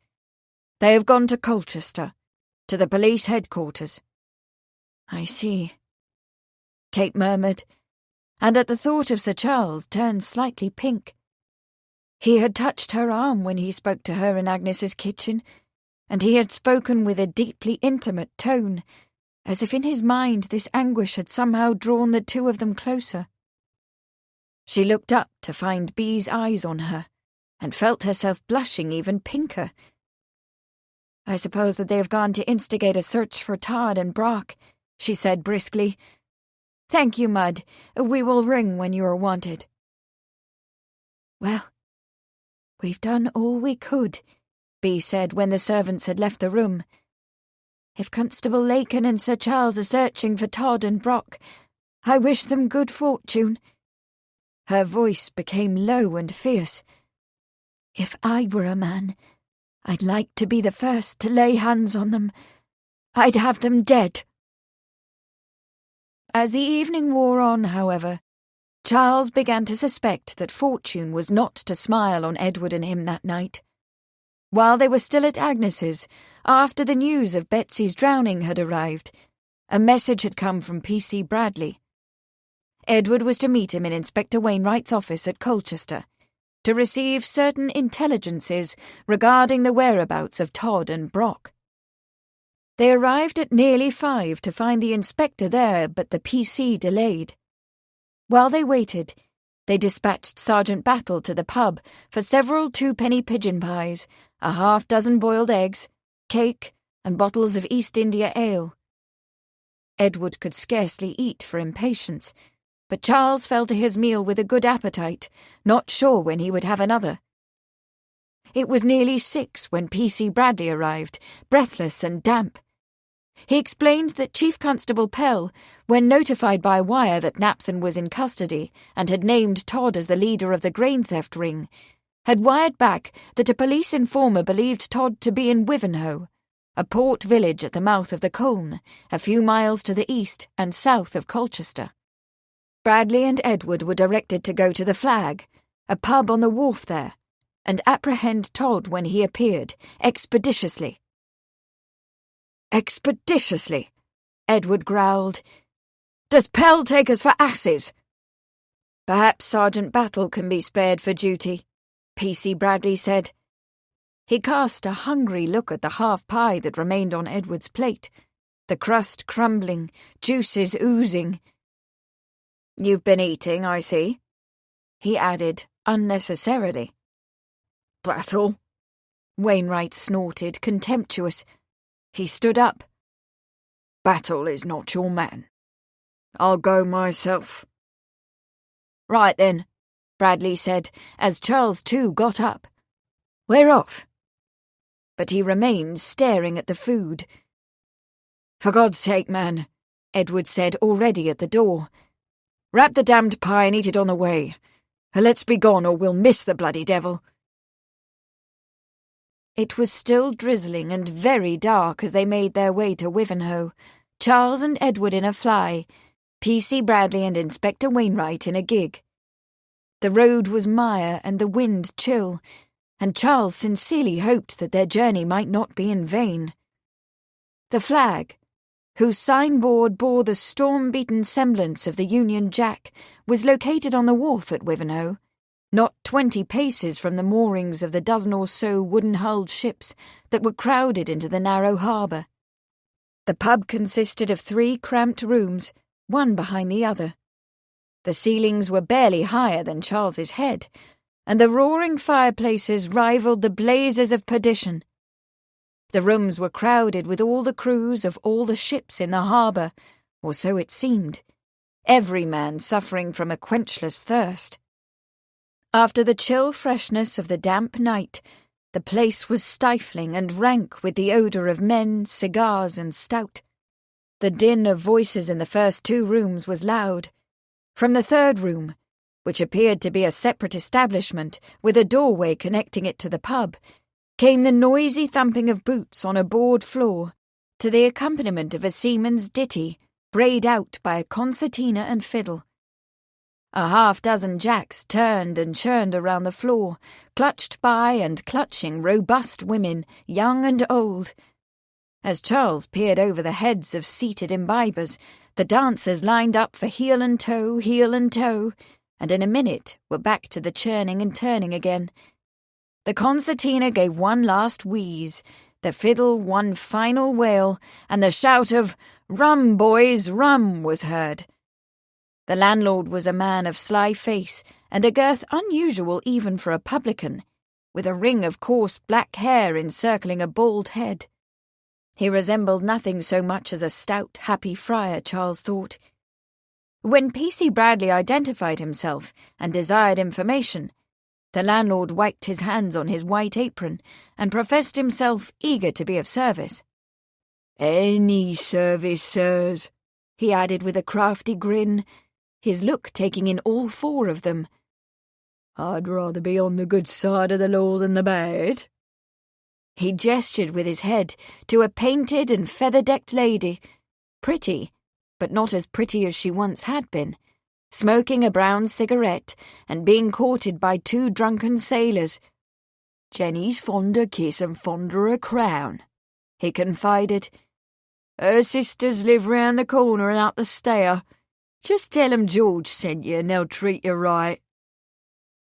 P.C. Bradley, heaven help him, blushed to the tips of his ears, and Charles wondered whether he should alter his estimation of the young man who had seemed so worldly and self-assured. "That isn't the kind of information we're looking for," the P.C. said, rather stiffly. "Oh, you're here for that business, are you?" The publican delivered himself of a heavy sigh, together with his hope of a tip for special services rendered. "Why, they'd send 4 of you for such a mite of a job, and late, too. They want a fighter, as it turned out, and Smokey over there already give him the boot. They just wanted a row, was all. They didn't mind who it were with or what it were for, but Smokey moved him on." Edward pushed forward, clearly impatient. "We weren't sent here to keep the peace," he said. "We're looking for a man named Russell Todd." "Todd, eh? Russell Todd." The publican screwed up his face, considering. After a moment's reflection, he shook his head. Todd. Never heard of him." "But we were told he would be here," Bradley said angrily. "We've come all the way from—" "Decker?" The publican beckoned with a beefy hand to a wizened, wily-looking man enveloped in a brass-buttoned greatcoat several sizes too large for him. "Decker, these gentlemen of the law want to know about somebody named Todd." To Bradley he said, "If Todd's to be known, old Decker'll know him. He knows everybody, he do." The wizened man dragged himself to the bar. "Very dry," he whispered, in a voice like the Sahara. Edward snapped his fingers. "Give the man a pint," he ordered. The pint was delivered, and old Decker refreshed himself. But when he was questioned as to the whereabouts of Todd, it fell out that he, like the publican, had never heard of him, and he shuffled off to cradle his pint by the fire, where he could bask in the warmth of Jenny's perfumed laughter. "But I don't understand," Bradley said desperately. "We had certain intelligence that Todd would be here." "Oh, intelligence, is it?" the publican remarked. "Well then, sirs, perhaps it's only a matter of time afore your man shows his face. Why'n't you have a pint and wait?" He peered at them. "What's he wanted for that brings out four here?"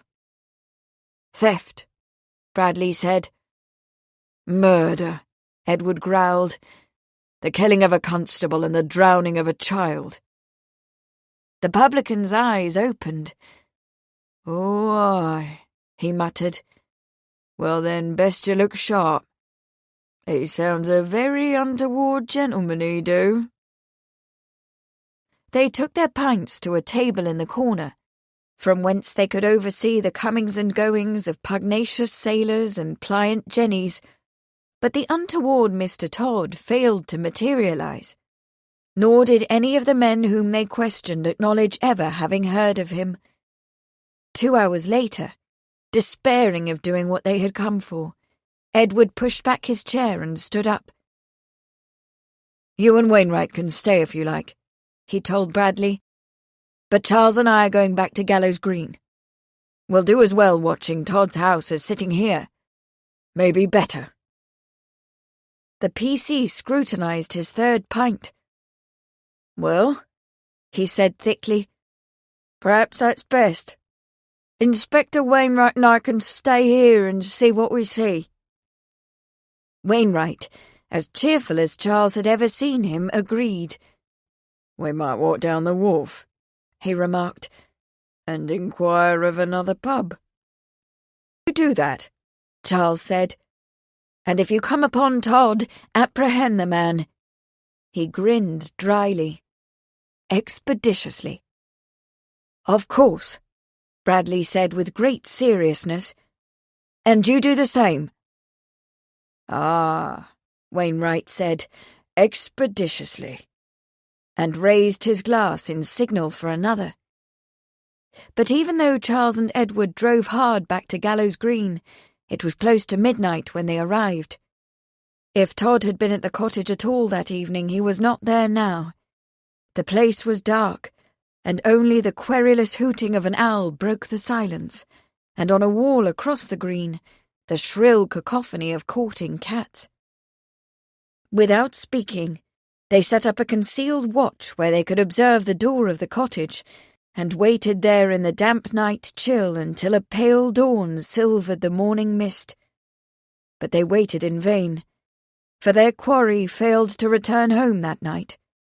And of all the reasons that Charles imagined as he waited, the only one he did not consider was that Russell Todd, he of the sharp chin and coppery whiskers, was dead. Chapter 40. She's as headstrong as an allegory on the banks of the Nile. Richard Brinsley Sheridan, The Rivals. "With respect, Mum." "With respect, Amelia," Kate broke in crossly. "I shall wear what I please. Now tell Pocket we shall want the gig, immediately." As the maid left the room, Kate shook her head. Of course, Amelia hadn't actually said anything about the costume she had chosen, and she likely wouldn't have dared, but her agonized look had spoken volumes. Bea gave her a slight smile. "If you don't mind my saying so, your dress does invite comment." Kate looked down at herself. She was wearing a version of the garment that Mrs. Bloomer of Seneca Falls, New York, had devised almost 50 years before, as part of her program of rational dress, designed to free women from the confines of their costumes. The trousers were fashioned like knickerbockers, buckling neatly at the calf. The jacket was snug but comfortable, with reasonable sleeves. Both were cut of sturdy green tweed. "The society cyclists are wearing this in Hyde Park," she said, a bit defensively. She had seen a drawing of the costume in The Queen, with a caption that reported that titled debutantes had taken to riding between the Achilles statue and the Powder magazine in Hyde Park every morning in bloomers. On a bicycle, a full skirt was an invitation to a tumble. Bea raised both eyebrows. "There's a great difference between Hyde Park and an Essex village," she remarked in a practical tone. "People in London are used to emancipated women, but in the countryside, ladies who wear such costumes are thought to be, well, headstrong at best. And at worst, beyond the pale." Kate couldn't help smiling. "I'm sure you're right," she added. "I am always surprised by how easily the villagers work themselves into a lather about things. But still—" She sobered, remembering why she had decided to wear her tweed bloomers. "I do want to join the search for Betsy, and a full skirt is inappropriate for probing a muddy riverbank. I would be weighed down by pounds of muck." She looked down at the black stockings that showed above the high tops of her boots. "If people want to be offended by 2 inches of leg, for pity's sake let them. There are more important things to worry about in this world. Betsy's awful fate, for one. The capture of the man or men responsible for her death, for another. She thought of Sir Charles and Edward, and wondered whether they had been successful in their search for Todd and Brock. Bea sneezed. "I would join you at the river if I dared, Kate, but it's miserly this morning, and I have been overtaken by a cold. I think I should not walk about in the wet."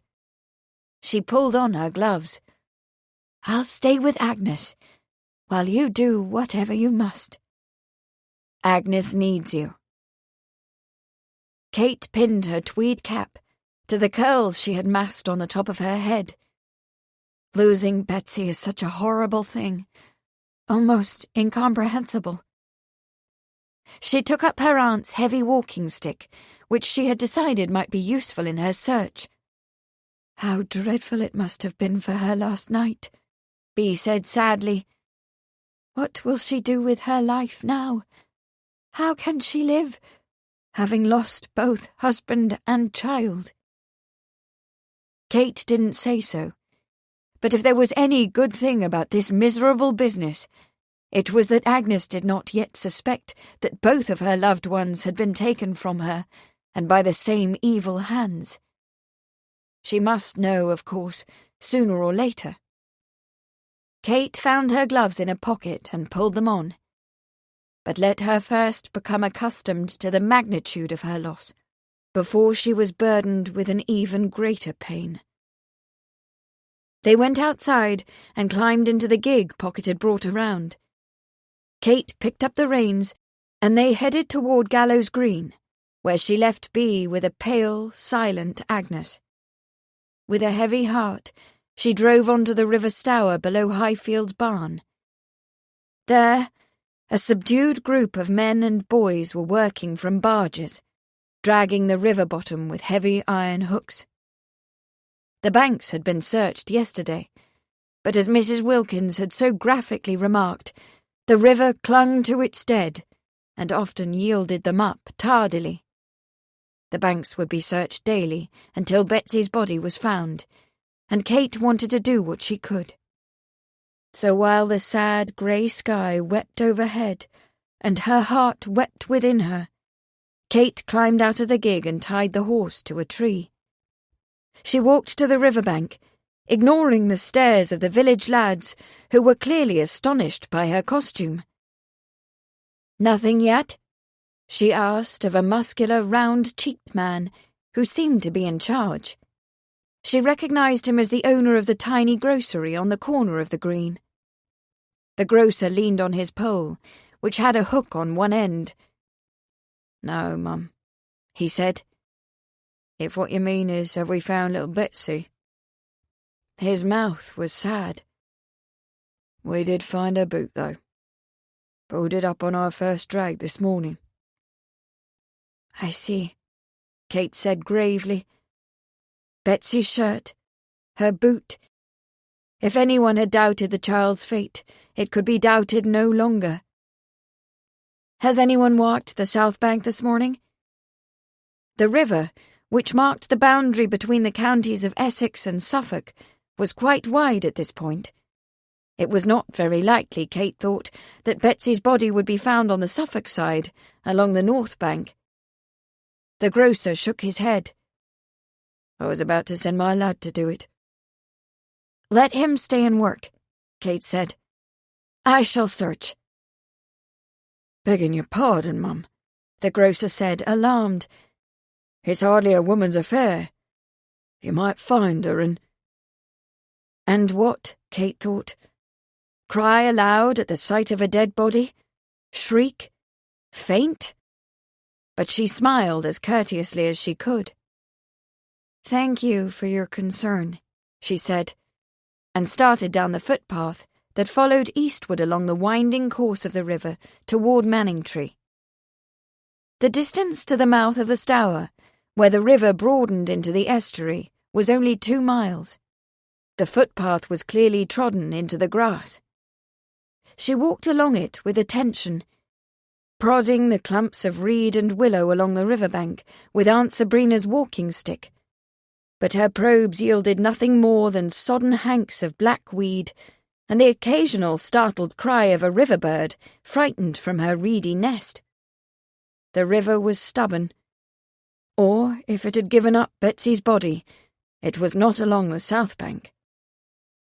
When Kate came to the river's mouth, within sight of the quay at Manningtree, she stood and looked out for a long moment over the quiet water, thinking of the secrets it held, the secrets of pirates and grain smugglers, and of one brave girl, as headstrong and daring and truly emancipated as any bloomer-clad young lady who dared to cycle in Hyde Park, and whose last adventure had taken her far beyond the pale. Back in Gallows Green, Kate drank the obligatory cup of tea and endured the suspicious scrutiny of the 2 women who had come ostensibly to offer Agnes their condolences, but more likely to learn some new piece of information. Mrs. Wilkins, who had been so cordial the day before, averted her eyes from the sight of Kate's ankles. The other was a pinched, shriveled woman named Mrs. Bentley, her hair netted with black chenille at the back of her head, and her thin shoulders draped with a black knitted shawl. She glared at Kate, and as she passed the biscuit tray, muttered something that sounded like, "Shameless, shameless." But Vicar Talbot, who had stopped in with a pot of soup prepared by his housekeeper, gave Kate a smile and a sympathetic glance. And Agnes, true to her generous nature, remarked that she had always admired the practicality of rational dress, yes, even bloomers, and hoped one day to have the opportunity to try it for herself. Practicality and comfort come first, I believe. Her smile was wan. Betsy enjoyed the freedom of boys' clothing, and I shall always be glad that she took her comfort while she could. Mrs. Bentley's dark face went darker. "Yes, and look what happened to her," she said, in a voice as grating as a rook's. "Headstrong she was, headstrong as a young horse, needed a rein." "Marjorie, Marjorie," Mrs. Wilkins chided. "She were just a child, and she's gone from us. Now's not the time for hard words." Mrs. Bentley lifted her chin. "Well, but I have to say it, don't I, Flora? And Agnes has to hear it. It's a sad time indeed it is, and I'd be the last to cast stones, but let it be a lesson." The glance she threw at Agnes, if not a stone, was stone-like and accusatory. "It weren't just the breeches, neither. The child used to whistle going past my window, loud like any boy. I said to Mr. Bentley, I said, 'Crowing hens and whistling girls. You know what their hens be,' I said." Her nod was confirming, and her eyes glittered. "Headstrong. Too headstrong by half." The vicar cleared his throat. "And the greatest of these," he remarked into his teacup, "is charity." Mrs. Wilkins stood. "Marjorie Bentley," she said with dignity, "I am truly ashamed of you, letting your hard mouth run ahead of your Christian heart. Now come along and leave this poor woman to her grief." When they had gone, the vicar turned to Agnes. "You must not take Mrs. Bentley to heart, my dear. Be glad that Betsy was as she was, a carefree and happy child."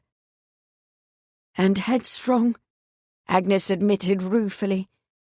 "Perhaps I should have reined her in, or asked Artie to be harder with her." She looked down at her hands.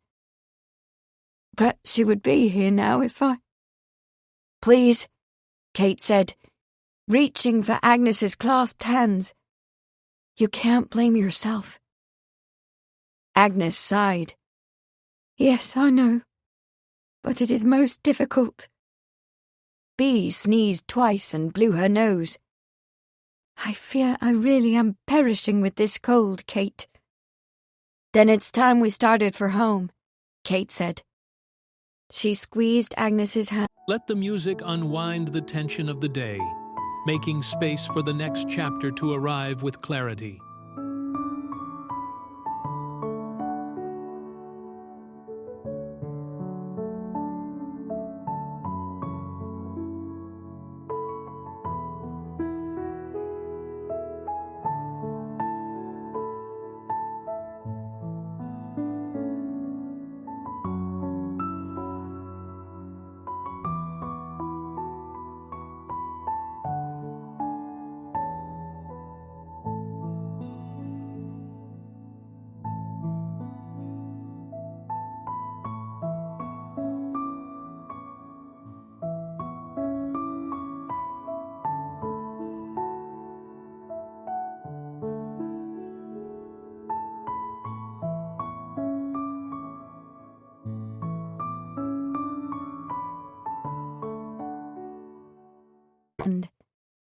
"You'll be all right?" Agnes nodded. "You will come back when there is news?" "Of course," Kate replied. Goodbyes were said. Bee was tucked into the gig with an extra robe over her lap and an umbrella, and Kate took up the reins. They started off, the pony's hoofs splashing thick brown mud. "I think," said Kate, as they rounded the corner of the green, "that we should go home by way of Crayford Lane. It is less travelled and perhaps less muddy, and certainly shorter." It was on Crayford Lane, not far from the Dedham gasworks, that they found the body. Chapter 41. Nobody could call Mr. Todd nice. The rabbits could not bear him. They could smell him half a mile off. He was of a wandering habit, and he had foxy whiskers. They never knew where he would be next. Beatrix Potter, The Tale of Mr. Todd. The corpse sprawled beside the cart track was that of a man, as Kate could see from her seat in the gig. He was clad in dark trousers, a dark blue jacket, and muddy boots with a hole in one leather sole, and he lay sprawled on his back, some little distance from the road, his limbs twisted and bent, as if he had been hurled from a vehicle in some violent roadway accident. "Oh, dear!" Bee exclaimed, wide-eyed. "Is he dead?" "I had better see," Kate said. She jumped down and touched the body gingerly, finding the skin cold. When she raised the wrist to search for a pulse, The arm was stiff. The man was indeed dead, and justly so, Kate could not help but feel as she rose and stood staring down at the sharp-pointed chin, the coppery hair. A hot, angry revulsion rose like a volcano inside her. "Kate?" Bea called anxiously. "Kate? Is it someone you know?" "It's someone we both know," Kate said, "at least by sight." She pulled her gaze away from the body with a deep shudder. "It's Mr. Todd." Bea gasped. "The man who—" "Yes," Kate said bleakly. "The man who may have murdered Betsy." She clenched her fists hard, nauseated by anger. "But now that he's dead, he's beyond the punishment of the law." Bea's voice was firm. "Now that he's dead, he is within the hands of the law, and he shall be punished." "Todd?" Vicar Talbot asked, incredulous. He stepped back down from the gig into which he was climbing, in front of Agnes's house. "You think Russell Todd killed the little girl?"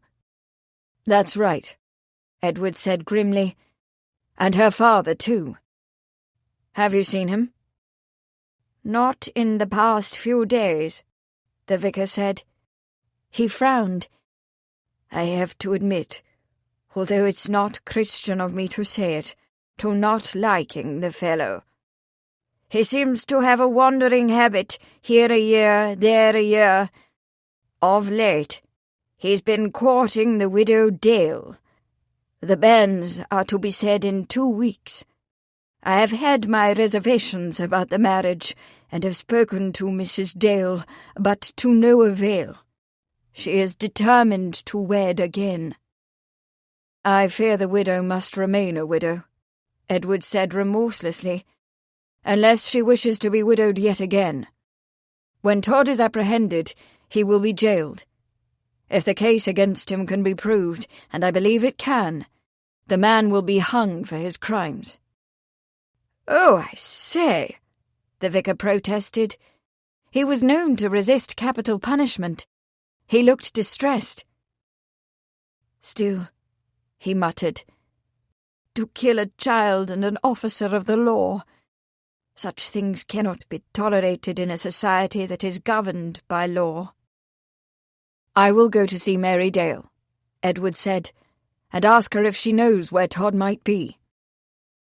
He paused, thinking how women had to bear the burden over and over of such awful losses. Mary Dale's first husband, Will Drummond, had fallen on a hayfork and been carried home on a barn door, dead. She had nursed her second husband, George Dale, through a cancer, to lose him 2 years ago on Christmas Eve. "Will you come with me?" he added, thinking that it might be easier to face the woman with the vicar at his elbow. The vicar sighed and stepped back into his gig. "Of course," he said. "Constable! Constable!" The boy was thin and freckle-faced and out of breath. "Come quick! There's somebody dead down by the Dedham Gasworks." Edward started. "Dead!" he exclaimed, thinking of Betsy. "A little girl?" "No, not a girl," the boy said. "A man. Miss Arley found him. She gave me a shilling to come for you." "Miss Arley?" Edward and the vicar exclaimed in unison. "Yes," the boy said. "Hurry!" "Who is the dead man?" Edward asked. "Do you know him?" The boy shook his sandy head. "Not me," he said. "But the miss knows him. Said to tell you he's the one you've been looking for." "Todd!" Edward roared, thunderstruck. "Not Todd!" "That's him," the boy replied, now hopping on both feet. "That's who she said. Mr. Todd with red whiskers and a pointed chin. Come on!" He raced off. Edward followed swiftly after, leaving the vicar sighing to himself and thinking of what he would say to the widow Dale. Charles received the message as he was shrugging into his coat in the back hallway of Marsden Manor, on his way to collect the horse that the Marsden stablemaster had saddled for him. He was about to leave for Manningtree, to learn from P.C. Bradley whether Todd had been apprehended at Wivenhoe the night before. It had been damned frustrating for him and Ned to wait all night in the shrubbery outside Todd's cottage, shivering in the damp air, listening to the wispy hoot of an owl, and not catch even a glimpse of the wretched fellow. They would have done as well to have sat in the warmth and raucous conviviality of the Flag. At least there they would have been dry and not thirsty. Lawrence approached. "From the constable, sir," he said, handing over the folded piece of paper. He cleared his throat and glanced over his shoulder as if to ensure that he was not overheard. "If you don't mind me asking, Sir Charles," he said in a low voice, "I was wondering what word you'd had with the lady." "What lady?" Charles asked, inattentive. He unfolded the paper. "With Miss Arley," Lawrence said. "About the—" He coloured deeply. "You know." "Oh, quite," Charles said, remembering. "About Amelia?" Lawrence nodded eagerly. "Indeed, Sir Charles, Amelia." "I must confess, Lawrence, that the pressure of events drove the matter right out of my mind. I have not yet spoken to Miss Arley of it, but I shall. Rely on it." Lawrence's face fell.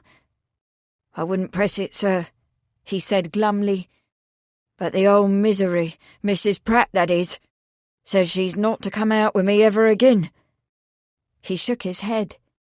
"Times have come round hard when a man's kept from courting the woman of his heart." "I'm sorry, Lawrence," Charles said with genuine feeling. "I will see what I can do. Thank you for recalling the matter to my attention." The heavy sigh that issued from Lawrence's lips seemed to convey both a lack of confidence in Charles's ability to intervene between his loved one and the self-appointed guardian of her chasteness, and the simultaneous belief that his ability was his only hope. "Thank ye, sir," he said, and walked away with a dragging step, the picture of the despondent lover. But Lawrence, however dejected, was not so easily conquered. Charles could not know that once out of sight, Lawrence straightened his shoulders, his eyes became flinty, and his determination hardened. Mrs. Pratt or no Mrs. Pratt, it was time to take matters into his own two hands. Left to himself, Charles opened the envelope and read the brief message from Ned. It said simply, "I have just received word that Russell Todd is dead. Crayford Lane, near the turning to the gasworks. Come at once." Charles stared down at the hastily penciled scribble and felt a sharp, almost physical relief. Todd's capture was inevitable, his trial a certainty, his execution by hanging, a savage, ugly act, even when well-deserved, the most probable outcome. However death had come to Russell Todd, it had relieved the Crown of the burden of prosecution and saved Agnes from the agony of a trial. But his relief was mixed with a ragged frustration and a profound regret. Alive, Todd had held the key not only to the father's death, but also to the daughter's disappearance. Now that the man was dead, would they ever know for a certainty how Betsy had died, in the struggle by the stone wall or in the cold river? He thought of the little girl, and was almost overwhelmed with sadness, not only for her, but for her grieving mother. If this question were not answered, its long shadow would darken Agnes's heart for the rest of her life. Chapter 42. Death always comes too early or too late. English proverb. Edward Laken frequently encountered death in the course of his duties, and he had learned to hold himself apart from it, from its violence, its pathos, its pain. But this time he revelled in the grim satisfaction that churned in the pit of his stomach, as he stood beside Todd's contorted body, arms and legs flung wide as if he had been thrown from a horse. The man was a thief. He was implicated in Artie's murder, was most likely the murderer himself, and in Edward's mind he was the man responsible for what had happened to Betsy. The only thing the least bit wrong about his death was that justice had not administered it. Now that it had come, though, Edward was glad of it, and glad that Agnes would be spared the brutal business of a trial. Still rejoicing, he bent over the twisted body. Russell Todd's head, mouth open, eyes staring, was flung back and to one side, pointed chin tilted upward, face colourless in the grey light, coppery hair and side whiskers rain-slicked. The man had died, it appeared, from a blow to the left side of the head. The skull had a queer, caved-in look, the depression badly bruised and discoloured. There was blood, although not much of it, at the nostrils and at one corner of the mouth. Perhaps he had been thrown from his horse and struck his head on a rock, or had ridden under an overhanging tree limb, but there were no trees in the vicinity, nor any rock substantial enough to have inflicted that damage. More likely, he had been kicked in the head by his horse. Edward turned as Charles came up, camera in one hand, tripod over one shoulder. "Ah, Charles," Edward said, relieved to see him. Standing alone beside Todd's body, so close to the man who had wrecked Agnes's life, was a dangerous business. There was a maelstrom of feeling inside him, an ungovernable flood of it, capable at any moment of sweeping him away. "So we've come to the end of it," he said, with a half-guilty, ill-concealed satisfaction. "Perhaps," Charles replied somberly. He set down his gear. "But perhaps not. How did he die, do you think?" "Kicked by his horse, it would seem." With an effort, Edward shut out the feeling. "No sign of the horse, though. No report of it either." He didn't say so, but it did seem a bit odd. In this area where the country people knew animals and respected them, a saddled, riderless horse would be caught and penned, and immediate word sent to the owner. Charles said nothing, only bent to the body. Edward looked down at his friend and shook his head. He knew himself to be a good policeman. He kept the dead in peace by being the kind of man the villagers could respect. He cautioned the rowdies at the pub and hauled them off for a night in jail when a cautionary word did not suffice. He kept a watch on the nomad gypsies that ranged his rural district, and on the scores of casual labourers that thronged the village at harvest time. But while Edward was ambitious, there was almost no opportunity for the kind of real detective work that Charles relished, even if he had been trained to it. The great bulk of the crimes that happened on his patch were crimes of passion or opportunity, not crimes of stealth, and the criminals were easy to identify. Under other circumstances, Edward might have been on his knees beside Charles peering at the body. Now, more than a little guilty for having been glad of Russell Todd's death and anxious to go to Agnes and tell her that her pain was ended, he shifted from one foot to the other and scowled. Russell Todd was dead, and only Mary Dale would mourn him. His death had ended the anguish, the sorrow, the unimaginable heartache of Betsy's loss, of Artie's death. There was no point in dragging it out by this inch-by-inch, hair-by-hair investigation in which Charles was so deeply engrossed. Nothing more was to be learned than what they could see with their eyes, unaided. Finally, Charles stood up. "I doubt it was a horse, Ned." "A stone, then?" Edward said quickly. "He fell." "No, the area of discoloration and depression is far too small. The object that caused this death was little more than an inch in diameter. The man was killed when he was hit by something the size of a poker." Edward closed his eyes, and wished he could close his ears.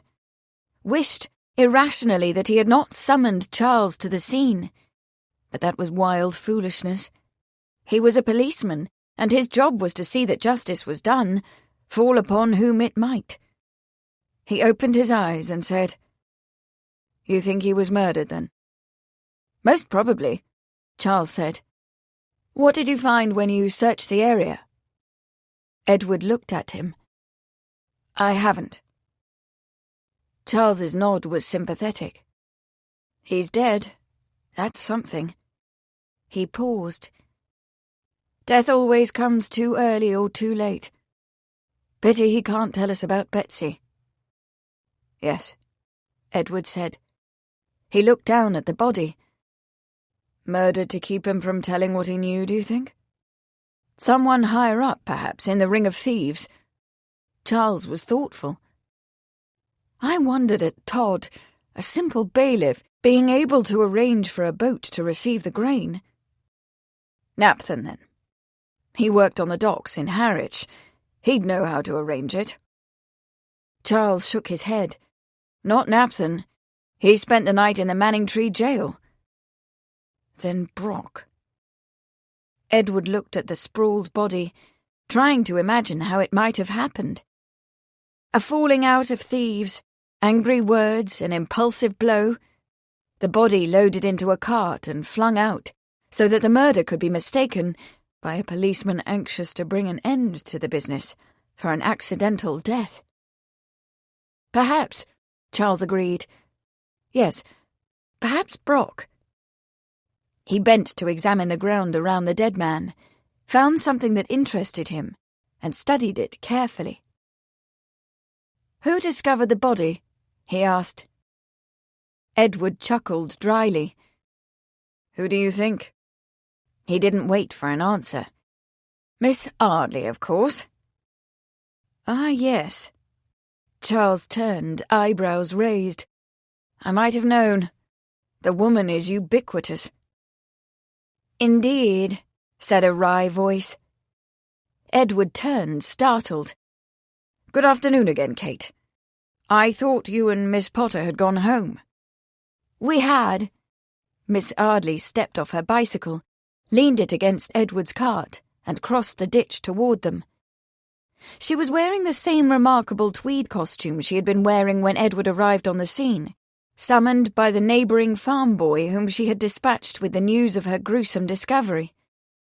Edward had to confess to being nearly as stunned by the sight of her ankles as he had been by the sight of the dead man. Even now, his glance was drawn inexorably to her lower limbs, and he had to wrench it away, feeling his face colour. "Miss Potter has a dreadful cold," she went on. "I took her back to Bishop's Keep, saw her to bed, and organised her tea." She looked down at the body, frowning. "But I could not get this business out of my mind. I came to see what you had learned." "I wonder," Charles said, "if I may examine your boots." Miss Arley looked at him for a moment before speaking. "I hope you don't think I killed the man." "I doubt it," Charles said evenly. "Did you?" "No," she said. Her mouth tightened, and she glanced at the body with something like the fierce satisfaction that Edward himself felt. "But I must say that I'm glad I wasn't given the opportunity." Edward thought he had given up being surprised by Miss Arley, but he could not help being surprised now. She bent down, unlaced her stout black boot, and pulled it off, balancing on one foot in an altogether unladylike posture. He averted his eyes from her slender black-stockinged foot, a part of the female anatomy that he had seen only once or twice before in his life, and found, to his dismay, inordinately provocative. She handed the boot to Charles, who dispassionately inspected its broad, flat heel and handed it back. "Did Miss Potter approach the body?" he asked. "No," Miss Arley said. She bent over to lace up her boot again. She remained in the gig. "Did you see any woman in the vicinity?" "No." Miss Arley replied. She straightened, her grey eyes puzzled. Why do you ask? Edward frowned. A woman? What reason could Charles have to think that a woman had anything to do with Todd's death? Charles did not directly answer the question. I should like to cast your boot heels in plaster, he said to Miss Arley. I have some back at the manor, for the field work I plan to do in fossils. He turned to Edward. Your heels too, Ned. Edward nodded. But I should like to know, he said slowly, why you have taken such a sudden interest in shoes. Because of this, Charles said, pointing to a deep, round indentation, a half-inch in diameter in the soft earth. And this? He pointed to another. And this? Chagrined, Edward bent to look. He was here on police business. He should have seen the indentations himself. But he had been so swept up by his feelings that he had not paid even a routine attention to the sight, and scarcely more to the body. He had not even gone through the pockets. Miss Arley bent over. Heel prints. She straightened, her eyes widening in an expression of surprise. A woman's prints. You don't suspect... She stared at him, and her voice trailed off. Do you? She was clearly frightened. Edward stiffened. A woman's print? Was it possible that... No, of course not. Whatever else the shoe prints meant, they could not mean that. He drew in his breath and controlled his feelings with an effort. Agnes was too calm, too composed, too level-headed to have done something like this. And besides, she did not know the details of her husband's murder, nor suspect that Betsy's drowning was anything but an accident. Without that knowledge, she had no reason to kill Todd. He frowned, thinking back to the conversation in Agnes's kitchen, when Todd's name had been mentioned within her hearing. But she hadn't been listening, had she? Charles shoved his hands into his pockets. There's not enough evidence to suspect anyone, man or woman, at this point. He did not look at Edward. But I think it a good idea to preserve these prints after I have taken photographs of the body, and also to cast the heels of the three of us, for purposes of comparison, and of anyone else who may have been near the body. Miss Arley was pale. She stood still for a moment, then said, with the air of a woman who had just made up her mind to something, I'll ride to the manor for your plaster if you like. Edward was too deeply engrossed with the questions running through his head to question her intention, but Charles's quick smile lightened his sober face, and his voice was teasing. You'd let Lady Marsden see you cycling? In that get-up? Miss Arley tossed her head.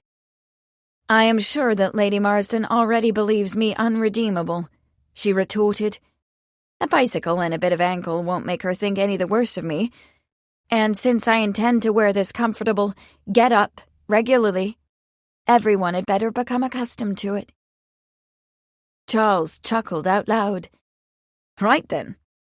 The plaster will be found in my science kit, on the table in my bedroom. Lawrence can get it for you. I'm off, Miss Arley said briskly, and left them. Charles unpacked his camera, set up the tripod, and took a half-dozen photographs of the body and several more of the puzzling round prints. Finally he finished, repacked his gear, and straightened up. He looked at Edward and spoke for the first time since Miss Arley had gone. His words went straight to the heart of Edward's worry. I don't see how Agnes might have killed him, Ned. Edward felt a relief wash through him, so great that his knees actually felt weak. No, of course not. She knew nothing about Todd's connection to... She had no motive. He cleared his throat loudly, too loudly. I'll search the body now if you've done. Charles stepped back. It's yours, Constable. Edward knelt beside the body and ran his hands into the pockets of the jacket, the dark trousers. He found nothing except a few shillings, a small silver pocket-knife, much worn, and a grimy handkerchief. But when he pulled out the handkerchief, tied into the corner was a gold coin with a nick in the edge. "Artie's gold sovereign," he exclaimed, holding it up. "That corks it." "I suppose it does," Charles said. "Now all we have to do is find the person who corked him." Edward pocketed the sovereign, the knife, and the handkerchief. "If you're done with your picture-taking, you can help me load the body into the cart. I'll take it to the police surgeon at Colchester and make my report while I'm there. I'll telegraph Bradley, too." "Right," Charles said. "I'll wait here for Miss Arley, and cast the heel prints. God knows we can't go peering at every female boot in the county, but the casts may come in handy."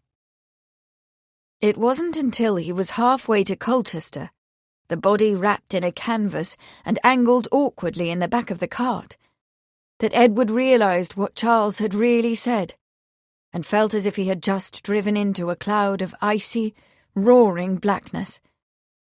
Charles had not said that Agnes had not killed Todd. He had said that he didn't see how she might have killed him. Between the two there was a world of difference. A spectral world haunted by Agnes's motives. Artie and Betsy. Both beloved, both dead, both at the hand of Todd. Now Todd was dead too. Agnes, if she had known what he had done, could very well have killed him.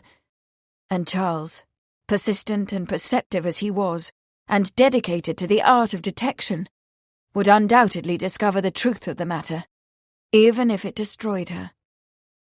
And at that moment, Edward hated his friend. Chapter 43. "How did you come here?" asked Pigling Bland. "Stolen," replied Pigwig, with her mouth full.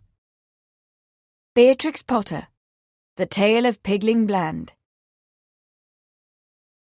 Arthur Oliver and Russell Todd were indeed dead, and nothing more was to be done for them in this world. But Betsy was not. Yes, Betsy Oliver was alive, although not at all happy with her lot in life. She lay trussed like a plump harvest pig, with a rag tied in her mouth in place of a baked apple, on a heap of dry, scratchy hay in a lean-to shed a short distance from the smithy. Her shirt was gone, and her boots, and a filthy, scratchy blanket smelling of horse had been thrown over her. Still, until the last few hours, Betsy had not been unbearably uncomfortable. Although she was securely bound and her feet and hands had long since gone numb, she was warm and dry, and she had not been lonely. The man with the pointed chin and scraggly red hair had twice come into the shed to remove her gag and feed her porridge and brown bread and give her milk to drink. And yesterday afternoon, through a crack in the board by her head, she had watched Uncle Ned and Sir Charles arrive. They were just about to break open the door and rescue her, when the smith's boy, a loud, loutish creature, frightfully inconsiderate of small birds and lizards, had galloped around the corner, waving his black cap and shouting that she had drowned. What utter nonsense, she had thought angrily. How could anyone imagine that she might drown, when her father had always boasted that she could swim as well as any pike? But no one seemed to raise that question. Voices from the smithy drifted into her prison. She heard that her boot had been found, as well as her shirt, and that the river was being dragged for her body. This intelligence was far more painful than the ropes that bound her, because she knew how sad and grief-stricken and lonely her mother must be. She longed to run home and fling her arms around her mother and tell her that the sharp-chinned man had only made it appear that she had drowned, and she was perfectly alive. And not only alive, but less lonely likely than her mother, for she had Jemima Puddleduck for company, and Mr. Brown, who sat on a limb outside the shed, hooting a raspy encouragement. It was perhaps not surprising that Mr. Brown should have followed Betsy and her captors and stationed himself as a watchful guard outside her prison, or that Kep, such a good tracking dog, should sniff her out and stay close by until the stupid Smith's boy had laid hands on him and taken him away. But how did it happen that Jemima Puddleduck had located her so speedily? Betsy could give herself little credit for this fortuitous turn of events. The fact was that there was a small opening in one of the boards at the back of the shed, and Jemima, determined duck that she was, had discovered it. This event had apparently occurred several days before, for 4 large eggs lay like polished ivory in a nest in the dry straw. This morning, Jemima had slipped through the hole and settled herself amiably upon her 4 eggs, evidencing no surprise at finding Betsy in the audience. She sat there for an hour, yawning occasionally, now preening a wing, now her breast feathers. When she had finished her motherly duty, she got up and examined her 5th egg, nibbling it fondly with her orange bill. She then carefully covered all the eggs, quacked a maternal farewell to them and to Betsy, and went out briskly in search of her breakfast. With Jemima's cheerful company, the heartening calls of Mr. Brown, and the sharp-chinned man's porridge and bread, Betsy had been less worried about herself than she was about her mother. But the sharp-chinned man had not come back since his dispute with the other man last night, and she was beginning to fear that he might not come back at all, especially considering the circumstances under which he had left. Betsy had been asleep in the velvety darkness, dreaming that she was at home with her mother and father, having a late tea at the kitchen table.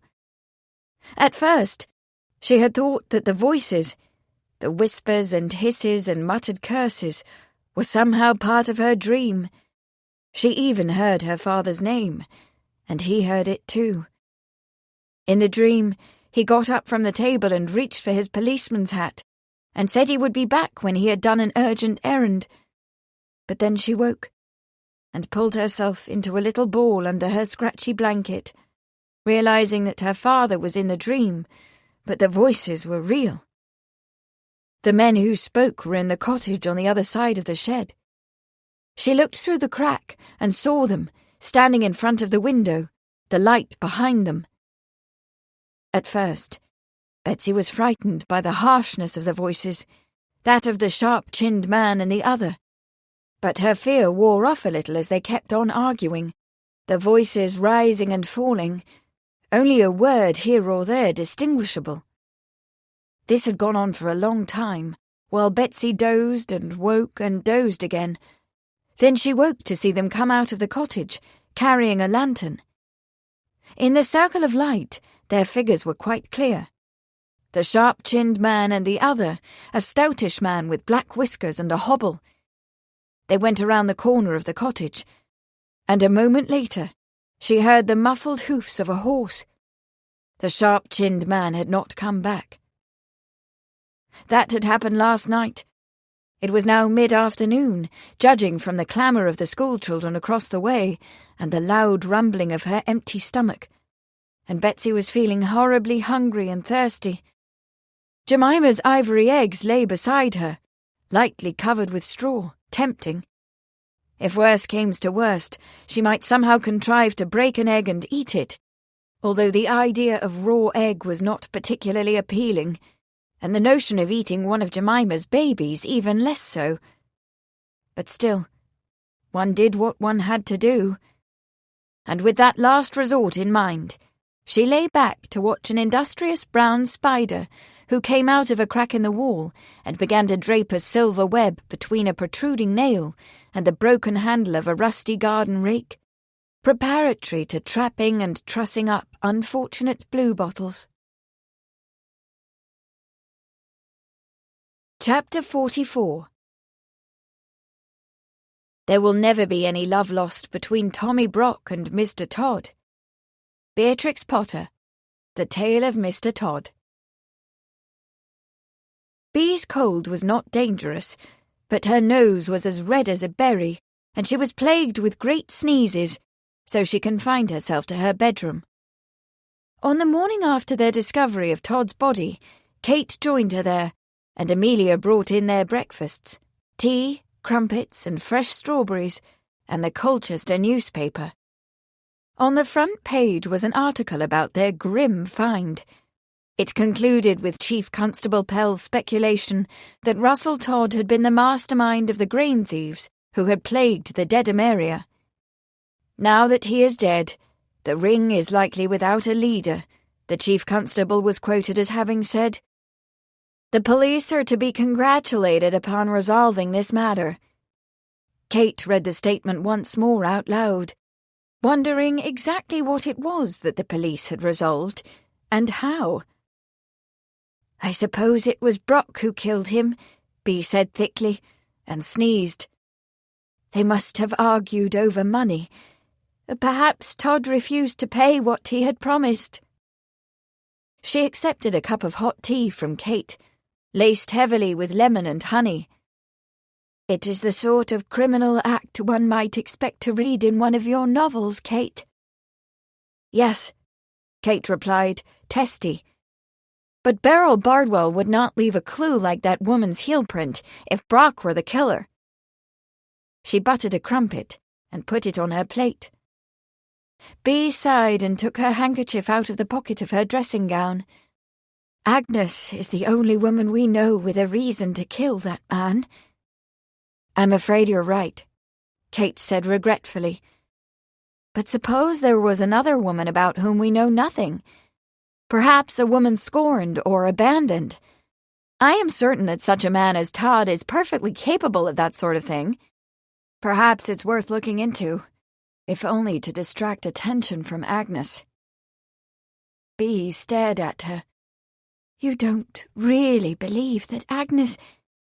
Her voice trailed off, and her watery blue eyes grew large. You do? No, Kate said.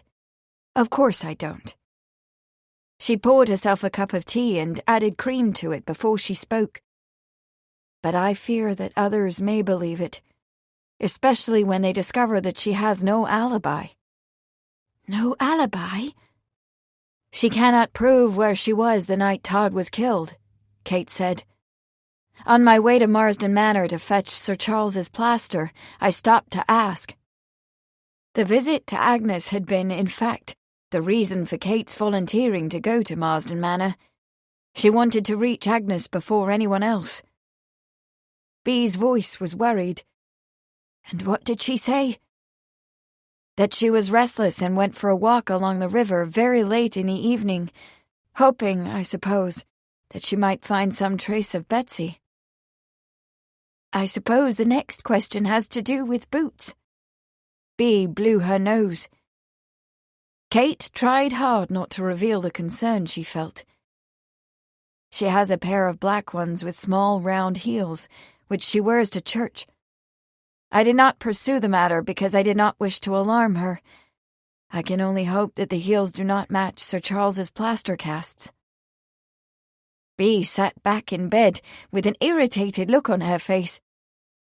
One could wish that Sir Charles were not so diligent in his detecting. She picked up her cup and sipped her tea. Not that I believe for a moment that Agnes did it, of course. Kate nodded and finished her crumpet. It's really most unfortunate that Sir Charles was summoned. Edward was so relieved to find Todd dead that he was not inclined to examine the scene very carefully. When he first arrived, he was sure that Todd had been killed in an accident with a horse. Without Sir Charles, those heel prints would have been trodden underfoot when the body was removed. Bea pulled a bowl of strawberries toward her. Well then, she said with resolve, you must not linger, Kate. If the evidence Sir Charles has discovered seems to point to Agnes, then the evidence is surely wrong. Brock is the murderer, I'm sure of it. It's up to you to find the clues that point to his guilt. You'd best get on with it. Kate stood. You won't mind if I leave you all alone?" "I'm hardly alone," Bea replied with a little laugh. She pointed to the hedgehog curled into a ball in the middle of a pillow, her shiny prickles smoothed flat. "If Mrs. Tiggywinkle proves unsociable, there's always Hunker Munker. And I have my sketchbook. I was thinking of beginning another story." "Well, you've had plenty of adventures to draw upon," Kate said as she turned to leave the room. "You shouldn't run out of ideas." Bea gave a sad little sigh. "My dear Kate," she said, shaking her head, "when I wished for adventure, someone should have thrust a handkerchief in my mouth." "Well, but I can't help it, can I?" P.C. Bradley demanded irritably. "It's not my idea to question the woman. I was ordered. All I'm asking is your company during the interrogation, and that was ordered too." Edward could feel the anger welling up within him like molten lava. "For God's sake, man, it's insane. No one in his right mind could accuse that poor bereaved woman of—" "No one has," P.C. Bradley broke in wearily. He shook his head. "I'm just supposed to ask a few questions, that's all. It's part of the investigation." Edward spoke very quietly, damning his fury. "What questions?" Bradley looked uneasy. What she knew about the victim? How much she knew about her husband's affairs? He hesitated and added slowly, "Where she was on the night that Todd was killed?" Edward felt as if he were drowning in a sea of fire. "You can't be serious. What makes you think she knew anything about—" "For God's sake, man, I don't know." Bradley's mouth went firm. "Take your complaints to Colchester. I'm just doing what I'm told to do." He reached for his hat. "Are you coming? Or am I to tell Chief Constable Pell that you have disobeyed a direct order?" Garbed in a split tweed skirt, not quite so comfortable, but less controversial than Bloomer's, Kate rode her bicycle to Manningtree. The Pig and Whistle was situated in a wide, open street, facing the quay. It was a Tudor building with generously pargeted stucco panels, window boxes filled with spring flowers, and gleaming diamond-paned windows. The Dutch door hung open, and a black and white cat sunned itself on the stone step, which had been worn deep by the tread of many feet. The publican's wife was stoutish, with sallow skin and a sour mouth. "Tommy Brock?" She frowned and indicated a direction with her head. "In the cottage behind, if he's home." Her dark eyes glinted suspiciously. "What are you wanting him for?" Kate fell back on the lie she had invented for Mrs. McGregor several days before. "His sister has given me to understand that he might be available to do some work. She is the one who directed me here." The woman's face brightened. "Why," she exclaimed. "By all means, then, go and see if you can knock him up, and if not, leave your name and where he can reach you, and I'll see that he does." Surmising that the landlady's enthusiasm might have something to do with the payment of the rent, Kate gave her name and directions to Bishop's Keep, and went out into the gravelled alley and around the back. Tommy Brock's dwelling was a board shack, tilted to one side under the weight of a large creeper vine which covered the roof and the adjacent brick wall. The vine was full of blue tits, who fled with shrill peeps at Kate's approach. She tapped at the open door, then called, and then, with a cautious glance over her shoulder, pushed it wide and went in. The two-room shack was dark and chilly, and smelled of damp. Other than the bed, the table, and a few items of clothing hung from pegs in the wall of the second room, Kate saw nothing unusual, and certainly nothing to connect Brock with Todd's death. She had just come out the door, and was closing it behind her, when she found herself face to face with the ugliest man she had ever seen. He was short and hefty-looking, with a face like a bulldog, a bristly black beard, and a fresh cut over his left eye. He was carrying a bottle of ale in one hand and a stout oak staff in the other. "Who be ya?" the man growled and brandished the staff. "What be you doing in me house?" Kate recoiled from the man's alehouse breath. "My name is Catherine Arley," she said with as much dignity as she could muster. "I was looking for Mr. Brock." "This be Brock," the man said, indicating the front of his filthy navvy's coat with a jerk of his thumb. He bared yellow fangs in a ferocious grin. "What do you want with a bastard?" "I understand from your sister," Kate said faintly, "that you might be available for work. I am seeking to fill a position on my—" But Kate did not get to finish her sentence. Unexpectedly, Tommy Brock threw back his ugly head and exploded into a shout of rough laughter. "Work!" He slapped his hand on his thigh. "Work, the lady says. Work!" Kate pulled herself together. "I see nothing amusing about an offer of employment." "Amusing!" Brock cried. "Nothing amusing about employment, the lady says." He lifted the bottle of ale to his mouth and pulled a generous swig. "Tom Brock won't be working again." He belched heavily. "Not till he's drunk up his money from his last job. And that'll take some time, I'll wager, some time.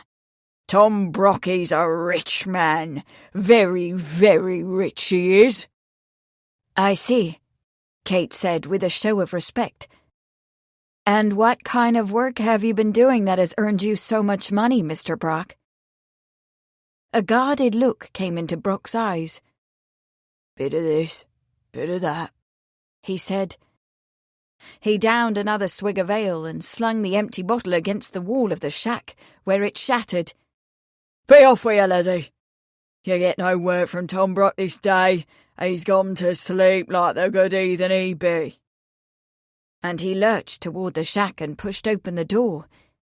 A moment later, there was a thud, followed by a loud crash, as if he had flung himself across the bed and it had collapsed under him.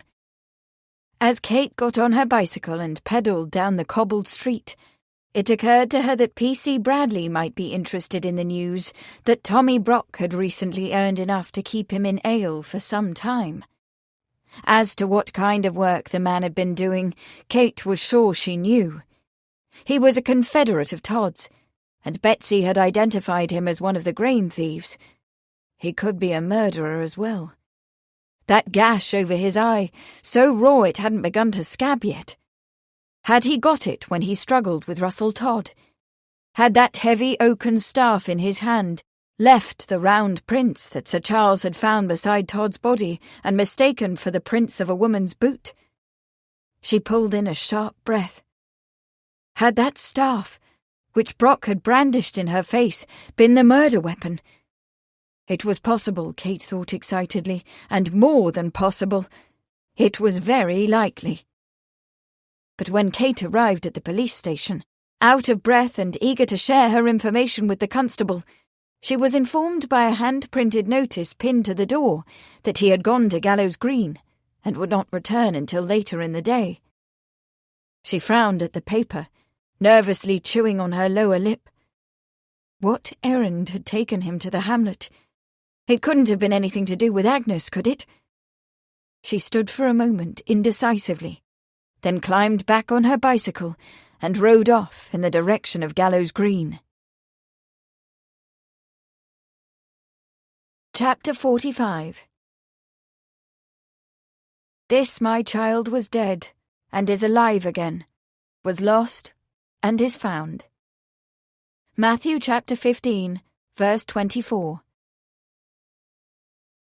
I have told you, Agnes said gently, but I will tell you again.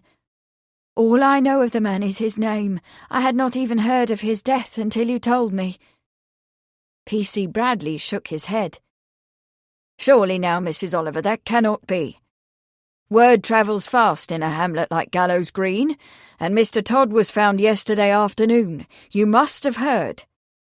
He shifted uncomfortably. "Or perhaps you already knew," he blurted. Edward strained forward, barely managing to hold his rage in check. The interrogation had gone from bad to worse, as Bradley managed to insinuate, without actually saying so, of course, that Artie had had dealings with Todd, and that Agnes had known of them. And now he was suggesting that Agnes knew of Todd's death before anyone else. Edward, a man of usually calm demeanour, completely forgot that he was a police officer.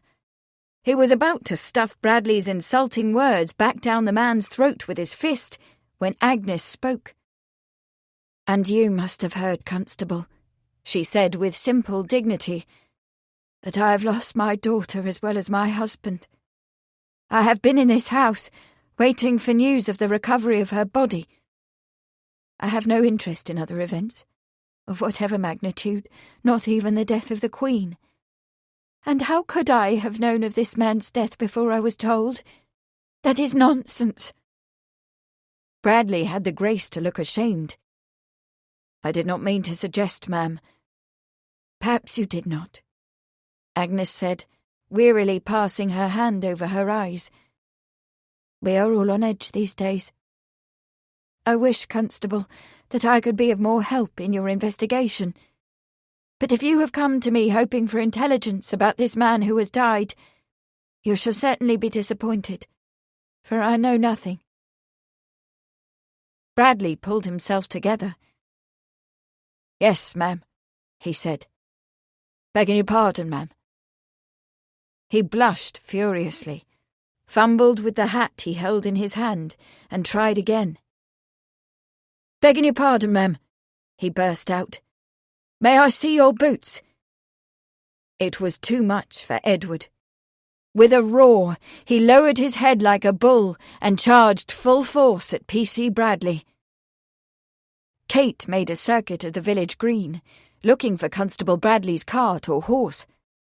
She was bicycling past the smithy when she caught a flash of something white, slipping under the currant bushes along the path to Mrs. Wilkins's garden. Betsy's duck.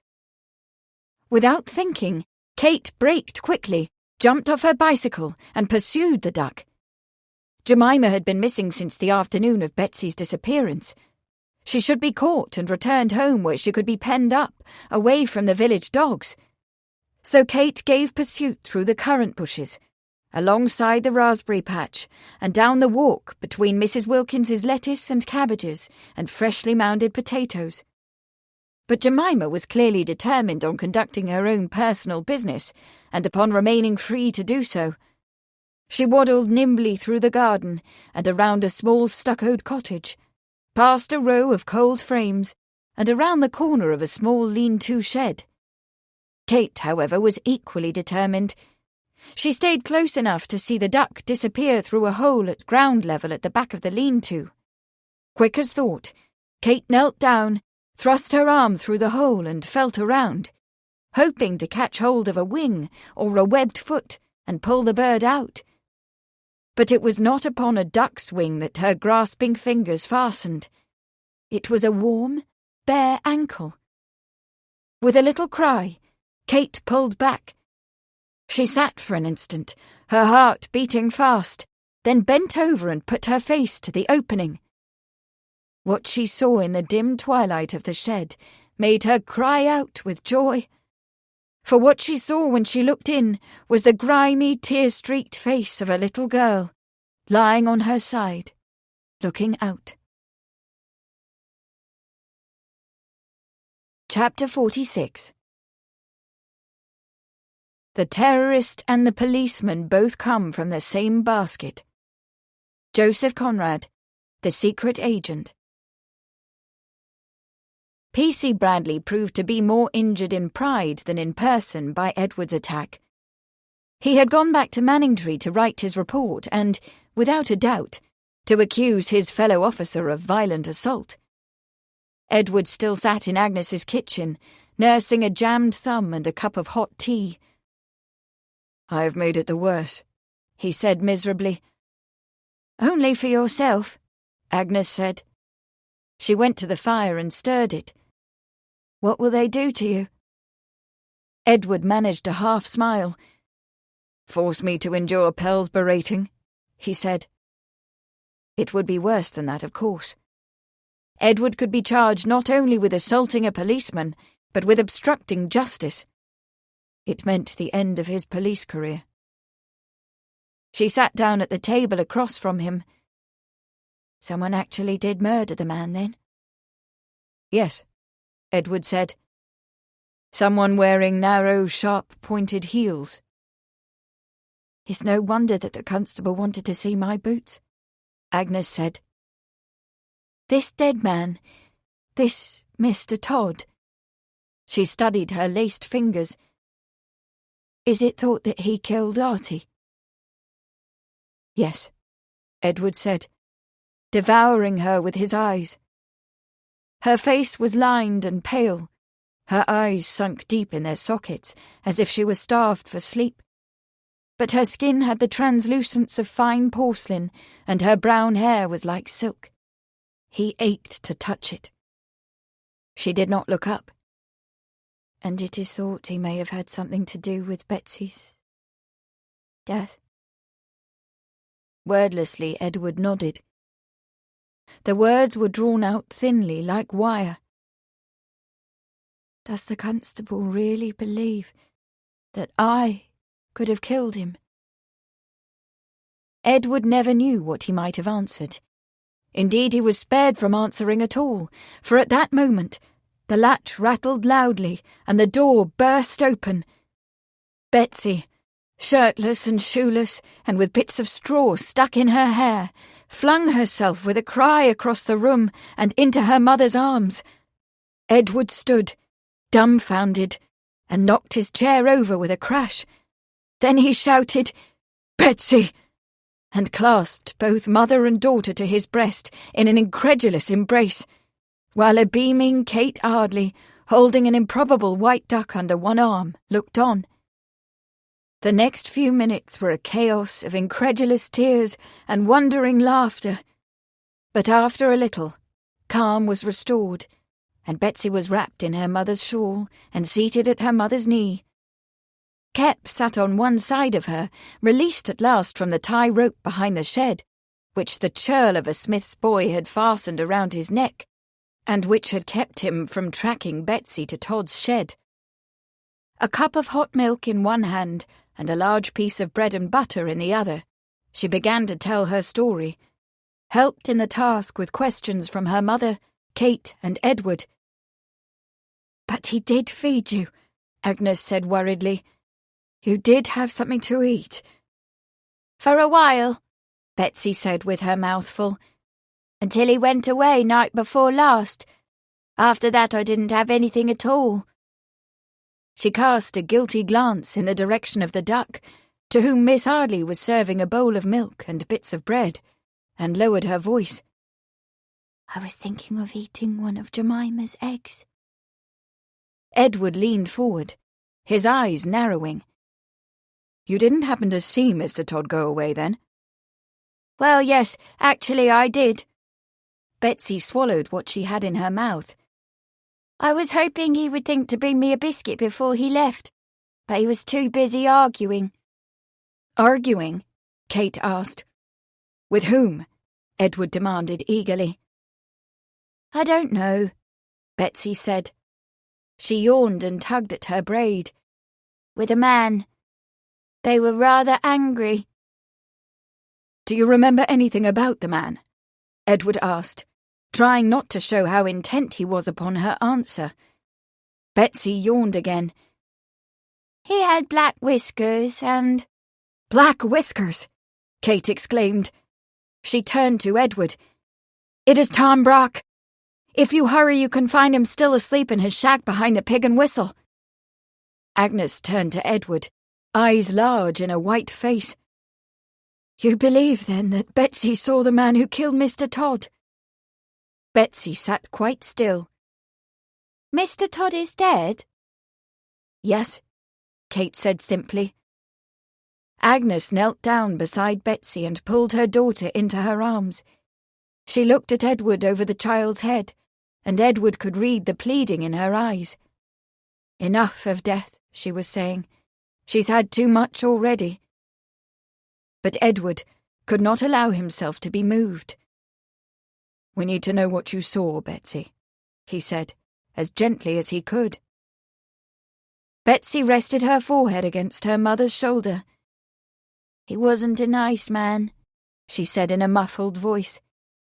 "But he brought me food, and I don't think he really intended to hurt me. Whatever he did to make the other man angry, he didn't deserve to get killed." She sighed and straightened up. "No one does." Edward stood and looked down at Betsy. "Do you think you would know the other man if you saw him again?" "Yes," Betsy said drowsily. She rubbed her eyes with her hands. "He had a queer, stiff walk." Her yawn was huge, and her head began to droop.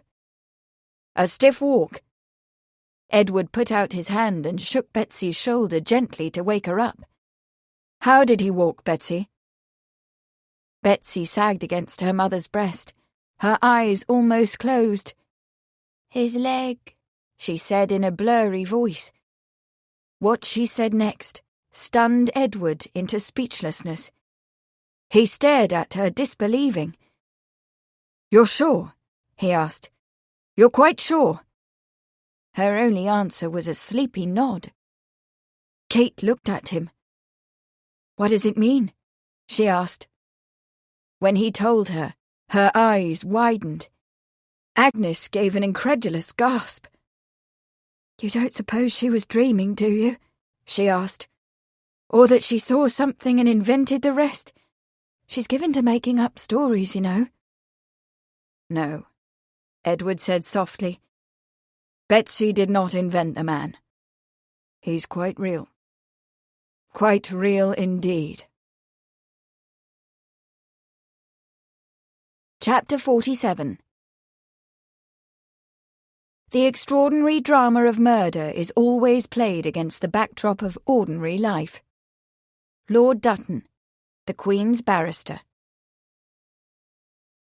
The live and let live, which had been crowded at the inquest into Sergeant Oliver's death, was jammed to the rafters now, several days after the murder of Russell Todd. 3 chairs had been set up at the far end of the room, in front of the trestle table that would serve as a desk for Coroner Harry Hodson. With deference to the women and the girl child who were expected to be seated in those chairs, the coroner had ordered Russell Todd's coffin placed out of doors, where the jury could view it before they took their seats on the long benches, arranged at right angles to the table. Sanders the publican, in his usual too-short trousers and heelless slippers, his bald pate gleaming, was briskly clearing away the last of the glasses and bottles from the bar.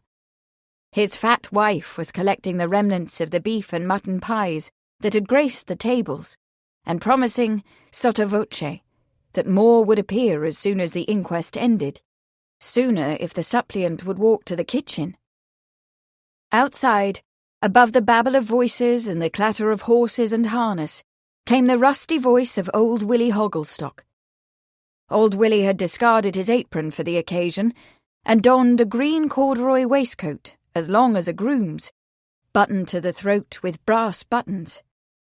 Much to the dismay of the publican's wife, old Willie had pulled up his cart directly over the way, and was plying not only his regular trade of fish, fruit and vegetables, but offering as well halfpenny slices of pineapples, ham sandwiches for a penny halfpenny, and baked potatoes from a brass potato can that was hung over an iron firepot, the whole contraption ingeniously suspended from the back of the cart. Beside him, cleverly stationed to bask in the reflected glory of the brass potato can, was a young boy with a basket of walnuts, lifting his brown-stained fingers and crying in a musical voice, "Fine walnuts, 16 a penny, fine walnuts!" And beside him, cross-legged on a blanket surrounded by pairs of old shoes, sat a swarthy man, a gypsy with a red neckerchief and blue checked shirt, calling, Boots for tuppence, fourpence a pair, buy boots. It was into this jangle of sights and sounds that Kate came with Agnes, little Betsy wide-eyed between them, Edward close behind. Bea had wanted to attend, but her cold had prohibited her, as well as the prospect of possible newspaper publicity. It would not do to have my father read my name in a newspaper in connection with a murder, she had told Kate. For all he and Mamma know, I am safely at Long Melford, sketching squirrels. Edward had discussed the matter with the coroner, and both agreed that Bea's presence would not be required, so long as Kate would testify to the discovery of Todd's body. As Kate pushed her way among the crowd of people outside the Live and Let Live, she made mental note of the sights and sounds that turned the ordinarily quiet Lamb's Lane into a bustling fairground, intending to tell Bea about it in detail.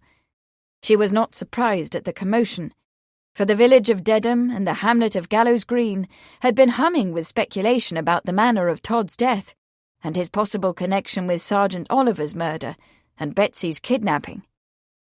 The expectation that all would be revealed had lent to the inquest the electric excitement of a magic lantern show. The villagers, to a person it seemed, had turned out for it. Inside, the spectators opened a corridor for Kate and Agnes to pass through. The publican, acting as both host and bailiff, showed them to the chairs in front of the table. They were barely seated when a wispy clerk perched on his stool and silenced the din with his shouted, "Gentlemen, the coroner!" Magisterial in girth and manner, Harry Hodson appeared, seated himself in the oak chair, and signalled the clerk to read the proclamation. Upon its conclusion, the coroner began to call aloud the names of the jurors who were to be impanelled. It would be sufficient, Kate knew, for a verdict to be returned by 12 men. Owing to the importance and opacity of this case, an extra 4 had been summoned. One of the 4 did not appear, and the coroner, without regard to any excuse he might offer, levied a 40-shilling fine. Of the remaining 15, a white-bearded elderly man named Walter Dutton did not appear willing to participate. "Sir," he said, in answer to the name that had to be twice shouted at him, "my presence here is purposeless. I am deaf, sir, stone deaf." Harry Hodson did not hesitate. "Then you are excused," he whispered, in a voice so low that Kate hardly heard it. The deaf man rose from the bench and made for the door. The coroner pounded his gavel on the table.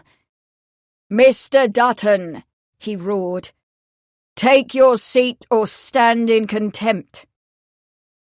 Chagrined, Mr. Dutton sat down once more, and the coroner administered the juryman's oath.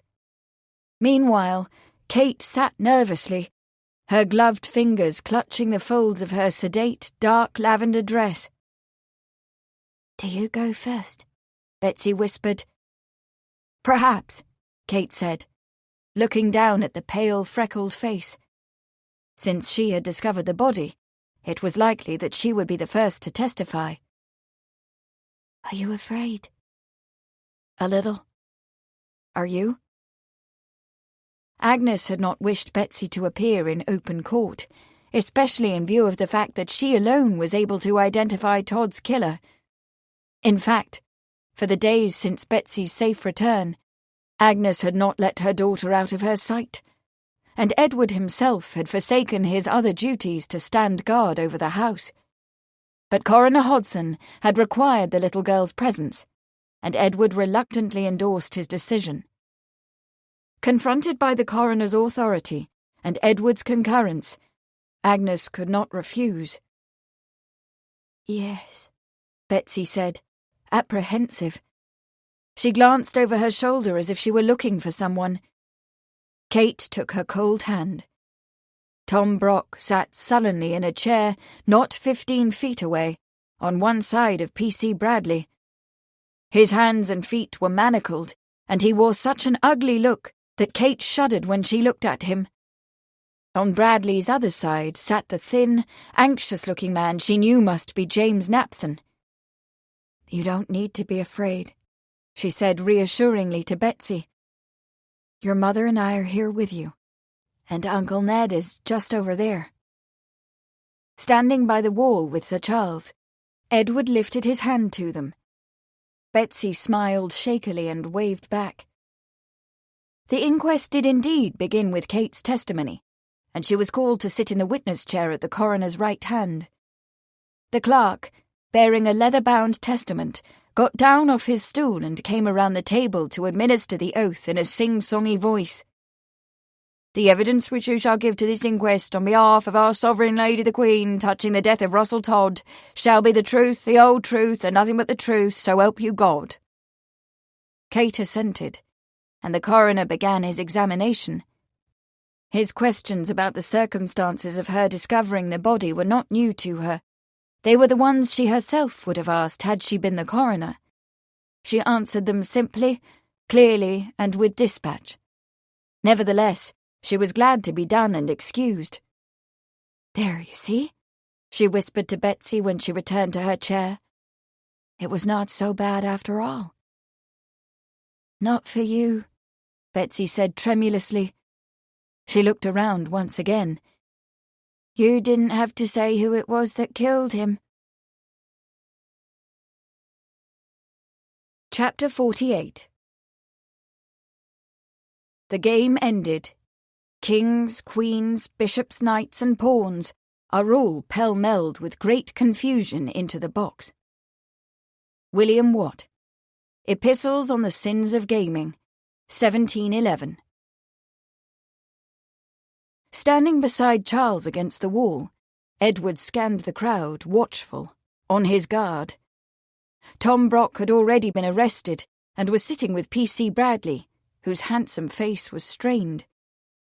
After today's inquest, Brock would be duly charged and brought to arraignment for his crimes. James Napthon sat on the other side of Brock, similarly manacled. Betsy, pale and apprehensive, was seated between her mother and Miss Arley, in front of the coroner's table. The police surgeon was just stepping off the stand, having followed Miss Arley in the order of testimony. Inspector Wainwright, more nervous and melancholy than usual, was standing at the end of the bar wearing a weary look, for he had been quite busy in the last few days. Chief Constable Pell was with him, smiling and grand, his blue uniform brushed to a fare-thee-well, his brass buttons shining proudly. Even Inspector Wainwright's Sergeant Battle was among the throng, as was several other carefully chosen men, all watching the proceedings with an air of nervous anticipation. But of them all, only Edward, Charles, and Wainwright knew why they had been summoned. Harry Hodson looked up at Edward and gave an almost imperceptible sign. Edward stepped forward, thinking that he was gladder now of his relationship with the man than he had ever been before. He and Harry had not been boyhood chums, as had he and Artie, nor manhood friends, as he and Charles had grown to be. They were instead acquaintances whose professional relationship was based upon respect and admiration, each for the other's abilities. He had more than once seen Harry handle a difficult courtroom situation, where justice and a man's life were suspended between a lie and a half-truth, and had watched him tease out the knot of the fact that eventually unravelled the whole story. After Edward and Charles had worked out their theory of the present crime, and the two of them had laid it before Harry, it was only a moment or two before the coroner said, in his gruff, blunt way, "Right then. Let's get on with it, boys. Damn it, what the deuce are we waiting for?" So now, when Harry summoned him to the witness chair, Edward stepped forward smartly, saluted, and gave his name and rank. Then in simple language chosen to make the complex matter easier for the jury to understand, he told the story of Todd and Brock and the grain thefts, confirmed by the confession taken by P.C. Bradley from the prisoner James Napthon, of Artie's discovery of the grain stored in Napthon's barn at Highfields Farm, and of his murder there. of the argument at Todd's cottage between Todd and an as yet unidentified man with whom he was last seen before his death. It would appear, Edward said in careful summation, that it was this unidentified man who murdered Russell Todd, or who has, at the least, withheld from the police material information regarding the cause of his death. There was a stir along the bar, a subtle shifting of space and bodies as men rearranged themselves. A feeling of expectation began to rise in the crowd, as it does when the spectators of a chess match sense that checkmate is near, or the audience of a play feels the denouement draw near. Edward kept his eyes fixed upon Harry Hodson, who straightened the papers on the table before him and spoke with a judicious frown. But even if this man were to be identified, Constable Laken, it would appear that any accusation of him would be entirely circumstantial. Is that not the case? Not entirely, sir, Edward said. There was a witness to the argument, one who can identify the man whom we are seeking. The room quieted, and Edward was suddenly conscious of how stifling it had become. In the front row, Betsy's face was white as paper, her mouth pinched and frightened. Beside her, Agnes clutched the child's hand, as if both of them were drowning.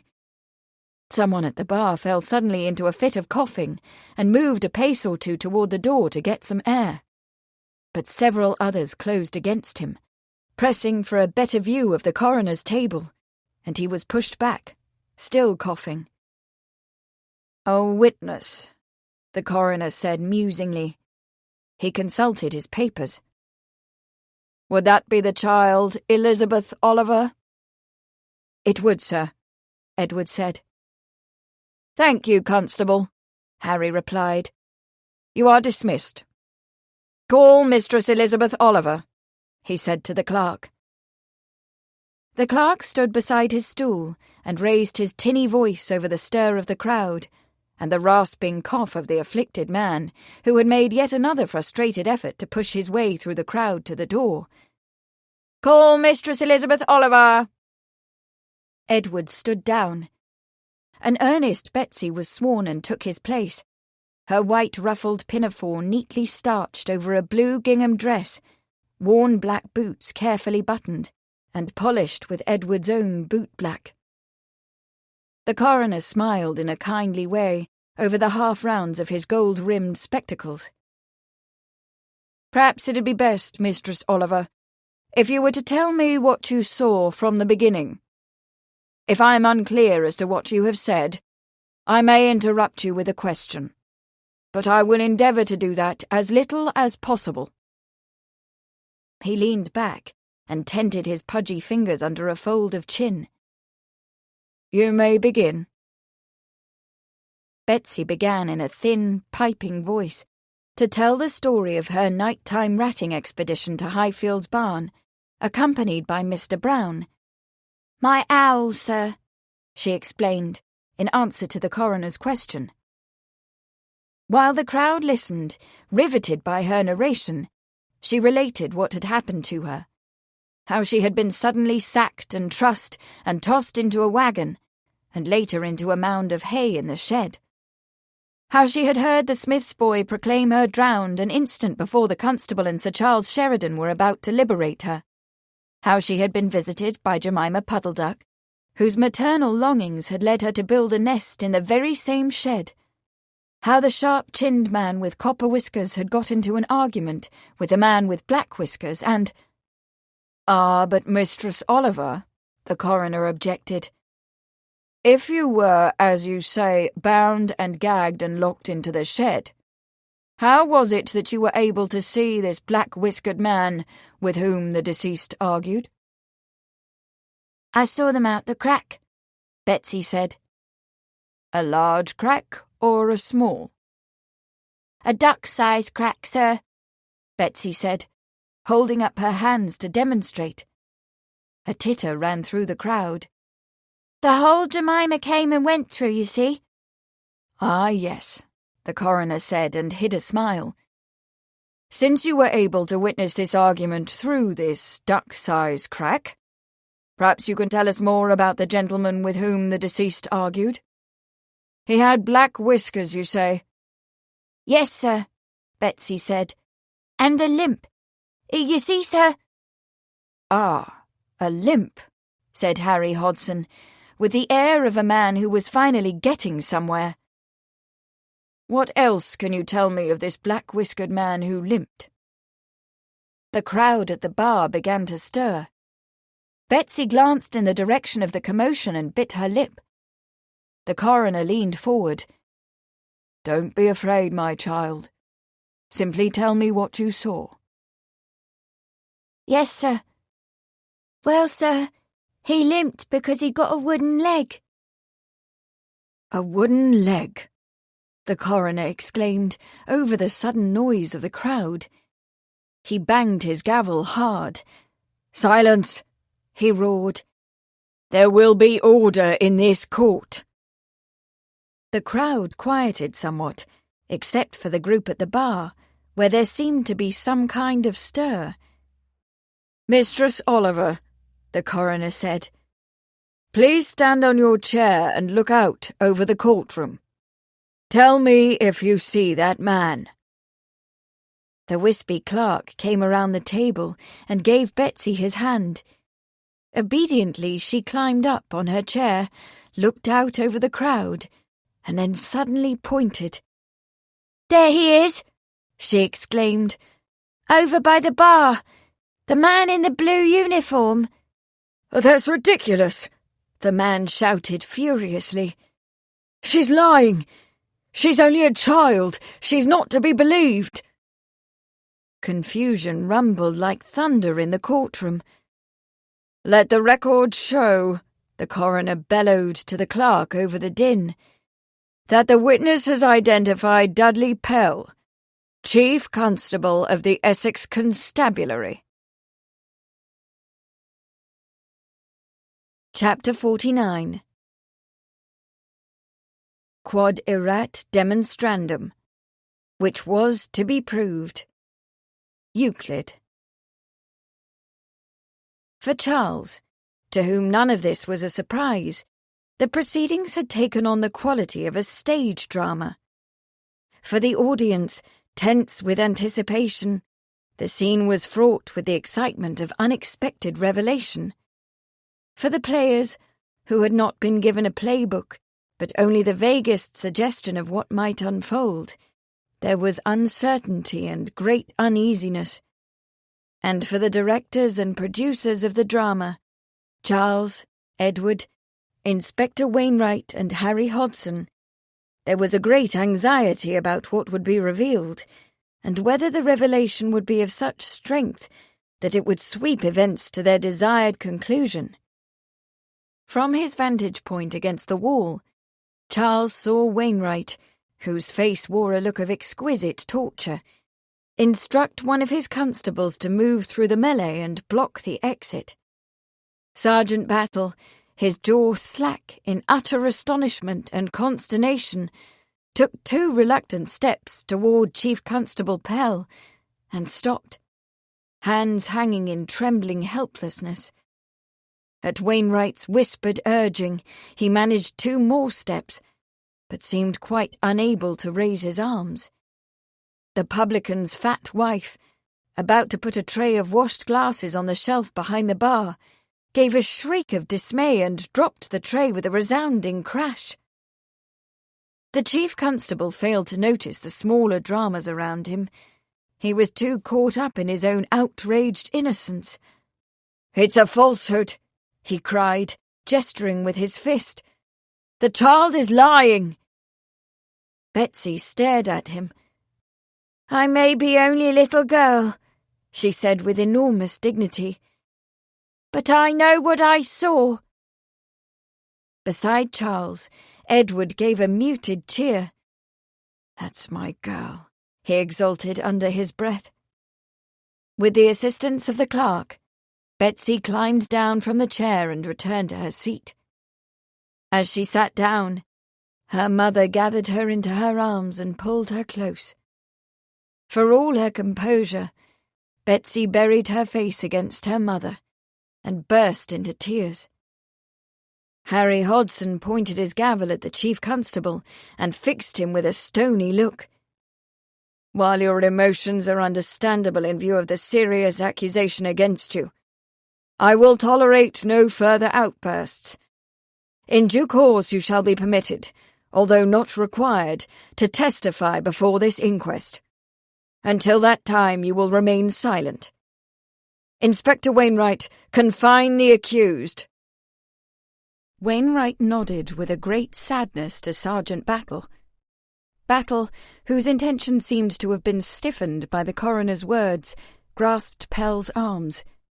Another uniformed constable materialized out of the crowd to assist him. "Get your hands off me!" Pell shouted, struggling against their hold. "I refuse to testify. It's absurd to require an officer of the law to demean himself by answering such a spurious accusation." The courtroom erupted into another noisy babble. The coroner pounded his gavel. "Order! There will be order, or I will clear this court of spectators." The room gradually became quiet, as the two constables pinned the chief constable's arms behind him. Hodson scowled at Pell. "This inquest is not a trial, so you will not be required to give evidence which might incriminate you. But you will be required to remain silent. Sergeant, do your duty." The sergeant and the constable manoeuvred Pell, still resisting, to the seat between Napthon and Brock, which had been vacated by P.C. Bradley. The coroner shifted his bulk in his chair and faced the wide-eyed members of the jury, who coughed and fidgeted and moved their feet under his stern glance, shifting their astonished gaze from the prisoner to the coroner and back again. Harry Hodson spoke with a ponderous solemnity, as if he were a headmaster speaking to a lower-form classroom. "Gentlemen, you have just heard a female child of tender years lay a most serious charge against a respected member of the community. In view of the standing and reputation of the accused, you may feel this accusation to be incredible, and wish to discount it immediately." He paused and pushed his lips in and out several times, as if he were considering what he had just said. Then he leaned forward, and his tone became more stern.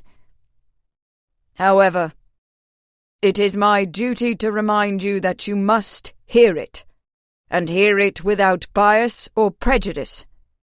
"But she's a child!" Pell shouted. He would have jumped up, but Sergeant Battle, who was standing behind him, placed his hands on the chief constable's shoulders and brought him down again. Under the coroner's imperative glance, Pell subsided. Hodson continued his remarks to the jury. "It is the tradition of the law, gentlemen, that guilt is established by the witness of a responsible individual, or by the confession of the accused. However, not all crimes are committed in the presence of a witness, and not all accused persons are inclined to incriminate themselves. The crime must then be proven, if proven at all, by other evidence. This evidence, this proof, must be of such a persuasive nature that it leads a reasonable man to but one conclusion. To this end, gentlemen, I call the next witness." The coroner turned to the clerk. "Summon Sir Charles Sheridan." Charles pushed himself away from the wall, picked up his portfolio and leather satchel, and was sworn. He seated himself in the witness chair. The coroner adjusted his gold-rimmed glasses on his short nose and peered over them at Charles. "Sir Charles Sheridan, it is my understanding that you were an accomplished practitioner of the art of photography, and that you, in fact, received your knighthood for this skill." "That is correct, sir." "I further understand that you employ photography to record detailed scientific observations of antiquities and fossils, and that you have used these photographs to support your findings in learned papers presented to and favourably received by the Royal Academy. Yes, this is also true. And were you summoned to the place where the body of Russell Todd was discovered, shortly after the event, to assist Constable Lakin in the investigation and to document the scene with your camera? I was. Harry Hodson settled back in his chair. Tell us, then, he said, what you observed, and what you concluded from your observations. I took a number of photographs of Todd's body, and of the scene of the crime. Charles reached into his portfolio and took them out. These are the enlargements showing the body and the scene. The coroner examined each print in turn, then handed it to the clerk, who dispatched it to the jurors. They handled the photographs with as much gingerly distaste as if they had been the dead man himself, then returned them to the clerk, who placed them once again before the coroner. "And what, if anything," said the coroner when the last photograph was returned, "did you find remarkable about the body?" "As the police surgeon indicated in his testimony," Charles said, "there was a depression in the area of the left temple. The skin was heavily bruised, but not broken." Charles picked up a photograph and pointed to the wound, much enlarged. "The depression appears to have been created by a blow from a blunt object, no larger than 1 inch in diameter." "Such an inquiry would be consistent with a blow from the butt of a handle of some type of implement?" "Quite so," Charles replied. "As there was no implement at the scene, I concluded that it had been removed. The fatal blow would seem therefore to have been inflicted intentionally, or, at the least, the fatality intentionally concealed." Harry Hodson's "I see" was judicious. "And did you find anything remarkable about the scene of the crime?" "There was a small quantity of blood at the victim's mouth and nose, and on the ground beneath his head. Since I surmised, and the police surgeon has confirmed, that the injury was almost instantly fatal, I concluded that the victim was struck and died at the scene." Charles glanced at Pell, who had arranged his face into a supremely contemptuous disregard, giving no hint that he was attending to the testimony. "I see," Hodson said again. "Was there anything else?" "Yes," Charles said. "Around the body there were a number of shoe prints, impressed in the soft earth, which was fortunately of a consistency that captured them in fine detail." He took up another photograph and pointed. "Among these shoe prints there were a series of deep, round indentations, which I took to be the heel prints of a woman's boot. You can see them here," he pointed again, "and here." He passed the photograph to the coroner, who examined it. "Upon reflection, however, I decided that this view was incorrect." The coroner regarded him thoughtfully. "And what led you to this judgment, sir?" "I made casts of all the impressions using calcium sulfate, plaster of Paris." Charles glanced at the jury to assess their understanding. Seeing a few puzzled looks and wanting to be sure they understood, he added, "Plaster of Paris is a powdery compound, which upon the addition of water becomes quite hard. It can be used to capture a negative impression of any surface onto which the fluid compound has been poured." "And you have brought these casts with you?" "Yes." Charles took the casts out of his satchel and set them on the table.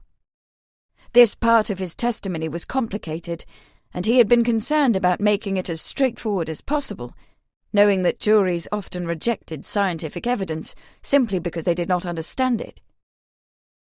"There are 5 pairs of casts, 3 of which belong to the persons who visited the scene after the body's discovery. Myself, Constable Lakin, and Miss Arley." Charles set them to one side. I am confident of this identification because I made casts of the shoes themselves for the purposes of comparison, he added. I can produce these if you wish. Enter the 3 identified pairs in evidence, the coroner said to the clerk, who numbered each in order with India ink. You may provide the matching casts to the clerk after this hearing, he told Charles. Please continue with your explanation. Charles picked up another pair of casts. These 2 prints belong to the victim, and are matched by the casts of the shoes he was wearing. He set them down and picked up another pair, one in the shape of a shoe sole, the other oddly shaped, something like the heel of a boot or the leg of a stool protruding from a circular base of white plaster. That leaves us with these 2, which remain unidentified. Enter the victim's shoe prints, the unidentified shoe print, and the unidentified object, the coroner directed the clerk, who numbered them as he had the others. Go on, sir. Once the casts were made, I studied, paired, and typed all the impressions, seeking a left and a right example of each. As I did so, however, I realized that the unidentified right shoe print had, as it were, no mate. Each time it appeared, it was associated with this impression, which I originally took to be the heel print of a woman's boot or shoe.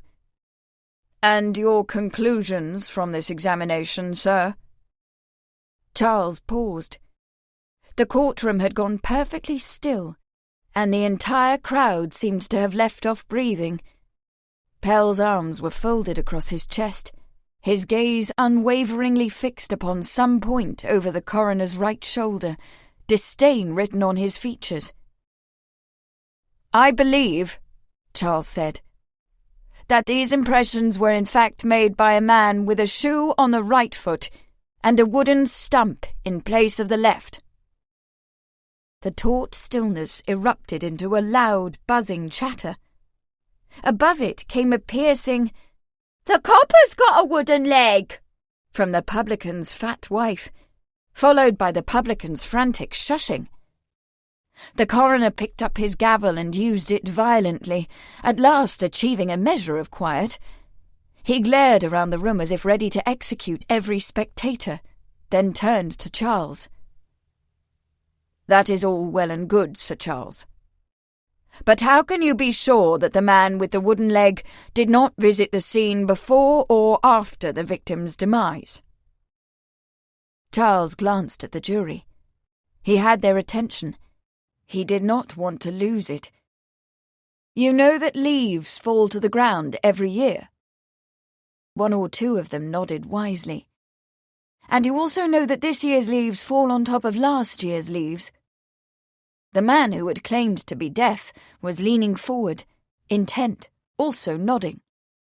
The coroner frowned. And what have leaves to do with footprints? Only this, sir, Charles said. The footprints of persons visiting the site after the discovery of the body were intermingled. Where these particular tracks are found together with those of the victim and the man with the wooden leg, they are laid upon them, just as we would expect, having been made at a later point in time. This year's leaves, as it were, on top of last year's leaves. He picked up a photograph and pointed to the clear impression of several prints, including the curious round one, which had been partially obscured by Miss Arley's and Edward Lacon's prints. The footprints of the victim and the one-legged man, however, where they occur together, are intermingled. They were laid down at the same time, last year's leaves, as it were. The deaf man sat back, and several jurors nodded with looks of understanding. Hodson studied the photograph for a long moment, rubbing the bridge of his nose with his thumb so firmly that Charles wondered why it was not completely flattened. So, the coroner said finally, you believe that the victim and the one-legged man were at the scene together? Yes, Charles said. He looked at Pell, who was examining his fingernails. Hodson peered at Charles over his glasses. "Are you able to shed any light on the identity of this man?" "I believe so." Charles picked up the cast that he had once thought to be a woman's boot heel. "This cast is a detailed and faithful reproduction of the lower 4 centimetres of a wooden leg. You will note that it appears to be fashioned with a protective cup of some sort on the tip, probably made of rubber. And if you look closely here," he took out a pen and pointed at the cast, "you will see that this cup itself has split and separated." The coroner leaned forward and took the cast from Charles. "It appears," he said thoughtfully, "that a part of the rubber tip has been lost." "Exactly," Charles said. "The man who accompanied the victim seems to have worn a wooden leg with a damaged rubber tip." Charles looked once more at Pell, who was no longer absorbed in his fingernails. His face had gone grey, his mouth was thinly pinched, and he was staring at Charles with a look of wild-eyed panic.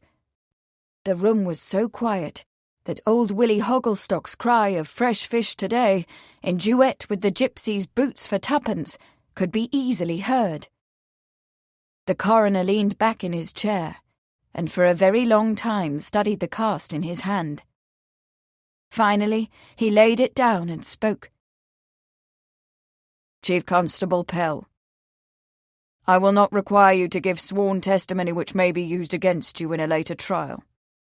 However, as the Crown's coroner and representative of Her Majesty the Queen, I require you to surrender certain evidence that may be matched against the cast taken at the scene.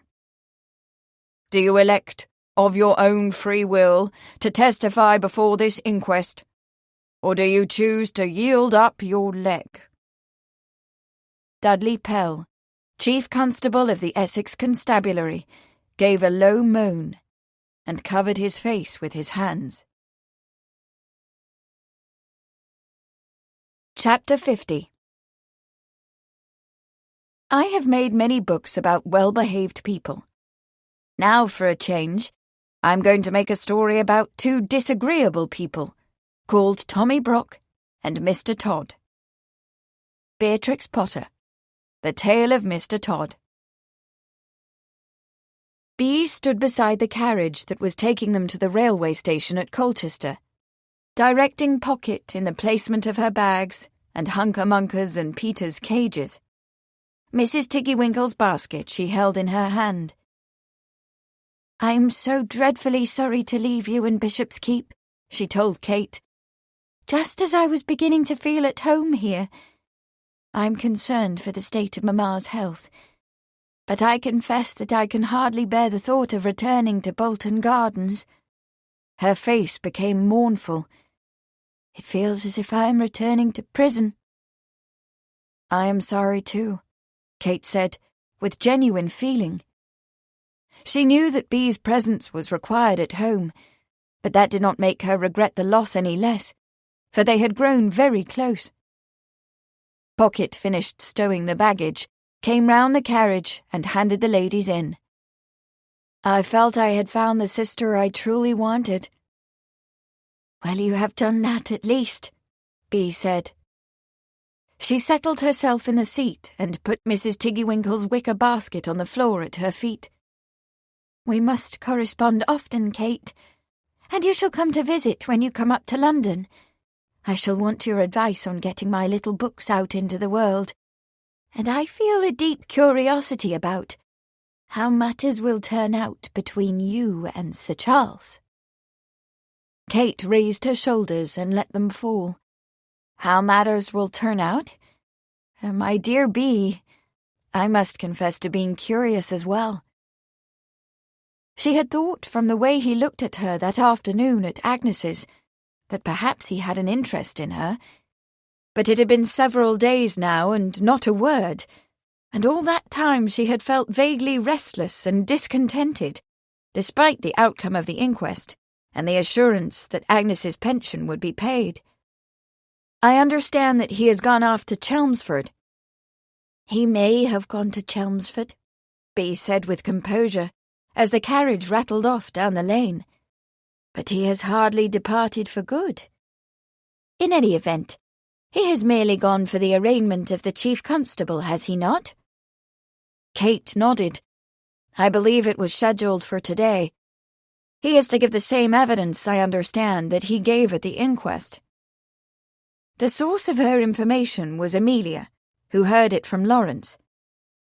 At the thought of Amelia and Lawrence, she smiled a little. She had spoken to Mrs. Pratt about the situation that morning. There was no reason why the two should not be permitted to see one another openly, so that they could stop creeping about. Mrs. Pratt was a dear soul, but rather too severe when it came to the maidservants. Bea shook her head, obviously still thinking about the inquest. "What a business!" She made a ch-ing noise. "Who in the world would have thought it possible that an officer of the law could be so villainous as to engage in theft and murder?" "Apparently the theft was of long standing, too," Kate said. "Sir Charles told me after the inquest that Pell had been involved in grain stealing for several years, and not only in this area, but to the south and west as well. As far as Chief Constable Pell was concerned, of course, the beauty of it was that he was so remote from the crimes themselves, and yet received quite substantial sums of money for providing both a means of shipping the grain and protection from the law." "I find that wonderfully fascinating," Bea said, "since he employed bailiffs like Russell Todd to manage the actual thefts. He was involved only in arranging for the shipment and the sale of the stolen grain, and that through his wife's shipping business. Such an ingenious entrepreneur. To use his occupation as a police officer for the protection of criminals, and to enhance his wife's shipping business, and to reap the profits from both ventures." "Indeed," Kate said ruefully. "And apparently most of those bailiffs never knew his identity. It was Russell Todd's bad luck that he was curious enough to go to Wivenhoe, the headquarters of the shipping firm, and nose out the real name of his employer. That is apparently why he was killed." "Brock has confessed that he and Todd killed Sergeant Oliver?"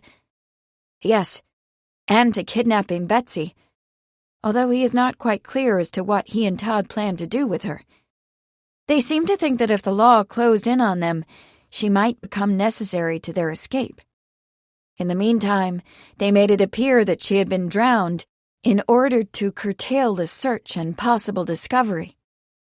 "I am not sure I understand," Bea said. "To what extent other policemen may have been involved in the thefts?" "That is the saddest part," Kate replied.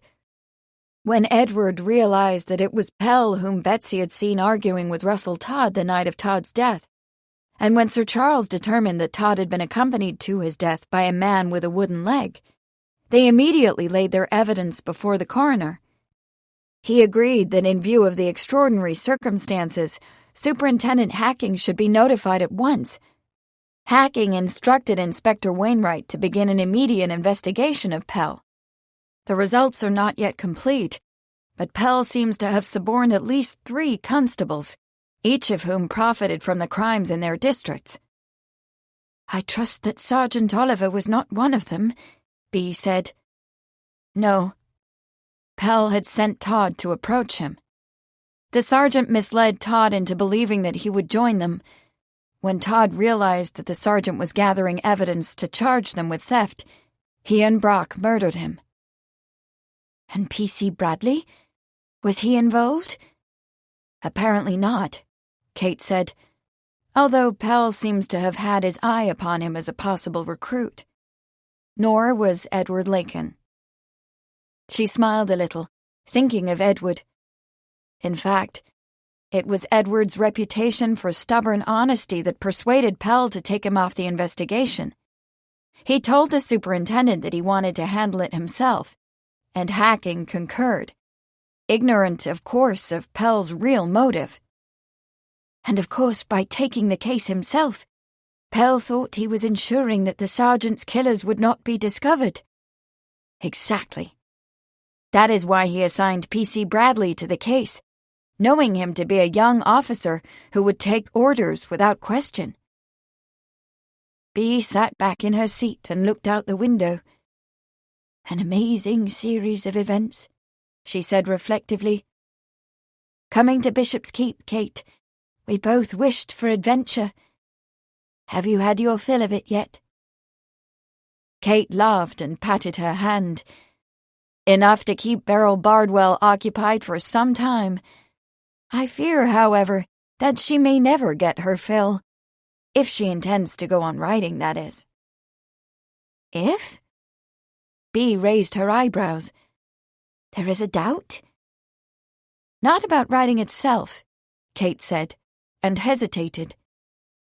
The excitement of authorship, as she had discovered upon the publication of her first story, ran deep in her veins and would not be denied. But the writing of sensational stories, with their fragile, fainting heroines, dastardly villains, and neat moral lessons, was not as easy or appealing as it had once been. Was she running out of enthusiasm or inspiration? Or had her own experience become more complex, so that she could not so readily portray the world in terms of right and wrong? I think, she added, that I should like to try my hand at a different kind of writing. Bea smiled. Less lurid and more literary? Something like that, Kate replied. Having to keep my work secret because I fear that some may be offended by it takes much of the pleasure from writing. She thought briefly of Sir Charles, imagining with an apprehensive shiver what his response would be if he knew about Beryl Bardwell. Bea looked directly at her. Then don't keep it secret, she said. Your stories are exciting in their own right, if rather sensational. They are nothing of which you should be ashamed. Kate considered. There was merit in Bea's advice. If she were truly an independent woman, or if she truly believed in what she wrote, she would not fear others' reactions. If she did, then perhaps she was not as independent as she thought, or her stories as well worthy as she had believed. I myself am certainly aware of the problem, Bea went on ruefully. Although it is not I who am concerned, it is Papa who would be sorely distressed at the thought of my writing for publication. It would utterly dismay him to see the Potter name appear on anything so commercial as a book. In his mind, publishers are at the same low level of society as pawnbrokers and policemen. He would be utterly horrified at the idea of my doing business with any of the three. Kate smiled. Well then, what have you, Bea? What are your writing plans? Bea looked down at her hands in her lap, with the self-deprecating smile Kate had come to know so well. I fear that is too grand a term for my little schemes, Kate. But I have learned from observing the discipline you bring to your craft.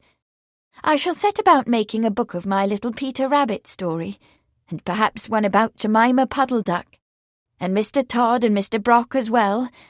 A fox and a badger if ever I saw them. You knew, didn't you, that the name Todd means fox, and Brock means badger? No, I didn't know, Kate said. But it sounds like a wonderful story, about two very disagreeable men.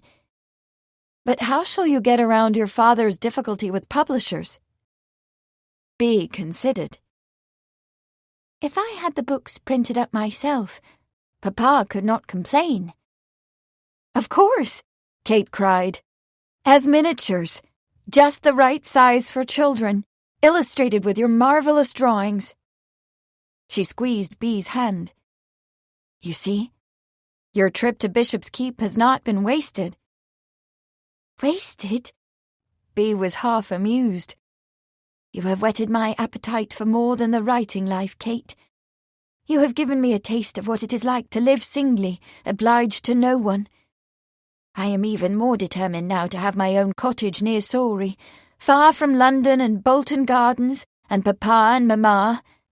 And you and Beryl Bardwell shall visit me there, and we shall have even more adventures." "Agreed," Kate said. But as she looked out the carriage window, she thought of Sir Charles and weighed her own single life against the feelings that had grown in her for him.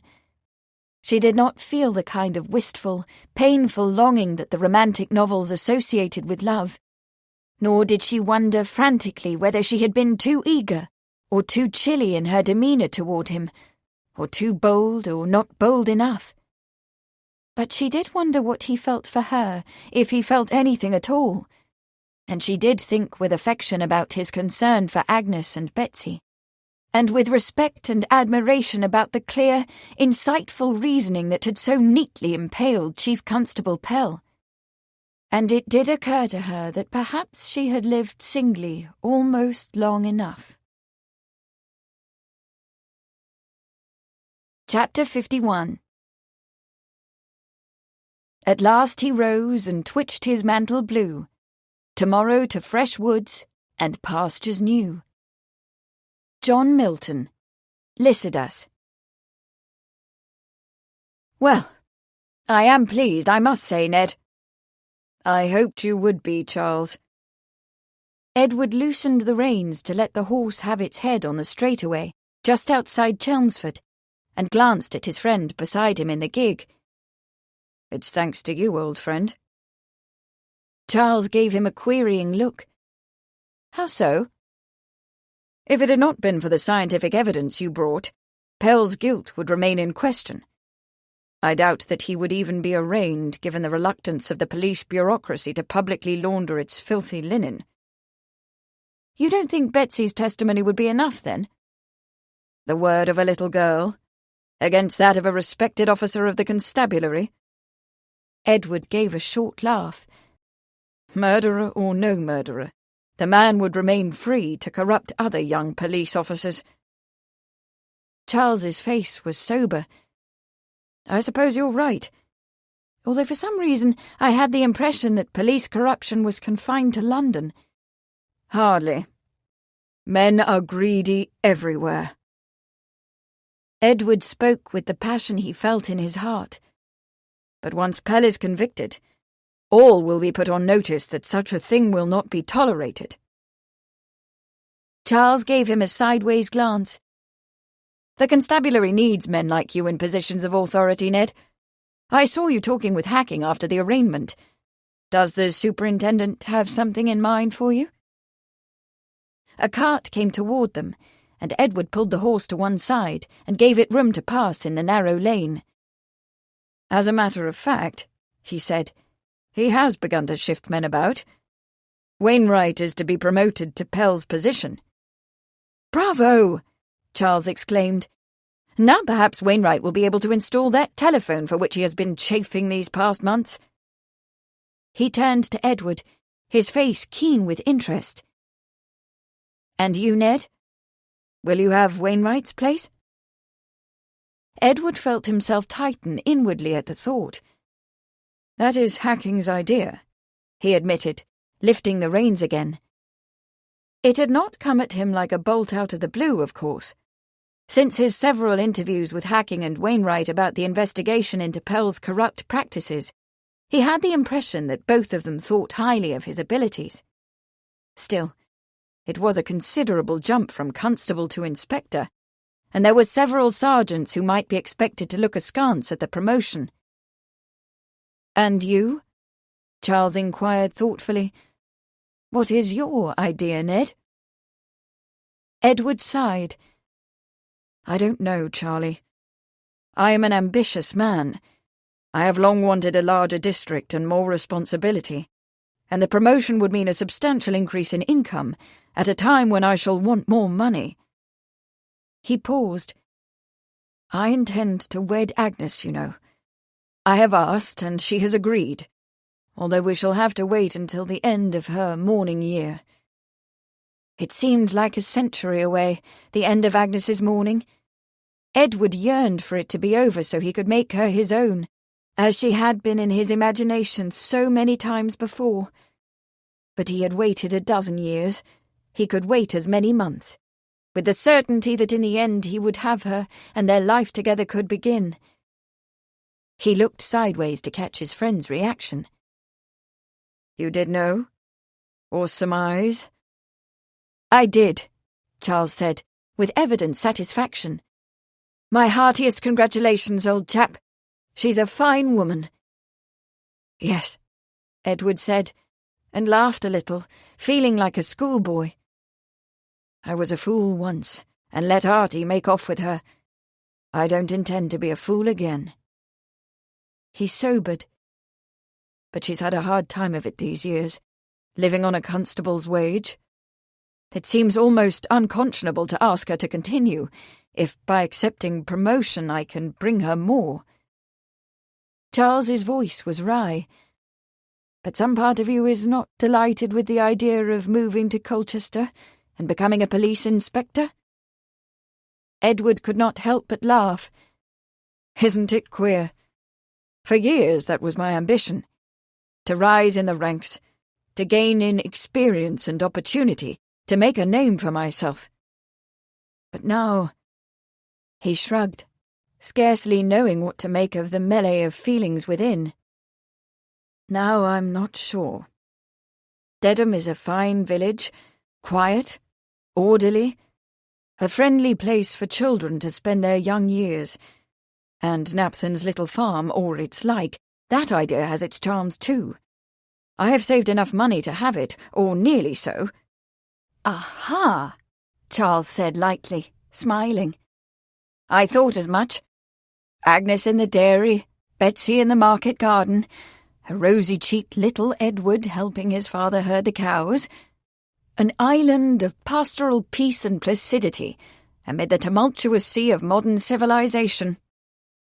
He chuckled and fetched up a pair of lines that Edward recognized from his long-ago school days. "At last he rose and twitched his mantle blue. Tomorrow to fresh woods and pastures new. That's it, eh?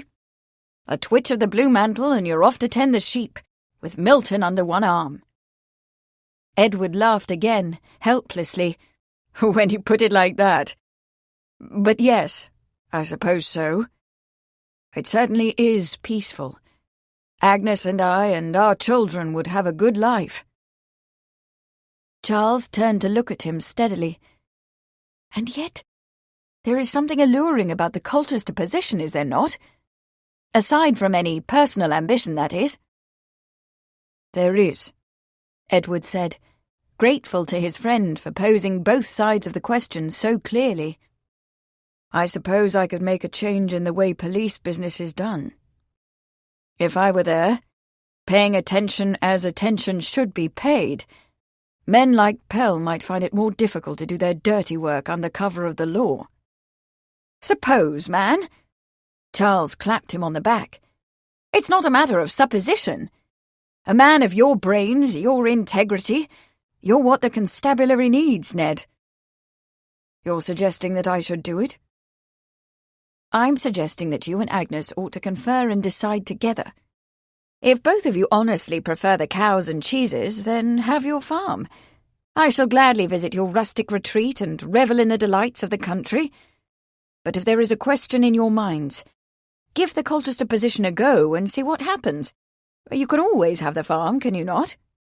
"We can," Edward said, feeling much easier. "I will bring it up to her this very evening." He turned to Charles. "And what of you, my friend?" Charles, who was applying his attention to a blue tit in the hedge, did not answer immediately. "Well," he replied after a moment. "What of me?" "Ah, yes. What of me?" Edward felt his question had been bold, but Charles had, after all, offered him advice, and he had seen the unguarded way his friend looked at the lady when he thought no one was watching. He knew Charles to be a man who placed his affection deliberately, but not one to make speed. Miss Arley appeared to fancy him, Edward thought, from his observations of her behaviour in Agnes's kitchen several days before. But one could not read a lady's heart in her face, especially a lady as independent-minded as Miss Arley, That she had resisted marriage as long as she had was testimony to her commitment to the single life. Still, just a day or two ago, one of the Marsden kitchen servants had let it slip in the butcher shop that Bradford Marsden fancied her, and the Marsden name and title had to be an attractive incentive to any woman. If Charles did not look out, he might find himself left behind, as Edward had been a dozen years before. And that would be a great pity, Edward thought, remembering with a melting in his stomach Agnes's soft, yielding yes, when she agreed at last to marry him. "I have told you my intention," he said. "What is yours? With regard to Miss Arley, that is." Charles continued to consider the blue-tit, singing merrily in the tangle of sprouts growing out of a pollarded willow. At last he spoke. "It is not my intention that is in question, my dear Ned. It is Miss Arley's." Chapter 52. And what is better than wise Doom? Woman. And what is better than a good woman? Nothing. Geoffrey Chaucer, The Tale of Melibee. "The business was safely done, was it?" Charles asked. He did not allude directly to the emeralds, but Bradford knew of what he spoke. "Well and safely done," Bradford replied. "Mamma is pleased." He laid aside the paper he was reading, an engineering description of a new motor car built by John Henry Knight, a three-wheeler propelled by a rear-mounted engine with a single horizontal cylinder, powered by kerosene. He had been to see the car and talk with its developer, who was already soliciting the interest of investors. His face darkened with annoyance. "Mamma is not at all pleased, however, with me." Charles quirked an eyebrow. "No?" he asked, sitting in the leather chair beside the fire. "She does not approve of your interest in motor cars, I take it?" "Worse than that," Bradford said wryly. He opened a drawer, took out a leather cigar case and carried it to Charles. "She does not approve of my choice of wives." "I have my pipe, thanks," Charles said absently, shaking his head to the cigars. "She does not approve of Miss Arley?" "Unfortunately, no." Bradford took a cigar, lit it, and sat down across from Charles. "It appears that the lady is too modern for Mamma, and a little too common." Charles gave an odd chuckle. "Too common, eh? But your mother has interesting standards." Bradford pulled on his cigar. "It's very annoying," he said. The conversation with Mamma had taken place several days ago, but he was still stinging from its effect. "It seemed to me the perfect answer to a vexing question.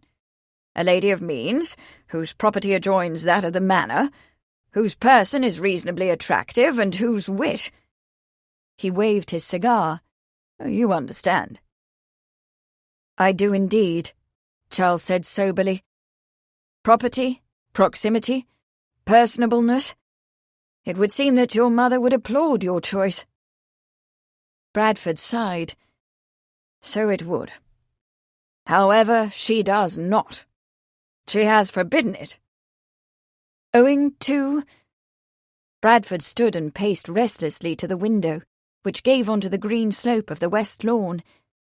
Eleanor and Patsy, his younger sisters, just returned from Paris, were playing a savage game of croquet. "Owing to Mamma's assessment of the lady's costume and character," he said, feeling petulant. "She wears bloomers and rides a bicycle, and there was apparently some sort of rumour about her and the constable." He went back to the chair and dropped into it, stretching out his legs. Charles did not respond immediately. When he did, his voice was serious. "And do you intend to respect Lady Henrietta's interdiction?" Bradford laid his head back against the chair and frowned at the ceiling. "Respect it? Of course I will respect it. I could not marry someone of whom Mamma and Papa did not approve. Mamma would make life impossible for us both, and Papa would very likely cut off my allowance." "And what of your heart?" Charles's question was mild. "My heart?" Bradford gave a short laugh that expressed only a small part of the bitterness he felt. "Is any man in my station allowed to have a heart? If I am to marry, it will be someone like Hermione Poulet or Madeline Dyke, neither of whom has the wit of a windle-straw." He pulled on his cigar and blew out a puff of blue smoke. "If I marry, which I doubt," he added, staring up into the cloud. "The idea of it puts me in a cursed funk. I cannot abide a witless woman." Charles stood. "I take it, then, that you did not call on Miss Arley as you planned?" Bradford shook his head gloomily, reflecting that he had acted a cad. "Sent her a note saying I'd been called to London. Coward's way, of course." He sighed. "But what could I do?" "What indeed?" Charles said. Bradford stirred uncomfortably. "My most immediate problem is how to repay the money you loaned me." "Not to worry," Charles said. He seemed to study the fire. "I presume that you would not take it amiss if I should call on Miss Arley?" Bradford stared. "You?" He caught cigar smoke in his windpipe and began to cough. "You?" Charles turned, half smiling. "Is it strange that I too should find Miss Arley attractive?" Bradford felt suddenly and uneasily envious. "Strange?" He coughed again. "Not strange, old chap. Utterly mystifying." He went to the sideboard, unstoppered the whiskey decanter and poured 2 glasses. "I had given you up for a bachelor. And now to find that you fancy the very lady to whom I had yielded my heart." Charles's eyes were merry. "If you will pardon me, Marsden, your heart has the constancy of a crocodile, and about as much tenderness. And I have remained a bachelor only until I found a woman worthy of my interest." Bradford turned, glasses in hand. "Worthy of your interest. Charlie, my dear fellow, she's a peach, as the Americans say. A good woman, a fine woman. The two of you should be damned happy together, if she'll have you, that is." He handed one of the glasses to Charles. "But what of the constable? Are you not concerned about their rumoured connection?" "The constable is to marry the widow of the murdered sergeant," Charles said. "So the way is clear for you." Bradford lifted his glass. "But she still may not have you. She's a deuced independent woman, worst I've ever met, and too clever by half. But I'll drink to your success, Charlie, my boy."